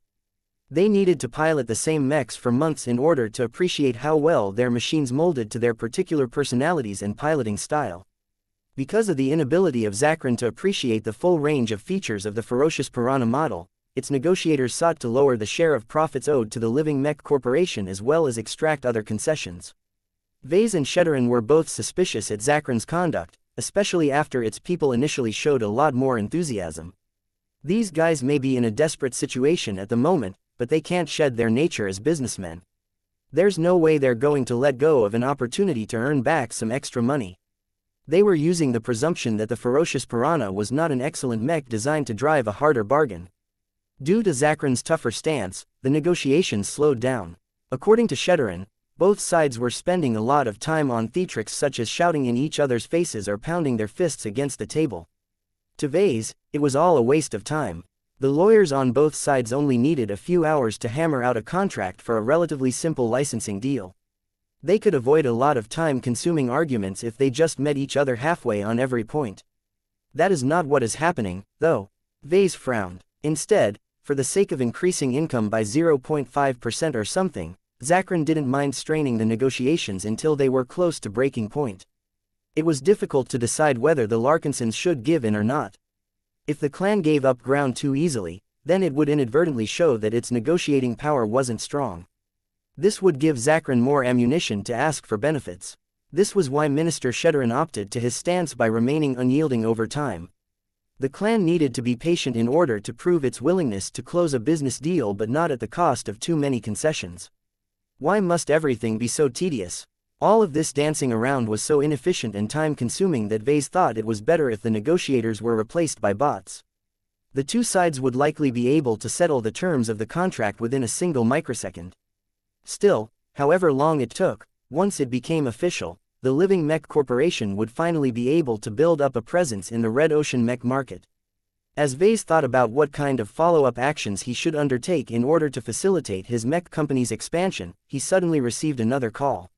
His personal assistant brought word of another unannounced visit. "Boss, Mr. Svigo Barak is back, but he's not alone. He brought an older gentleman. With him, Master Artisan Sever Khoriton Barak wishes to discuss a possibility to cooperate with our clan. Should I let him in or have him wait outside? Is he empowered to speak? Please like and follow the Cultivation Audiobooks channel on behalf of his house, Benny. He says that his word carries a lot of weight among his fellow Baraks, but he is not the sole decision maker of his house. A committee of master artisans decide by vote." I see. That was a familiar governing model to Vase. It suited the House of Barak because the split authority meant that it was unlikely for any single leader to steer the tradition-bound family organization in the wrong direction. A committee that consisted of the oldest and most set in the ways fogies ensured that the house would always remain stuck in its own inertia. Vase guessed that Sever Khoriton Barak probably knew that the rest of the committee would reject any form of cooperation with the Larkinson clan, so the respected craftsman did not come as an official representative of his house. He came in a personal capacity just like Junior Svigo. This was not what Vase wanted. If the House of Barak was truly willing to cooperate with the Larkinson clan, then Master Artisan Sever should not approach him in this manner. Vase contemplated whether he should turn the man away, but he figured that he might as well hear the skilled craftsman out. He still had a decent amount of time on his hands. "Let the Baraks in," he told his assistant. "Call Minister Sheddarin over if he's available. I have a feeling we might need his presence." Soon enough, a familiar younger man accompanied a much older man inside the office. The two possessed clear family relations. Their skin tones and faces looked the same, but the older man's hair had gracefully turned gray. Through his implant, Vase quickly called up the record of the master artisan and noticed that he was 130 years old. That was a pretty respectable age. Most second-class citizens with respectable accomplishments were able to obtain the first round of life-prolonging treatment. Sever looked like he already went through it given his relatively smooth skin and strong vibrancy. This was an artisan who was not at the end of his career. "Please be seated, Master." Vase politely gestured in front of his desk. Even though master craftsmen weren't as special as master mech designers, they still deserved a lot of courtesy. Each of them passed the universal standards set by the official trade association of their respective professions. Without these trade associations, creators such as gunsmiths, painters, instrument makers and more would all call themselves masters without good reason. This was why Vase was more than willing to show deference to Master Sever.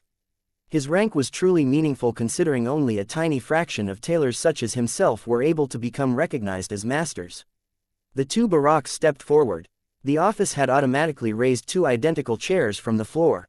Only the older man sat down this time. Svigo assumed the posture of a servant and stood at his elder's side. "Patriarch Larkinson, please allow me to introduce Master Artisan Sever Khoriton Barak. He is both my mentor and my grandfather. He excels in tailoring, but he is also proficient in a dozen other traditional Barak crafts such as shoemaking and architecture.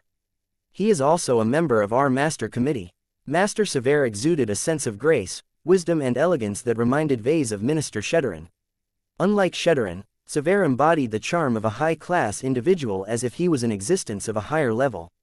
The master artisan's demeanor came across as arrogant because of that, though Vase had the sense that the man did not set out to offend anyone. The master artisan's finely cut and tailored suit also increased his gravitas. Though Vase couldn't describe it, something about the way the man was dressed made him come across as the ultimate gentleman. The subtle patterns on the man's beige-colored suit along with the touch of navy and more colorful tones exuded the right amount of formality but also added a touch of personal flair. Vase already felt outclassed by the impeccably dressed man. Even the master artisan's shoes were on another level. Its subtle flame-like gradients in dark burgundy and black along with the reverse stitching and custom medallion perforation pattern added a lot of personality to what should have been ordinary business footwear. "Well, you should know who I am. What brings the two of you to my office, today? Master Severe finally began to speak. My grandson here has regaled me with tales of a special hammer of yours. Though his claims are difficult to believe, his work and his sudden improvement lend credence to his words. Although I am not eager to reach out to any third party for help, the possibilities you present are too compelling for me to dismiss out of hand. I owe it to Svigo to verify the effects of your mysterious hammer before I make any further decisions. You want to try out my hammer?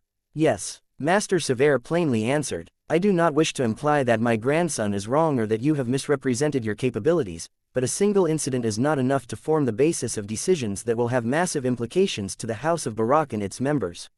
I hope you understand our caution. Vase responded with a friendly smile. Of course, your prudence is fully justified. I'm not in the habit of giving away too many freebies, though. I gave your grandson an opportunity to experience my hammer because I felt generous back then, but that does not mean I am willing to run a charity for craftsmen. What can you offer that will convince me to provide you with a demonstration? The master artisan seemed to have expected this inquiry.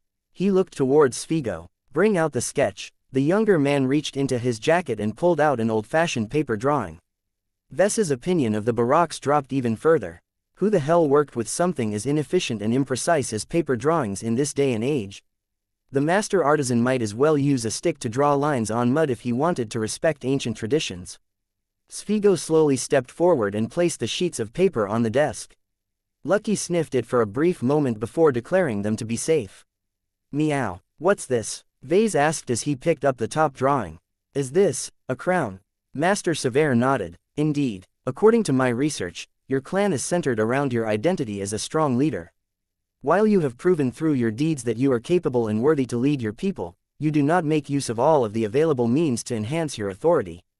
Given your preeminent status within your clan, it is appropriate for you to wear a crown or suitable headwear.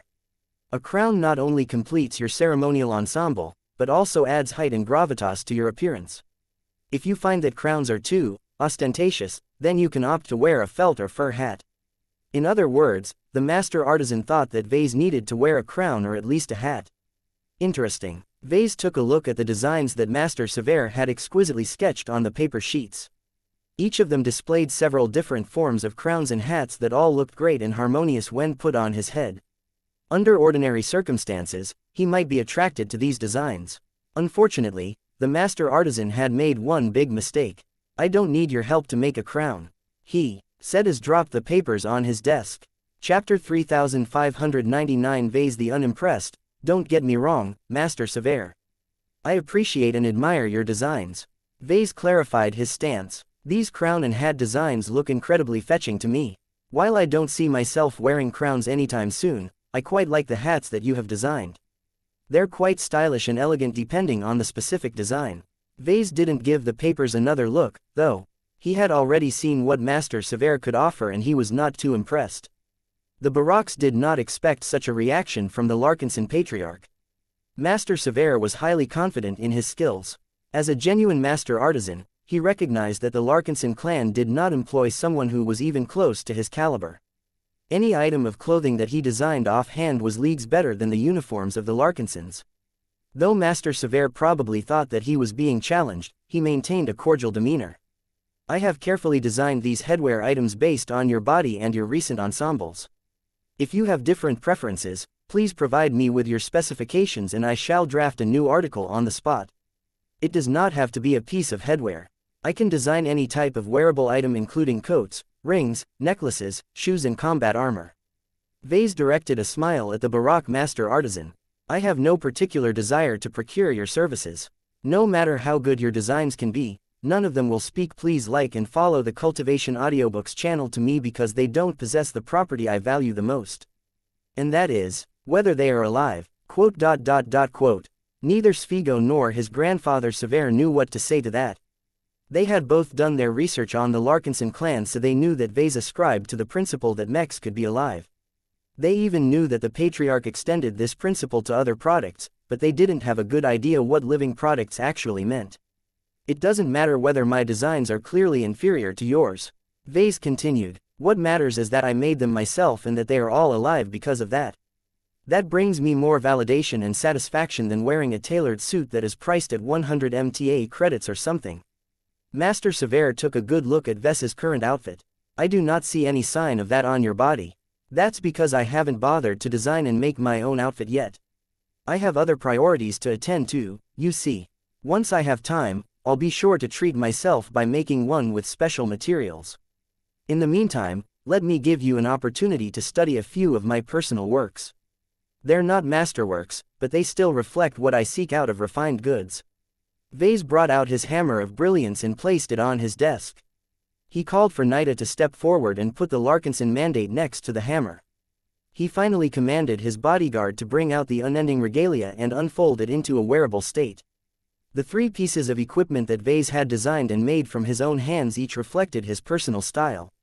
They might not be perfect or artistically impressive, but they were unquestionably reflective of a specific approach towards design. May I step forward and touch your work? Master Severe asked with a hint more respect in his tone. Be my guest. I brought them out for this exact reason. My work is all alive, though it might be difficult for you to fully sense what that means. I understand. Please give me the time to examine your craft in a more intimate manner. Vase didn't realize why the master artisan used the word, intimate, until the old man began to caress the living objects. The unending regalia was the first one to receive his attention. The man brought out a small hammer and began to knock at the surface of the custom combat armor at various points. He rubbed his hands over the metal exterior and looked inside the open helmet of the suit. The way the master artisan's hands rubbed all across the surface of the combat armor looked increasingly more disturbing to Vase. He especially felt uncomfortable when the old man repeatedly knocked his hammer at the crotch section. What a dense and tough material. I have never encountered anything like this alloy before. You have chosen to work for specific reasons, seeing how you have applied it in such a frugal and careful manner. Your combat armor is extremely precious to you. You wish you could wear it more often. Vase actually looked impressed at the gray-haired man. That's quite insightful of you, though any reasonable person could make those guesses. There is also something else about this combat armor that sets it apart from others of its kind. Master Severe hummed as he rubbed the chest plating of the unending regalia. It has a presence to it much like the glow of a living mech. I still cannot understand what it is and where it comes from. I expected that I would obtain answers when I have the opportunity to touch your work. I did not anticipate that I would gain even more questions. My products tend to have that effect on people. It's best not to get lost in asking yourself how and why. Just appreciate my work for what it is instead of trying to figure out how to replicate it. I can guarantee you that you'll only hit a wall if you try. Vase had already swept his spiritual senses towards the pair. Neither of them possessed any activated spiritual potential. Their craft had nothing to do with the extraordinary. What he could sense from the Baraks, but especially Master Severe, was that their minds were a lot more focused and overflowing with creativity than other people. Great artists and craftsmen needed to possess an abundant amount of skill and creativity to excel in their respective crafts. Only the tasteless appreciated uninspiring products. Only the stupid bought bad quality works. The master artisan continued to study the unending regalia before he moved on to view the Larkinson mandate and the hammer of brilliance respectively. Vase was not afraid that his guest would try to tamper or damage the relics. They were designed to be tough and robust enough to last for at least several centuries. A single person wouldn't be able to do anything to them before his security measures put a stop to any shenanigans. Besides, the increasing amount of respect and appreciation shown by the master craftsman showed that Severe never entertained the thought about defiling these works. The man tapped the book and the hammer. These 2 items were created under vastly different circumstances and different points of time. The book is designed to be a symbol of unity of your clan, while this hammer expresses your deep desire to excel in craftsmanship. Each of them channels different aspects of yourself.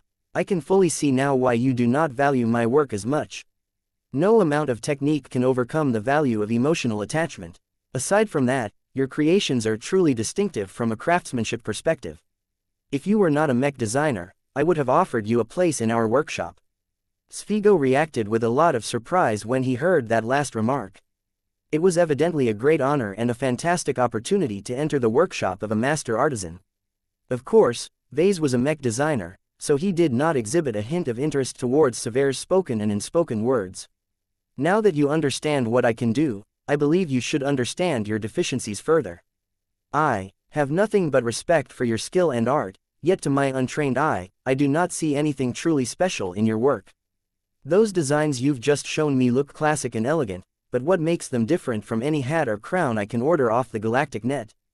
The style of your House of Barak is devoid of any distinctive flair, and that just doesn't align with my bold vision. A product had to fit the customer. Master Sever had misjudged his target audience and thought that someone like Vase craved legitimacy. While the master artisan wasn't entirely wrong, Vase derived his legitimacy from his mechs and his work more than anything else. Master Sever frowned as he took a few steps back and sat back down in his chair. He was well aware that Vase had taken all of the initiative of this conversation. The Baraks had lost all of their momentum, and that put them in a lower position. The older Barak felt quite prickly about that.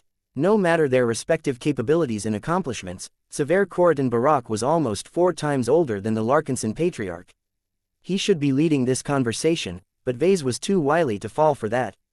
At this time, the only way for Master Sever to gain something out of this meeting was to lower his stance.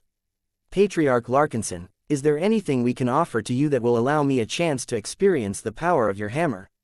Vase steepled his fingers and smirked. Finally, you're willing to talk straight with me. However, that is not enough for me to give you this boon. I'm well aware of the value of this service. It can provide a good amount of help to someone as young as Mr.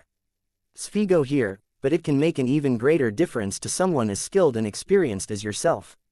I do not comprehend. Are you unwilling to use your hammer on myself? Master Sever asked with a difficult expression. Vase nodded even as he grabbed his hammer and hid it behind his desk. You can say that. Either come up with something worthwhile or forget about receiving my services. The House of Barak only has a few things that are desirable to me.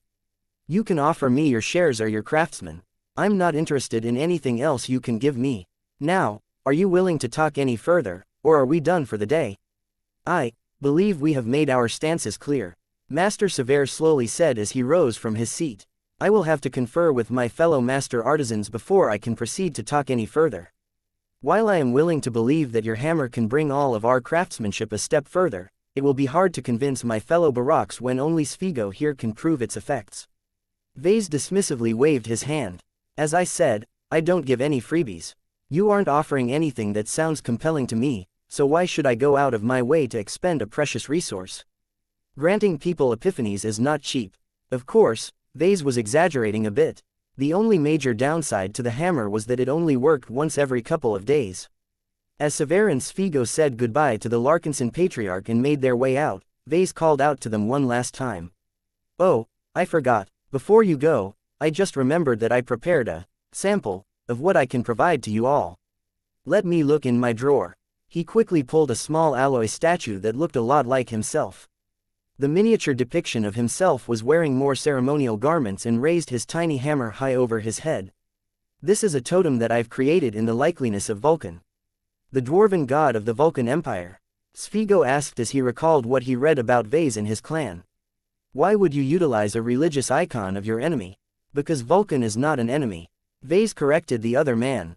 He's not even a dwarf. Anyway, take this statuette home with you and treat it with respect. You may get rewarded by it if you behave well enough. The Baraks accepted the small totem even though they were skeptical about its full benefits. Thank you for this gift, Patriarch. We shall examine it further when we return. We will also treat it with great respect, as we do with any crafted creation. Take your time with it. Just remember that my fleet and I will not stick around forever. I will have to ask you to return the statuette when my fleet is about to resume its journey deeper into the Red Ocean. You have until that much time to present me with an attractive business offer. With that, Vase finally sent away the Baraks. Chapter 3600 Tentative new contract. Though Vase was incredibly annoyed that the Larkinson clan was on the receiving end of Zakran Bilitz's tough negotiating stance, that didn't prevent him from employing the same strategy.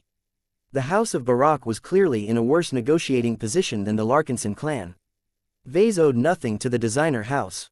He also didn't require its services that urgently. That meant that he could completely gain the upper hand in any talks. Vase had employed a deliberate strategy of undercutting the Baraks and emphasizing his own position of comfort. He did not expect to achieve instant results today or even the next week because of his firm and unyielding stance. Under normal circumstances, the House of Barak would never give his offer any serious consideration. The Larkinsons truly asked too much.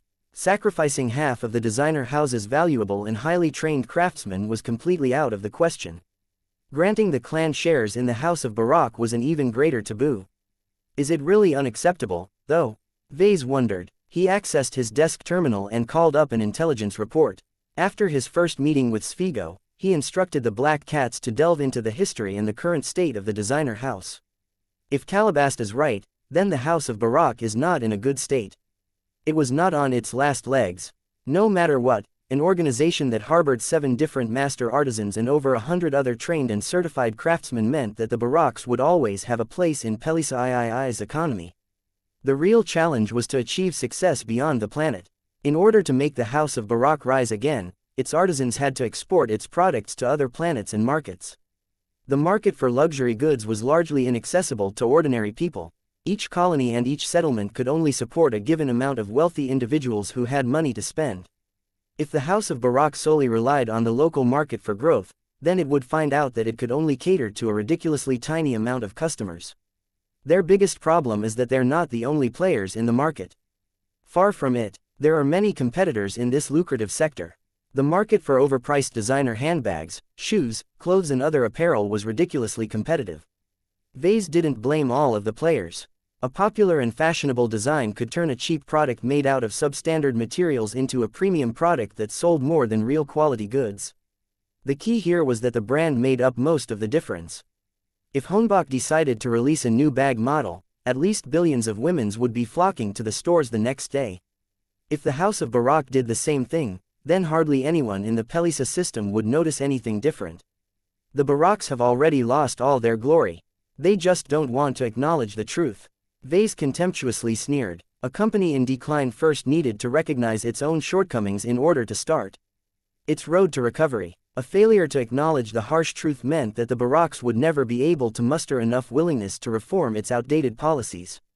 Though Vase clearly hinted to Svigo and Sever that their house was on shaky grounds, their pride and inertia might be too strong for them to take his warning seriously. I can't do anything if they think they can make it on their own. He shrugged. Perhaps he might have been able to turn Master Sever Barak into a more ardent proponent for reform if he lent the use of his hammer, but Vase refrained from doing so. He believed it was better to generate greater yearning and desire by denying the excellent craftsman his wish. This tactic might backfire on Vase, but even if it did, he wouldn't lose anything. I can still approach many other companies. This was his new plan. In fact, he always intended to popularize Vulcan among the people of the Red Ocean. Targeting those who depended on craftsmanship above everything else were the best sort of people for the design spirit. Vase was keenly aware that his design spirit hadn't been developing that much lately. Vulcan wasn't being utilized as a design spirit, so he couldn't collect any spiritual feedback from any mechs. Though Vulcan had already benefited a lot from integrating the minute amount of high-quality metal energy, he hadn't absorbed anything new as of late. This was concerning. As his incarnation, Vulcan needed to grow in order to avoid becoming a burden to Vase. The two were tied together in an unbreakable spiritual bond. The success of one facilitated the success of another, but the same went for failure. Since Vulcan wasn't able to reach out to any new people in the Red Ocean, the responsibility of spreading the faith fell onto Vase. He had to make at least some progress in this area. Vulcan doesn't need the worship of random people. It's much more interesting if he can hook up with lots of artisans. The relationships between the two would become transactional in nature. As long as Vulcan occasionally lent his glow and other powers, his supplicants would not only supply him with spiritual feedback, but also share their creative processes to the crafting-oriented spirit.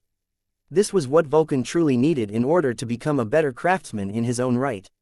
The more the spiritual entity understood the nuances of creating objects, the more help he could provide to Vase. I'm really benefiting myself with this. He grinned. The important part was to make sure that Vulcan received worship from the correct group. If Vulcan received worship from too many random people, then his character might change in an unpredictable direction.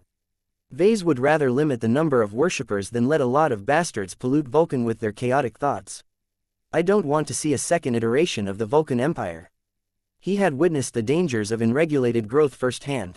The tragedies that took place in the Smiling Samuel Star sector would have never happened if Vase cleaned up better after his own messes. Perhaps he was overcompensating too much right now, but Vase didn't mind a safer and more restrained approach. I should look into approaching other companies. I can't bet everything on the House of Barak. Days passed by as the Golden Skull Alliance continued to conduct business in the Pelisa system. The main reason for the expeditionary fleet to divert to the trading system was to sell off its excess salvaged biological matter. The Larkinson clan and its allies recently sold off the last batch of frozen astral beast flesh. Though Vase had no idea what all buyers intended to do with the alien biomatter, it was none of his business. How much did we earn from this deal? Around 4,000 MTA credits, sir. Someone reported. The demand for the Titania's biomatter is lower than we hoped because of the abundance of similar goods on the market. In addition, the parties who are interested in obtaining these kinds of goods are largely limited to biotech companies, nutrient pack producers and certain farming conglomerates. The majority of people and organizations simply have no use for dead alien flesh. The good news is that we are still holding on to all of the high-grade exotics and other high-value materials that we have harvested from the Titania. We can easily enhance our earnings if we sell off a portion of our strategic reserves. Vase did not look amused. Although 4,000 MTA credits was a fortune to many people, the amount was just enough to marginally lower the Larkinson clan's debt burden. Although the figures changed every week, last he checked the clan currently owed almost 90,000 MTA credits to its various creditors. That was a huge amount. Fortunately, while the number looked scary, the burden was a lot more manageable. The Larkinson clan only had to make sure to satisfy its rent obligations in order to make do. That amounted to paying several thousand MTA credits a year. In other words, defeating the biggest astral beast the Larkinson clan had ever encountered was only enough to keep its creditors off its back for around a year. We need more income. Vase pressed his fingers against his forehead. The next potentially lucrative business opportunity was the business deal with Zakrin Bilica. After more than a week of posturing, both sides slowly figured out each other's demands and requirements. It made less sense to delay the conclusion of the talks, so Zakrin Bilica gradually softened its tough stance. In the end, the Larkinson clan and Zakrin Bilica reluctantly settled on a contract that they could live with. Neither of them were happy, of course, but from a business standpoint, there were still advantages to signing it. As long as both sides wanted to earn money, they shouldn't pass on the opportunity to start a mutually beneficial relationship. In the end, the two sides held a simple ceremony to commence their cooperation. Vase and the director of the local branch both signed the contract and spoke pleasant words. According to the terms, Zakrin Bilica would license 2 updated versions of the ferocious piranha design. The first updated version was supposed to be a hasty modification of the current design. The Larkinsons quickly had to convert the design to a configuration that made use of red ocean components and materials. After that, the Larkinson clan promised to provide a more thorough and higher-performing Heartland-level version of the Ferocious Piranha within the next 5 years.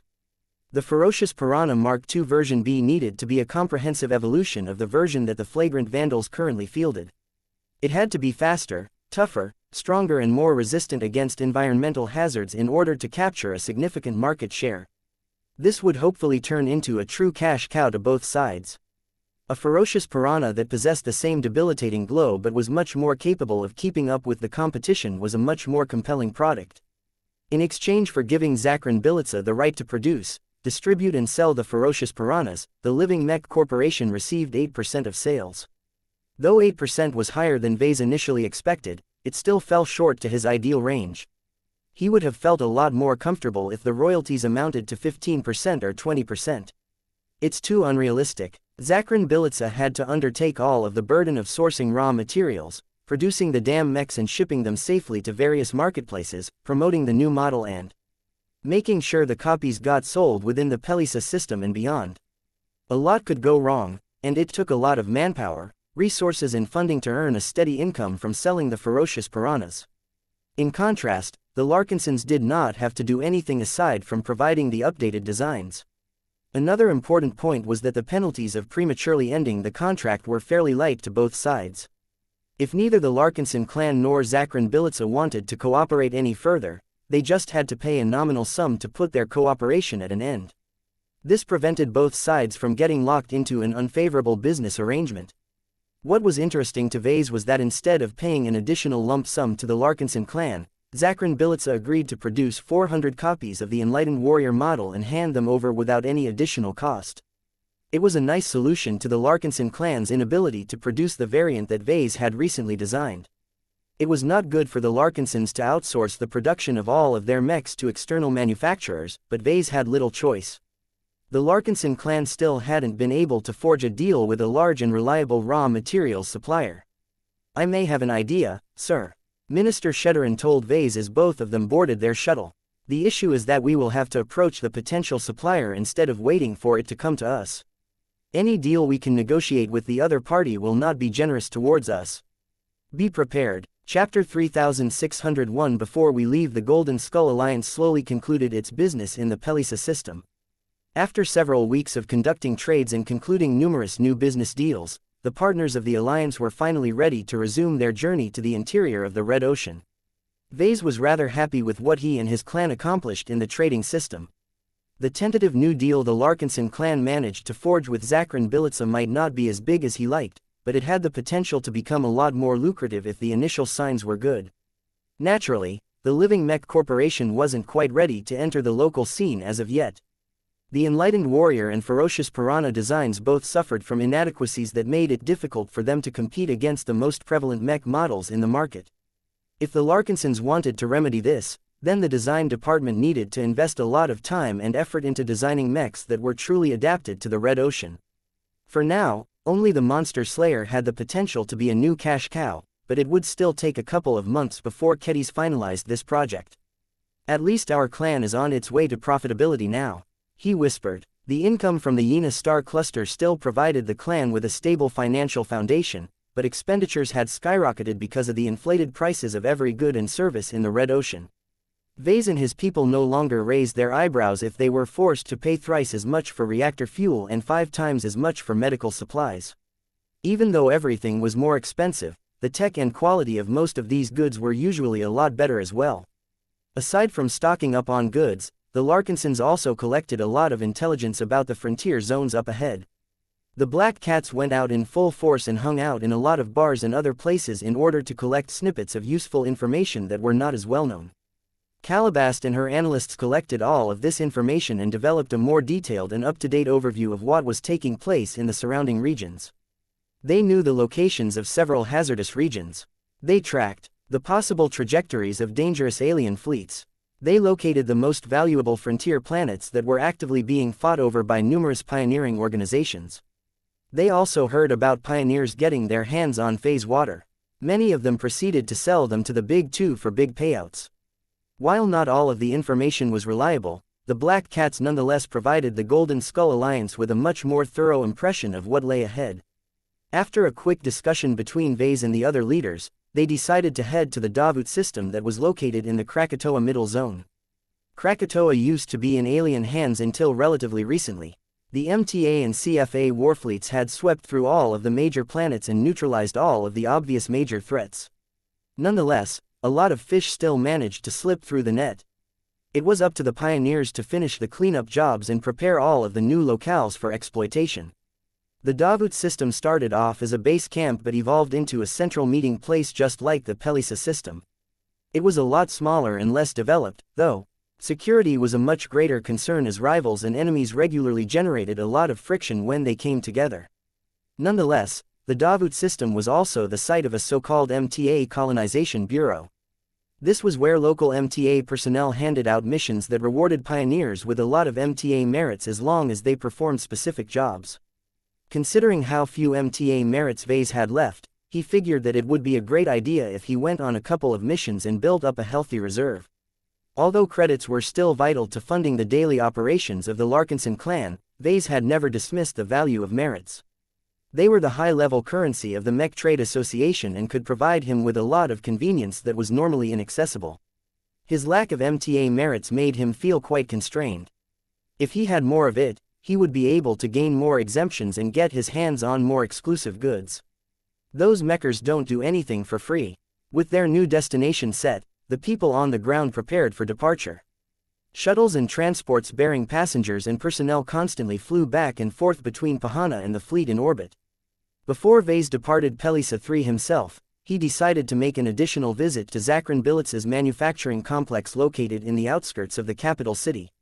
Chief Fabricator J.R., Denner greeted Vase and his entourage of bodyguards once again. Patriarch Larkinson, I must say that you have caught us all off guard with your unscheduled visit.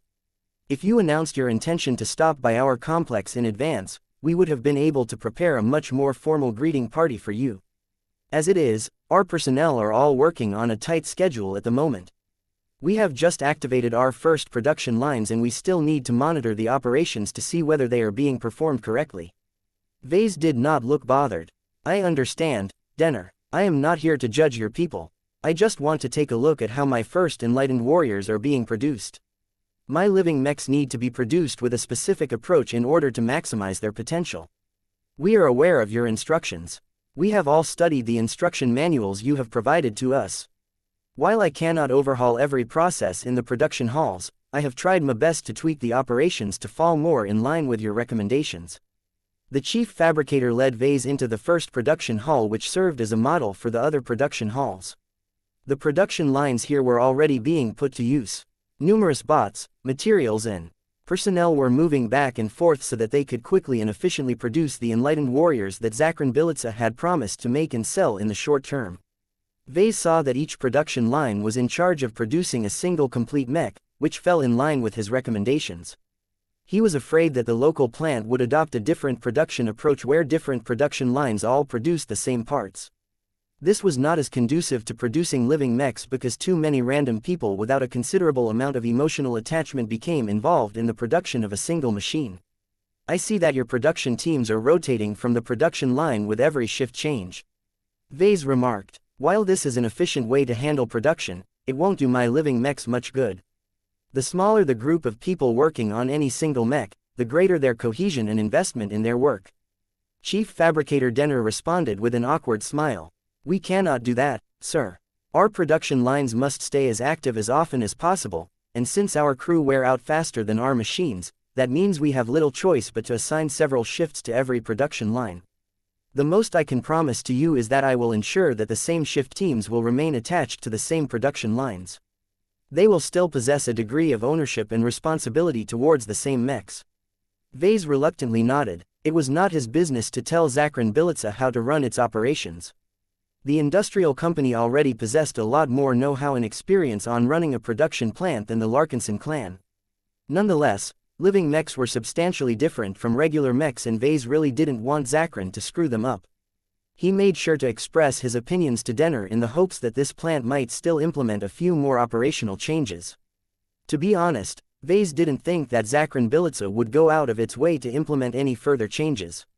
They would only slow down production and make the branch even less valuable to the parent company. Pretty much every worker here wouldn't be able to see the difference anyway. The enlightened warriors and the ferocious piranhas produced in this branch would never be as good as the ones fabricated by his own people aboard the Spirit of Bentime. This was why it was much more preferable to set up his own manufacturing complex. If he was in charge of everything, he could set any rules he wanted even if they made the plant less productive. Yet Vase wasn't willing to commit to such an investment.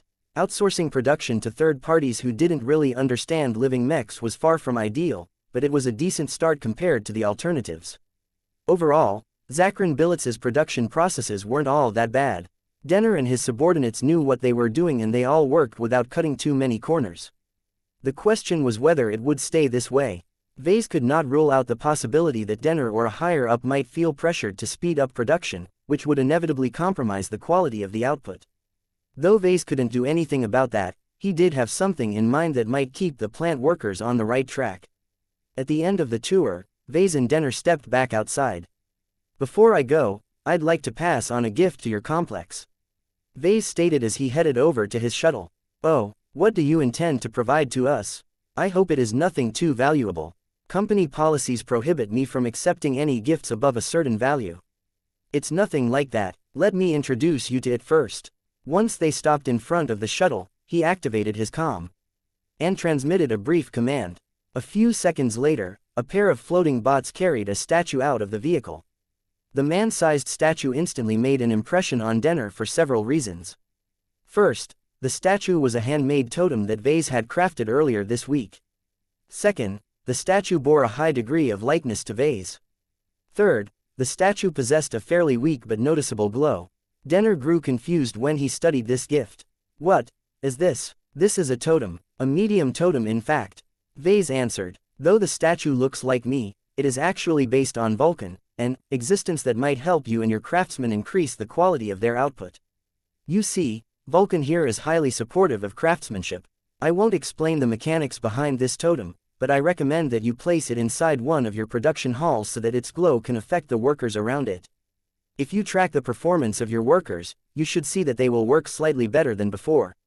The chief fabricator found it difficult to accept these statements at face value. To his eyes, the statue was a solid piece of metal that contained no electronic components at all. How did it work? Why did it possess a glow? Was it safe to expose his own workers to this unknown and unverified effect? There were way too many uncertainties. Patriarch, we cannot accept your gift. While we appreciate your generosity, our company strictly prohibits the open expression or discussion of any religion or religious matters. Your totem unfortunately violates this policy, so I have no choice but to ask you to take it back. I hope you understand. Vase pressed his lips. It's not a religious icon. Vulcan is not a god. He is merely a mascot of sorts. His purpose is to give shape to the totem and make it more understandable to people. Pardon. Denner wanted to scratch his head. What was this patriarch talking about? Vase grinned. You see, this totem isn't ornamental. It is functional. Before you tell me to take it away, let me explain what it can do for you and your men. I am sure you'll change your mind once you learn of its benefits.